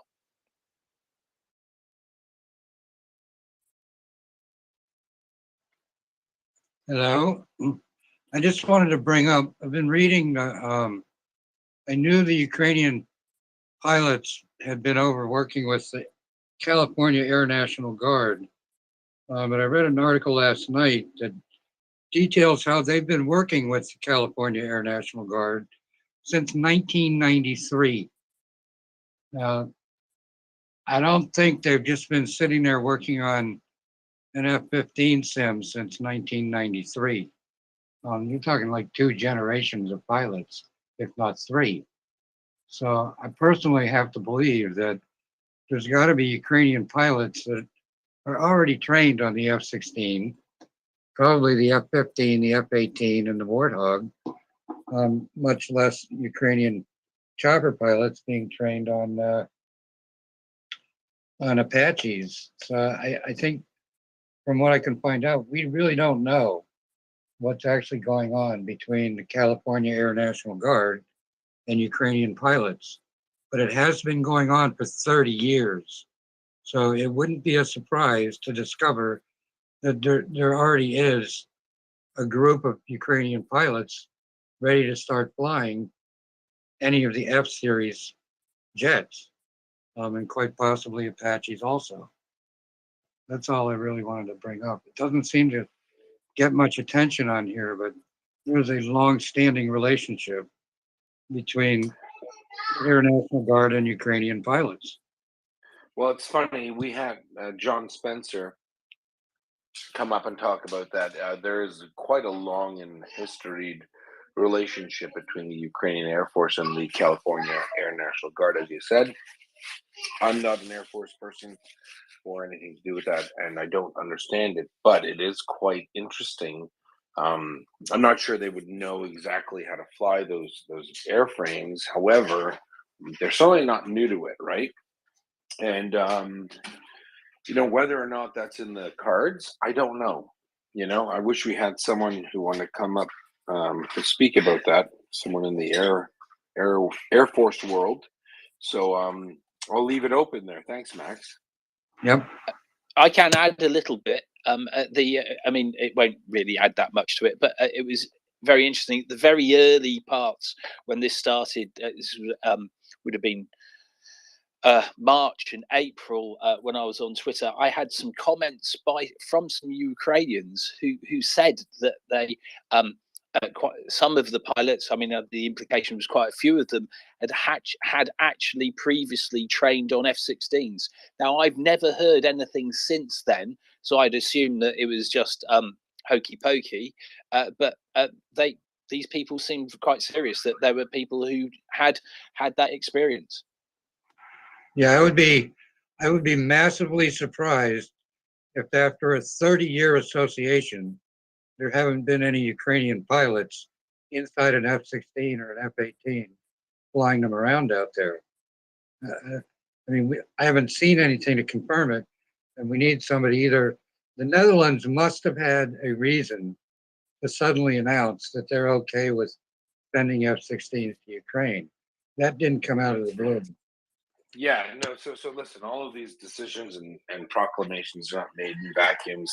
And I will say this, so even if Ukrainian pilots have had training on those platforms, I think the important question is, were Ukrainian ground crews trained on it, right? Because they can't fly in a vacuum, right? So they can't do the business without the support.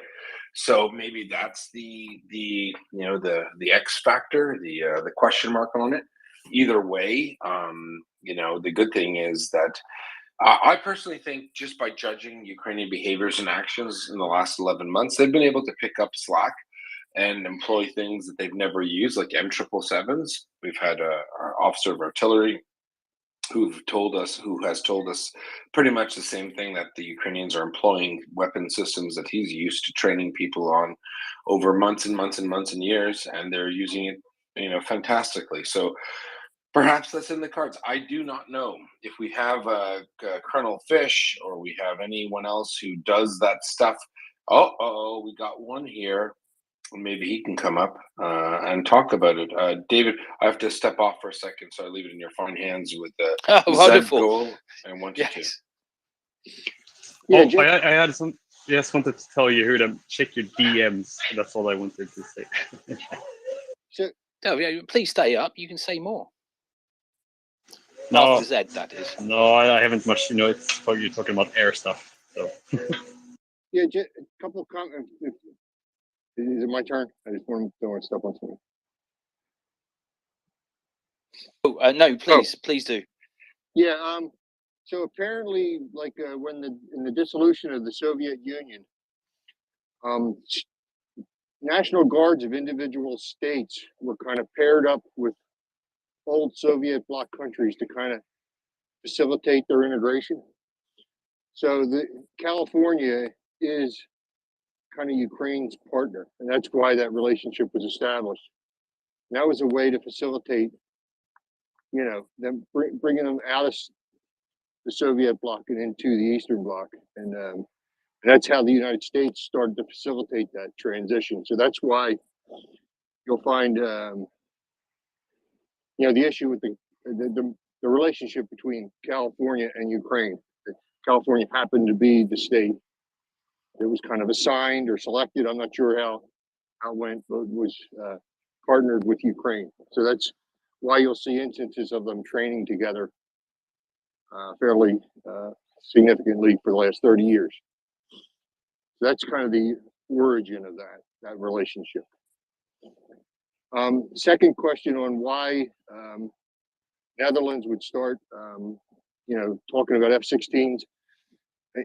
I always look at the F-35 line and who's getting aircraft in the next 2 years. Those are the countries that are probably the biggest candidates to relinquish their prior generation strike aircraft, which would be the F-16s. And indeed, Netherlands are on the docket to receive F-35s, or maybe even have started. So that's why they're a natural for making those available. So if you look at the F-33 delivery line and look at the countries that are going to be getting them over the next couple of years, they're probably the most natural candidates to transition F-16s to Ukraine. Just want to give that piece of information.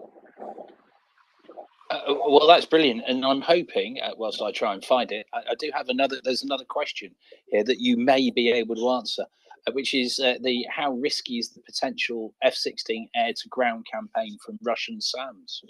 Well, it's the same as the same as what the Ukrainians are doing. So it's better than what they're. That's why I keep, to me, we keep comparing the wrong thing. We should be comparing the F-16 to the aircraft they're using today. F-16 will be better and more lethal at doing what Soviet era aircrafts are doing today. It'll be better. It'll be more survivable. So it's a win-win. Is it the perfect aircraft? F-35 is the perfect aircraft, but it's better than what they're using, and that's why it's the right aircraft, because it's better than what they're using. So as long as the Ukrainians are flying the HARM missiles, they will be able to create opportunities. I think it's Yehuda said earlier, of air dominance in small envelopes, right? Because as long as they're flying the HARMs, the S-300 radars will either be down or dead, and then you create that temporary pocket of air superiority. Now, all aircraft forever will be at risk for manpads, and there's not a good way to mitigate that. But it's no worse than it is already today. You know what I mean? So we need to compare. That's why the whole comparison of Leopards and which is better and Abrams, they're all better than T-72. So let's get on with worrying about comparisons. No, exactly right. Because if it's better, that means survivability and everything else, and this really goes into marginal gain stuff, Absolutely. doesn't it? Absolutely. Everyone using the sport, right? I completely get that, and yes, The best tank is just like the best aircraft is the best artillery. It's the one that can get there the fastest. That's the best one. It's just that simple, because it's all better than what they're using. Yep, and 1% is still a factor, right? And I assure you that the Western stuff will all be more survivable and more lethal. So it's a win-win than what they're using. No, exactly right, and that's the really important part. I equate it down to just lives, right? 1% fewer dead people is a brilliant thing. I mean, the other bit that occurs to me where the survivor, with SAMs etc. Concerned is, I can't help but think that perhaps, I don't know, that the Russians have fewer manpads etc. Around their end, because we haven't seen that many. Although maybe we're not seeing that many because we're not seeing any of the videos around it or the issues around it. But the 35% of the world's Stingers were in Ukraine. It is a bit of a point, I guess. Yeah, and that's it. And it's working on both sides, to be honest with you. That's why air parity is kind of where we are right now. And I think it's primarily because of the manpad issue, in addition to the S-300. It's both, so.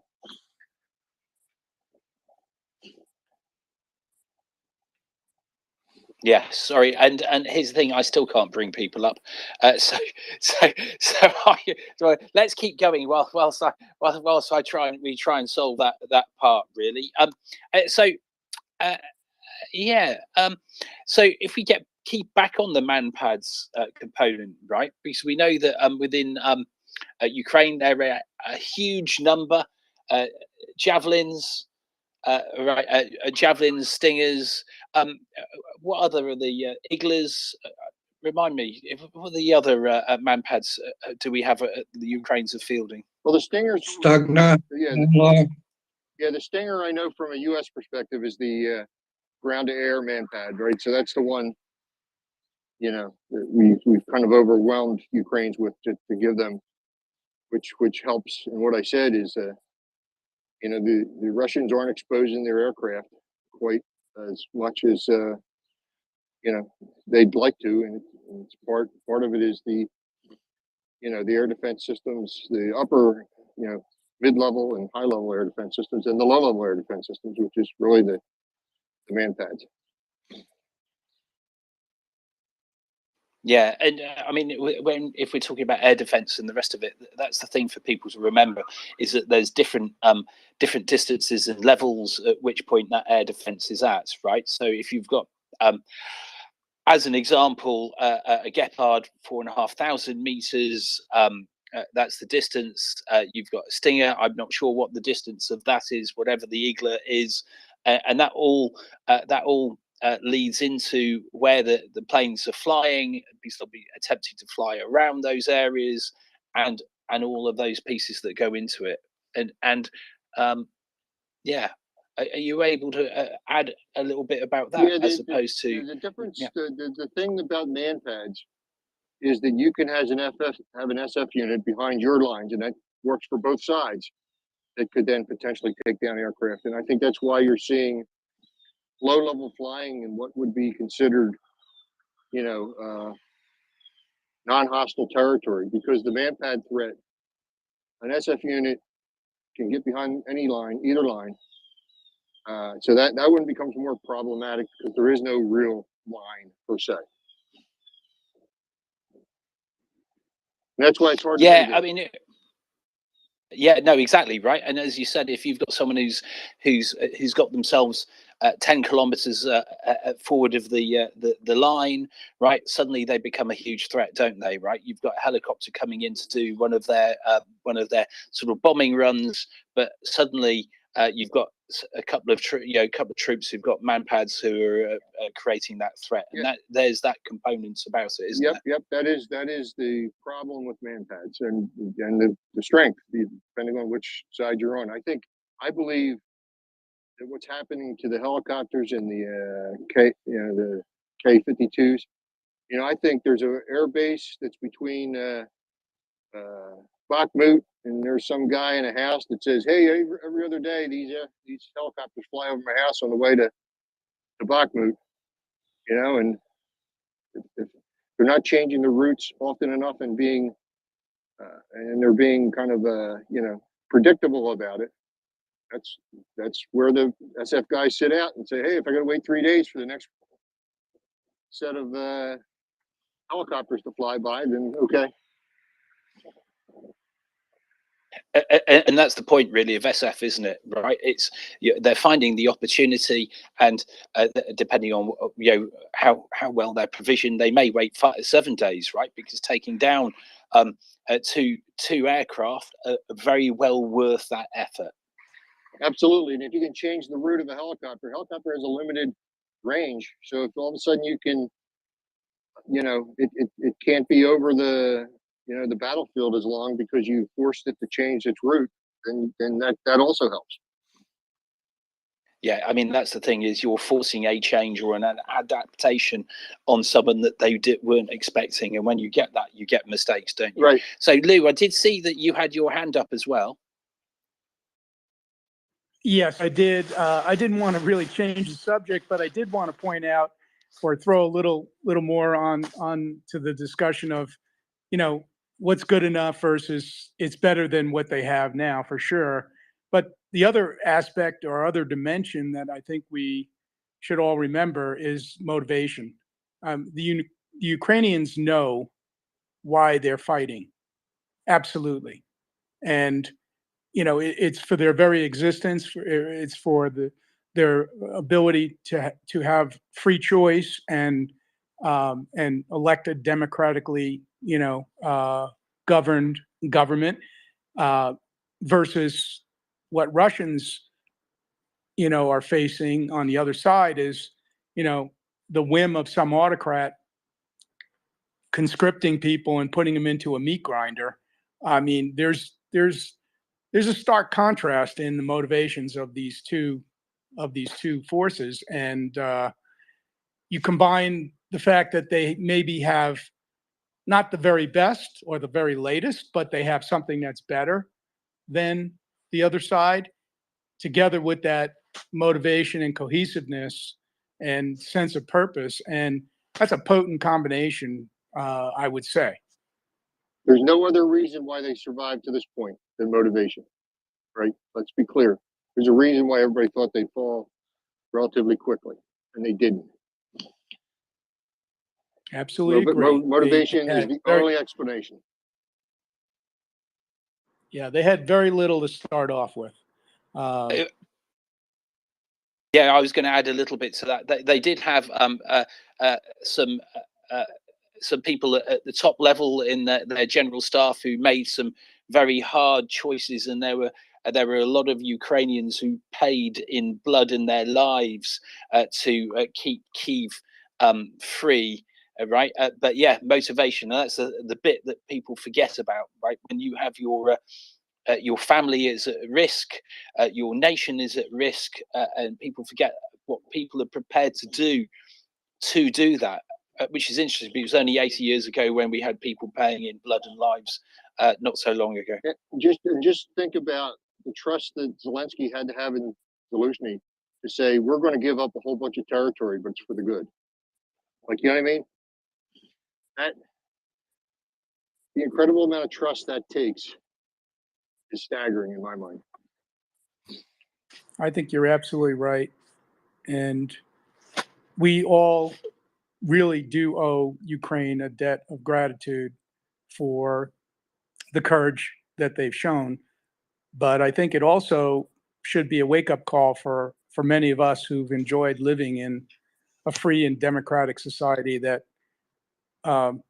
we could easily fall into something horrific if we aren't paying attention. Yeah, and I think that's the thing that we're here, we understand this, and so many other people don't get it because they're following along their normal lives. This is something that gets on the news occasionally, right?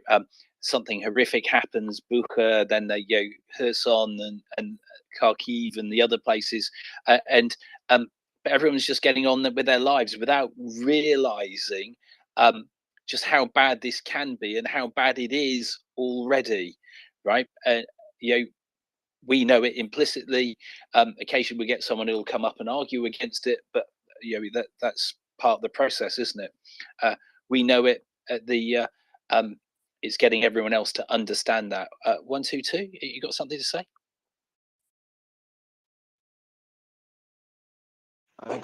Yeah, sorry, I'm cooking. So if you hear a fan, it's I'm sorry about it. I can't do much about it. You also have to keep in mind, that where you need to get Western aircraft is they won't be getting things from Russia, obviously, anymore. So you need to make sure you have things that fit. Body bags. What? Keep going. Body bags from Russia, maybe. Yeah, exactly. So that's also a thing where you need to swap out airports quickly because there's only X amount of spare parts readily available in Europe and everywhere else for the current aircraft that they're using. So that's where you also need to presumably and quickly get a new airframe into the picture as well. So alongside it being better in like every kind of way, and it can fit any kind of weaponry, most likely that's available for the West to supply, which is where Ukraine is going to get their weapons from now on. So yeah, it's crucial that they get a new airframe for a lot of reasons. And just to keep in mind, even though I used to operate tanks, I love air power. Air power is the key to everything. It unlocks a lot of things that you need. Yeah, it's a three-dimensional battle space, so that's where you need air. So you need the aircrafts and airstrikes all around. So how can you do that? And your supply for rockets from American rockets and this stuff. I think I hear in the news that some of the American Congress were about to discuss some things about the level of the debt they are taking apart from. Yeah, sorry, I wasn't. Yeah, I was just going to finish my point there, if I may. So how can you possibly think about having? Yeah, go ahead. Yes, so I think we need to maybe calm down a bit on a lot of speculations and stuff. Yeah, also with the tanks, something people that are in knowledge about this are preparing for stuff. So when we're talking about timelines and that, we might want to be a bit careful as well, because speculation is great, but sometimes it might do harm more than good. Also, just keep it in mind for future, but it's not crucial, but it's just a sort of like reminder as well. Perfect. Thank you. Anti-apartheid. South African, go ahead. Hi, how's it going? So basically, I think it's important to discuss also like how this all came about and how this all started. Like as in like how Russians don't view Ukrainians as people and how they wanted to take their country over and kill them. Is No, that it what you didn't mean? just happen like that at all. Yeah. How did It it happen? happened. It happened. Did it happen because the Jews and blah blah blah blah? I read your whole profile. Do me a favor, beat it. Not going to waste my time, David. NATO, Zelensky, shame on you, ding dong, beat it. Not, you know what? I'm usually in the mood for trolls, David, but I cannot tolerate someone who supports Nazi and genocidal beliefs. And shame on you, whatever your name is, anti-apartheid nonsense. This isn't your soapbox. Zero time, and I hope Cece, did I do good? Because usually I entertain it, and today I just don't have the patience. None. Zero to give. How did this all come about? Blah blah blah. Ukrainian people wanting to live as Ukrainians in their own country. That's bad. The guy's a tanky. He, supports racist leaders all over the world. He doesn't have very many nice things to say about my people. And I would love to have normally had him. I would have dissected him, vivisected even. I'm not even sure what that means, but not today. David, there are a lot of hands up. Go ahead.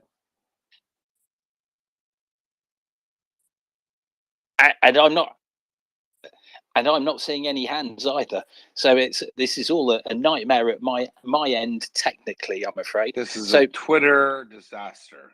All right, I will bring people up. Please do come up. David can't. Do you want to cycle up and down? Maybe, David. We can. Yeah, I'll close the app and I'll come back in again. Yeah, please. Yeah, because we're looking like we're having some problems. Yeah, you know what? As everyone is aware, I generally love the trolls. But today, I think it's been months of watching. Uh-oh. I've been watching months of Russian genocide and murder of Ukrainians that I'm not going to let some little twerp come in to talk about Israel, Palestine, and the big bad West and NATO. It's you know what? Get a life. Today's not the day. It never was. I almost feel guilty of entertaining some of these trolls. I did it as I thought it was a teaching moment for people, but I think our audience is far too well sophisticated to keep playing these games. How it all started is how it all started was hundreds of years ago when Russia subjugated and starved Ukraine, and then it led up to a genocide in Holodomor, and overall the destruction and the abuse and the oppression of the Ukrainian people. Now, you might say the Iraq War was bad. Yeah, I get it. Yeah, okay. So no one in the West is perfect, but to sit there and to BS and to degrade and disgrace the lives of hundreds of thousands of Ukrainians who've been murdered and raped and genocided, millions of Ukrainians forced into refugee status because you hate America and you hate Jews. Honestly, go somewhere else. I'm sure you got a bunch of lunatic places you can talk. This isn't it. Let's go ahead. Yeah, I'm sorry. I'm livid. Livid. I took a screen. I was scrolling through that person's Twitter feed and da da da da da, and Iran government great, Palestine amazing, blah blah blah, Ukraine bad. Do yourself a favor, give your head a shake. I mean, literally, people are dying every day. Russians are launching cruise missiles into apartment buildings. There is no excuse. You are not. There is no such thing as being neutral or on one side or the other, or whataboutery, both sidisms. You either support Nazis or you don't. Give your head a shake. Come back, course correct. Sorry about that. LR and then Leeway. Maybe we should request that some of these people actually watch the freely available Timothy Schneider course on the history of Ukraine before they try to explain to us how it all started. Yeah, but do you really know how it all started? I'm going to come up here and educate me. Oh, my God. Yeah. Well, I mean, I think it's a beautiful thing that Timothy Snyder made that available. I know it was a huge education for me. I've read his book on the Bloodlands, and also That's a Anne great book, by the way. Bonds. Bloodlands, a great book. It's an eye opener. It's tragic, but it really does explain a lot, even with respect to Germany, I might add. But yeah, it would behoove people to get educated with some facts and stop spouting, It's not propaganda. even Russian propaganda. It's ahistorical. It's just absolutely ahistorical. It's almost like if I was having fun poking at flat earthers and then I just kept doing it for months. After a while, it gets boring, Now, but thanks. Leeway, But then Danny. Sorry, go ahead. yeah. Go ahead. Timothy Snyder also had another book, and I'm trying to remember the name of it, where he talked about the whole disinformation and changing of reality. Like the whole idea of just flooding the zone with complete fabrications, and what that does to destabilize discourse and democracy. And I think that's what we're witnessing. Agreed. So we've had, so Palki was up and then took their hand down. So I'm going to give you a first kick at the can because your hand was up first and then you put it down.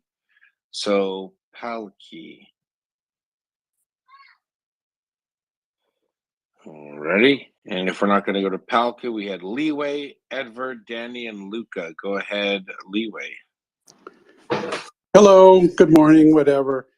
Say, at the risk of troubling you more, Yehuda, I have a real question, and that is, last night I saw Thomas Tyner's rather explicit compromise, and I just wondered if that's been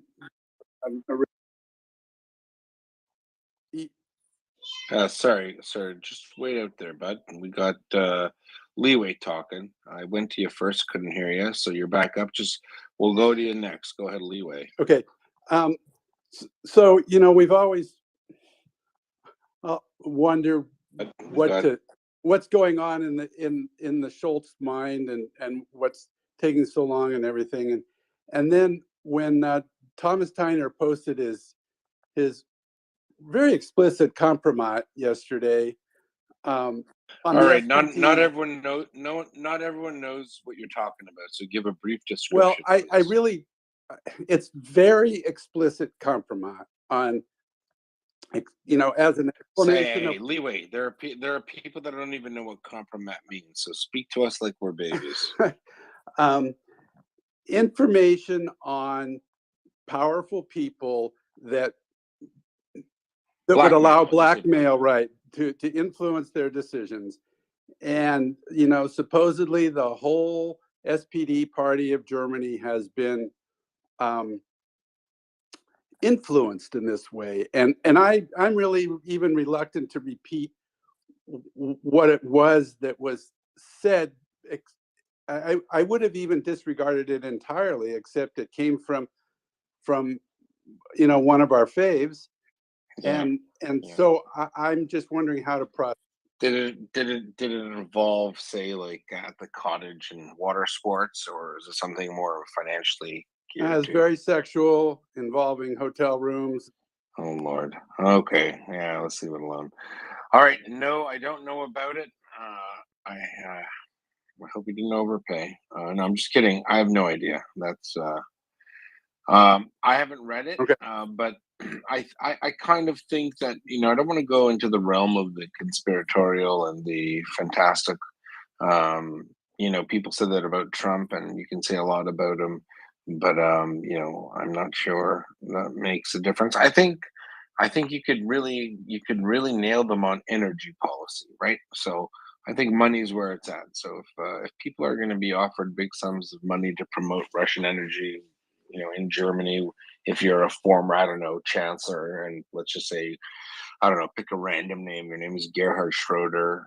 You know, I could see that. I could see money being exchanged for benefit, right? But you know, great point. I don't want to get down that rabbit hole because it's kind of one of those topics that can't really be proven. Almost like in Scotland, when you're not guilty or not Okay, guilty. It's unproven. Maybe. I get it, Yehuda, and I don't have the ability to you know, double check it myself, but Thomas was very explicit, adamant, and it would be good if maybe through back channels you could try to. I'll give him a call. I usually tend to shy away from bombastic claims of whatever. But you know, an interesting point.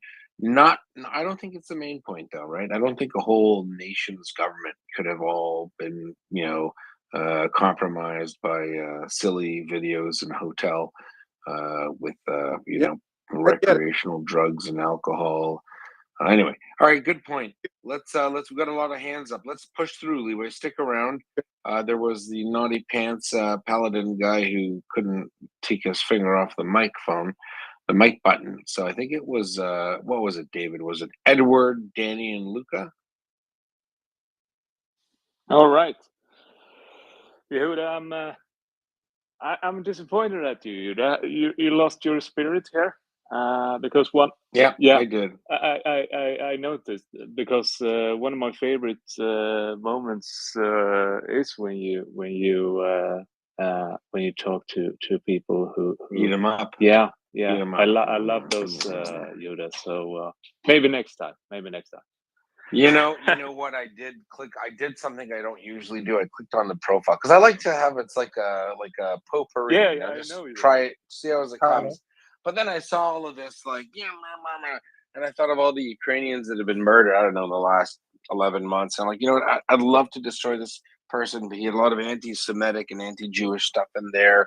And I'm like, you know what? I'm going to let this get too personal, and I just don't want to torture. I know you like it, but some people say to me, "Don't feed the trolls, Yehuda."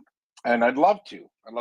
Feed them every day, and send them to the abattoir when we're done. But not today. No, but I love the way you do it, Yehuda. You do it so politely and so, you know, explanatory and so on. So just wanted to say, well, thank you. Just wanted to say that. And Yehuda, a quick question. I know it's probably not regarding Ukraine so much, but what is it with South Africa, really, Yehuda?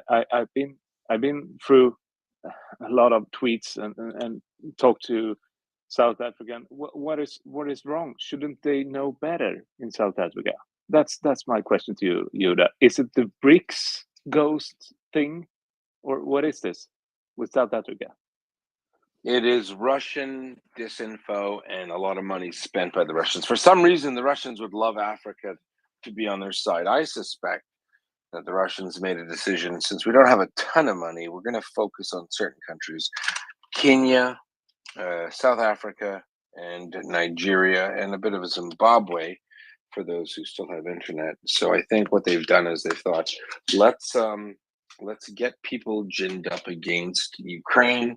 We'll talk about NATO expansion, white colonialism, white supremacy, all this nonsense. And actually, I thought there was quite a bit of a lull in the Africa misinformation disinfo campaign, but I think we were sleeping a bit. The alligator closest to the boat was European opinion, and the Russians can't win that. So I think they doubled down. They redoubled their efforts in Africa, and that's where we're at. And I think our friend Edward is talking about the announcement of joint exercises between the glorious and most powerful South African Navy, and Russia and China. A bit silly. I'm not sure whatever the political leadership in South Africa intends or plans to do. I don't think it's going to help them. In fact, it'll probably hurt them writ large. So, yeah, good points all around, Edward.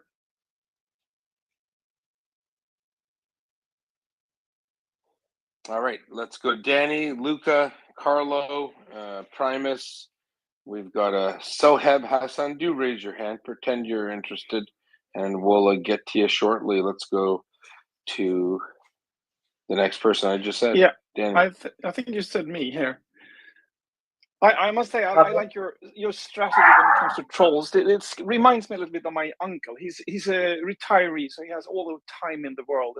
And when they like these telephone salesmen are phoning him, he spends a lot of time with them. He's so polite and he talks to them and so on. And then he always said, "No, I wasn't interested for them to start. I just wanted to take up your time."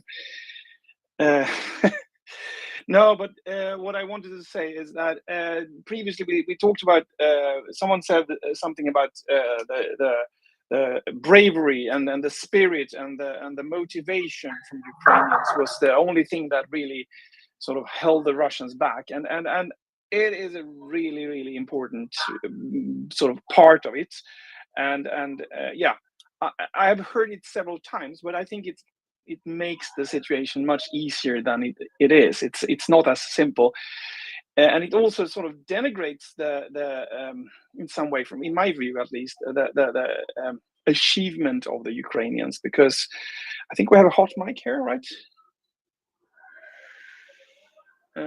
Yeah, but I think that I think it's David that has a hot mic. Can you? David, do you have a hot mic? No.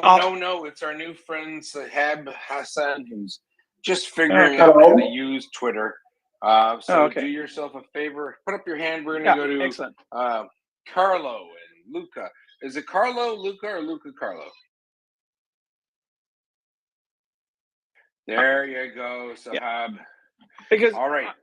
I think one really big ingredient in what makes the sort of the Ukrainian success is something that the Russians don't have. We've said several times. I think it's Dome that always says that Russia is not a learning organization.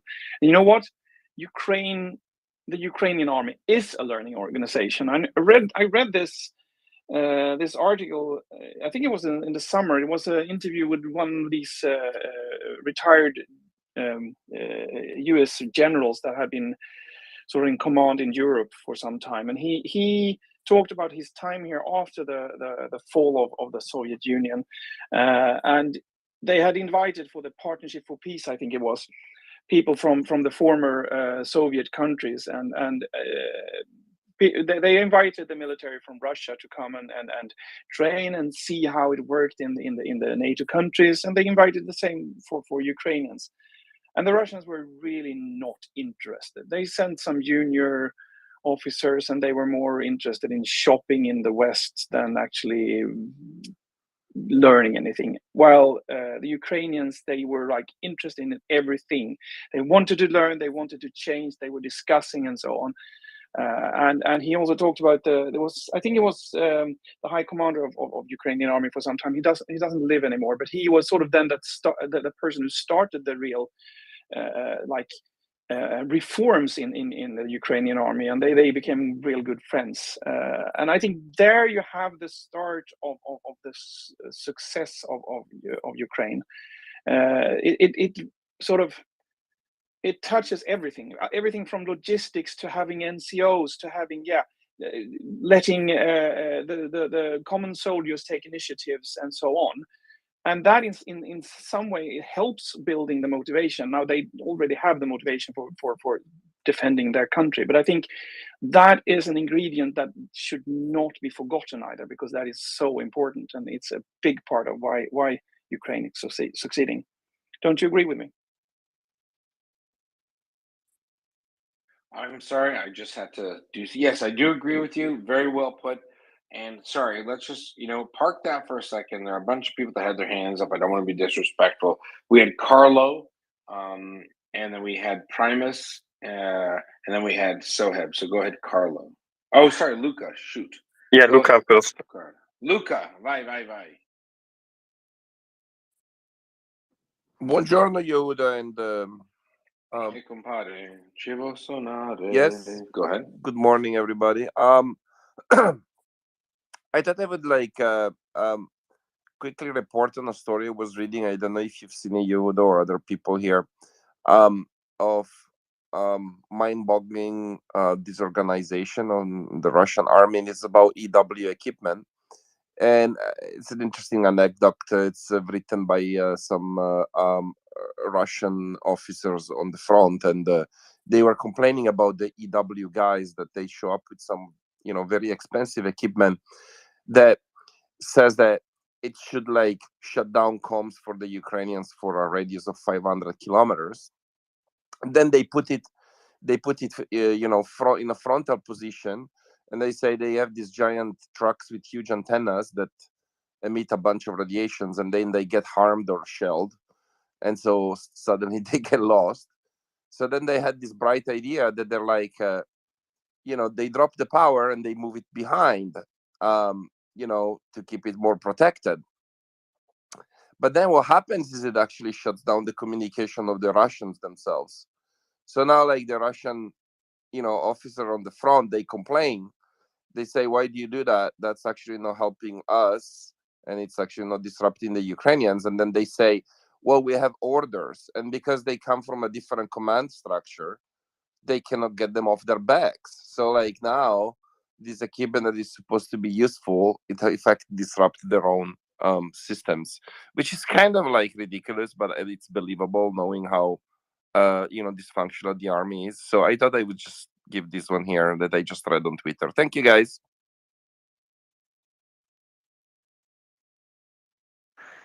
Hey guys, I just want to come back to the point of Africa. The reason is why Russia is there very successful is because the corruption in Africa is very high, and actually Wagner is controlling actually everything that is from value in Africa. So actually Wagner is the one who providing jobs and providing safety for all those kind of corrupted people in Africa. This keeping in mind is actually also the reason why the people are in Africa against the French, because the French are not doing anything. They just exploit the country, but not even provide any kind of protection. Wagner, however, does provide protection to the corrupt people. So their truth, they're getting more support, and the locals itself, they're making it even worse.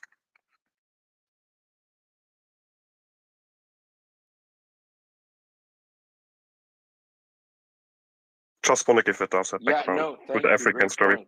Great point. Hey, David, you need to leave the space. Close your phone because you're still here. I need another co-host up. We're going to go to Primus. Go ahead, Primus. Yeah, about South Africa and what's up with that. I mean, Wagner definitely has a role in some of those countries, although I can't quantify how much. But I think specifically with South Africa, the Soviet Union supported the the frontline states, the border countries to the north of them when they fought against apartheid, the aligned with the African National Congress, and now they're the ones in power. So they kind of have a existing relationship with now the Russians. At least that's what they'll say. I mean, the reality is, Russia just validates their dictatorship and corruption and kind of shields them from Western sanctions and accountability. But those same guys that you're supporting the Russians, live off of selling resources like, diamonds and, strategic resources and uranium, that kind of thing, to the West. So, that's kind of Fair what's enough. up with that. Hey, Nancy or Tyler, Tyler, what am I saying? Axel, please kick David. He's stuck in the co-host spot here, and I need help. David, can you hear me? Okay. Let's go, David. All right. Sorry, can you continue that, please? Oh, I mean, not too much else to say. I mean, the African National Congress, which is where all the leadership post-apartheid came from, they had a lot of ties to the Soviet Union, and they had, they were supported by the countries to the north, I don't know, Zimbabwe, Botswana, whatever those countries Oh, I were. see what you're saying. Yeah, Yeah. but you know what? At the end of the day, I mean, money talks, right? So they weren't dancing to the tune of any, post-communist world. I think it's just the enemy of my enemy is my friend thing. But good points. Look, the truth is, Russia spent a disproportionate amount of money in a few key African countries. And I'm not an Africa expert.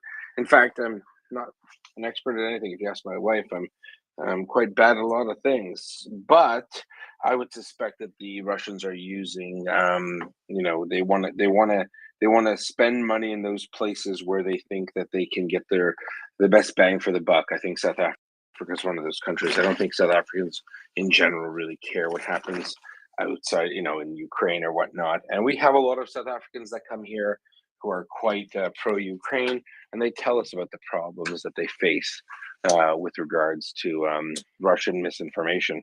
So no, great points. Mockers, welcome up. Great. Hello there.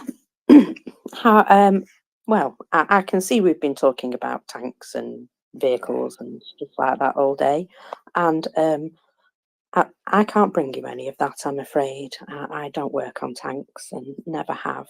But I have been looking today at our friend Dimitri, who does I like image Dimitri. Tell us translation. who Dimitri is to those who don't know. Dimitri is a gentleman who does translations. He goes by the handle of War Translated, and he has been pumping out some really interesting conversations just recently. Let's just say there's there's so many things that he's been translating. I've got to say, I'm really grateful for what he does. I mean, for example, Belgorod. He's showing a video here of people in Belgorod reinforcing their homes with sandbags because I think they've had enough of being hit by portions of their own air defense missiles. So they're getting the sandbags out because, it's nice to have some protection from your own army. And there's an awful lot of things that he's been able to translate which just astound me. Would you like to hear the latest one about their amazing EW, which is their electronic warfare?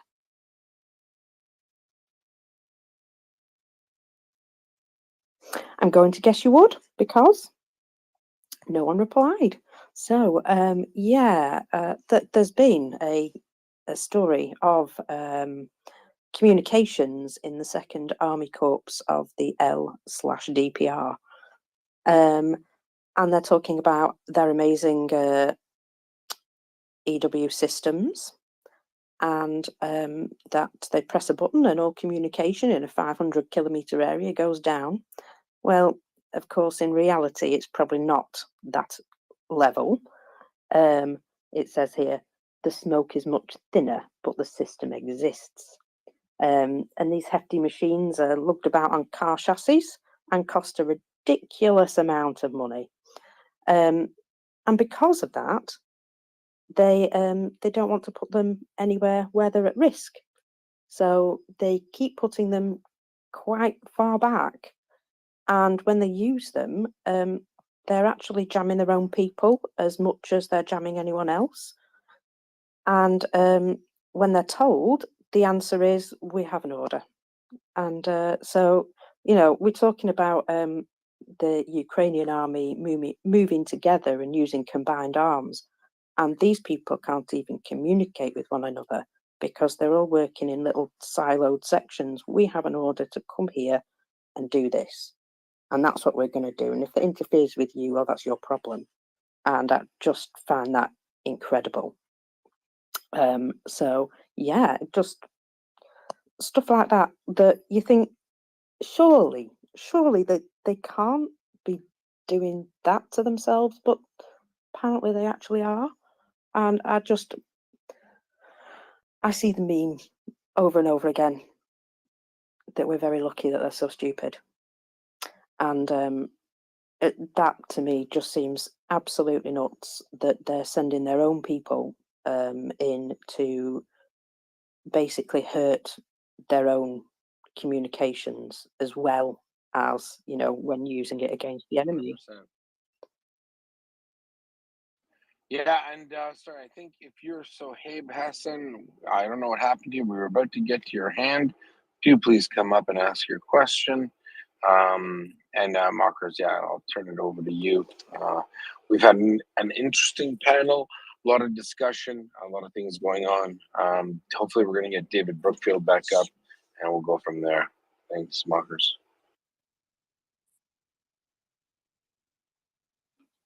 Okay, guys, well, you've got me back, you lucky ducks. So, yeah, I'm just going to go through a bit more of what I've seen from Dimitri today. He's actually put up a thread of intercepted calls that he's been translating this week. And you can look through them at your leisure, but I'll just go through these because, I mean, this is very telling of the situation. That a Moldovan man, Moldovan, says the newly formed mobilized unit in Ulyanovsk has 30 wounded before they've even reached Ukraine due to drunken fights, overdosing, and frostbite, which, you know, doesn't stand them in good stead if they've not even arrived as a group.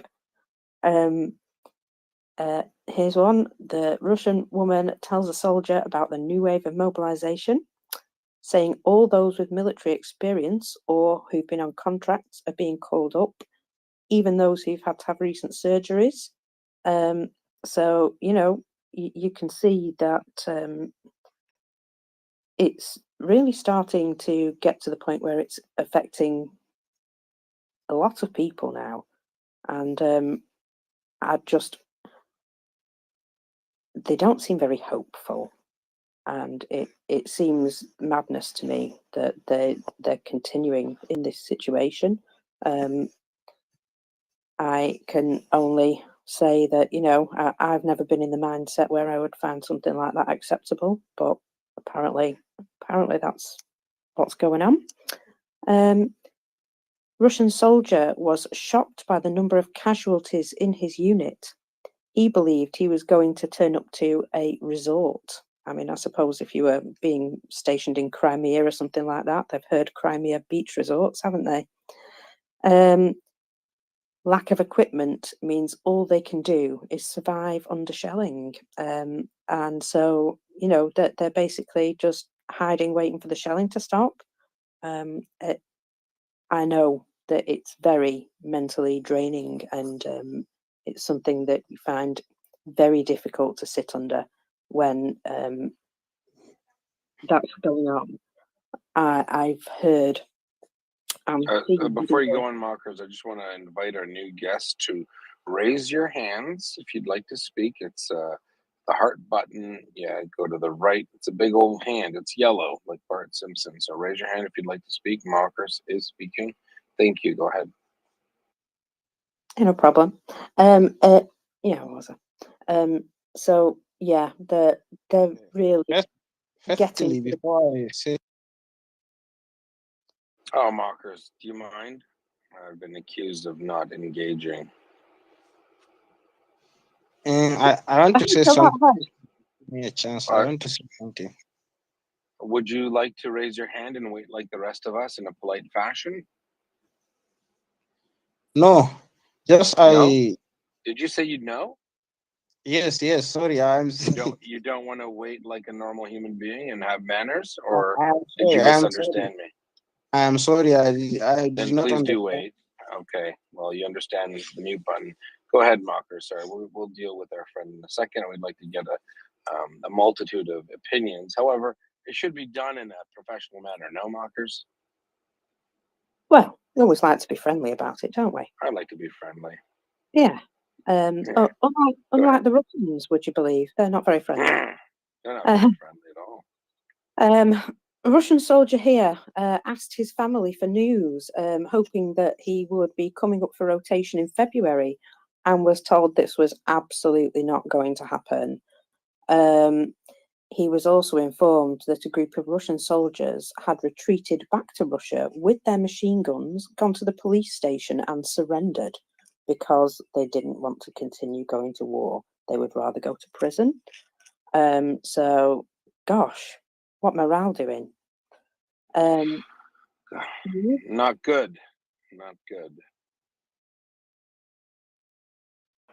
No, it certainly sounds as though people are starting to realise that they might have choices other than being sent into certain death. I think Well, I think we should all support the complete breakdown in discipline in Russia. I think if people want to run away, send them to China, let them do whatever. I mean, the more discomfort and confusion that occurs in Russia translates to the less Russians that are mobilized to send to murder Ukrainians. That's my take on it. Maybe I'm a little optimistic or opportunistic rather.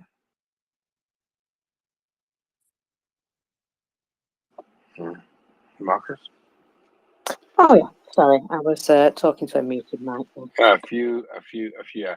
Listen, all right, we've got David L. I propose he might be a better fit for this space. David, you didn't interrupt us, so thank you. Okay, if you have a question or comment. Yeah, it's just maybe a two-part question. First, you were mentioning kind of the Russian, they're scraping the bottom of the barrel. I've seen various reports that maybe there's like 30 million military-age males in Russia, and you've got 35, let's say, and then 25. And then maybe they're thinking about calling up between 300,000 to 2 million. And when you're scraping the bottom of the barrel, what is that 2 millionth person that they're trying to find to bring up? And then as part of that is, what is the effect on the economy given, like, is it a straight line, or is it at some point there's just a massive fall off? Because, like, you know, in any given organization, let's say you have a 500 employee organization and maybe 12 are really important. By the time they get to that 2 millionth man, they're taking some of those 12 important employees. The first few might be additive. So that's kind of like, no, listen, they can't afford to even lose one more person now. That's the truth. So the Russians are talking about all of this mobilization. However, 25 million. The country is barely existing right now. It's on its last $50 billion of reserve money that Putin has squirreled away in the last 8 years in anticipation of a big sanctions regime. You know, in his mind, after he conquered Ukraine in 72 hours, you know, it'd be a big party, and he expected Europe and the West to sanction him for 6 months, 7 months, and people would give up. So instead, he's had to use that $300 billion that was available to him to do other things, and that money's not going to last forever. And even if they were to call up this 1.5 million Austin Powers level $1 million, they're not going to be able to arm, train, or do anything with these troops. He's actually trying to play a long game now. Recently, there is information that has come out that he's trying to gin up his defense business, his defense industries. But what are they going to produce? Like trebuchets? You know, if you don't know what a trebuchet is, Google it. It's a French word. It's not really good artillery. It's good for the 12th century. They can't produce what they need to produce to fight even Ukraine's army pre 2022. So he's fighting a losing battle. He could mobilize. Yes, they could literally mobilize another million persons and force them into a war. They don't have helmets. They don't have small arms. They don't have small arms munitions. It would be a gong show. So I'm hoping, that it's a reasonable hope that in fact he'd be removed from power at some point. But yeah, nothing to say about his equipment. Nothing to say about the supplies he has. He can't do it. It's just a forlorn hope there, David. Thanks for answering the question. Yeah, no worries. Mockers, we have a bit of a large wave of interesting individuals who come up, want to speak, interrupting others, and then they go away. Is it me? Am I not a friendly voice to the masses, Mockers? Am I in the wrong business? I can only say, Yehuda, that you give them oxygen and attention, and so they love to chat. No, I think I give them just enough. Just enough, no? Yehuda, it's Well, magnetism. maybe a bit of that too, yeah. Maybe you're magnetic. But I find that somebody who's coming in with a strange and wonderful opinion and wants to shout about it before we've asked them to speak, don't play. I just don't play. I just like, Did yeah, I okay, not? Did bye I you. just ask an individual? Did I just ask? Am I mistaken? Did I just ask an individual if he wouldn't mind waiting and not being impolite? He said no, and he just kept talking. Did I just lose my marbles, or Yeah, I well, feel some people are really rude, and yeah, not very absolutely polite? right thing. Yeah, well, all right. I'll let it go. We're gonna add some new people.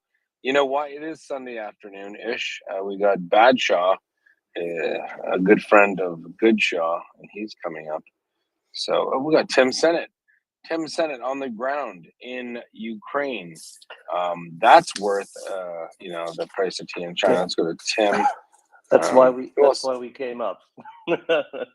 Oh, okay. So you didn't That's care all right. about No, me. Thanks for the support, we Axel. care about you. Sorry, Yeah, what? barely. All right, Tim. All right, Tim is up. By the way, Tim is a long-time MriyaReport correspondent. Overall, nice guy. Only bad thing, he's from Wales, and it's completely not his fault. But he does once again prove that Wales has got talent. He is now delivering goods to the Ukrainian people in Ukraine, living in Estonia. Tim, tell us what you're doing and how are you? Wow, what an introduction. Although to some people on the space, of course, I Was need it no great? introduction. It was great. Was it great? I loved every word. I loved every word. Amazing. And every word was true, except the part about Wales having talent. So I find myself in Ukraine once again. I caught a lift down here with some friends of ours, and I am hanging out with Mr. Alexander Kamyshin for a few days, where we're doing a little bit of filming, meeting some interesting people, probably going on a little tour around the country later in the week. So watch this space. There might be a little movie coming out at some stage.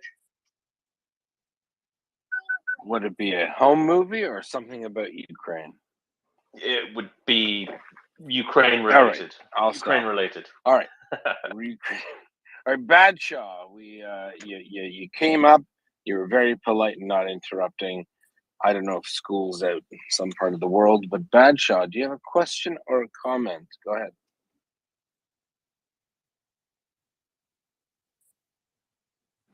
Badshaw.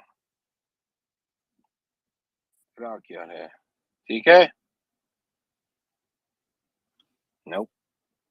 Okay. It's I see a doggy too. All right. So Badshaw's out. Stop.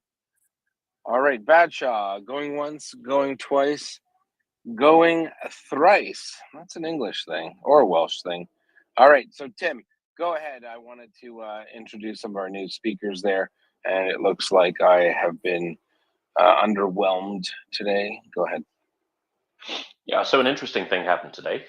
So I met up with Mr. Kamyshin, and we headed to Kiev Central Railway Station. And Can you tell our new listeners who Mr. Kamyshin is there, Tim? So Alexander Kamyshin is a great friend of the MriyaReport. He's been on several times. He is the chairman of Ukrzaliznytsa, which is the Ukrainian state railway system, which is the 6th or the 7th largest railway system in the world, depending on how you measure it. It also has the best punctuality record of any railway system in Europe, despite the fact that more than the Germans. Yep. Despite the fact that it gets bombed about every 20 minutes, and they still manage to keep it running. I think it's something like 96% of trains are on time. It's really, So really I don't mean to be a jerk and interrupt you again, but tell our audience just how important Ukrzaliznytsa is for the survival of Ukraine, for the effective running of its government, its society, its military. Can you give a bit of a brief chat on that? Absolutely vital, like, because you can't fly here anymore. Civilian aviation is completely gone. For obvious reasons, the government avoids it where they can. And so the only practical way to get around the country is by rail. And Ukrzaliznytsa connects basically everywhere you need to be, all of the major cities. It has very comfortable trains. There are sleeper trains, so you don't have to sit in a seat the whole time. You get a nice cot to sleep in. The trains are new, modern, clean. It's a really amazing system. And it's not only a passenger rail.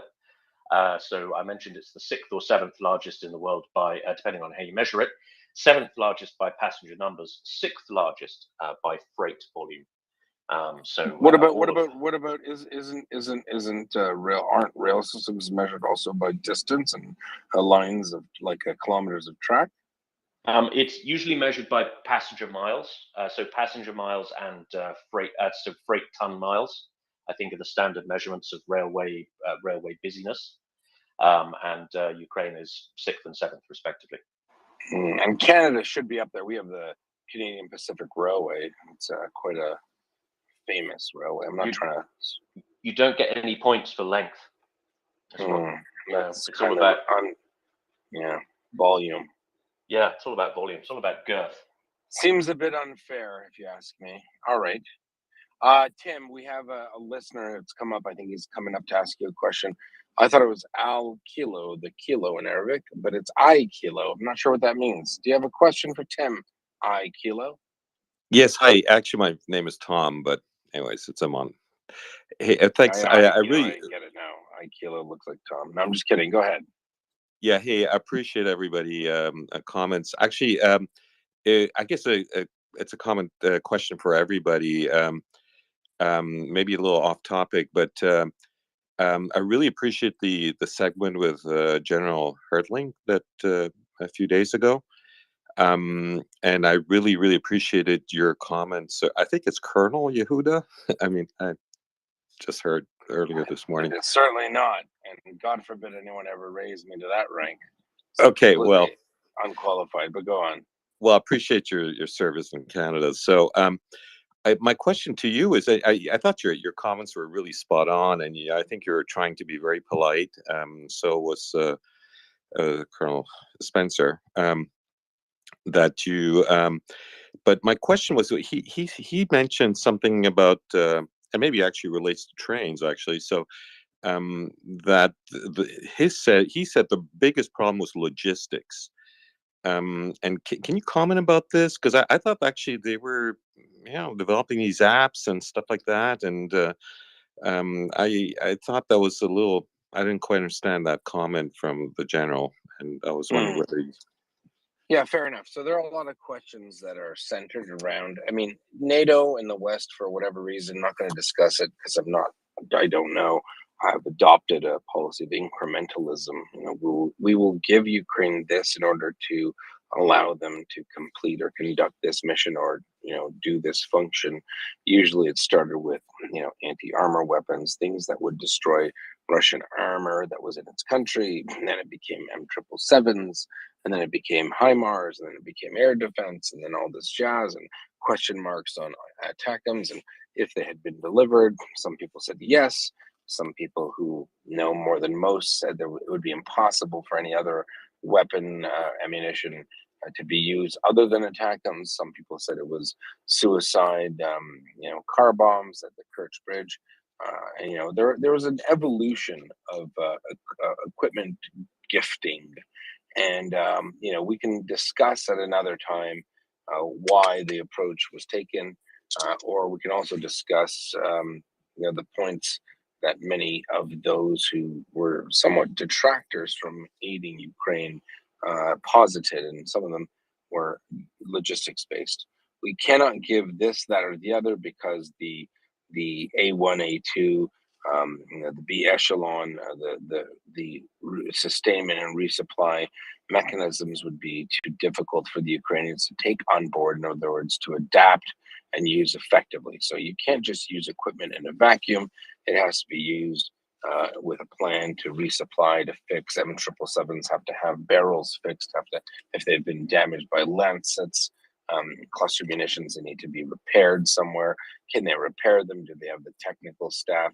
Can a person who only has ever repaired BMWs repair a Hyundai easily? Probably not. I mean, they get the idea, but the parts are different. The tools are different. So there was a lot of hay made about logistics. And the difference is this: when you're in a professional army and you're hiring people and they're joining the military, it might be a longer flash to bang in terms of introduction to the material and then proficiency in the application of the knowledge and the equipment that you're given.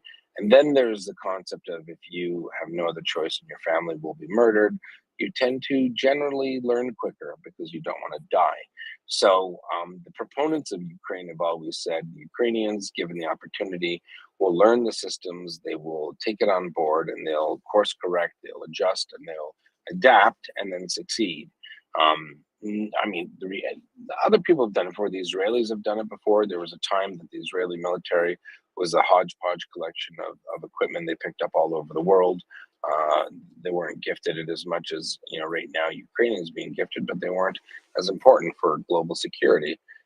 So where the general and perhaps myself and Colonel Spencer and a lot of other people differ with him is that some people look at logistics, supply chains, and the ability to sustain and maintain equipment as an impediment to deployment, whereas others look at it as a speed bump, an obstacle to overcome, but yet it will be.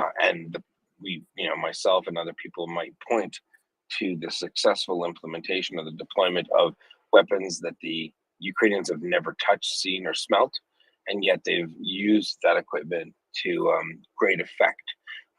When it came to the discussion with retired Lieutenant General Mark Hertling, we talked about Abrams and the requirements for the supply to keep those tanks running.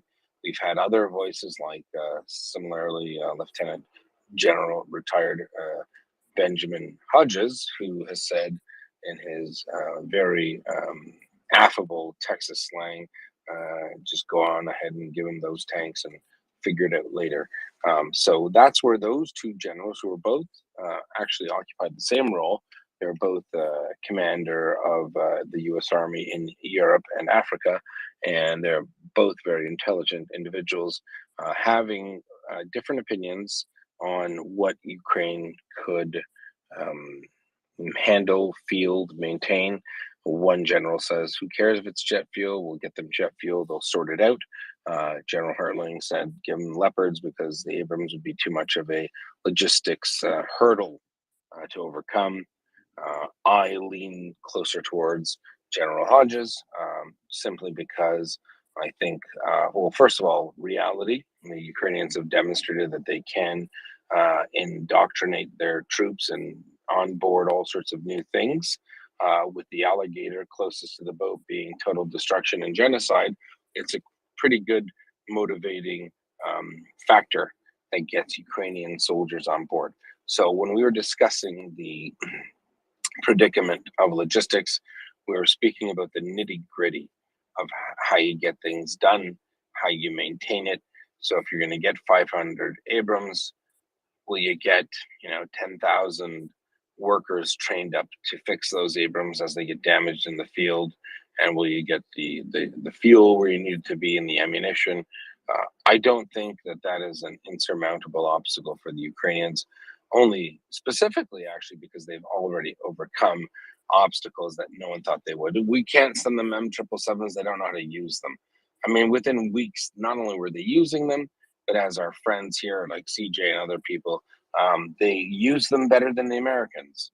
So why are we to suggest that they wouldn't learn to use and maintain Abrams better than anyone else, or to the points, the proficiency level required? General Hertling, not to speak for him, but my understanding is he feels that there are certain bridges that are too far and unnecessary, and he feels that the weapons closer to Ukraine, i.e., the weapons platforms such as main battle tanks, Leopards, are a better fit. Not an ignorant position, certainly not. Unless anyone suggests that I have the authority to even say it's an ignorant position. It makes sense. However, all things considered, if the Ukrainians need a thing to do a task, and the Americans are able to provide, and it causes a logistics, problem or even nightmare for the Ukrainians, they've proven up to the challenge. So most people say, give them everything. We've got 500 Abrams. Give it to them. Put them on boats, put them on planes, send the parts, send the fuel, and have at her. So that was the nuance behind or in the discussion with General Hertling. I hope that answers your question, Alkilo. Yes, thank you. I'll switch off. I really appreciate it. Thank you. No worries. I know it was Tim. Tim, you're in Ukraine. We'd love to take more questions right now, but we have limited time with Tim. He didn't pay his cell phone bill, so it's going to get cut off soon. He's in Ukraine. He's doing his thing. Go ahead. Exactly. Well, Tim, can you tell us a little bit who you were forced to run into today at the train station and then thereafter? Now, this is an interesting one. I met Mr. Kamyshin, the Ukazaliznytsa, Ukrainian rail CEO, for a quick lunch, just to get a briefing, get a feeling for how this week is going to go. And he said, "Oh, by the way, eat up. In an hour, we're going to go meet Boris Johnson." And I kind of did a double take. I'd not really been following the news. Apparently, he is in Kiev doing Boris-y things. But we did indeed go to the station. Say again? Ziplining or? Yeah, ziplining, eating birthday cake, the usual Boris stuff. So we trotted along to the station where the board announced the Boris Express. They had a special little train, the Boris Express, which I thought was a nice touch. And it turned out to be an absolutely massive train. Boris Johnson, who was on his way from Kiev to somewhere else, stopped off and sat down for an hour and had a glass of wine a glass of wine with the Ukazaliznytsa staff, and he stopped specially to meet Kamyshin and his staff to show his appreciation for the rail system and its contribution to the war effort. So we had a nice sit down and a chinwag and a glass of wine with Boris. So you had a glass of wine with Boris Johnson? Yes. And did you guys talk about me at all? Like, did my name come up with Boris? Yeah, he mentioned this guy Brigadier Yehuda. If that's you, I don't know. Maybe. You're a disgusting human being. Anyways, that's amazing. You know what? I used to pride myself in the fact that I sit at home on the phone and help out here at MriyaReport, and I won't lie, I'm a tad bit jealous. But that's amazing. Please retweet this space. We're talking to Tim from MriyaReport. He's having wine with Boris Johnson on a train with the head of the Ukrainian National Railway. That's super awesome, and I'm so proud that you did that.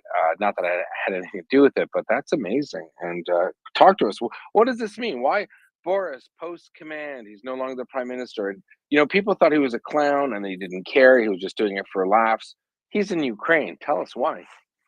Well, I think whatever one's political disagreements, or indeed personal disagreements with Boris Johnson, under his leadership, the UK was and still is an unfailing champion of the Ukrainian cause. The UK was the first to deliver lethal aid to Ukraine. The UK is now about to become the first to deliver main battle tanks to Ukraine.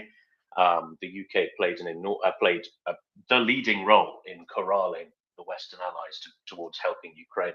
And I think had Boris Johnson not been in number 10 when the war escalated in February last year, things could have gone very differently regarding Western aid. And so, well, let's be honest. Let's be honest. Boris authorized Mr. Honorable there, Ben Wallace, to send all sorts of NLAWs about 10 months before the invasion. And a lot of people don't know that. In fact, a lot of Ukrainians love Boris Johnson because he stood by them before the storm was brewing, and that's good on him. No, absolutely, and he is a celebrity here.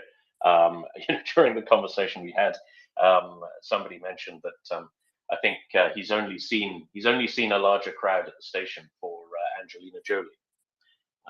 So I thought that was quite fun. Who apparently visited Ukraine a few months ago. But although she only went to Lviv, she didn't venture as far as Kiev. But yeah, so he's very popular here. There's a street named after him and all of that stuff. And yeah, well, whatever you think of him, if you're a Ukraine supporter, I think you have to tip the hat, right? absolutely. No, it's great. Let's get Axel and End up there. You guys are doing great, you guys and girls. And I will add all the new speakers for you. Easy, no problem. Just drop. I'll be there.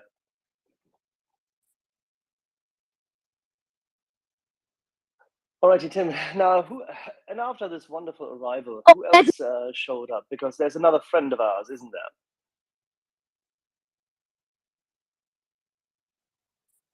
I met the CEO of the what's it called? Ukrypoczta, whose name is Sergey Igor Smolyansky. Igor Smolyansky, that's the one. Yes. Sorry, I've met so many people today. The names are going in one ear and out the other. He was a jolly nice chap. He has been up on the space a couple of times, hasn't he?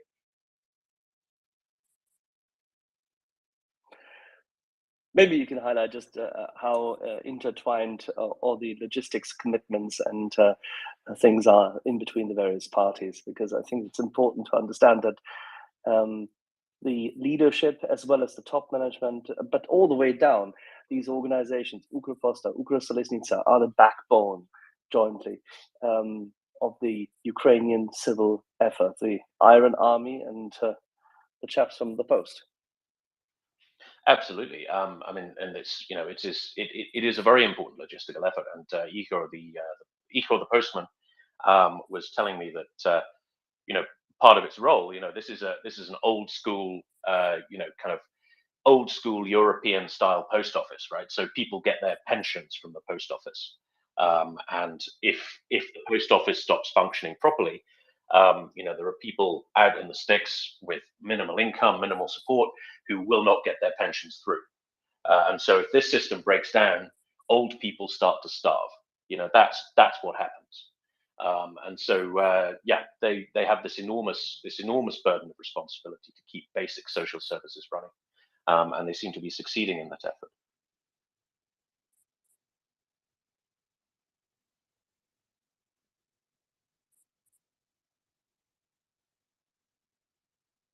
Sorry, mate, I was just adapting the title to reflect the fact that both you and our friend Alexander Kanishin had the opportunity to yet again have a word with a man who now had a haircut, as I understand as well. Maybe we can talk a little bit about further as to what the continued engagement is Boris Johnson is showing in country, because it's not that he has given up on doing so. He both connects Great Britain as well as the strategic interests. It's whole, shall we say, commitment to the country is well supported by his efforts. Maybe we should discuss this in a bit more detail. Sure. So Boris Johnson, he's obviously no longer prime minister. He no longer holds a ministerial brief, but he is still a member of parliament. He has been prime minister, so he has occupied one of the highest elected offices in the world. And so he's a man with quite significant clout. Before that, he has also been Foreign Secretary. He has also been Mayor of London. So he is a guy who understands the management of he not only understands statecraft, but he understands the management ancillaries of statecraft. During his time as Mayor of London, he supervised the start of the largest infrastructure project in European history, which was Crossrail. Which, if you don't know what Crossrail is, it's a giant tunnel with trains going through it that goes all the way under London. So it goes from east to west London, and it runs trains all the way through.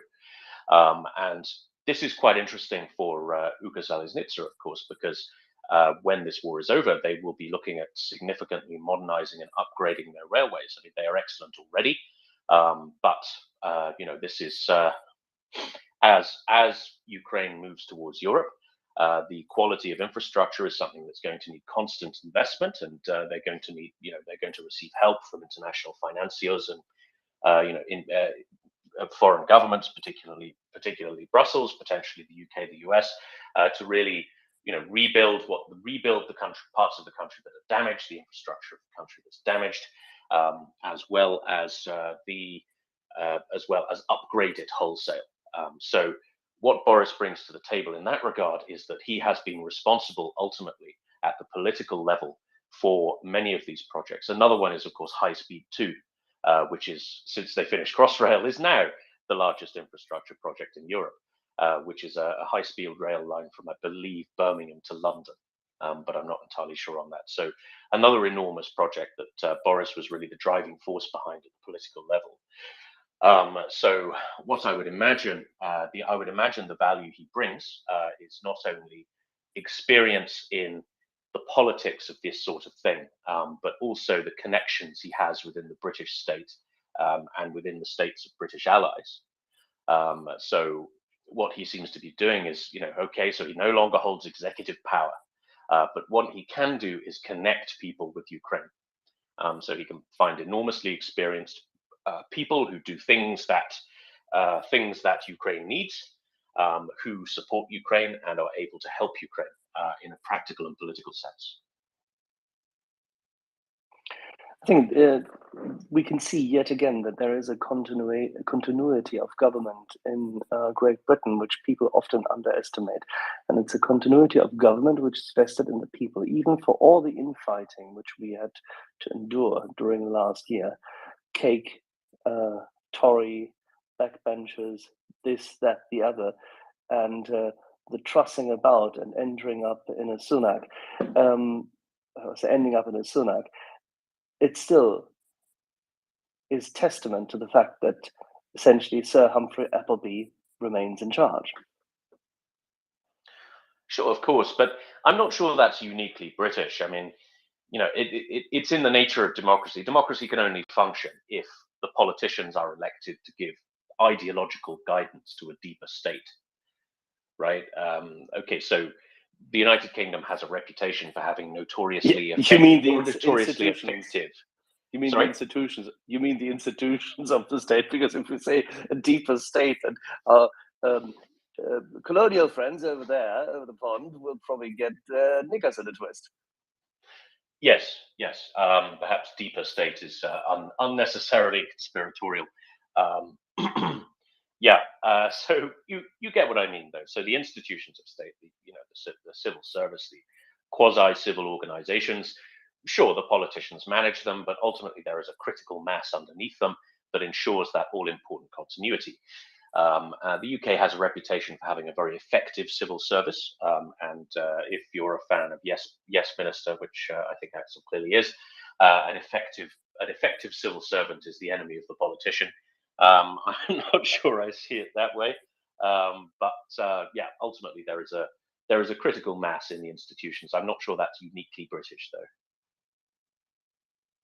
No, in the good old days, this was technically also happening in Germany. One wonders what happens there at the moment. But having said this, we can definitely rely on the same thing in the United States of America and in many other democracies. And democracies are actually only as good as the institutions in them, and the institutions do form the backbone of it. So we're very glad that both the MOD and Whitehall as such have managed to retain not just the luster and semblance of rational behavior, as well as say transitioning through different administrations, managed to keep say a chin up. I think it's very, very decent to see that Boris Johnson also that his interest in supporting freedom, that his interest in Ukraine being unable to keep guard and defend itself, that his interest in the longer term survival of democracy and Western values is genuine, no matter what you say about, and I couldn't care less about his personal attitudes. I'm sorry, but still, nevertheless. So how was actually the reception? You actually did film today there, did you not? Can you tell us a little bit about how it all went? I did. I got some lovely footage. So there was a military band in the station, which I'm not sure whether it was there to welcome Boris or not, but I mean, it cannot have been a coincidence. So a very spiffy military band played the national anthem as Boris made an appearance. He went to board a couple of souvenirs, got some good filming done. So we'll be able to have some snippets of Boris hobnobbing with various people. There was an extremely long queue to take selfies with Boris. Everybody and his dog got a selfie with Boris, and there was literally a dog because the security blokes had an Alsatian. So there was it was everybody and his dog. So that was kind of it. So he stepped off. We sat down for an hour, had a couple of glasses of wine. He spoke to he spoke a lot about railways, and I think one of the things which you touched upon, right, is the genuine belief in in freedom, right? Because he's not prime minister anymore, right? The cynic would say that everything Boris Johnson does is for the greater glory of Boris Johnson. I don't disagree with that sentiment as such. I'm not a political supporter of his, but now he has really nothing to gain by this, right? There's no political greasy pole he can climb any further by having the outward appearance of supporting Ukraine. So what he is doing now, he does out of genuine conviction that this is the right thing to do, and this is where the coalface of freedom is.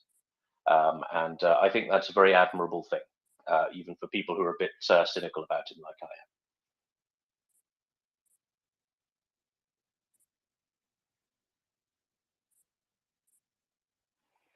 Alrighty, yeah, I think I lack that cynicism at this point in time, given the fact that I've seen the man do what he does, and I've listened to him many times over. I don't have to agree with everything he says and does, but the fact that he's genuine when it comes to the defense against Russian imperialism, I think that has been clear for at least 2.5 decades. But there you go.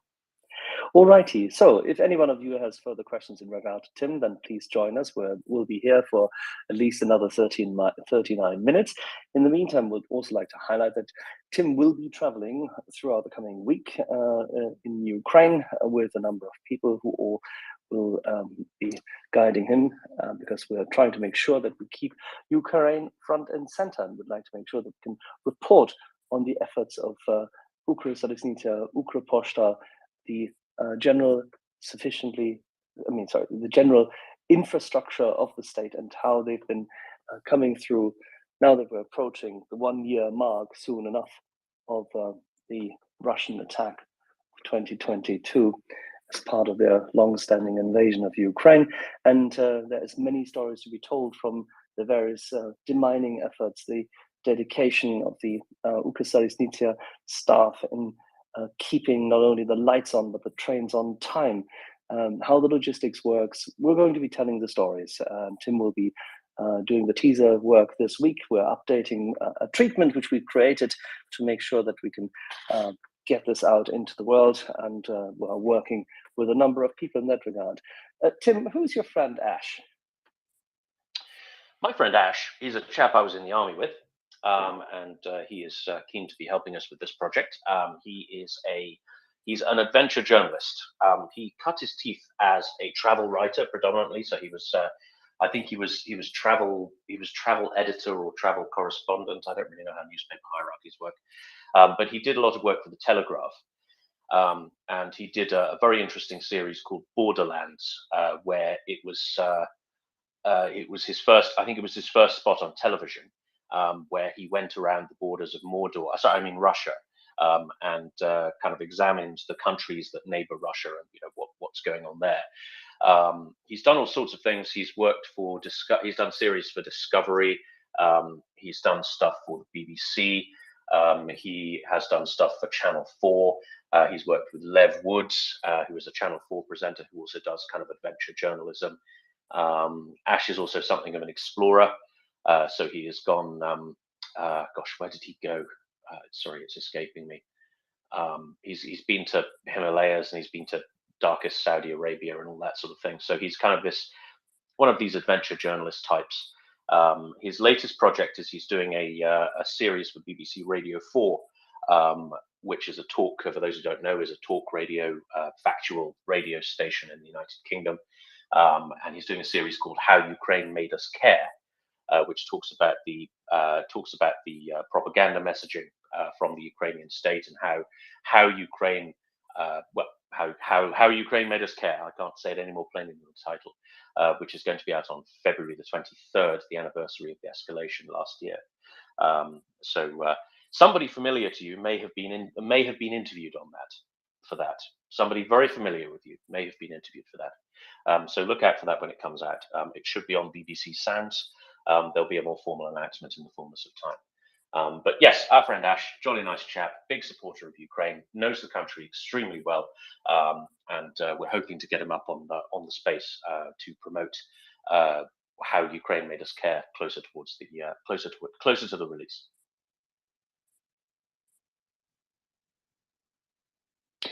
Interesting thing about this is that, of course, isolate one case for me.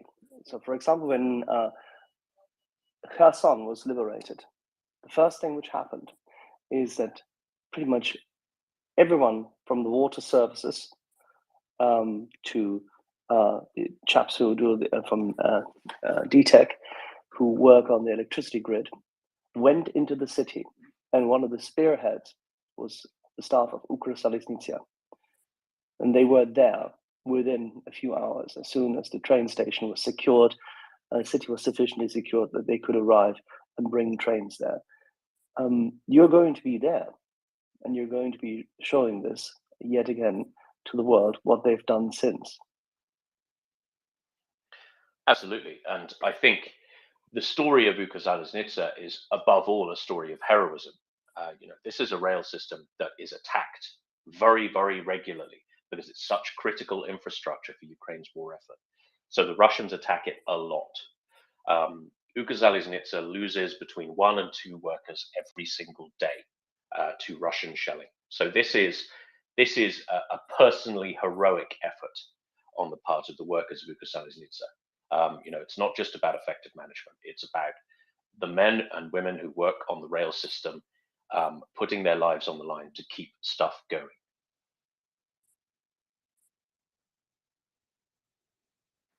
All righty, George, you have a question for Tim. Yeah, Tim, great to have you on here, man. Just a great picture. Sheesh, that's just great to see you. With the Ukrainians, they've changed Boris Johnson's name. It's and I'm not kidding. That's how they call him here around here. In the Philadelphia Ukrainian community, they call him Borismir Johnsonenko. That's been his official title. I don't know if he knows that. So if you run into him again, please let him know that he should sign his last name as Johnsonenko in the parentheses from this point on. The Ukrainians would love that because that's the official title they've given him. It's great. Yes, Tim, what you're saying, like somebody that's overseen and with the city, with London, and you said about the train infrastructure and modernizing things. I mean, not that Ukraine was really that far behind in certain aspects of its infrastructure. They were in the process of modernizing things. But Tim, what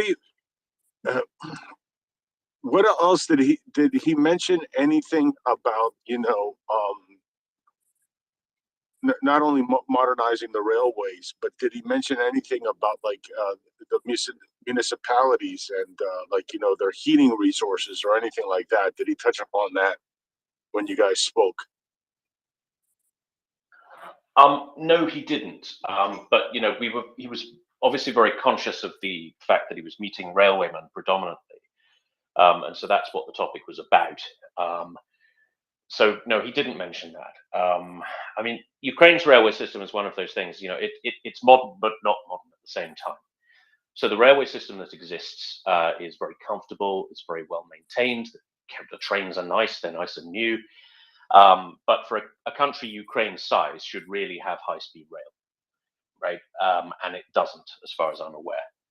So it also is not on the same gauge as the rest of Europe. So it uses a mix of Soviet and standard gauge, I believe. So in order to run a train straight through from, I don't know, Berlin or Romania or what have you, then you need to change gauge. So you need to change trains or you need to change gauge. So yeah, makes me wish Daryl was up, because he knows all about railway logistics, doesn't he? Yes, he does. But sorry? Tim, no, but Tim, but I believe there are, I guess, after obviously with what's happened with this war, I'm pretty sure that the Ukrainians will be eventually switching to the European standard gauge, right? I mean, that would be the goal. Sure, it's a huge issue, but it's a huge issue. It is. Don't underestimate. It's one of the largest countries in Europe in terms of space, and it has an existing functioning system. It has an existing functioning rail network system. This requires a massive amount of effort. I'd be careful. It's doable, I'm sure. And if there's one rail company and rail infrastructure management company I would trust to do so, it's definitely them. But this would be a massive transition. Maybe this is something which Tim can, because it's one of the key questions which I think they've been deliberating also with the. There's a Association of European Railways, who Chris Nitsia works very closely with. Funny enough, it's led currently, of course, by one of the former chairmen of OBB from Austria, ÖBB. And they work very, very closely with all the other cargo operators. One of the larger ones, their office, and by the way, Deutsche Bahn, which funnily at home functions very badly, but when it comes to organizing logistics for cargo traffic, DB Cargo actually is quite good. I think, Tim, that's one of the key questions one can talk about in a pure rail segment as an outlook. And there is definitely, say, one set of questions to be had in regard to the tie-in with the integration within the EU at a future state, in a future, decade. George, please. Yeah, really quick. So, just some history with the problems with the gauges. You go back to World War II. The Germans found a horrendous problem for them was the gauges obviously going from Germany to the Soviet Union was different, and for the German trains, they had to reset the one rail. In other words, they had to pull up the rail on one side and make it match. And now imagine how tedious that task would be to do that for hundreds of kilometers of track. While as the Russian, the Soviet trains, their undercarriage had the ability to adjust, to go from the wider Soviet gauge or Russian gauge to the more narrow gauge.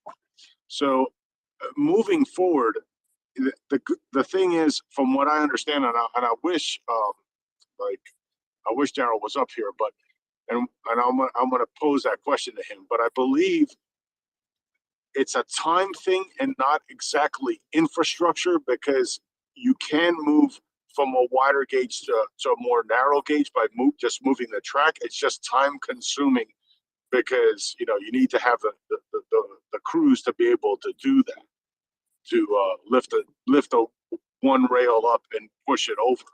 But yeah, other than that, and obviously any tracks that are across bridges, if they're set in cement, then you would have to re-drill the tie downs closer. And I don't know if that would compromise the bridge, but the Germans had the same problem.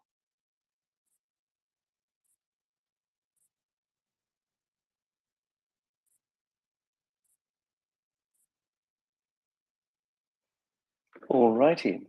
Tim, what else will you be doing during the week? You'll be testing the various stations. We're going to go through plans in order to make sure that we can get this media project rolling. We're going to get a lot of B-roll as well as a couple of interviews. So I think it's a very, very good, shall we say, first phase of what we're doing, which will hopefully then lead up to what, Tim? How should we describe that best? What did we concoct there? Sorry, I don't know what you mean. All right. The Iron Army we're working on. How should we best describe this from your perspective? Think great Ukrainian rail journeys. Exactly.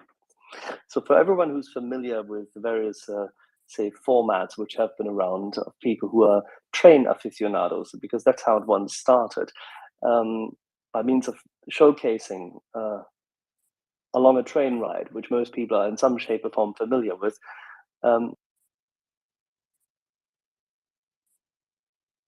And how we can therefore showcase the various locations. We'll be doing a great Ukrainian train ride and highlighting how we're progressing and what Ukrsalisnitsia has given to the country during the time of the invasion.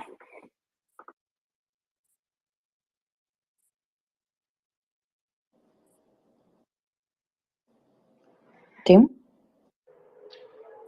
Yes.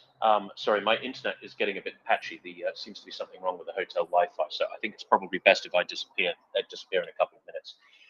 You're having a fag on the balcony. Come on, mate.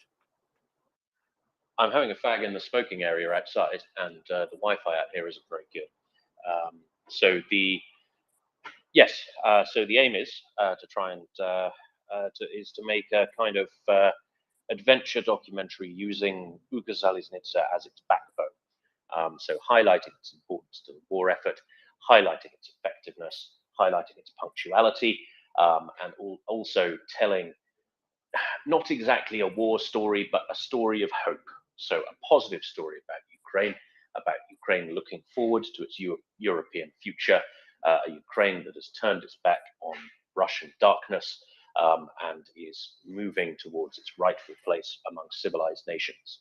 And we think that my little trip here will lay some good groundwork for that, help build relationships where relationships are needed, and watch this space. Tim, I have two questions for you, and one of them is so last time when we had Mr. Commission in the space, he told us a short story about how he started when he was first time the director of the railways, and his plans were to build and to repair, right? To build, rebuild, and repair. And as the war started, 6 months after he got to be a director, he kind of had to rethink and adapt to the new reality. And I was wondering if he postponed some of the plans he had regarding the build and rebuild some parts of the railway network, some of the stations. I know they did amazing things during this war. So I was wondering if he thinks long term also. He seems to be one of those really unusual people. You know, you seem to encounter two types of leaders: people who are good leaders in a crisis, and then people who are good administrators in normal times. And it's very, very rare that you encounter both. You know, you think about, I don't know, Sir Winston Churchill, who was a great war leader, but of course was a disaster as a peacetime prime minister. You know, the Duke of Wellington was the same.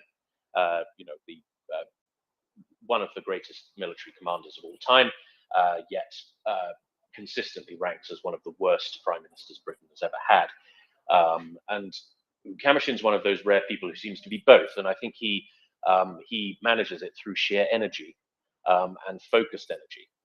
And so, you know, there are limited resources available. Obviously, to Ukazaleznitsa, they can only do a certain number of things, and you know they've only got a certain number of men. They've only got a certain amount of money. So it seems inevitable that the grand plans were put on hold, at least for the war, where you know they're mostly firefighting. You know, this is a rail system that is under near constant attack from the aggressors, Russia, and so yeah, it seems obvious that their grand plans have been put on hold.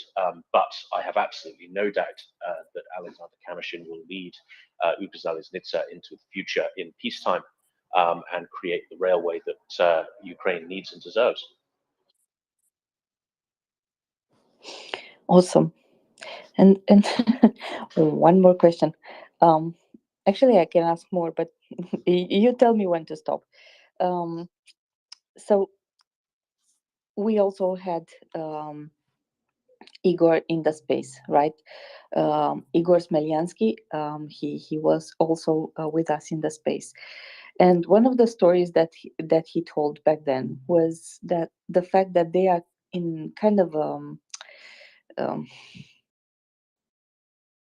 friendly competition. In the friendly competition, they, for example, you have a new town liberated, and there is like a unspoken bet um, um, between them who is getting there first, right? Who will deliver first in that new town?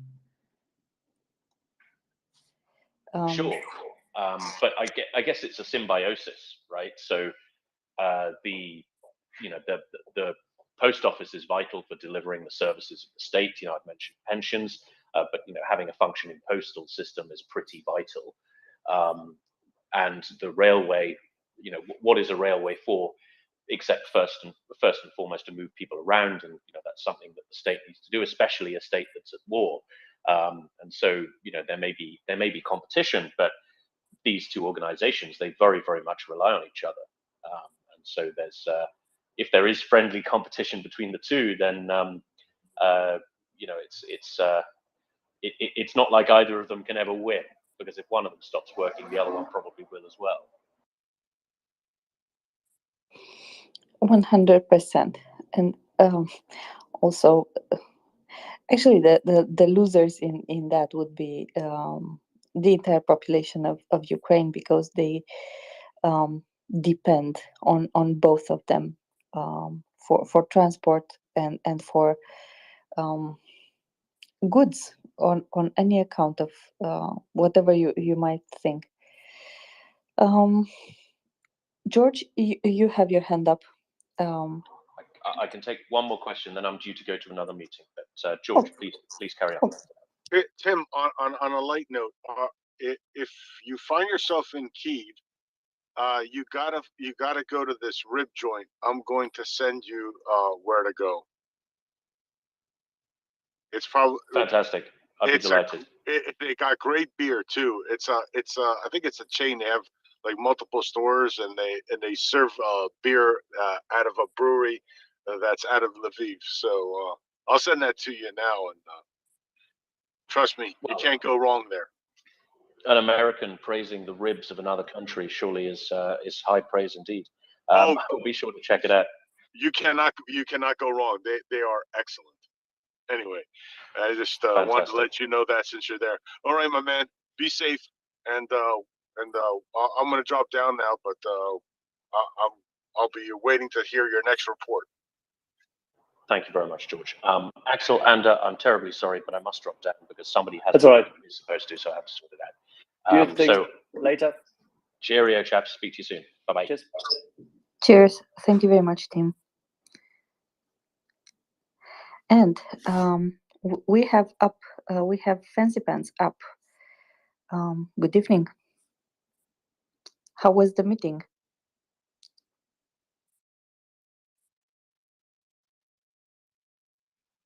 He's still shocked from the demonstration. His ears are ringing.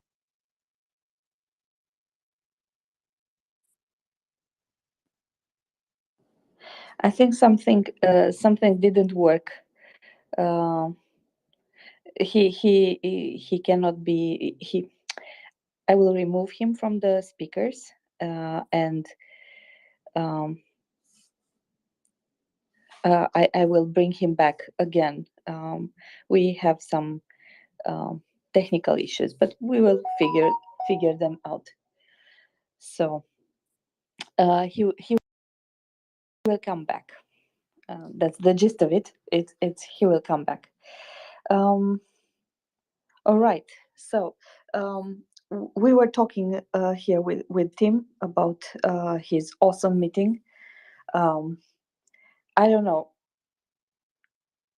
Axel. I need to tell you this, like very In confidence. What? What? You need to tell me this in confidence because nobody's listening. That's okay. Please. What's the secret? A secret between us. Okay. So the secret is, if I would have been there to shake hands with Boris Johnson, I would have think twice if it's like I won't wash this hand for some time. Oh, like the people who followed Mick Jagger at the concerts in the late '60s, or the Beatles and the likes, that they touched John Lennon and therefore they can't wash that finger. Yeah, I get it. Yeah, but I think you're putting, so to say, the finger on the buzzer. Boris has shown that when called up and when history called, that he was willing to answer. And I think this is why Ukraine is, Ukraine sees him for what he can be, not for what he always has been. I think he was really, really brave. Not only him, but his entire cabinet.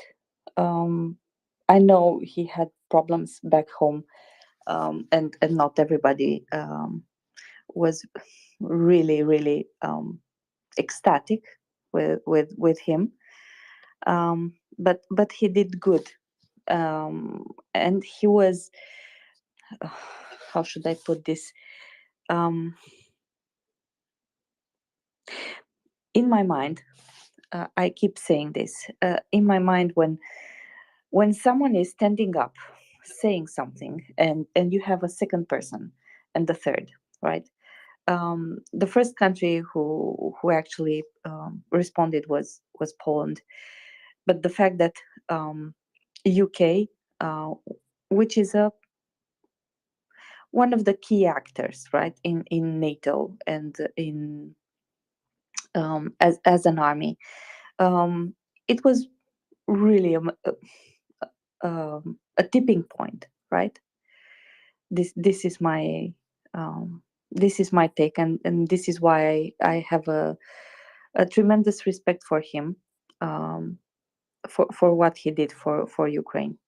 I think it did make a difference.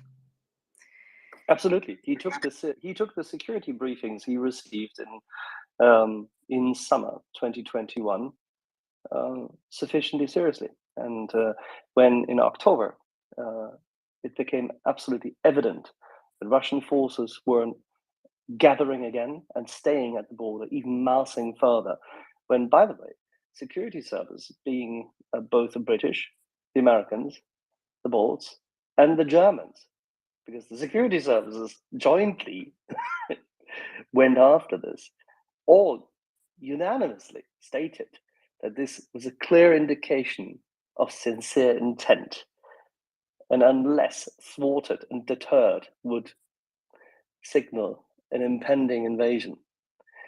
At that point in time, he took the right steps. And this is why Ukraine is sincerely indebted to his actions. Absolutely. Masilius. Oh, by the way, sorry, Masilius, before you go, just very briefly, I have to do something which is very, very important to me and to a friend of mine. Happy birthday to you. Happy birthday to you. Happy birthday, dear Louis. Happy birthday to you. Sorry, gents and people. I know this is silly season on live radio, but still, we have to do this because our good friend and say good heart of our IT infrastructure and say moral conscience in Germany, Louis, has his birthday today. And for every year that we're still on this planet, we shall be cherishing it and looking forward to the toil and tussle and the Sisyphus kind of nature of life starting the next day. Louis, obrigado, my friend. Good evening to you all. Thank you very much for that special moment. You forced me to sing, mate. I can't sing for sure. I will pay you later on. Oh, just what a ride. What a ride.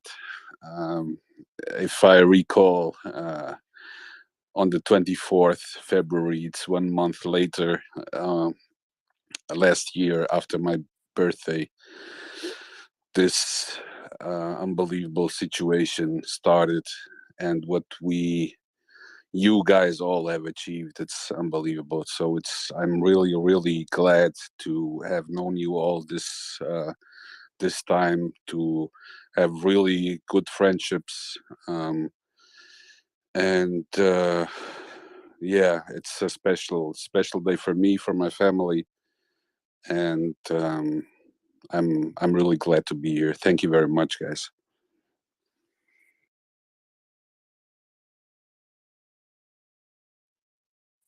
All right. So, and with that, we continue with our regular program. Masilius. Yeah, hi. Because this topic constantly somehow pops up in lately in a German NAFO group, but also here from time to time. I don't want to talk about Polish politics, but what I wanted to ask is how it comes of what is the reason that Boris Johnson, with whatever background he had for making the right decision, has been, of course, rightly considered a more or less hero and receives a lot of applause from all over the world. And the party from Poland, the Peace Party, is constantly bashed all over, like they would be eating child or whatever. But they have not only changed their mind and did everything as first into this direction, but they've been also fighting in this direction actually since 2008. And Lech Kaczynski was the one who was talking in Tbilisi in 2008, and constantly after that, making everybody aware of a growing problem with Russia and growing imperialism. But all they got from the world mostly is bashing and hatred, and I don't get it. Thanks.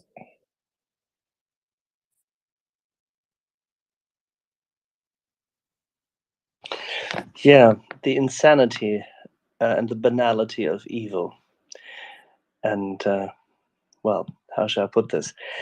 In wartime, domestic politics doesn't stop, unfortunately, albeit that it can be guided.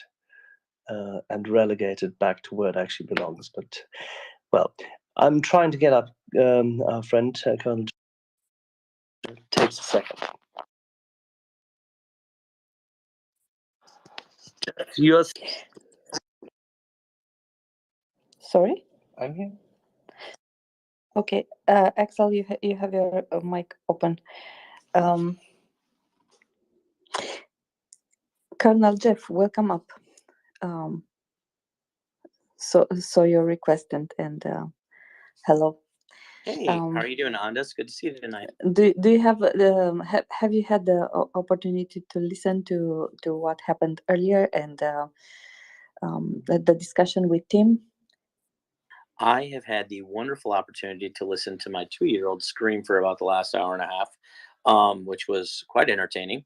It wasn't what I wanted to listen to, but he's finally down and he's finally asleep. So I apologize for being a little bit late.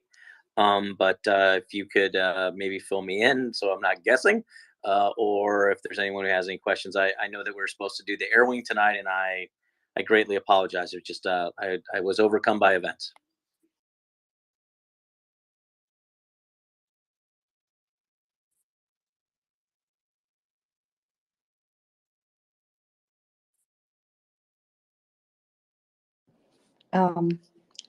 I have a small problem.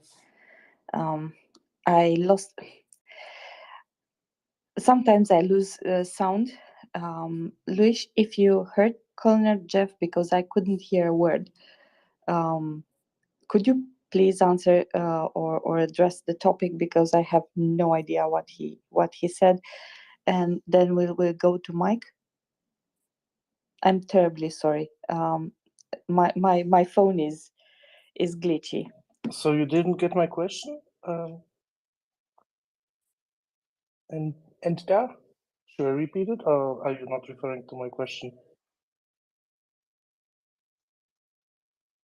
I think, if I can step in, I think Anda is having some technical issues, so she cannot hear Colonel Jeff. Maybe you can repeat what you said, Colonel Jeff, because I didn't listen to it also. Sorry. Okay, no worries. Anda, can you hear me now or not? Anda, if you can hear me, just go ahead and give me a thumbs up. If you can, I don't see one. I'll just repeat. But Anda, I didn't get it. Luis, if you could, Luis, if you pass her. First of all, it's good to see you again, by the way. Welcome. And just let her know that she just cycled down. So disregard. I'll go ahead and take some questions. Let's see. Mike, I just jumped on, but go ahead. Hi, everybody. Sorry, yeah, it was actually due to the last conversation just before. I wanted to say to Anda, I don't know if you saw it, but there was a interview Boris did 3 days ago with Ukraine Pravda Davos. It's like 20 minutes long, but he really kind of reveals quite a lot that was going on behind back doors during the first months. I definitely would recommend it because it does shine part of insight to what was going on at the time. Yeah, good stuff. I look, I know Bojo's. He's a man on a mission, and that's great. And you know that one of the things that I really like about him is he's one of these politicians who's willing to share a little bit more about the peaks behind the tents, some of the things that are going on behind back doors, whether they be diplomatic or political. And it's one of the reasons that last week we had on our guest who was a international political advisor to prime ministers for 8 years, right? So there are some very interesting not only discussions but dynamics that are going on there, and I do appreciate Boris for letting us peek under the tent, which is really nice. It's sometimes unfortunate we don't get more information on this and more visibility, because I think the adults in the room would be able to understand why decisions are made, but I also understand there's sometimes not adults in the rooms, and these people feast on some of these discussions far too more than they should. So I appreciate the comment, Mike. That's great. Did you have a question for us or anything else? No, that was it. And thank you guys for all that you do. I've been a big fan of this space. I learned a lot. But yeah, I'll heed my time. And thank you once again, guys, for having me on. Outstanding. Anda, can you hear me now? If you can, could you go ahead and give me a thumbs up? Perfect. So I'm going to turn it back over to you. Thanks a lot. Thank you very much. Thank you very much, Jeff. Really appreciate it.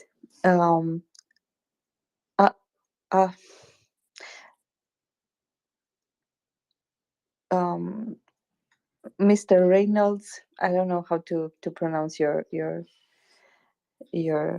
handle. That's perfect. You don't need to try. Just call me LR. But you got the last name correct. I just was wondering if anyone on the space, especially now that we have Colonel here, had heard that I think it was Moldova has made some noise about wanting to join NATO. Yes, indeed. Maya Sandu is the name of the Maya Sandu is the name of the president of the Republic of Moldova. The Republic of Moldova is between Romania and Ukraine. They are kind of landlocked, and they are also one of the countries which were in the former USSR. And they do have, as Ukraine has in Donbass for years, as Georgia had in Ossetia, Moldova has in Transnistria an area disputed with the Russian Federation. The Russians have their 1,500 soldiers, and it's declared as an independent state. So there is a international dispute. Because of that, the Republic of Moldova was not able to join EU or NATO, not even to apply to it. They were supported after Ukraine got invaded last year in February. It's awful that I have to say last year. I have to say this. So after Ukraine got invaded, the EU reconsidered the request and allowed Moldova to actually apply for this. So basically, what Maya Sandu is doing is in the line of what Mr. Zelensky is doing. She represents and pushes really hard for her country. She has. So in the last year, in 2022, she had met a tremendous number of people trying to reconnect Moldova with the West. This is something that the Russian Federation is very much against. They have tried to blackmail Moldova not to go west, just like they did with Ukraine. They have increased because Moldova was depending on gas and on electricity. They have raised the prices. They have pushed a lot of narratives. They have threatened to cut the gas, to cut the electricity, and so on and so forth. Therefore, Moldova tried to obtain and is helped at this moment by Romania with gas and electricity. Prior to the mass shelling in Ukraine of the electric grid, Ukraine was able to deliver also electricity to Moldova, to Romania, and to other countries because they were connected to the European grid. I think it was March, April, or May. I need to check this out, but really early in the war. So they started delivering energy in September. This is one of the reasons for which energy prices dropped. You see a very big difference in energy prices between 31st of August and 30th of September. So what you see now, it's only a continuation, right? She is adamant to how should I put this? To pull Moldova from under Russian influence, and she does everything she can in this respect, and I really admire her, and many people in Romania are looking up to her. So yeah, she's a really, she looks sweet, but she's really a tough woman. I hope this answered your question. Yes, it did. Thank you very much for that explanation. Just one follow-up. I mean, what is the likelihood that that would come to pass, and what, if any, strategic value would their joining NATO have from your perspective? Come again? I'm sorry. I wasn't paying attention for a second. No problem. I was wondering if, what is the likelihood that that might be able to come about? And also, what, if any, strategic value that might represent? Just curious. So very, very short, and then I will go to Colonel Jeff, because they have a very interesting segment coming up.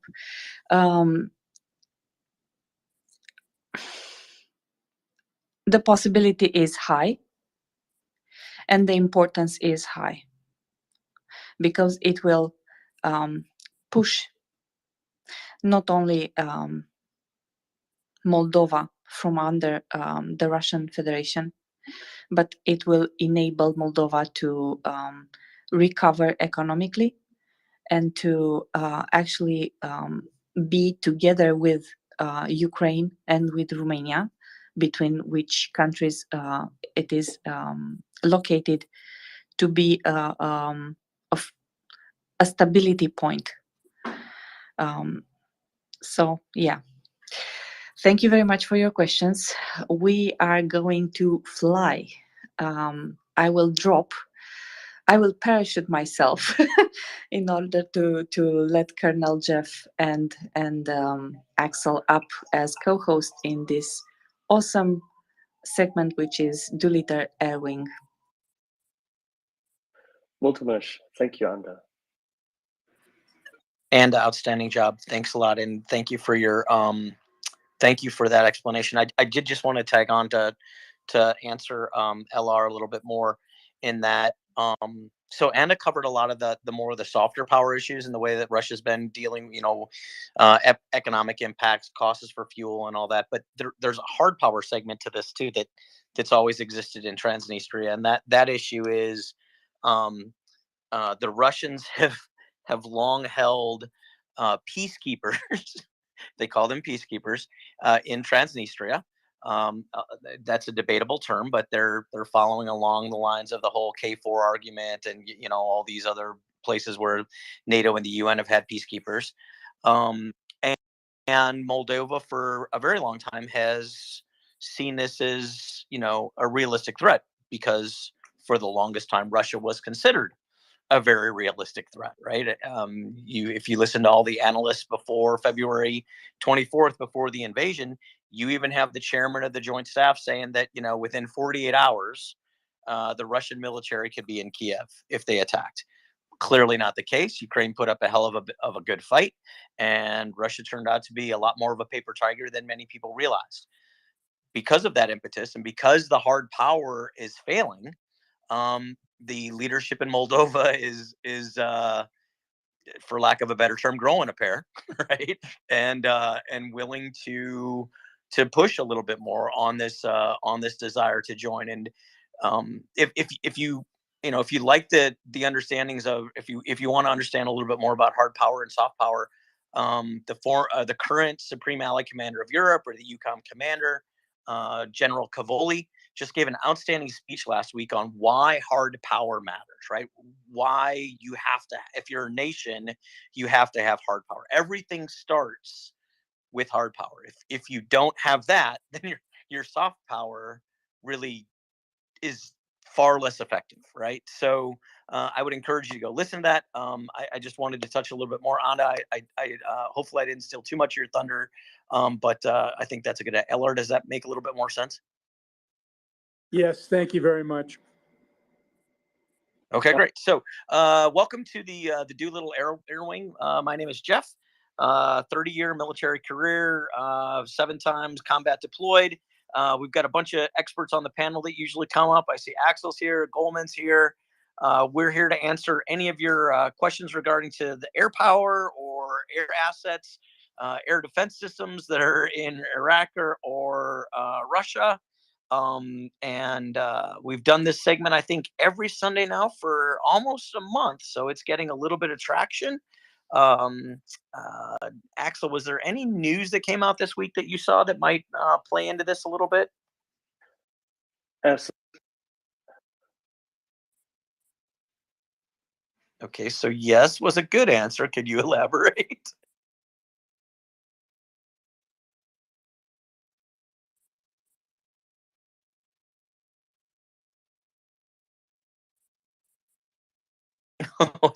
Okay, so I just got a note from Axel. His audio just went down, even though it was a great pitch to him. So we'll let him cycle back up. Go ahead. Are you back? I think I heard something about the Netherlands wanting to, or being willing to, donate F-16s to Ukraine should they request it. Yeah, so that's true. So this is an interesting development, right? And I'll tell you why. So I'm a fan of the F-16 going, not because it's a U.S. asset, because I think from a logistics requirements perspective, from a material and manpower perspective, the F-16 is the best asset to go into Ukraine. That's my belief. There's a lot of good assets. I just think this is the best one that's on the table if it can go. The Netherlands are transitioning from F-16s to F-35s. This has been a plan that's been going on for a very, very long time. That's a good thing. And yes, they have offered that. There's the issue of saying that Ukraine has to formally ask for them. And that, to be fair, that kind of plays into how the United States manages third-party transfer of its assets. So it'd be under a foreign military sales or foreign military funding event. And the first thing that has to happen in that process is what's called an LOR, or a letter of request, right? So there has to be a formal declaration. I would be surprised if that letter's not already been written, but okay. So, and to be fair, that letter will be written from Ukraine to the United States. It wouldn't be written to the Netherlands.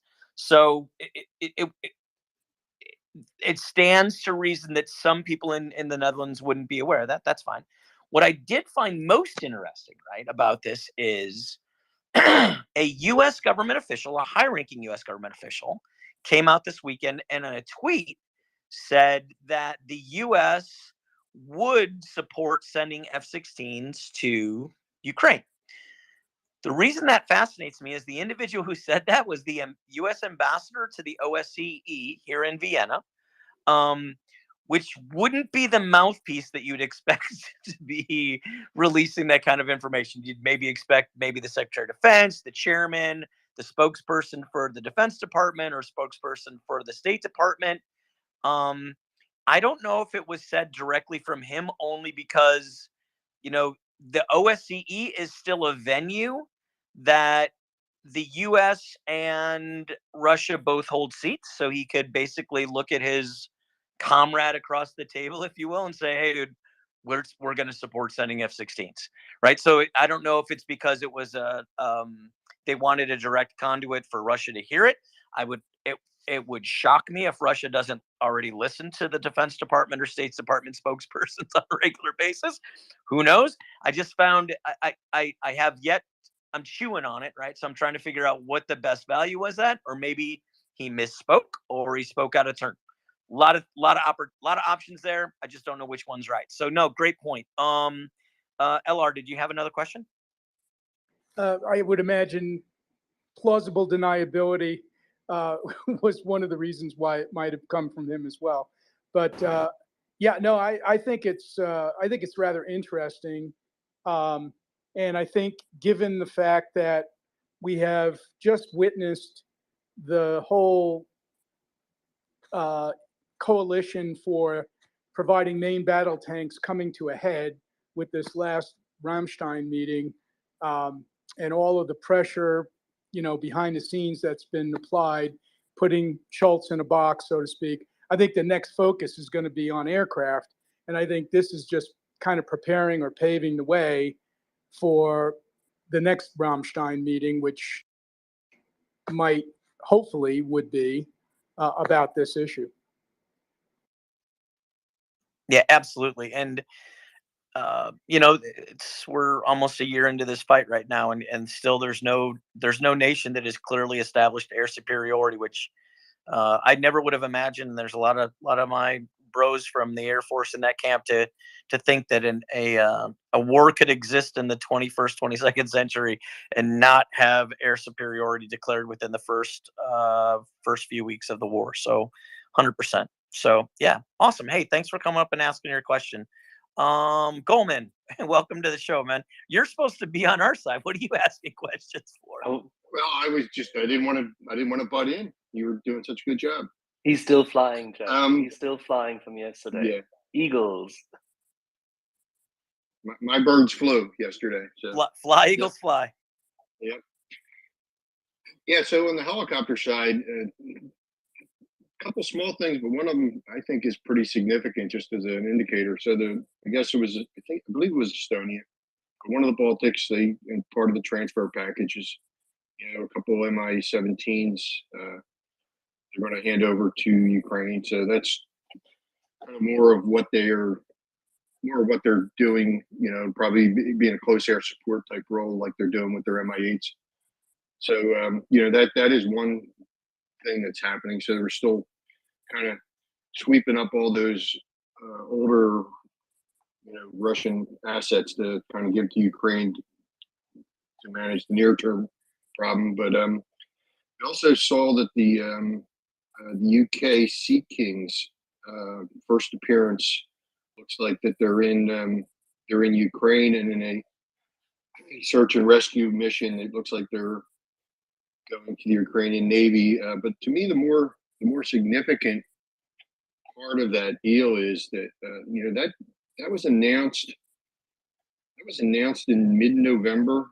You know, and I think we have folks in the UK who kind of knew where those aircraft were and knew what was going on with them. You know, so the fact that, you know, they've been transitioned, you know, from a mid-November announcement, you know, presumably got their communication set updated to be consistent with what Ukraine uses, got a paint job on them, got the appropriate training, and they're actually in theater, presumably in Ukraine in 2 months.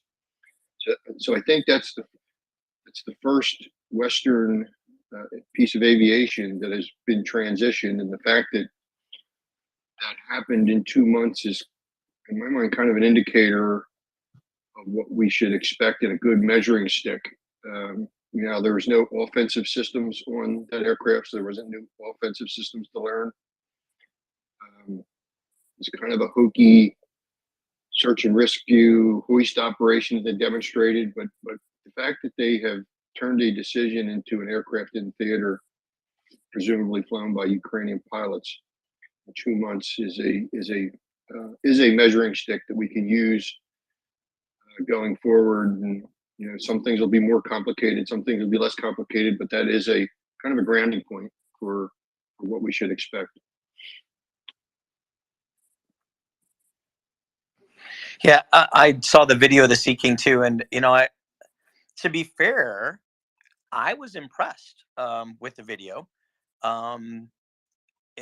It looked like it was clearly in Ukraine, which means there's Ukraine guys flying it, and they came in very professionally, very well controlled flight, hovered without moving very much over their dopes on a rope, if you will, and they weren't ruffling left and right, forward and back. They were doing a very good job. So it looks like their training paid off, and that's a really, really good thing. Axel, are you back with us? Yes, I managed to get back. Bloody hell. I had to restart everything. I apologize for the inconvenience. It's okay. I asked you earlier if you had some, if you want to go ahead and mention the site, what we're here for and what we're doing, and MriyaAid.org, and if you want to kind of touch on some of the other news that has happened over the past week.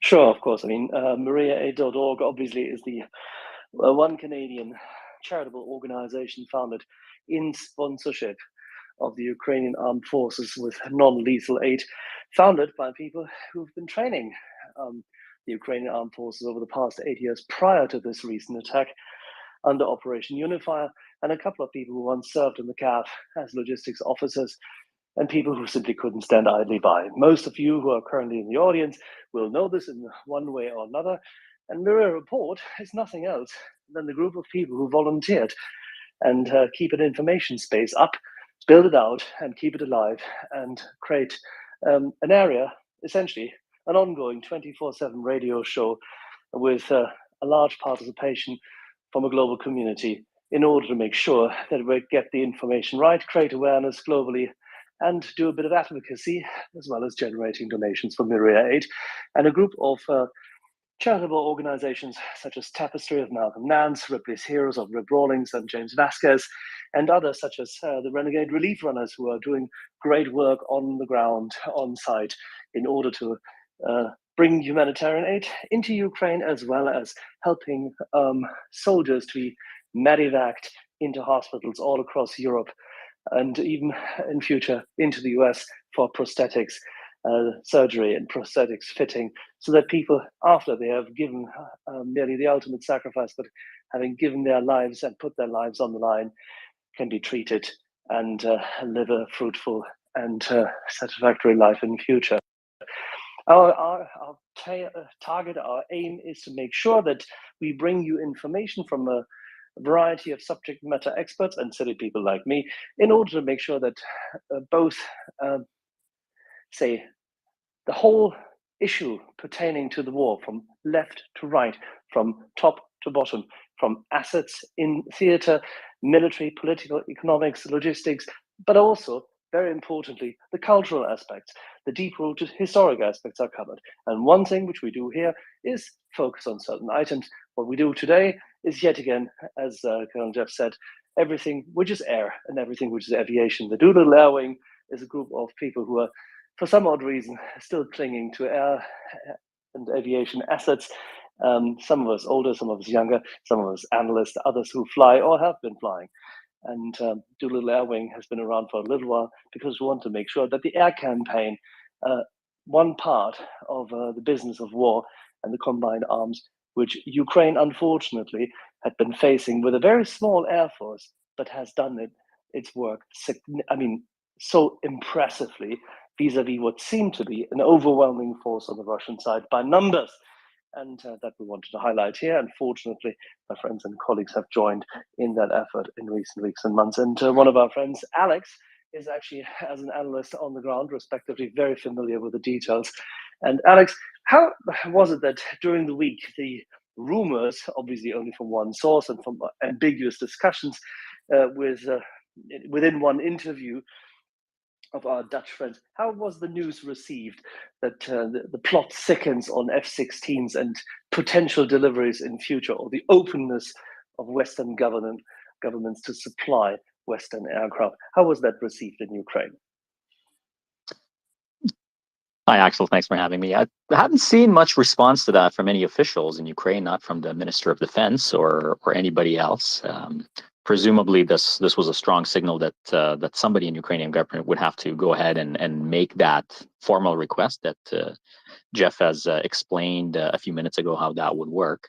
I don't know if people are being a little cautious after being kind of jerked around for the last year almost with this idea of fighter jets being supplied from abroad, but we'll have to wait and see. Haven't seen much of a response. I just haven't. I think there are two things going on there that maybe should be discussed separately, and one, of course, is the willingness of the Dutch to listen and consider a request to transfer the F-16s. But the other thing is what JF pointed out, and that's the comments by the U.S. ambassador to the OSCE about the U.S. supposedly not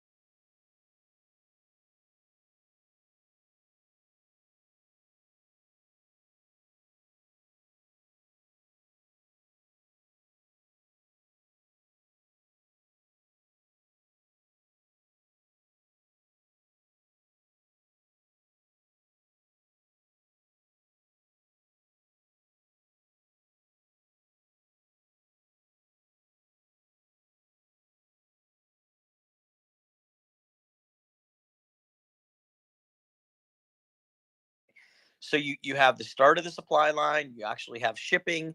You have so you can use commercial shipping to get it over to Europe. That's not a problem. Then once you get it into Warsaw and you get it to Poland, that logistics hub right there, right, which would feed into what would normally go to the Polish F-16s, you would just build that out, right? It's easily scalable. You're going to bring in a couple more people. You're going to get some more ramp space. You're going to triple the number of engines. That's just a guess, right? But you're also going to get, pumps, a hydrazine plant, hydraulics, external parts, whether they be tails, fins, flaps, elevators, wheels, the whole 9 yards, right? So you're going to have all that. And then from that being basically the forward hub, you're going to just continually push into Ukraine what's needed.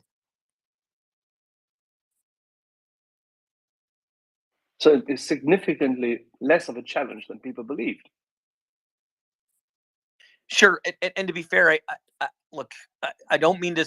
I'm not trying to speak bad of the Gripen or the Eurofighter. As a matter of fact, I'm in the country that flies the Eurofighter. I listen to him. I watch him fly. It's a great aircraft, right? The Gripen is also a great aircraft.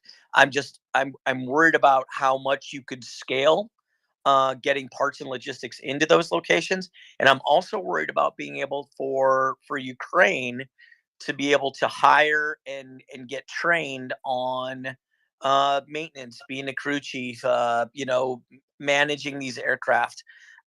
If you can't do that effectively and do it quickly, your cost per flying hour is going to be very high at the beginning. Now, as your maintenance crews and your flight crews and your crew chiefs that do the husbandry and motherhood of the aircraft, as they get better, that cost per flying hour will go down. It's just one of the things that the F-16 brings to the table is you can bring it down.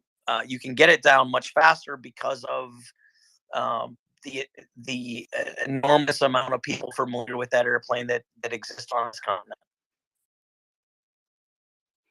All righty. So F-16s for Ukraine inbound. Question when supply train hubs can be sorted, available support from Poland into the country. Now, people have been saying, there is concerns in Western European countries. What would that mean? Would then the Russians try to create, say, activity to subjugate this? Would they try to have terrorist attacks on the supply base in Poland? How well guarded is an airbase? How well guarded is a logistics base when operated by the United States of America? Jeff? Yeah, so a lot of people talk about that, and look, I've been overwhelmed in the past week. With great success comes great trauma. I've learned, right? Because as you mentioned, Axel, an article that I wrote that was in the Kiev Post, which had garnered a little bit of traction. I talked about the potential for a mercenary air force, right? And that article got picked up by Newsweek last week. And once it was picked up by Newsweek, it was picked up by about 10 different outlets. And then I was rewarded with my fair share of Russian trolls, which was awesome, right? And many of these Russian trolls are telling me, if you escalate, that Russia's going to shoot nuclear weapons and it's going to be horrible. And, you are sitting in the United States, you're 5,000 miles away. You've got to be more worried about you're not as worried about the Europeans who are right next door. And I'm like, look, did you not read my name? It's Jeff in Austria. I'm here. What are you talking about? Right. So I just find it funny. But you know what? I will say this. The reason my article gained traction was because it addressed the three main challenges that exist for getting fighter aircraft into Ukraine. The first one is aircraft availability, right? There's a lot of people who argue there's no aircraft available. Well, in North America, there are 6 countries that have multiple airplanes that are fighter type airplane that were intended for training, but can be quickly shifted to be combat aircraft. 2 of them have F-16s, Draken and Top Aces. And they also have pilots and they also have maintainers. So basically, you could lease a full up Air Force and bring it in. So the first thing is you have aircraft availability. The second thing is there's a massive upfront cost for outfitting Ukraine with a couple squadrons of fighter aircraft. They're very expensive, right? Anywhere from $50 to $100 million per airplane. You're looking at billions of dollars right up front to outfit them. Well, if it's a lease, you're only paying by cost per flying hour, right? So that upfront cost is gone, and you have a very manageable cost right at the very beginning. And then the last part is everyone complains, well, training for fighter pilots and maintainers is a very long 10-month program. How would we ever get these guys away from the war and get them into a training program? It's just too much. It's too hard. Well, no, with the lease, you're already getting trained guys because there's already trained guys flying these airplanes for those companies. And not only they're trained, they're exceptionally well trained, right? So their muscle memory is tied to their airplane. They're trained better than a Ukrainian's going to be, especially in the first few months of the war. So you've addressed this problem. Going back to your question, I just wanted to say that. So Axel, I'll get back to your question right now. So your question is, do you see the Russians attacking a military base in Poland? Well, as soon as they do, right, they would be destroyed. And here's why. If you know how to play chess, the dumbest move you can make is to open up your queen and then put her in the middle of the table, right? And that's what Russia would do. Because she's basically invited and invoked a NATO Article 5 effort against Russia. So now it's not only a Russia-Ukraine war, it is a all of NATO versus Russia. And they're already struggling against Ukraine, right? They're 3 days to Kiev. Kiev was a joke. They did a tactical retreat, right? So not a retreat, but they did a tactical retreat, and now they've come back in the east. They've lost the vast majority of the land that they've gained over there. As the ground gets cold and freezes up, which had a couple very, very cold days here. We got snow on the ground right now. I truly see a Ukrainian offensive in the future. So Russia would be very unwise to play that game. Yeah, that's another point. I agree with you. Actually, I tend to believe that General Zaluzhny, General Sitsky, and their staff already have something in the making, knowing that soon enough they will have more IFVs, APCs, and then also main battle tanks, knowing that with the commitments made, both in the run-up to Ramstein, at Ramstein, and in the days after, they will have a large part of the firepower they wanted and requested, albeit that maybe a few more Bradleys have to come, but they do know that the support is there. So as weather permits, they will be contesting and they will execute their strategy and their plans as they deem suitable. Now, the role of the Ukrainian Air Force in that regard is interesting because we've seen them rendering a lot more sorties in recent weeks and months than ever before, despite the fact that obviously they have been challenged. Spare parts should probably be running out. Alex, can you speak to this? They seemingly have capitalized on, say, spare parts from planes, whether flat packed or otherwise, brought to them, and they are flying more and more. There is significant more air-to-air action in theater. How do you see this? I'm not sure that I really share this observation about an increase in flying activity. If anything, it seems, fixed wing operations have kind of been curtailed, maybe by the weather, not necessarily by aircraft availability. There's this daily report that's put out by the AFU that sort of lists strike sorties. The numbers are quite low, and they also include the helicopter sorties, which we are pretty confident the helicopter sorties do take place essentially every day. With the ability to keep certain fleets flying, one thing to keep in mind is the availability of aircraft in Ukraine itself that could be cannibalized. So if we look at the MiG-29 fleet, for example, for every flying MiG-29 in the Ukrainian Air Force's inventory, There's probably about 3 stored ones. So that's a lot of potential there, although I don't want it to be misleading. Certainly those aircraft have already been cannibalized in the, let's say, 1992 to 2014 period, just to keep a handful of aircraft operating. They were cannibalized more intensely in 2014 and 2015 to up the number of flying airframes after Russia invaded. And the cannibalization certainly continued between 2015 and 2022 to at least some extent, with the Air Force having a lot more active aircraft than it was used to. So to keep those operating. So this is an unknown, but there's certainly potential there. For the Su-24 bombers and reconnaissance aircraft, again, similar story. There's easily 3 or 4 stored airframes for every flying one, and I'm only talking about the M and MR models. If we include the baseline models, there's even more. And those aircraft never flew very much, even in the 2014 to 2022 timeframe. So, you know, we have seen at least one aircraft that hasn't flown in many, many years in that fleet return to service this year. So I suspect that's due to cannibalization within Ukraine, because none of Ukraine's allies have operated this aircraft. So that's obviously something you can't really rely on Western help to do. With the Su-27s and the Su-25s, not the case. Very few stored aircraft, because Ukraine was actually quite successful in bringing a lot of those aircraft to flying status. So that resource isn't really there. And with the Su-27s in particular, again, you're not going to get Western help, because there is no, like, Eastern European nations that operated it at any point, or obviously operate it today. So the MiG-29s are the one type of aircraft in Ukrainian inventory where you can really drag out its retirement for a long, long time, because of aircraft available in Ukraine and aircraft and spare parts available abroad, even in very friendly nations like Poland and Slovakia.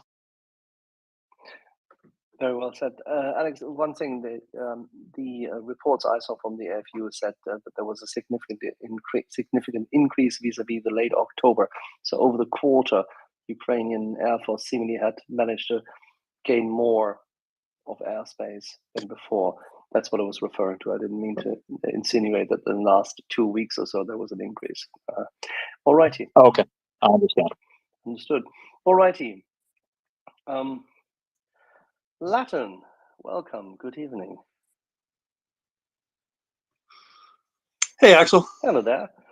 Yesterday we had so many air stories, and you were holding back on them. And I thought maybe we could just walk through what we were discussing yesterday. How about it? Well, it really all comes down to one term that seemed to be on everybody's mind who was interested in this, which was F-16. And I'm just going to say initially that although I totally understand that there's nothing imminent, and everybody needs to understand that, there's nothing confirmed. F-16s are not about to arrive in the next 2 weeks. The 2 statements that we have that were made since Friday, which I believe was the first one from the Dutch government, were, as far as I recall, were the first concrete statements of any kind of intention from NATO government officials since the start of the war. Now, somebody can correct me on that, but they were not definitive statements. They were statements of intention, whatever you want to call them. They were statements of maybe, a big maybe, but they were something. And I think this is where we're going. We're not hearing anything from Sweden on Gripen. There really isn't much other alternatives. We've gone through it many times. I think everything points to F-16 at this point. And with NATO members that are close to Ukraine, have been actively helping Ukraine, that have aircraft either in the process of being retired or recently retired that presumably would be pretty much in operational state, I think everything points to F-16. Yeah, I think that, Jeff said it earlier already. It is the aircraft of choice when it comes to the integration of the existing production line, still availability of spare parts, support capacity from Poland, and definitely the options at hand, as well as the aircraft's versatility. Now, Jeff, maybe to close that part out, How long do you think it would take if a decision were made amongst the coalition? We've heard now earlier today that finally people in the Biden administration are really, really heavily throat clearing about Mr. Scholz. So there's growing indignance, if not outright anger, at the statement. So maybe that triggers also more action on the air side. How long would it take if the White House were to make a decision and the DoD were to get in action? How long would it take to become active? What would the arsenal of democracy, or how long would it take to mobilize the arsenal of democracy? Yeah, so sadly for aircraft, it's going to take a long time, right? So we're the training pipeline is, according to what DoD had put out, is a minimum of 10 months, and then getting the aircraft, transferred and all the paperwork, and nothing moves fast. I know that's something that will frustrate a lot of the listeners, and I get that, but as for context, I think it's sometimes this is helpful, right? So in 2019, Slovakia signed a contract to get F-16s as their new aircraft. It's 2023 and they still don't have their first one. Now, granted, Slovakia is not at war. I get that, but this is, Slovakia's airplanes were identified, right? There was an agreement between all three countries. They'd already, put up the initial funds. So it wasn't like Slovakia said, "Hey, we're thinking about it." Like they signed the contract. Yeah, it's just really it's really unfortunate. This is one of the reasons that I argued for the lease program, because I think that's a far better option. We don't know, to be fair, if training's already taking place. If some Ukrainian pilots are secretly being trained in Poland or in other places to become familiar with Western jets. The layouts in the cockpits are different, the instrumentation's different, so that very well could be happening. If it is, it's being kept very quiet, and that's good. I did want to circle back to your question about the attack on Poland, because I kind of chuckled to myself when I was on mute. If Russia attacked Poland, I think champagne bottles would pop open in Kiev, right? Because if you're in Kiev, I think that you're like, now you have one of the biggest reasons to celebrate in the world, because it is no longer you against the bear; it is a bunch against the bear. Yeah, it would be the single biggest mistake Russia could make. I agree. But I think it had to be highlighted because so many people have DM'd us and sent us the message. But never count Russia out from making a big mistake. I don't think we can count them out from making mistakes. Yes, let me push that button, Tovarish. It's enough now. The Polish have to be shown. Yeah, of course, it's possible. But then again, they can't be that stupid, can they? Alex, can they? I think anything is possible. All right. But I doubt they would. I doubt they would do it, Axel. I mean, so many things logistically are going through Poland as it is that have caused Russia so much pain, and they haven't done a thing about it, right? Not on the Ukrainian side of the border, not on the Polish side of the border. I don't see how that would change.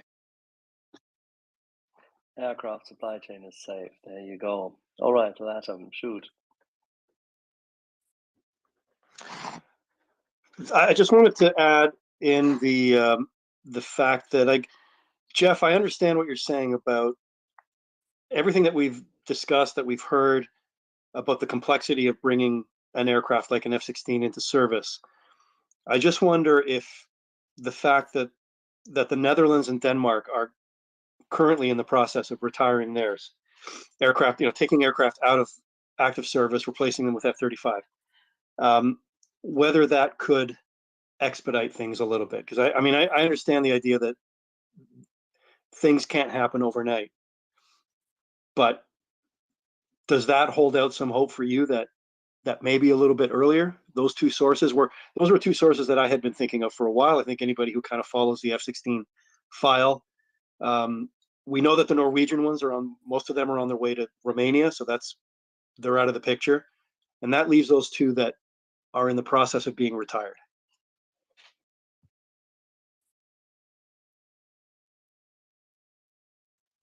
Yeah. So you're right. I don't know if I see the idea of the Dutch getting F-35s faster. But I do see an argument to be made to say the vast majority of military systems that existed, especially higher end ones that exist in Europe today, were a were national defenses for a fear of a Russia.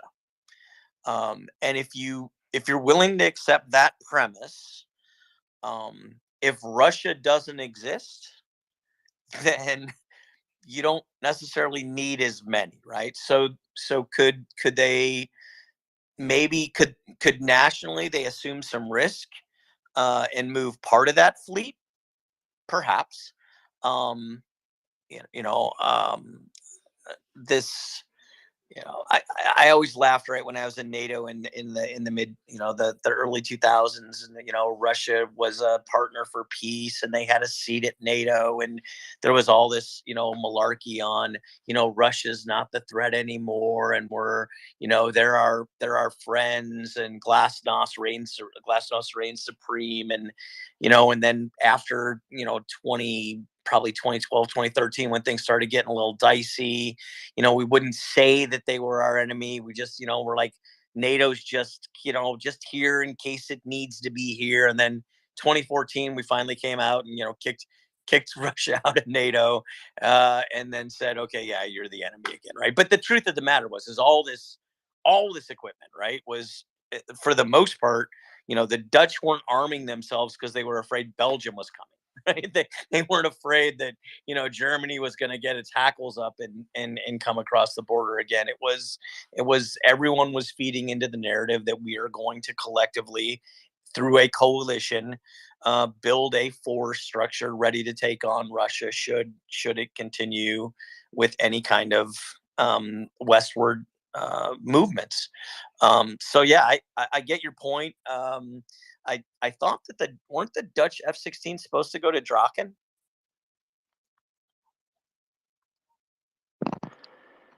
It's a complicated picture. There's any number of sources that you can look at. I mean, yesterday, for example, I can't speak to that one specifically. I don't know. I think I had heard to Draken, maybe the number that I might have run into was 14. I believe it's not a tremendous number. The Dutch have already transferred quite a few of theirs. The Belgians should have a significant number in storage, but then you're talking about aircraft that are of different levels of modernization, and it gets a little complicated that way. And as far as I know, the Dutch are in the process of replacing them, and I take your point from that doesn't mean they have a squadron available right now. It means they are receiving production F-35s, and they are in the middle of doing that transition. That takes time, and they wouldn't be able to just, right? That's what you were saying. They wouldn't be able to just say, okay, let's just here's 20 F-16s, take them. They have to consider their taskings as well, right? Sure. I mean, but if you're willing to think out of the box for just a little bit, right? And I'm not saying this isn't you personally. This is the collective you, us, right? If the West is, it's probably a better answer, right? If the West is willing to think collectively out of the box, right?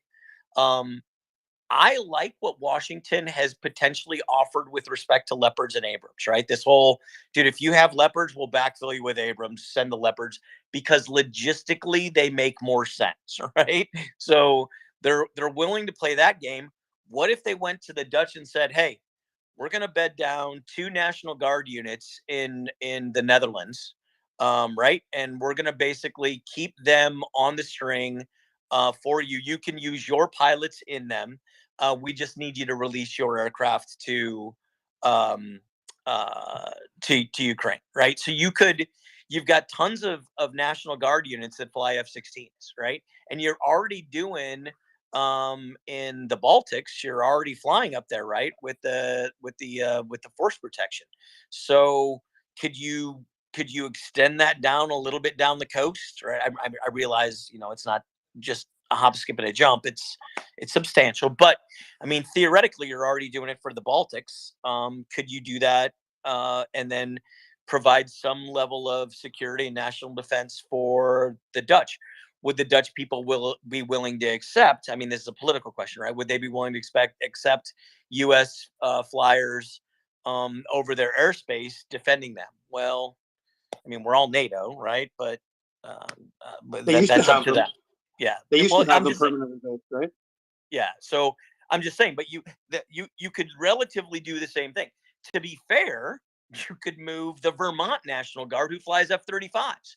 You could move them into the Netherlands, and then actually, as they bed down, you've got Vermont National Guard F-35 pilots talking to transition pilots from the Netherlands who are going to be flying F-35s, and you actually can accelerate that training timeline, right? Which that's really cool. So yeah, there's a lot of options on the table, but you have to be.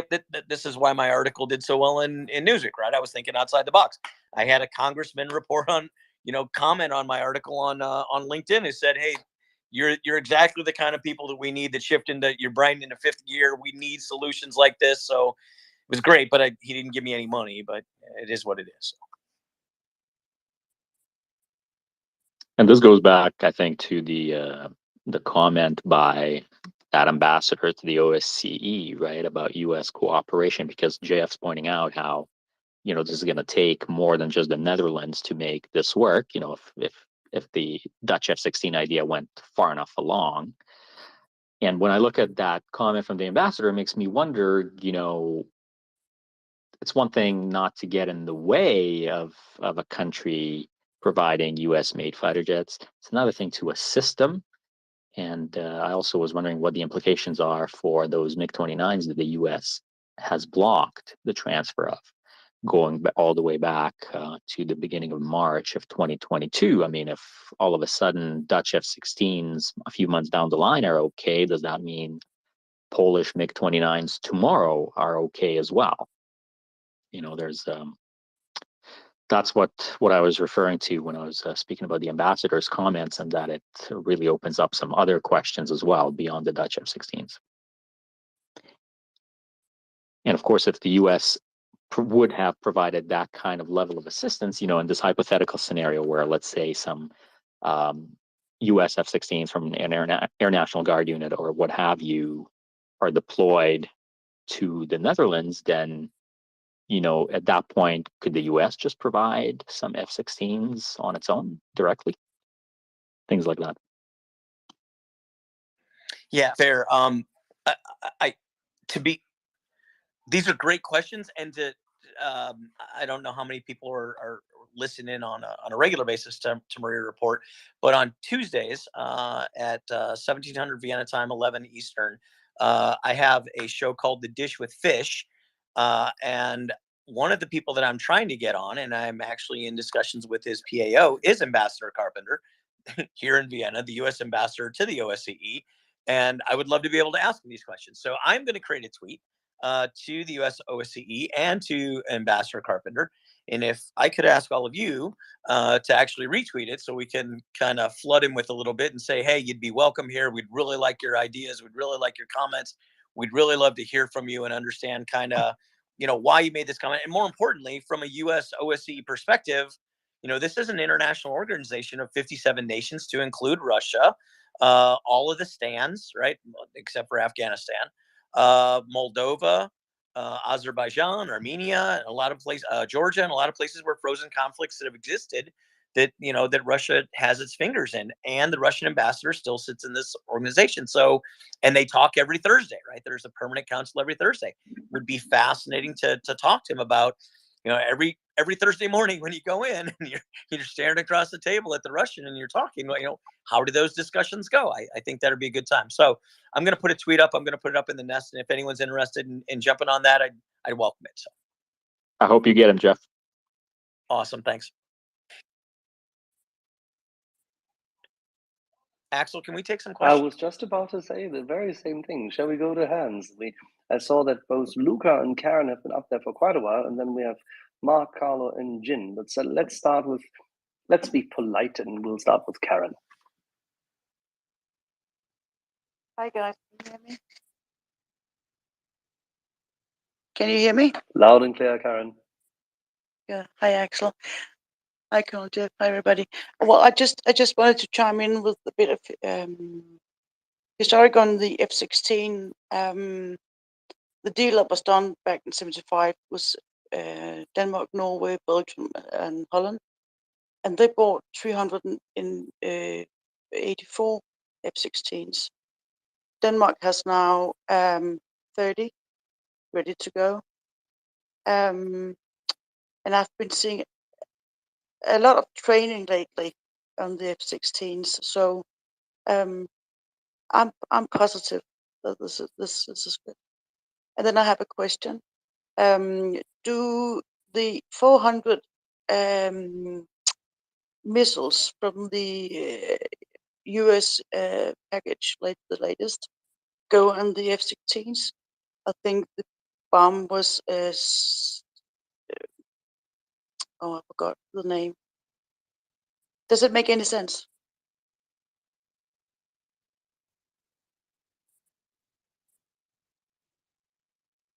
You lost me there, Karen, a little.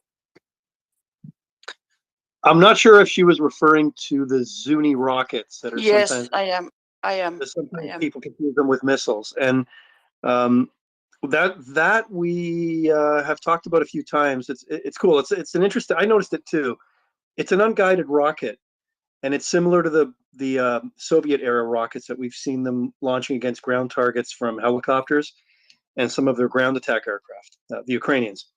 So to me, it indicates that maybe Alex knows more about this. That it may be indicating concern about stocks, Ukrainian stocks of those weapons, because they've been using them a lot.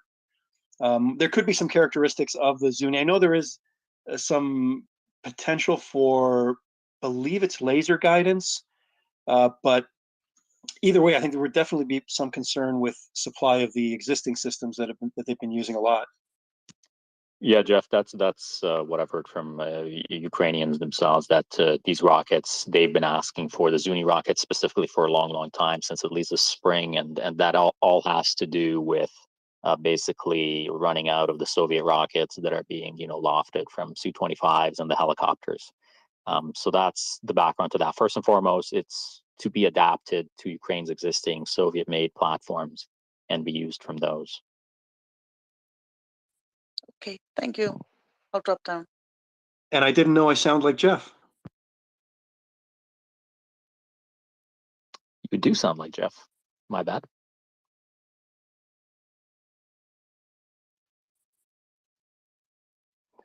Jeff, I'll be right back. I need 15 minutes.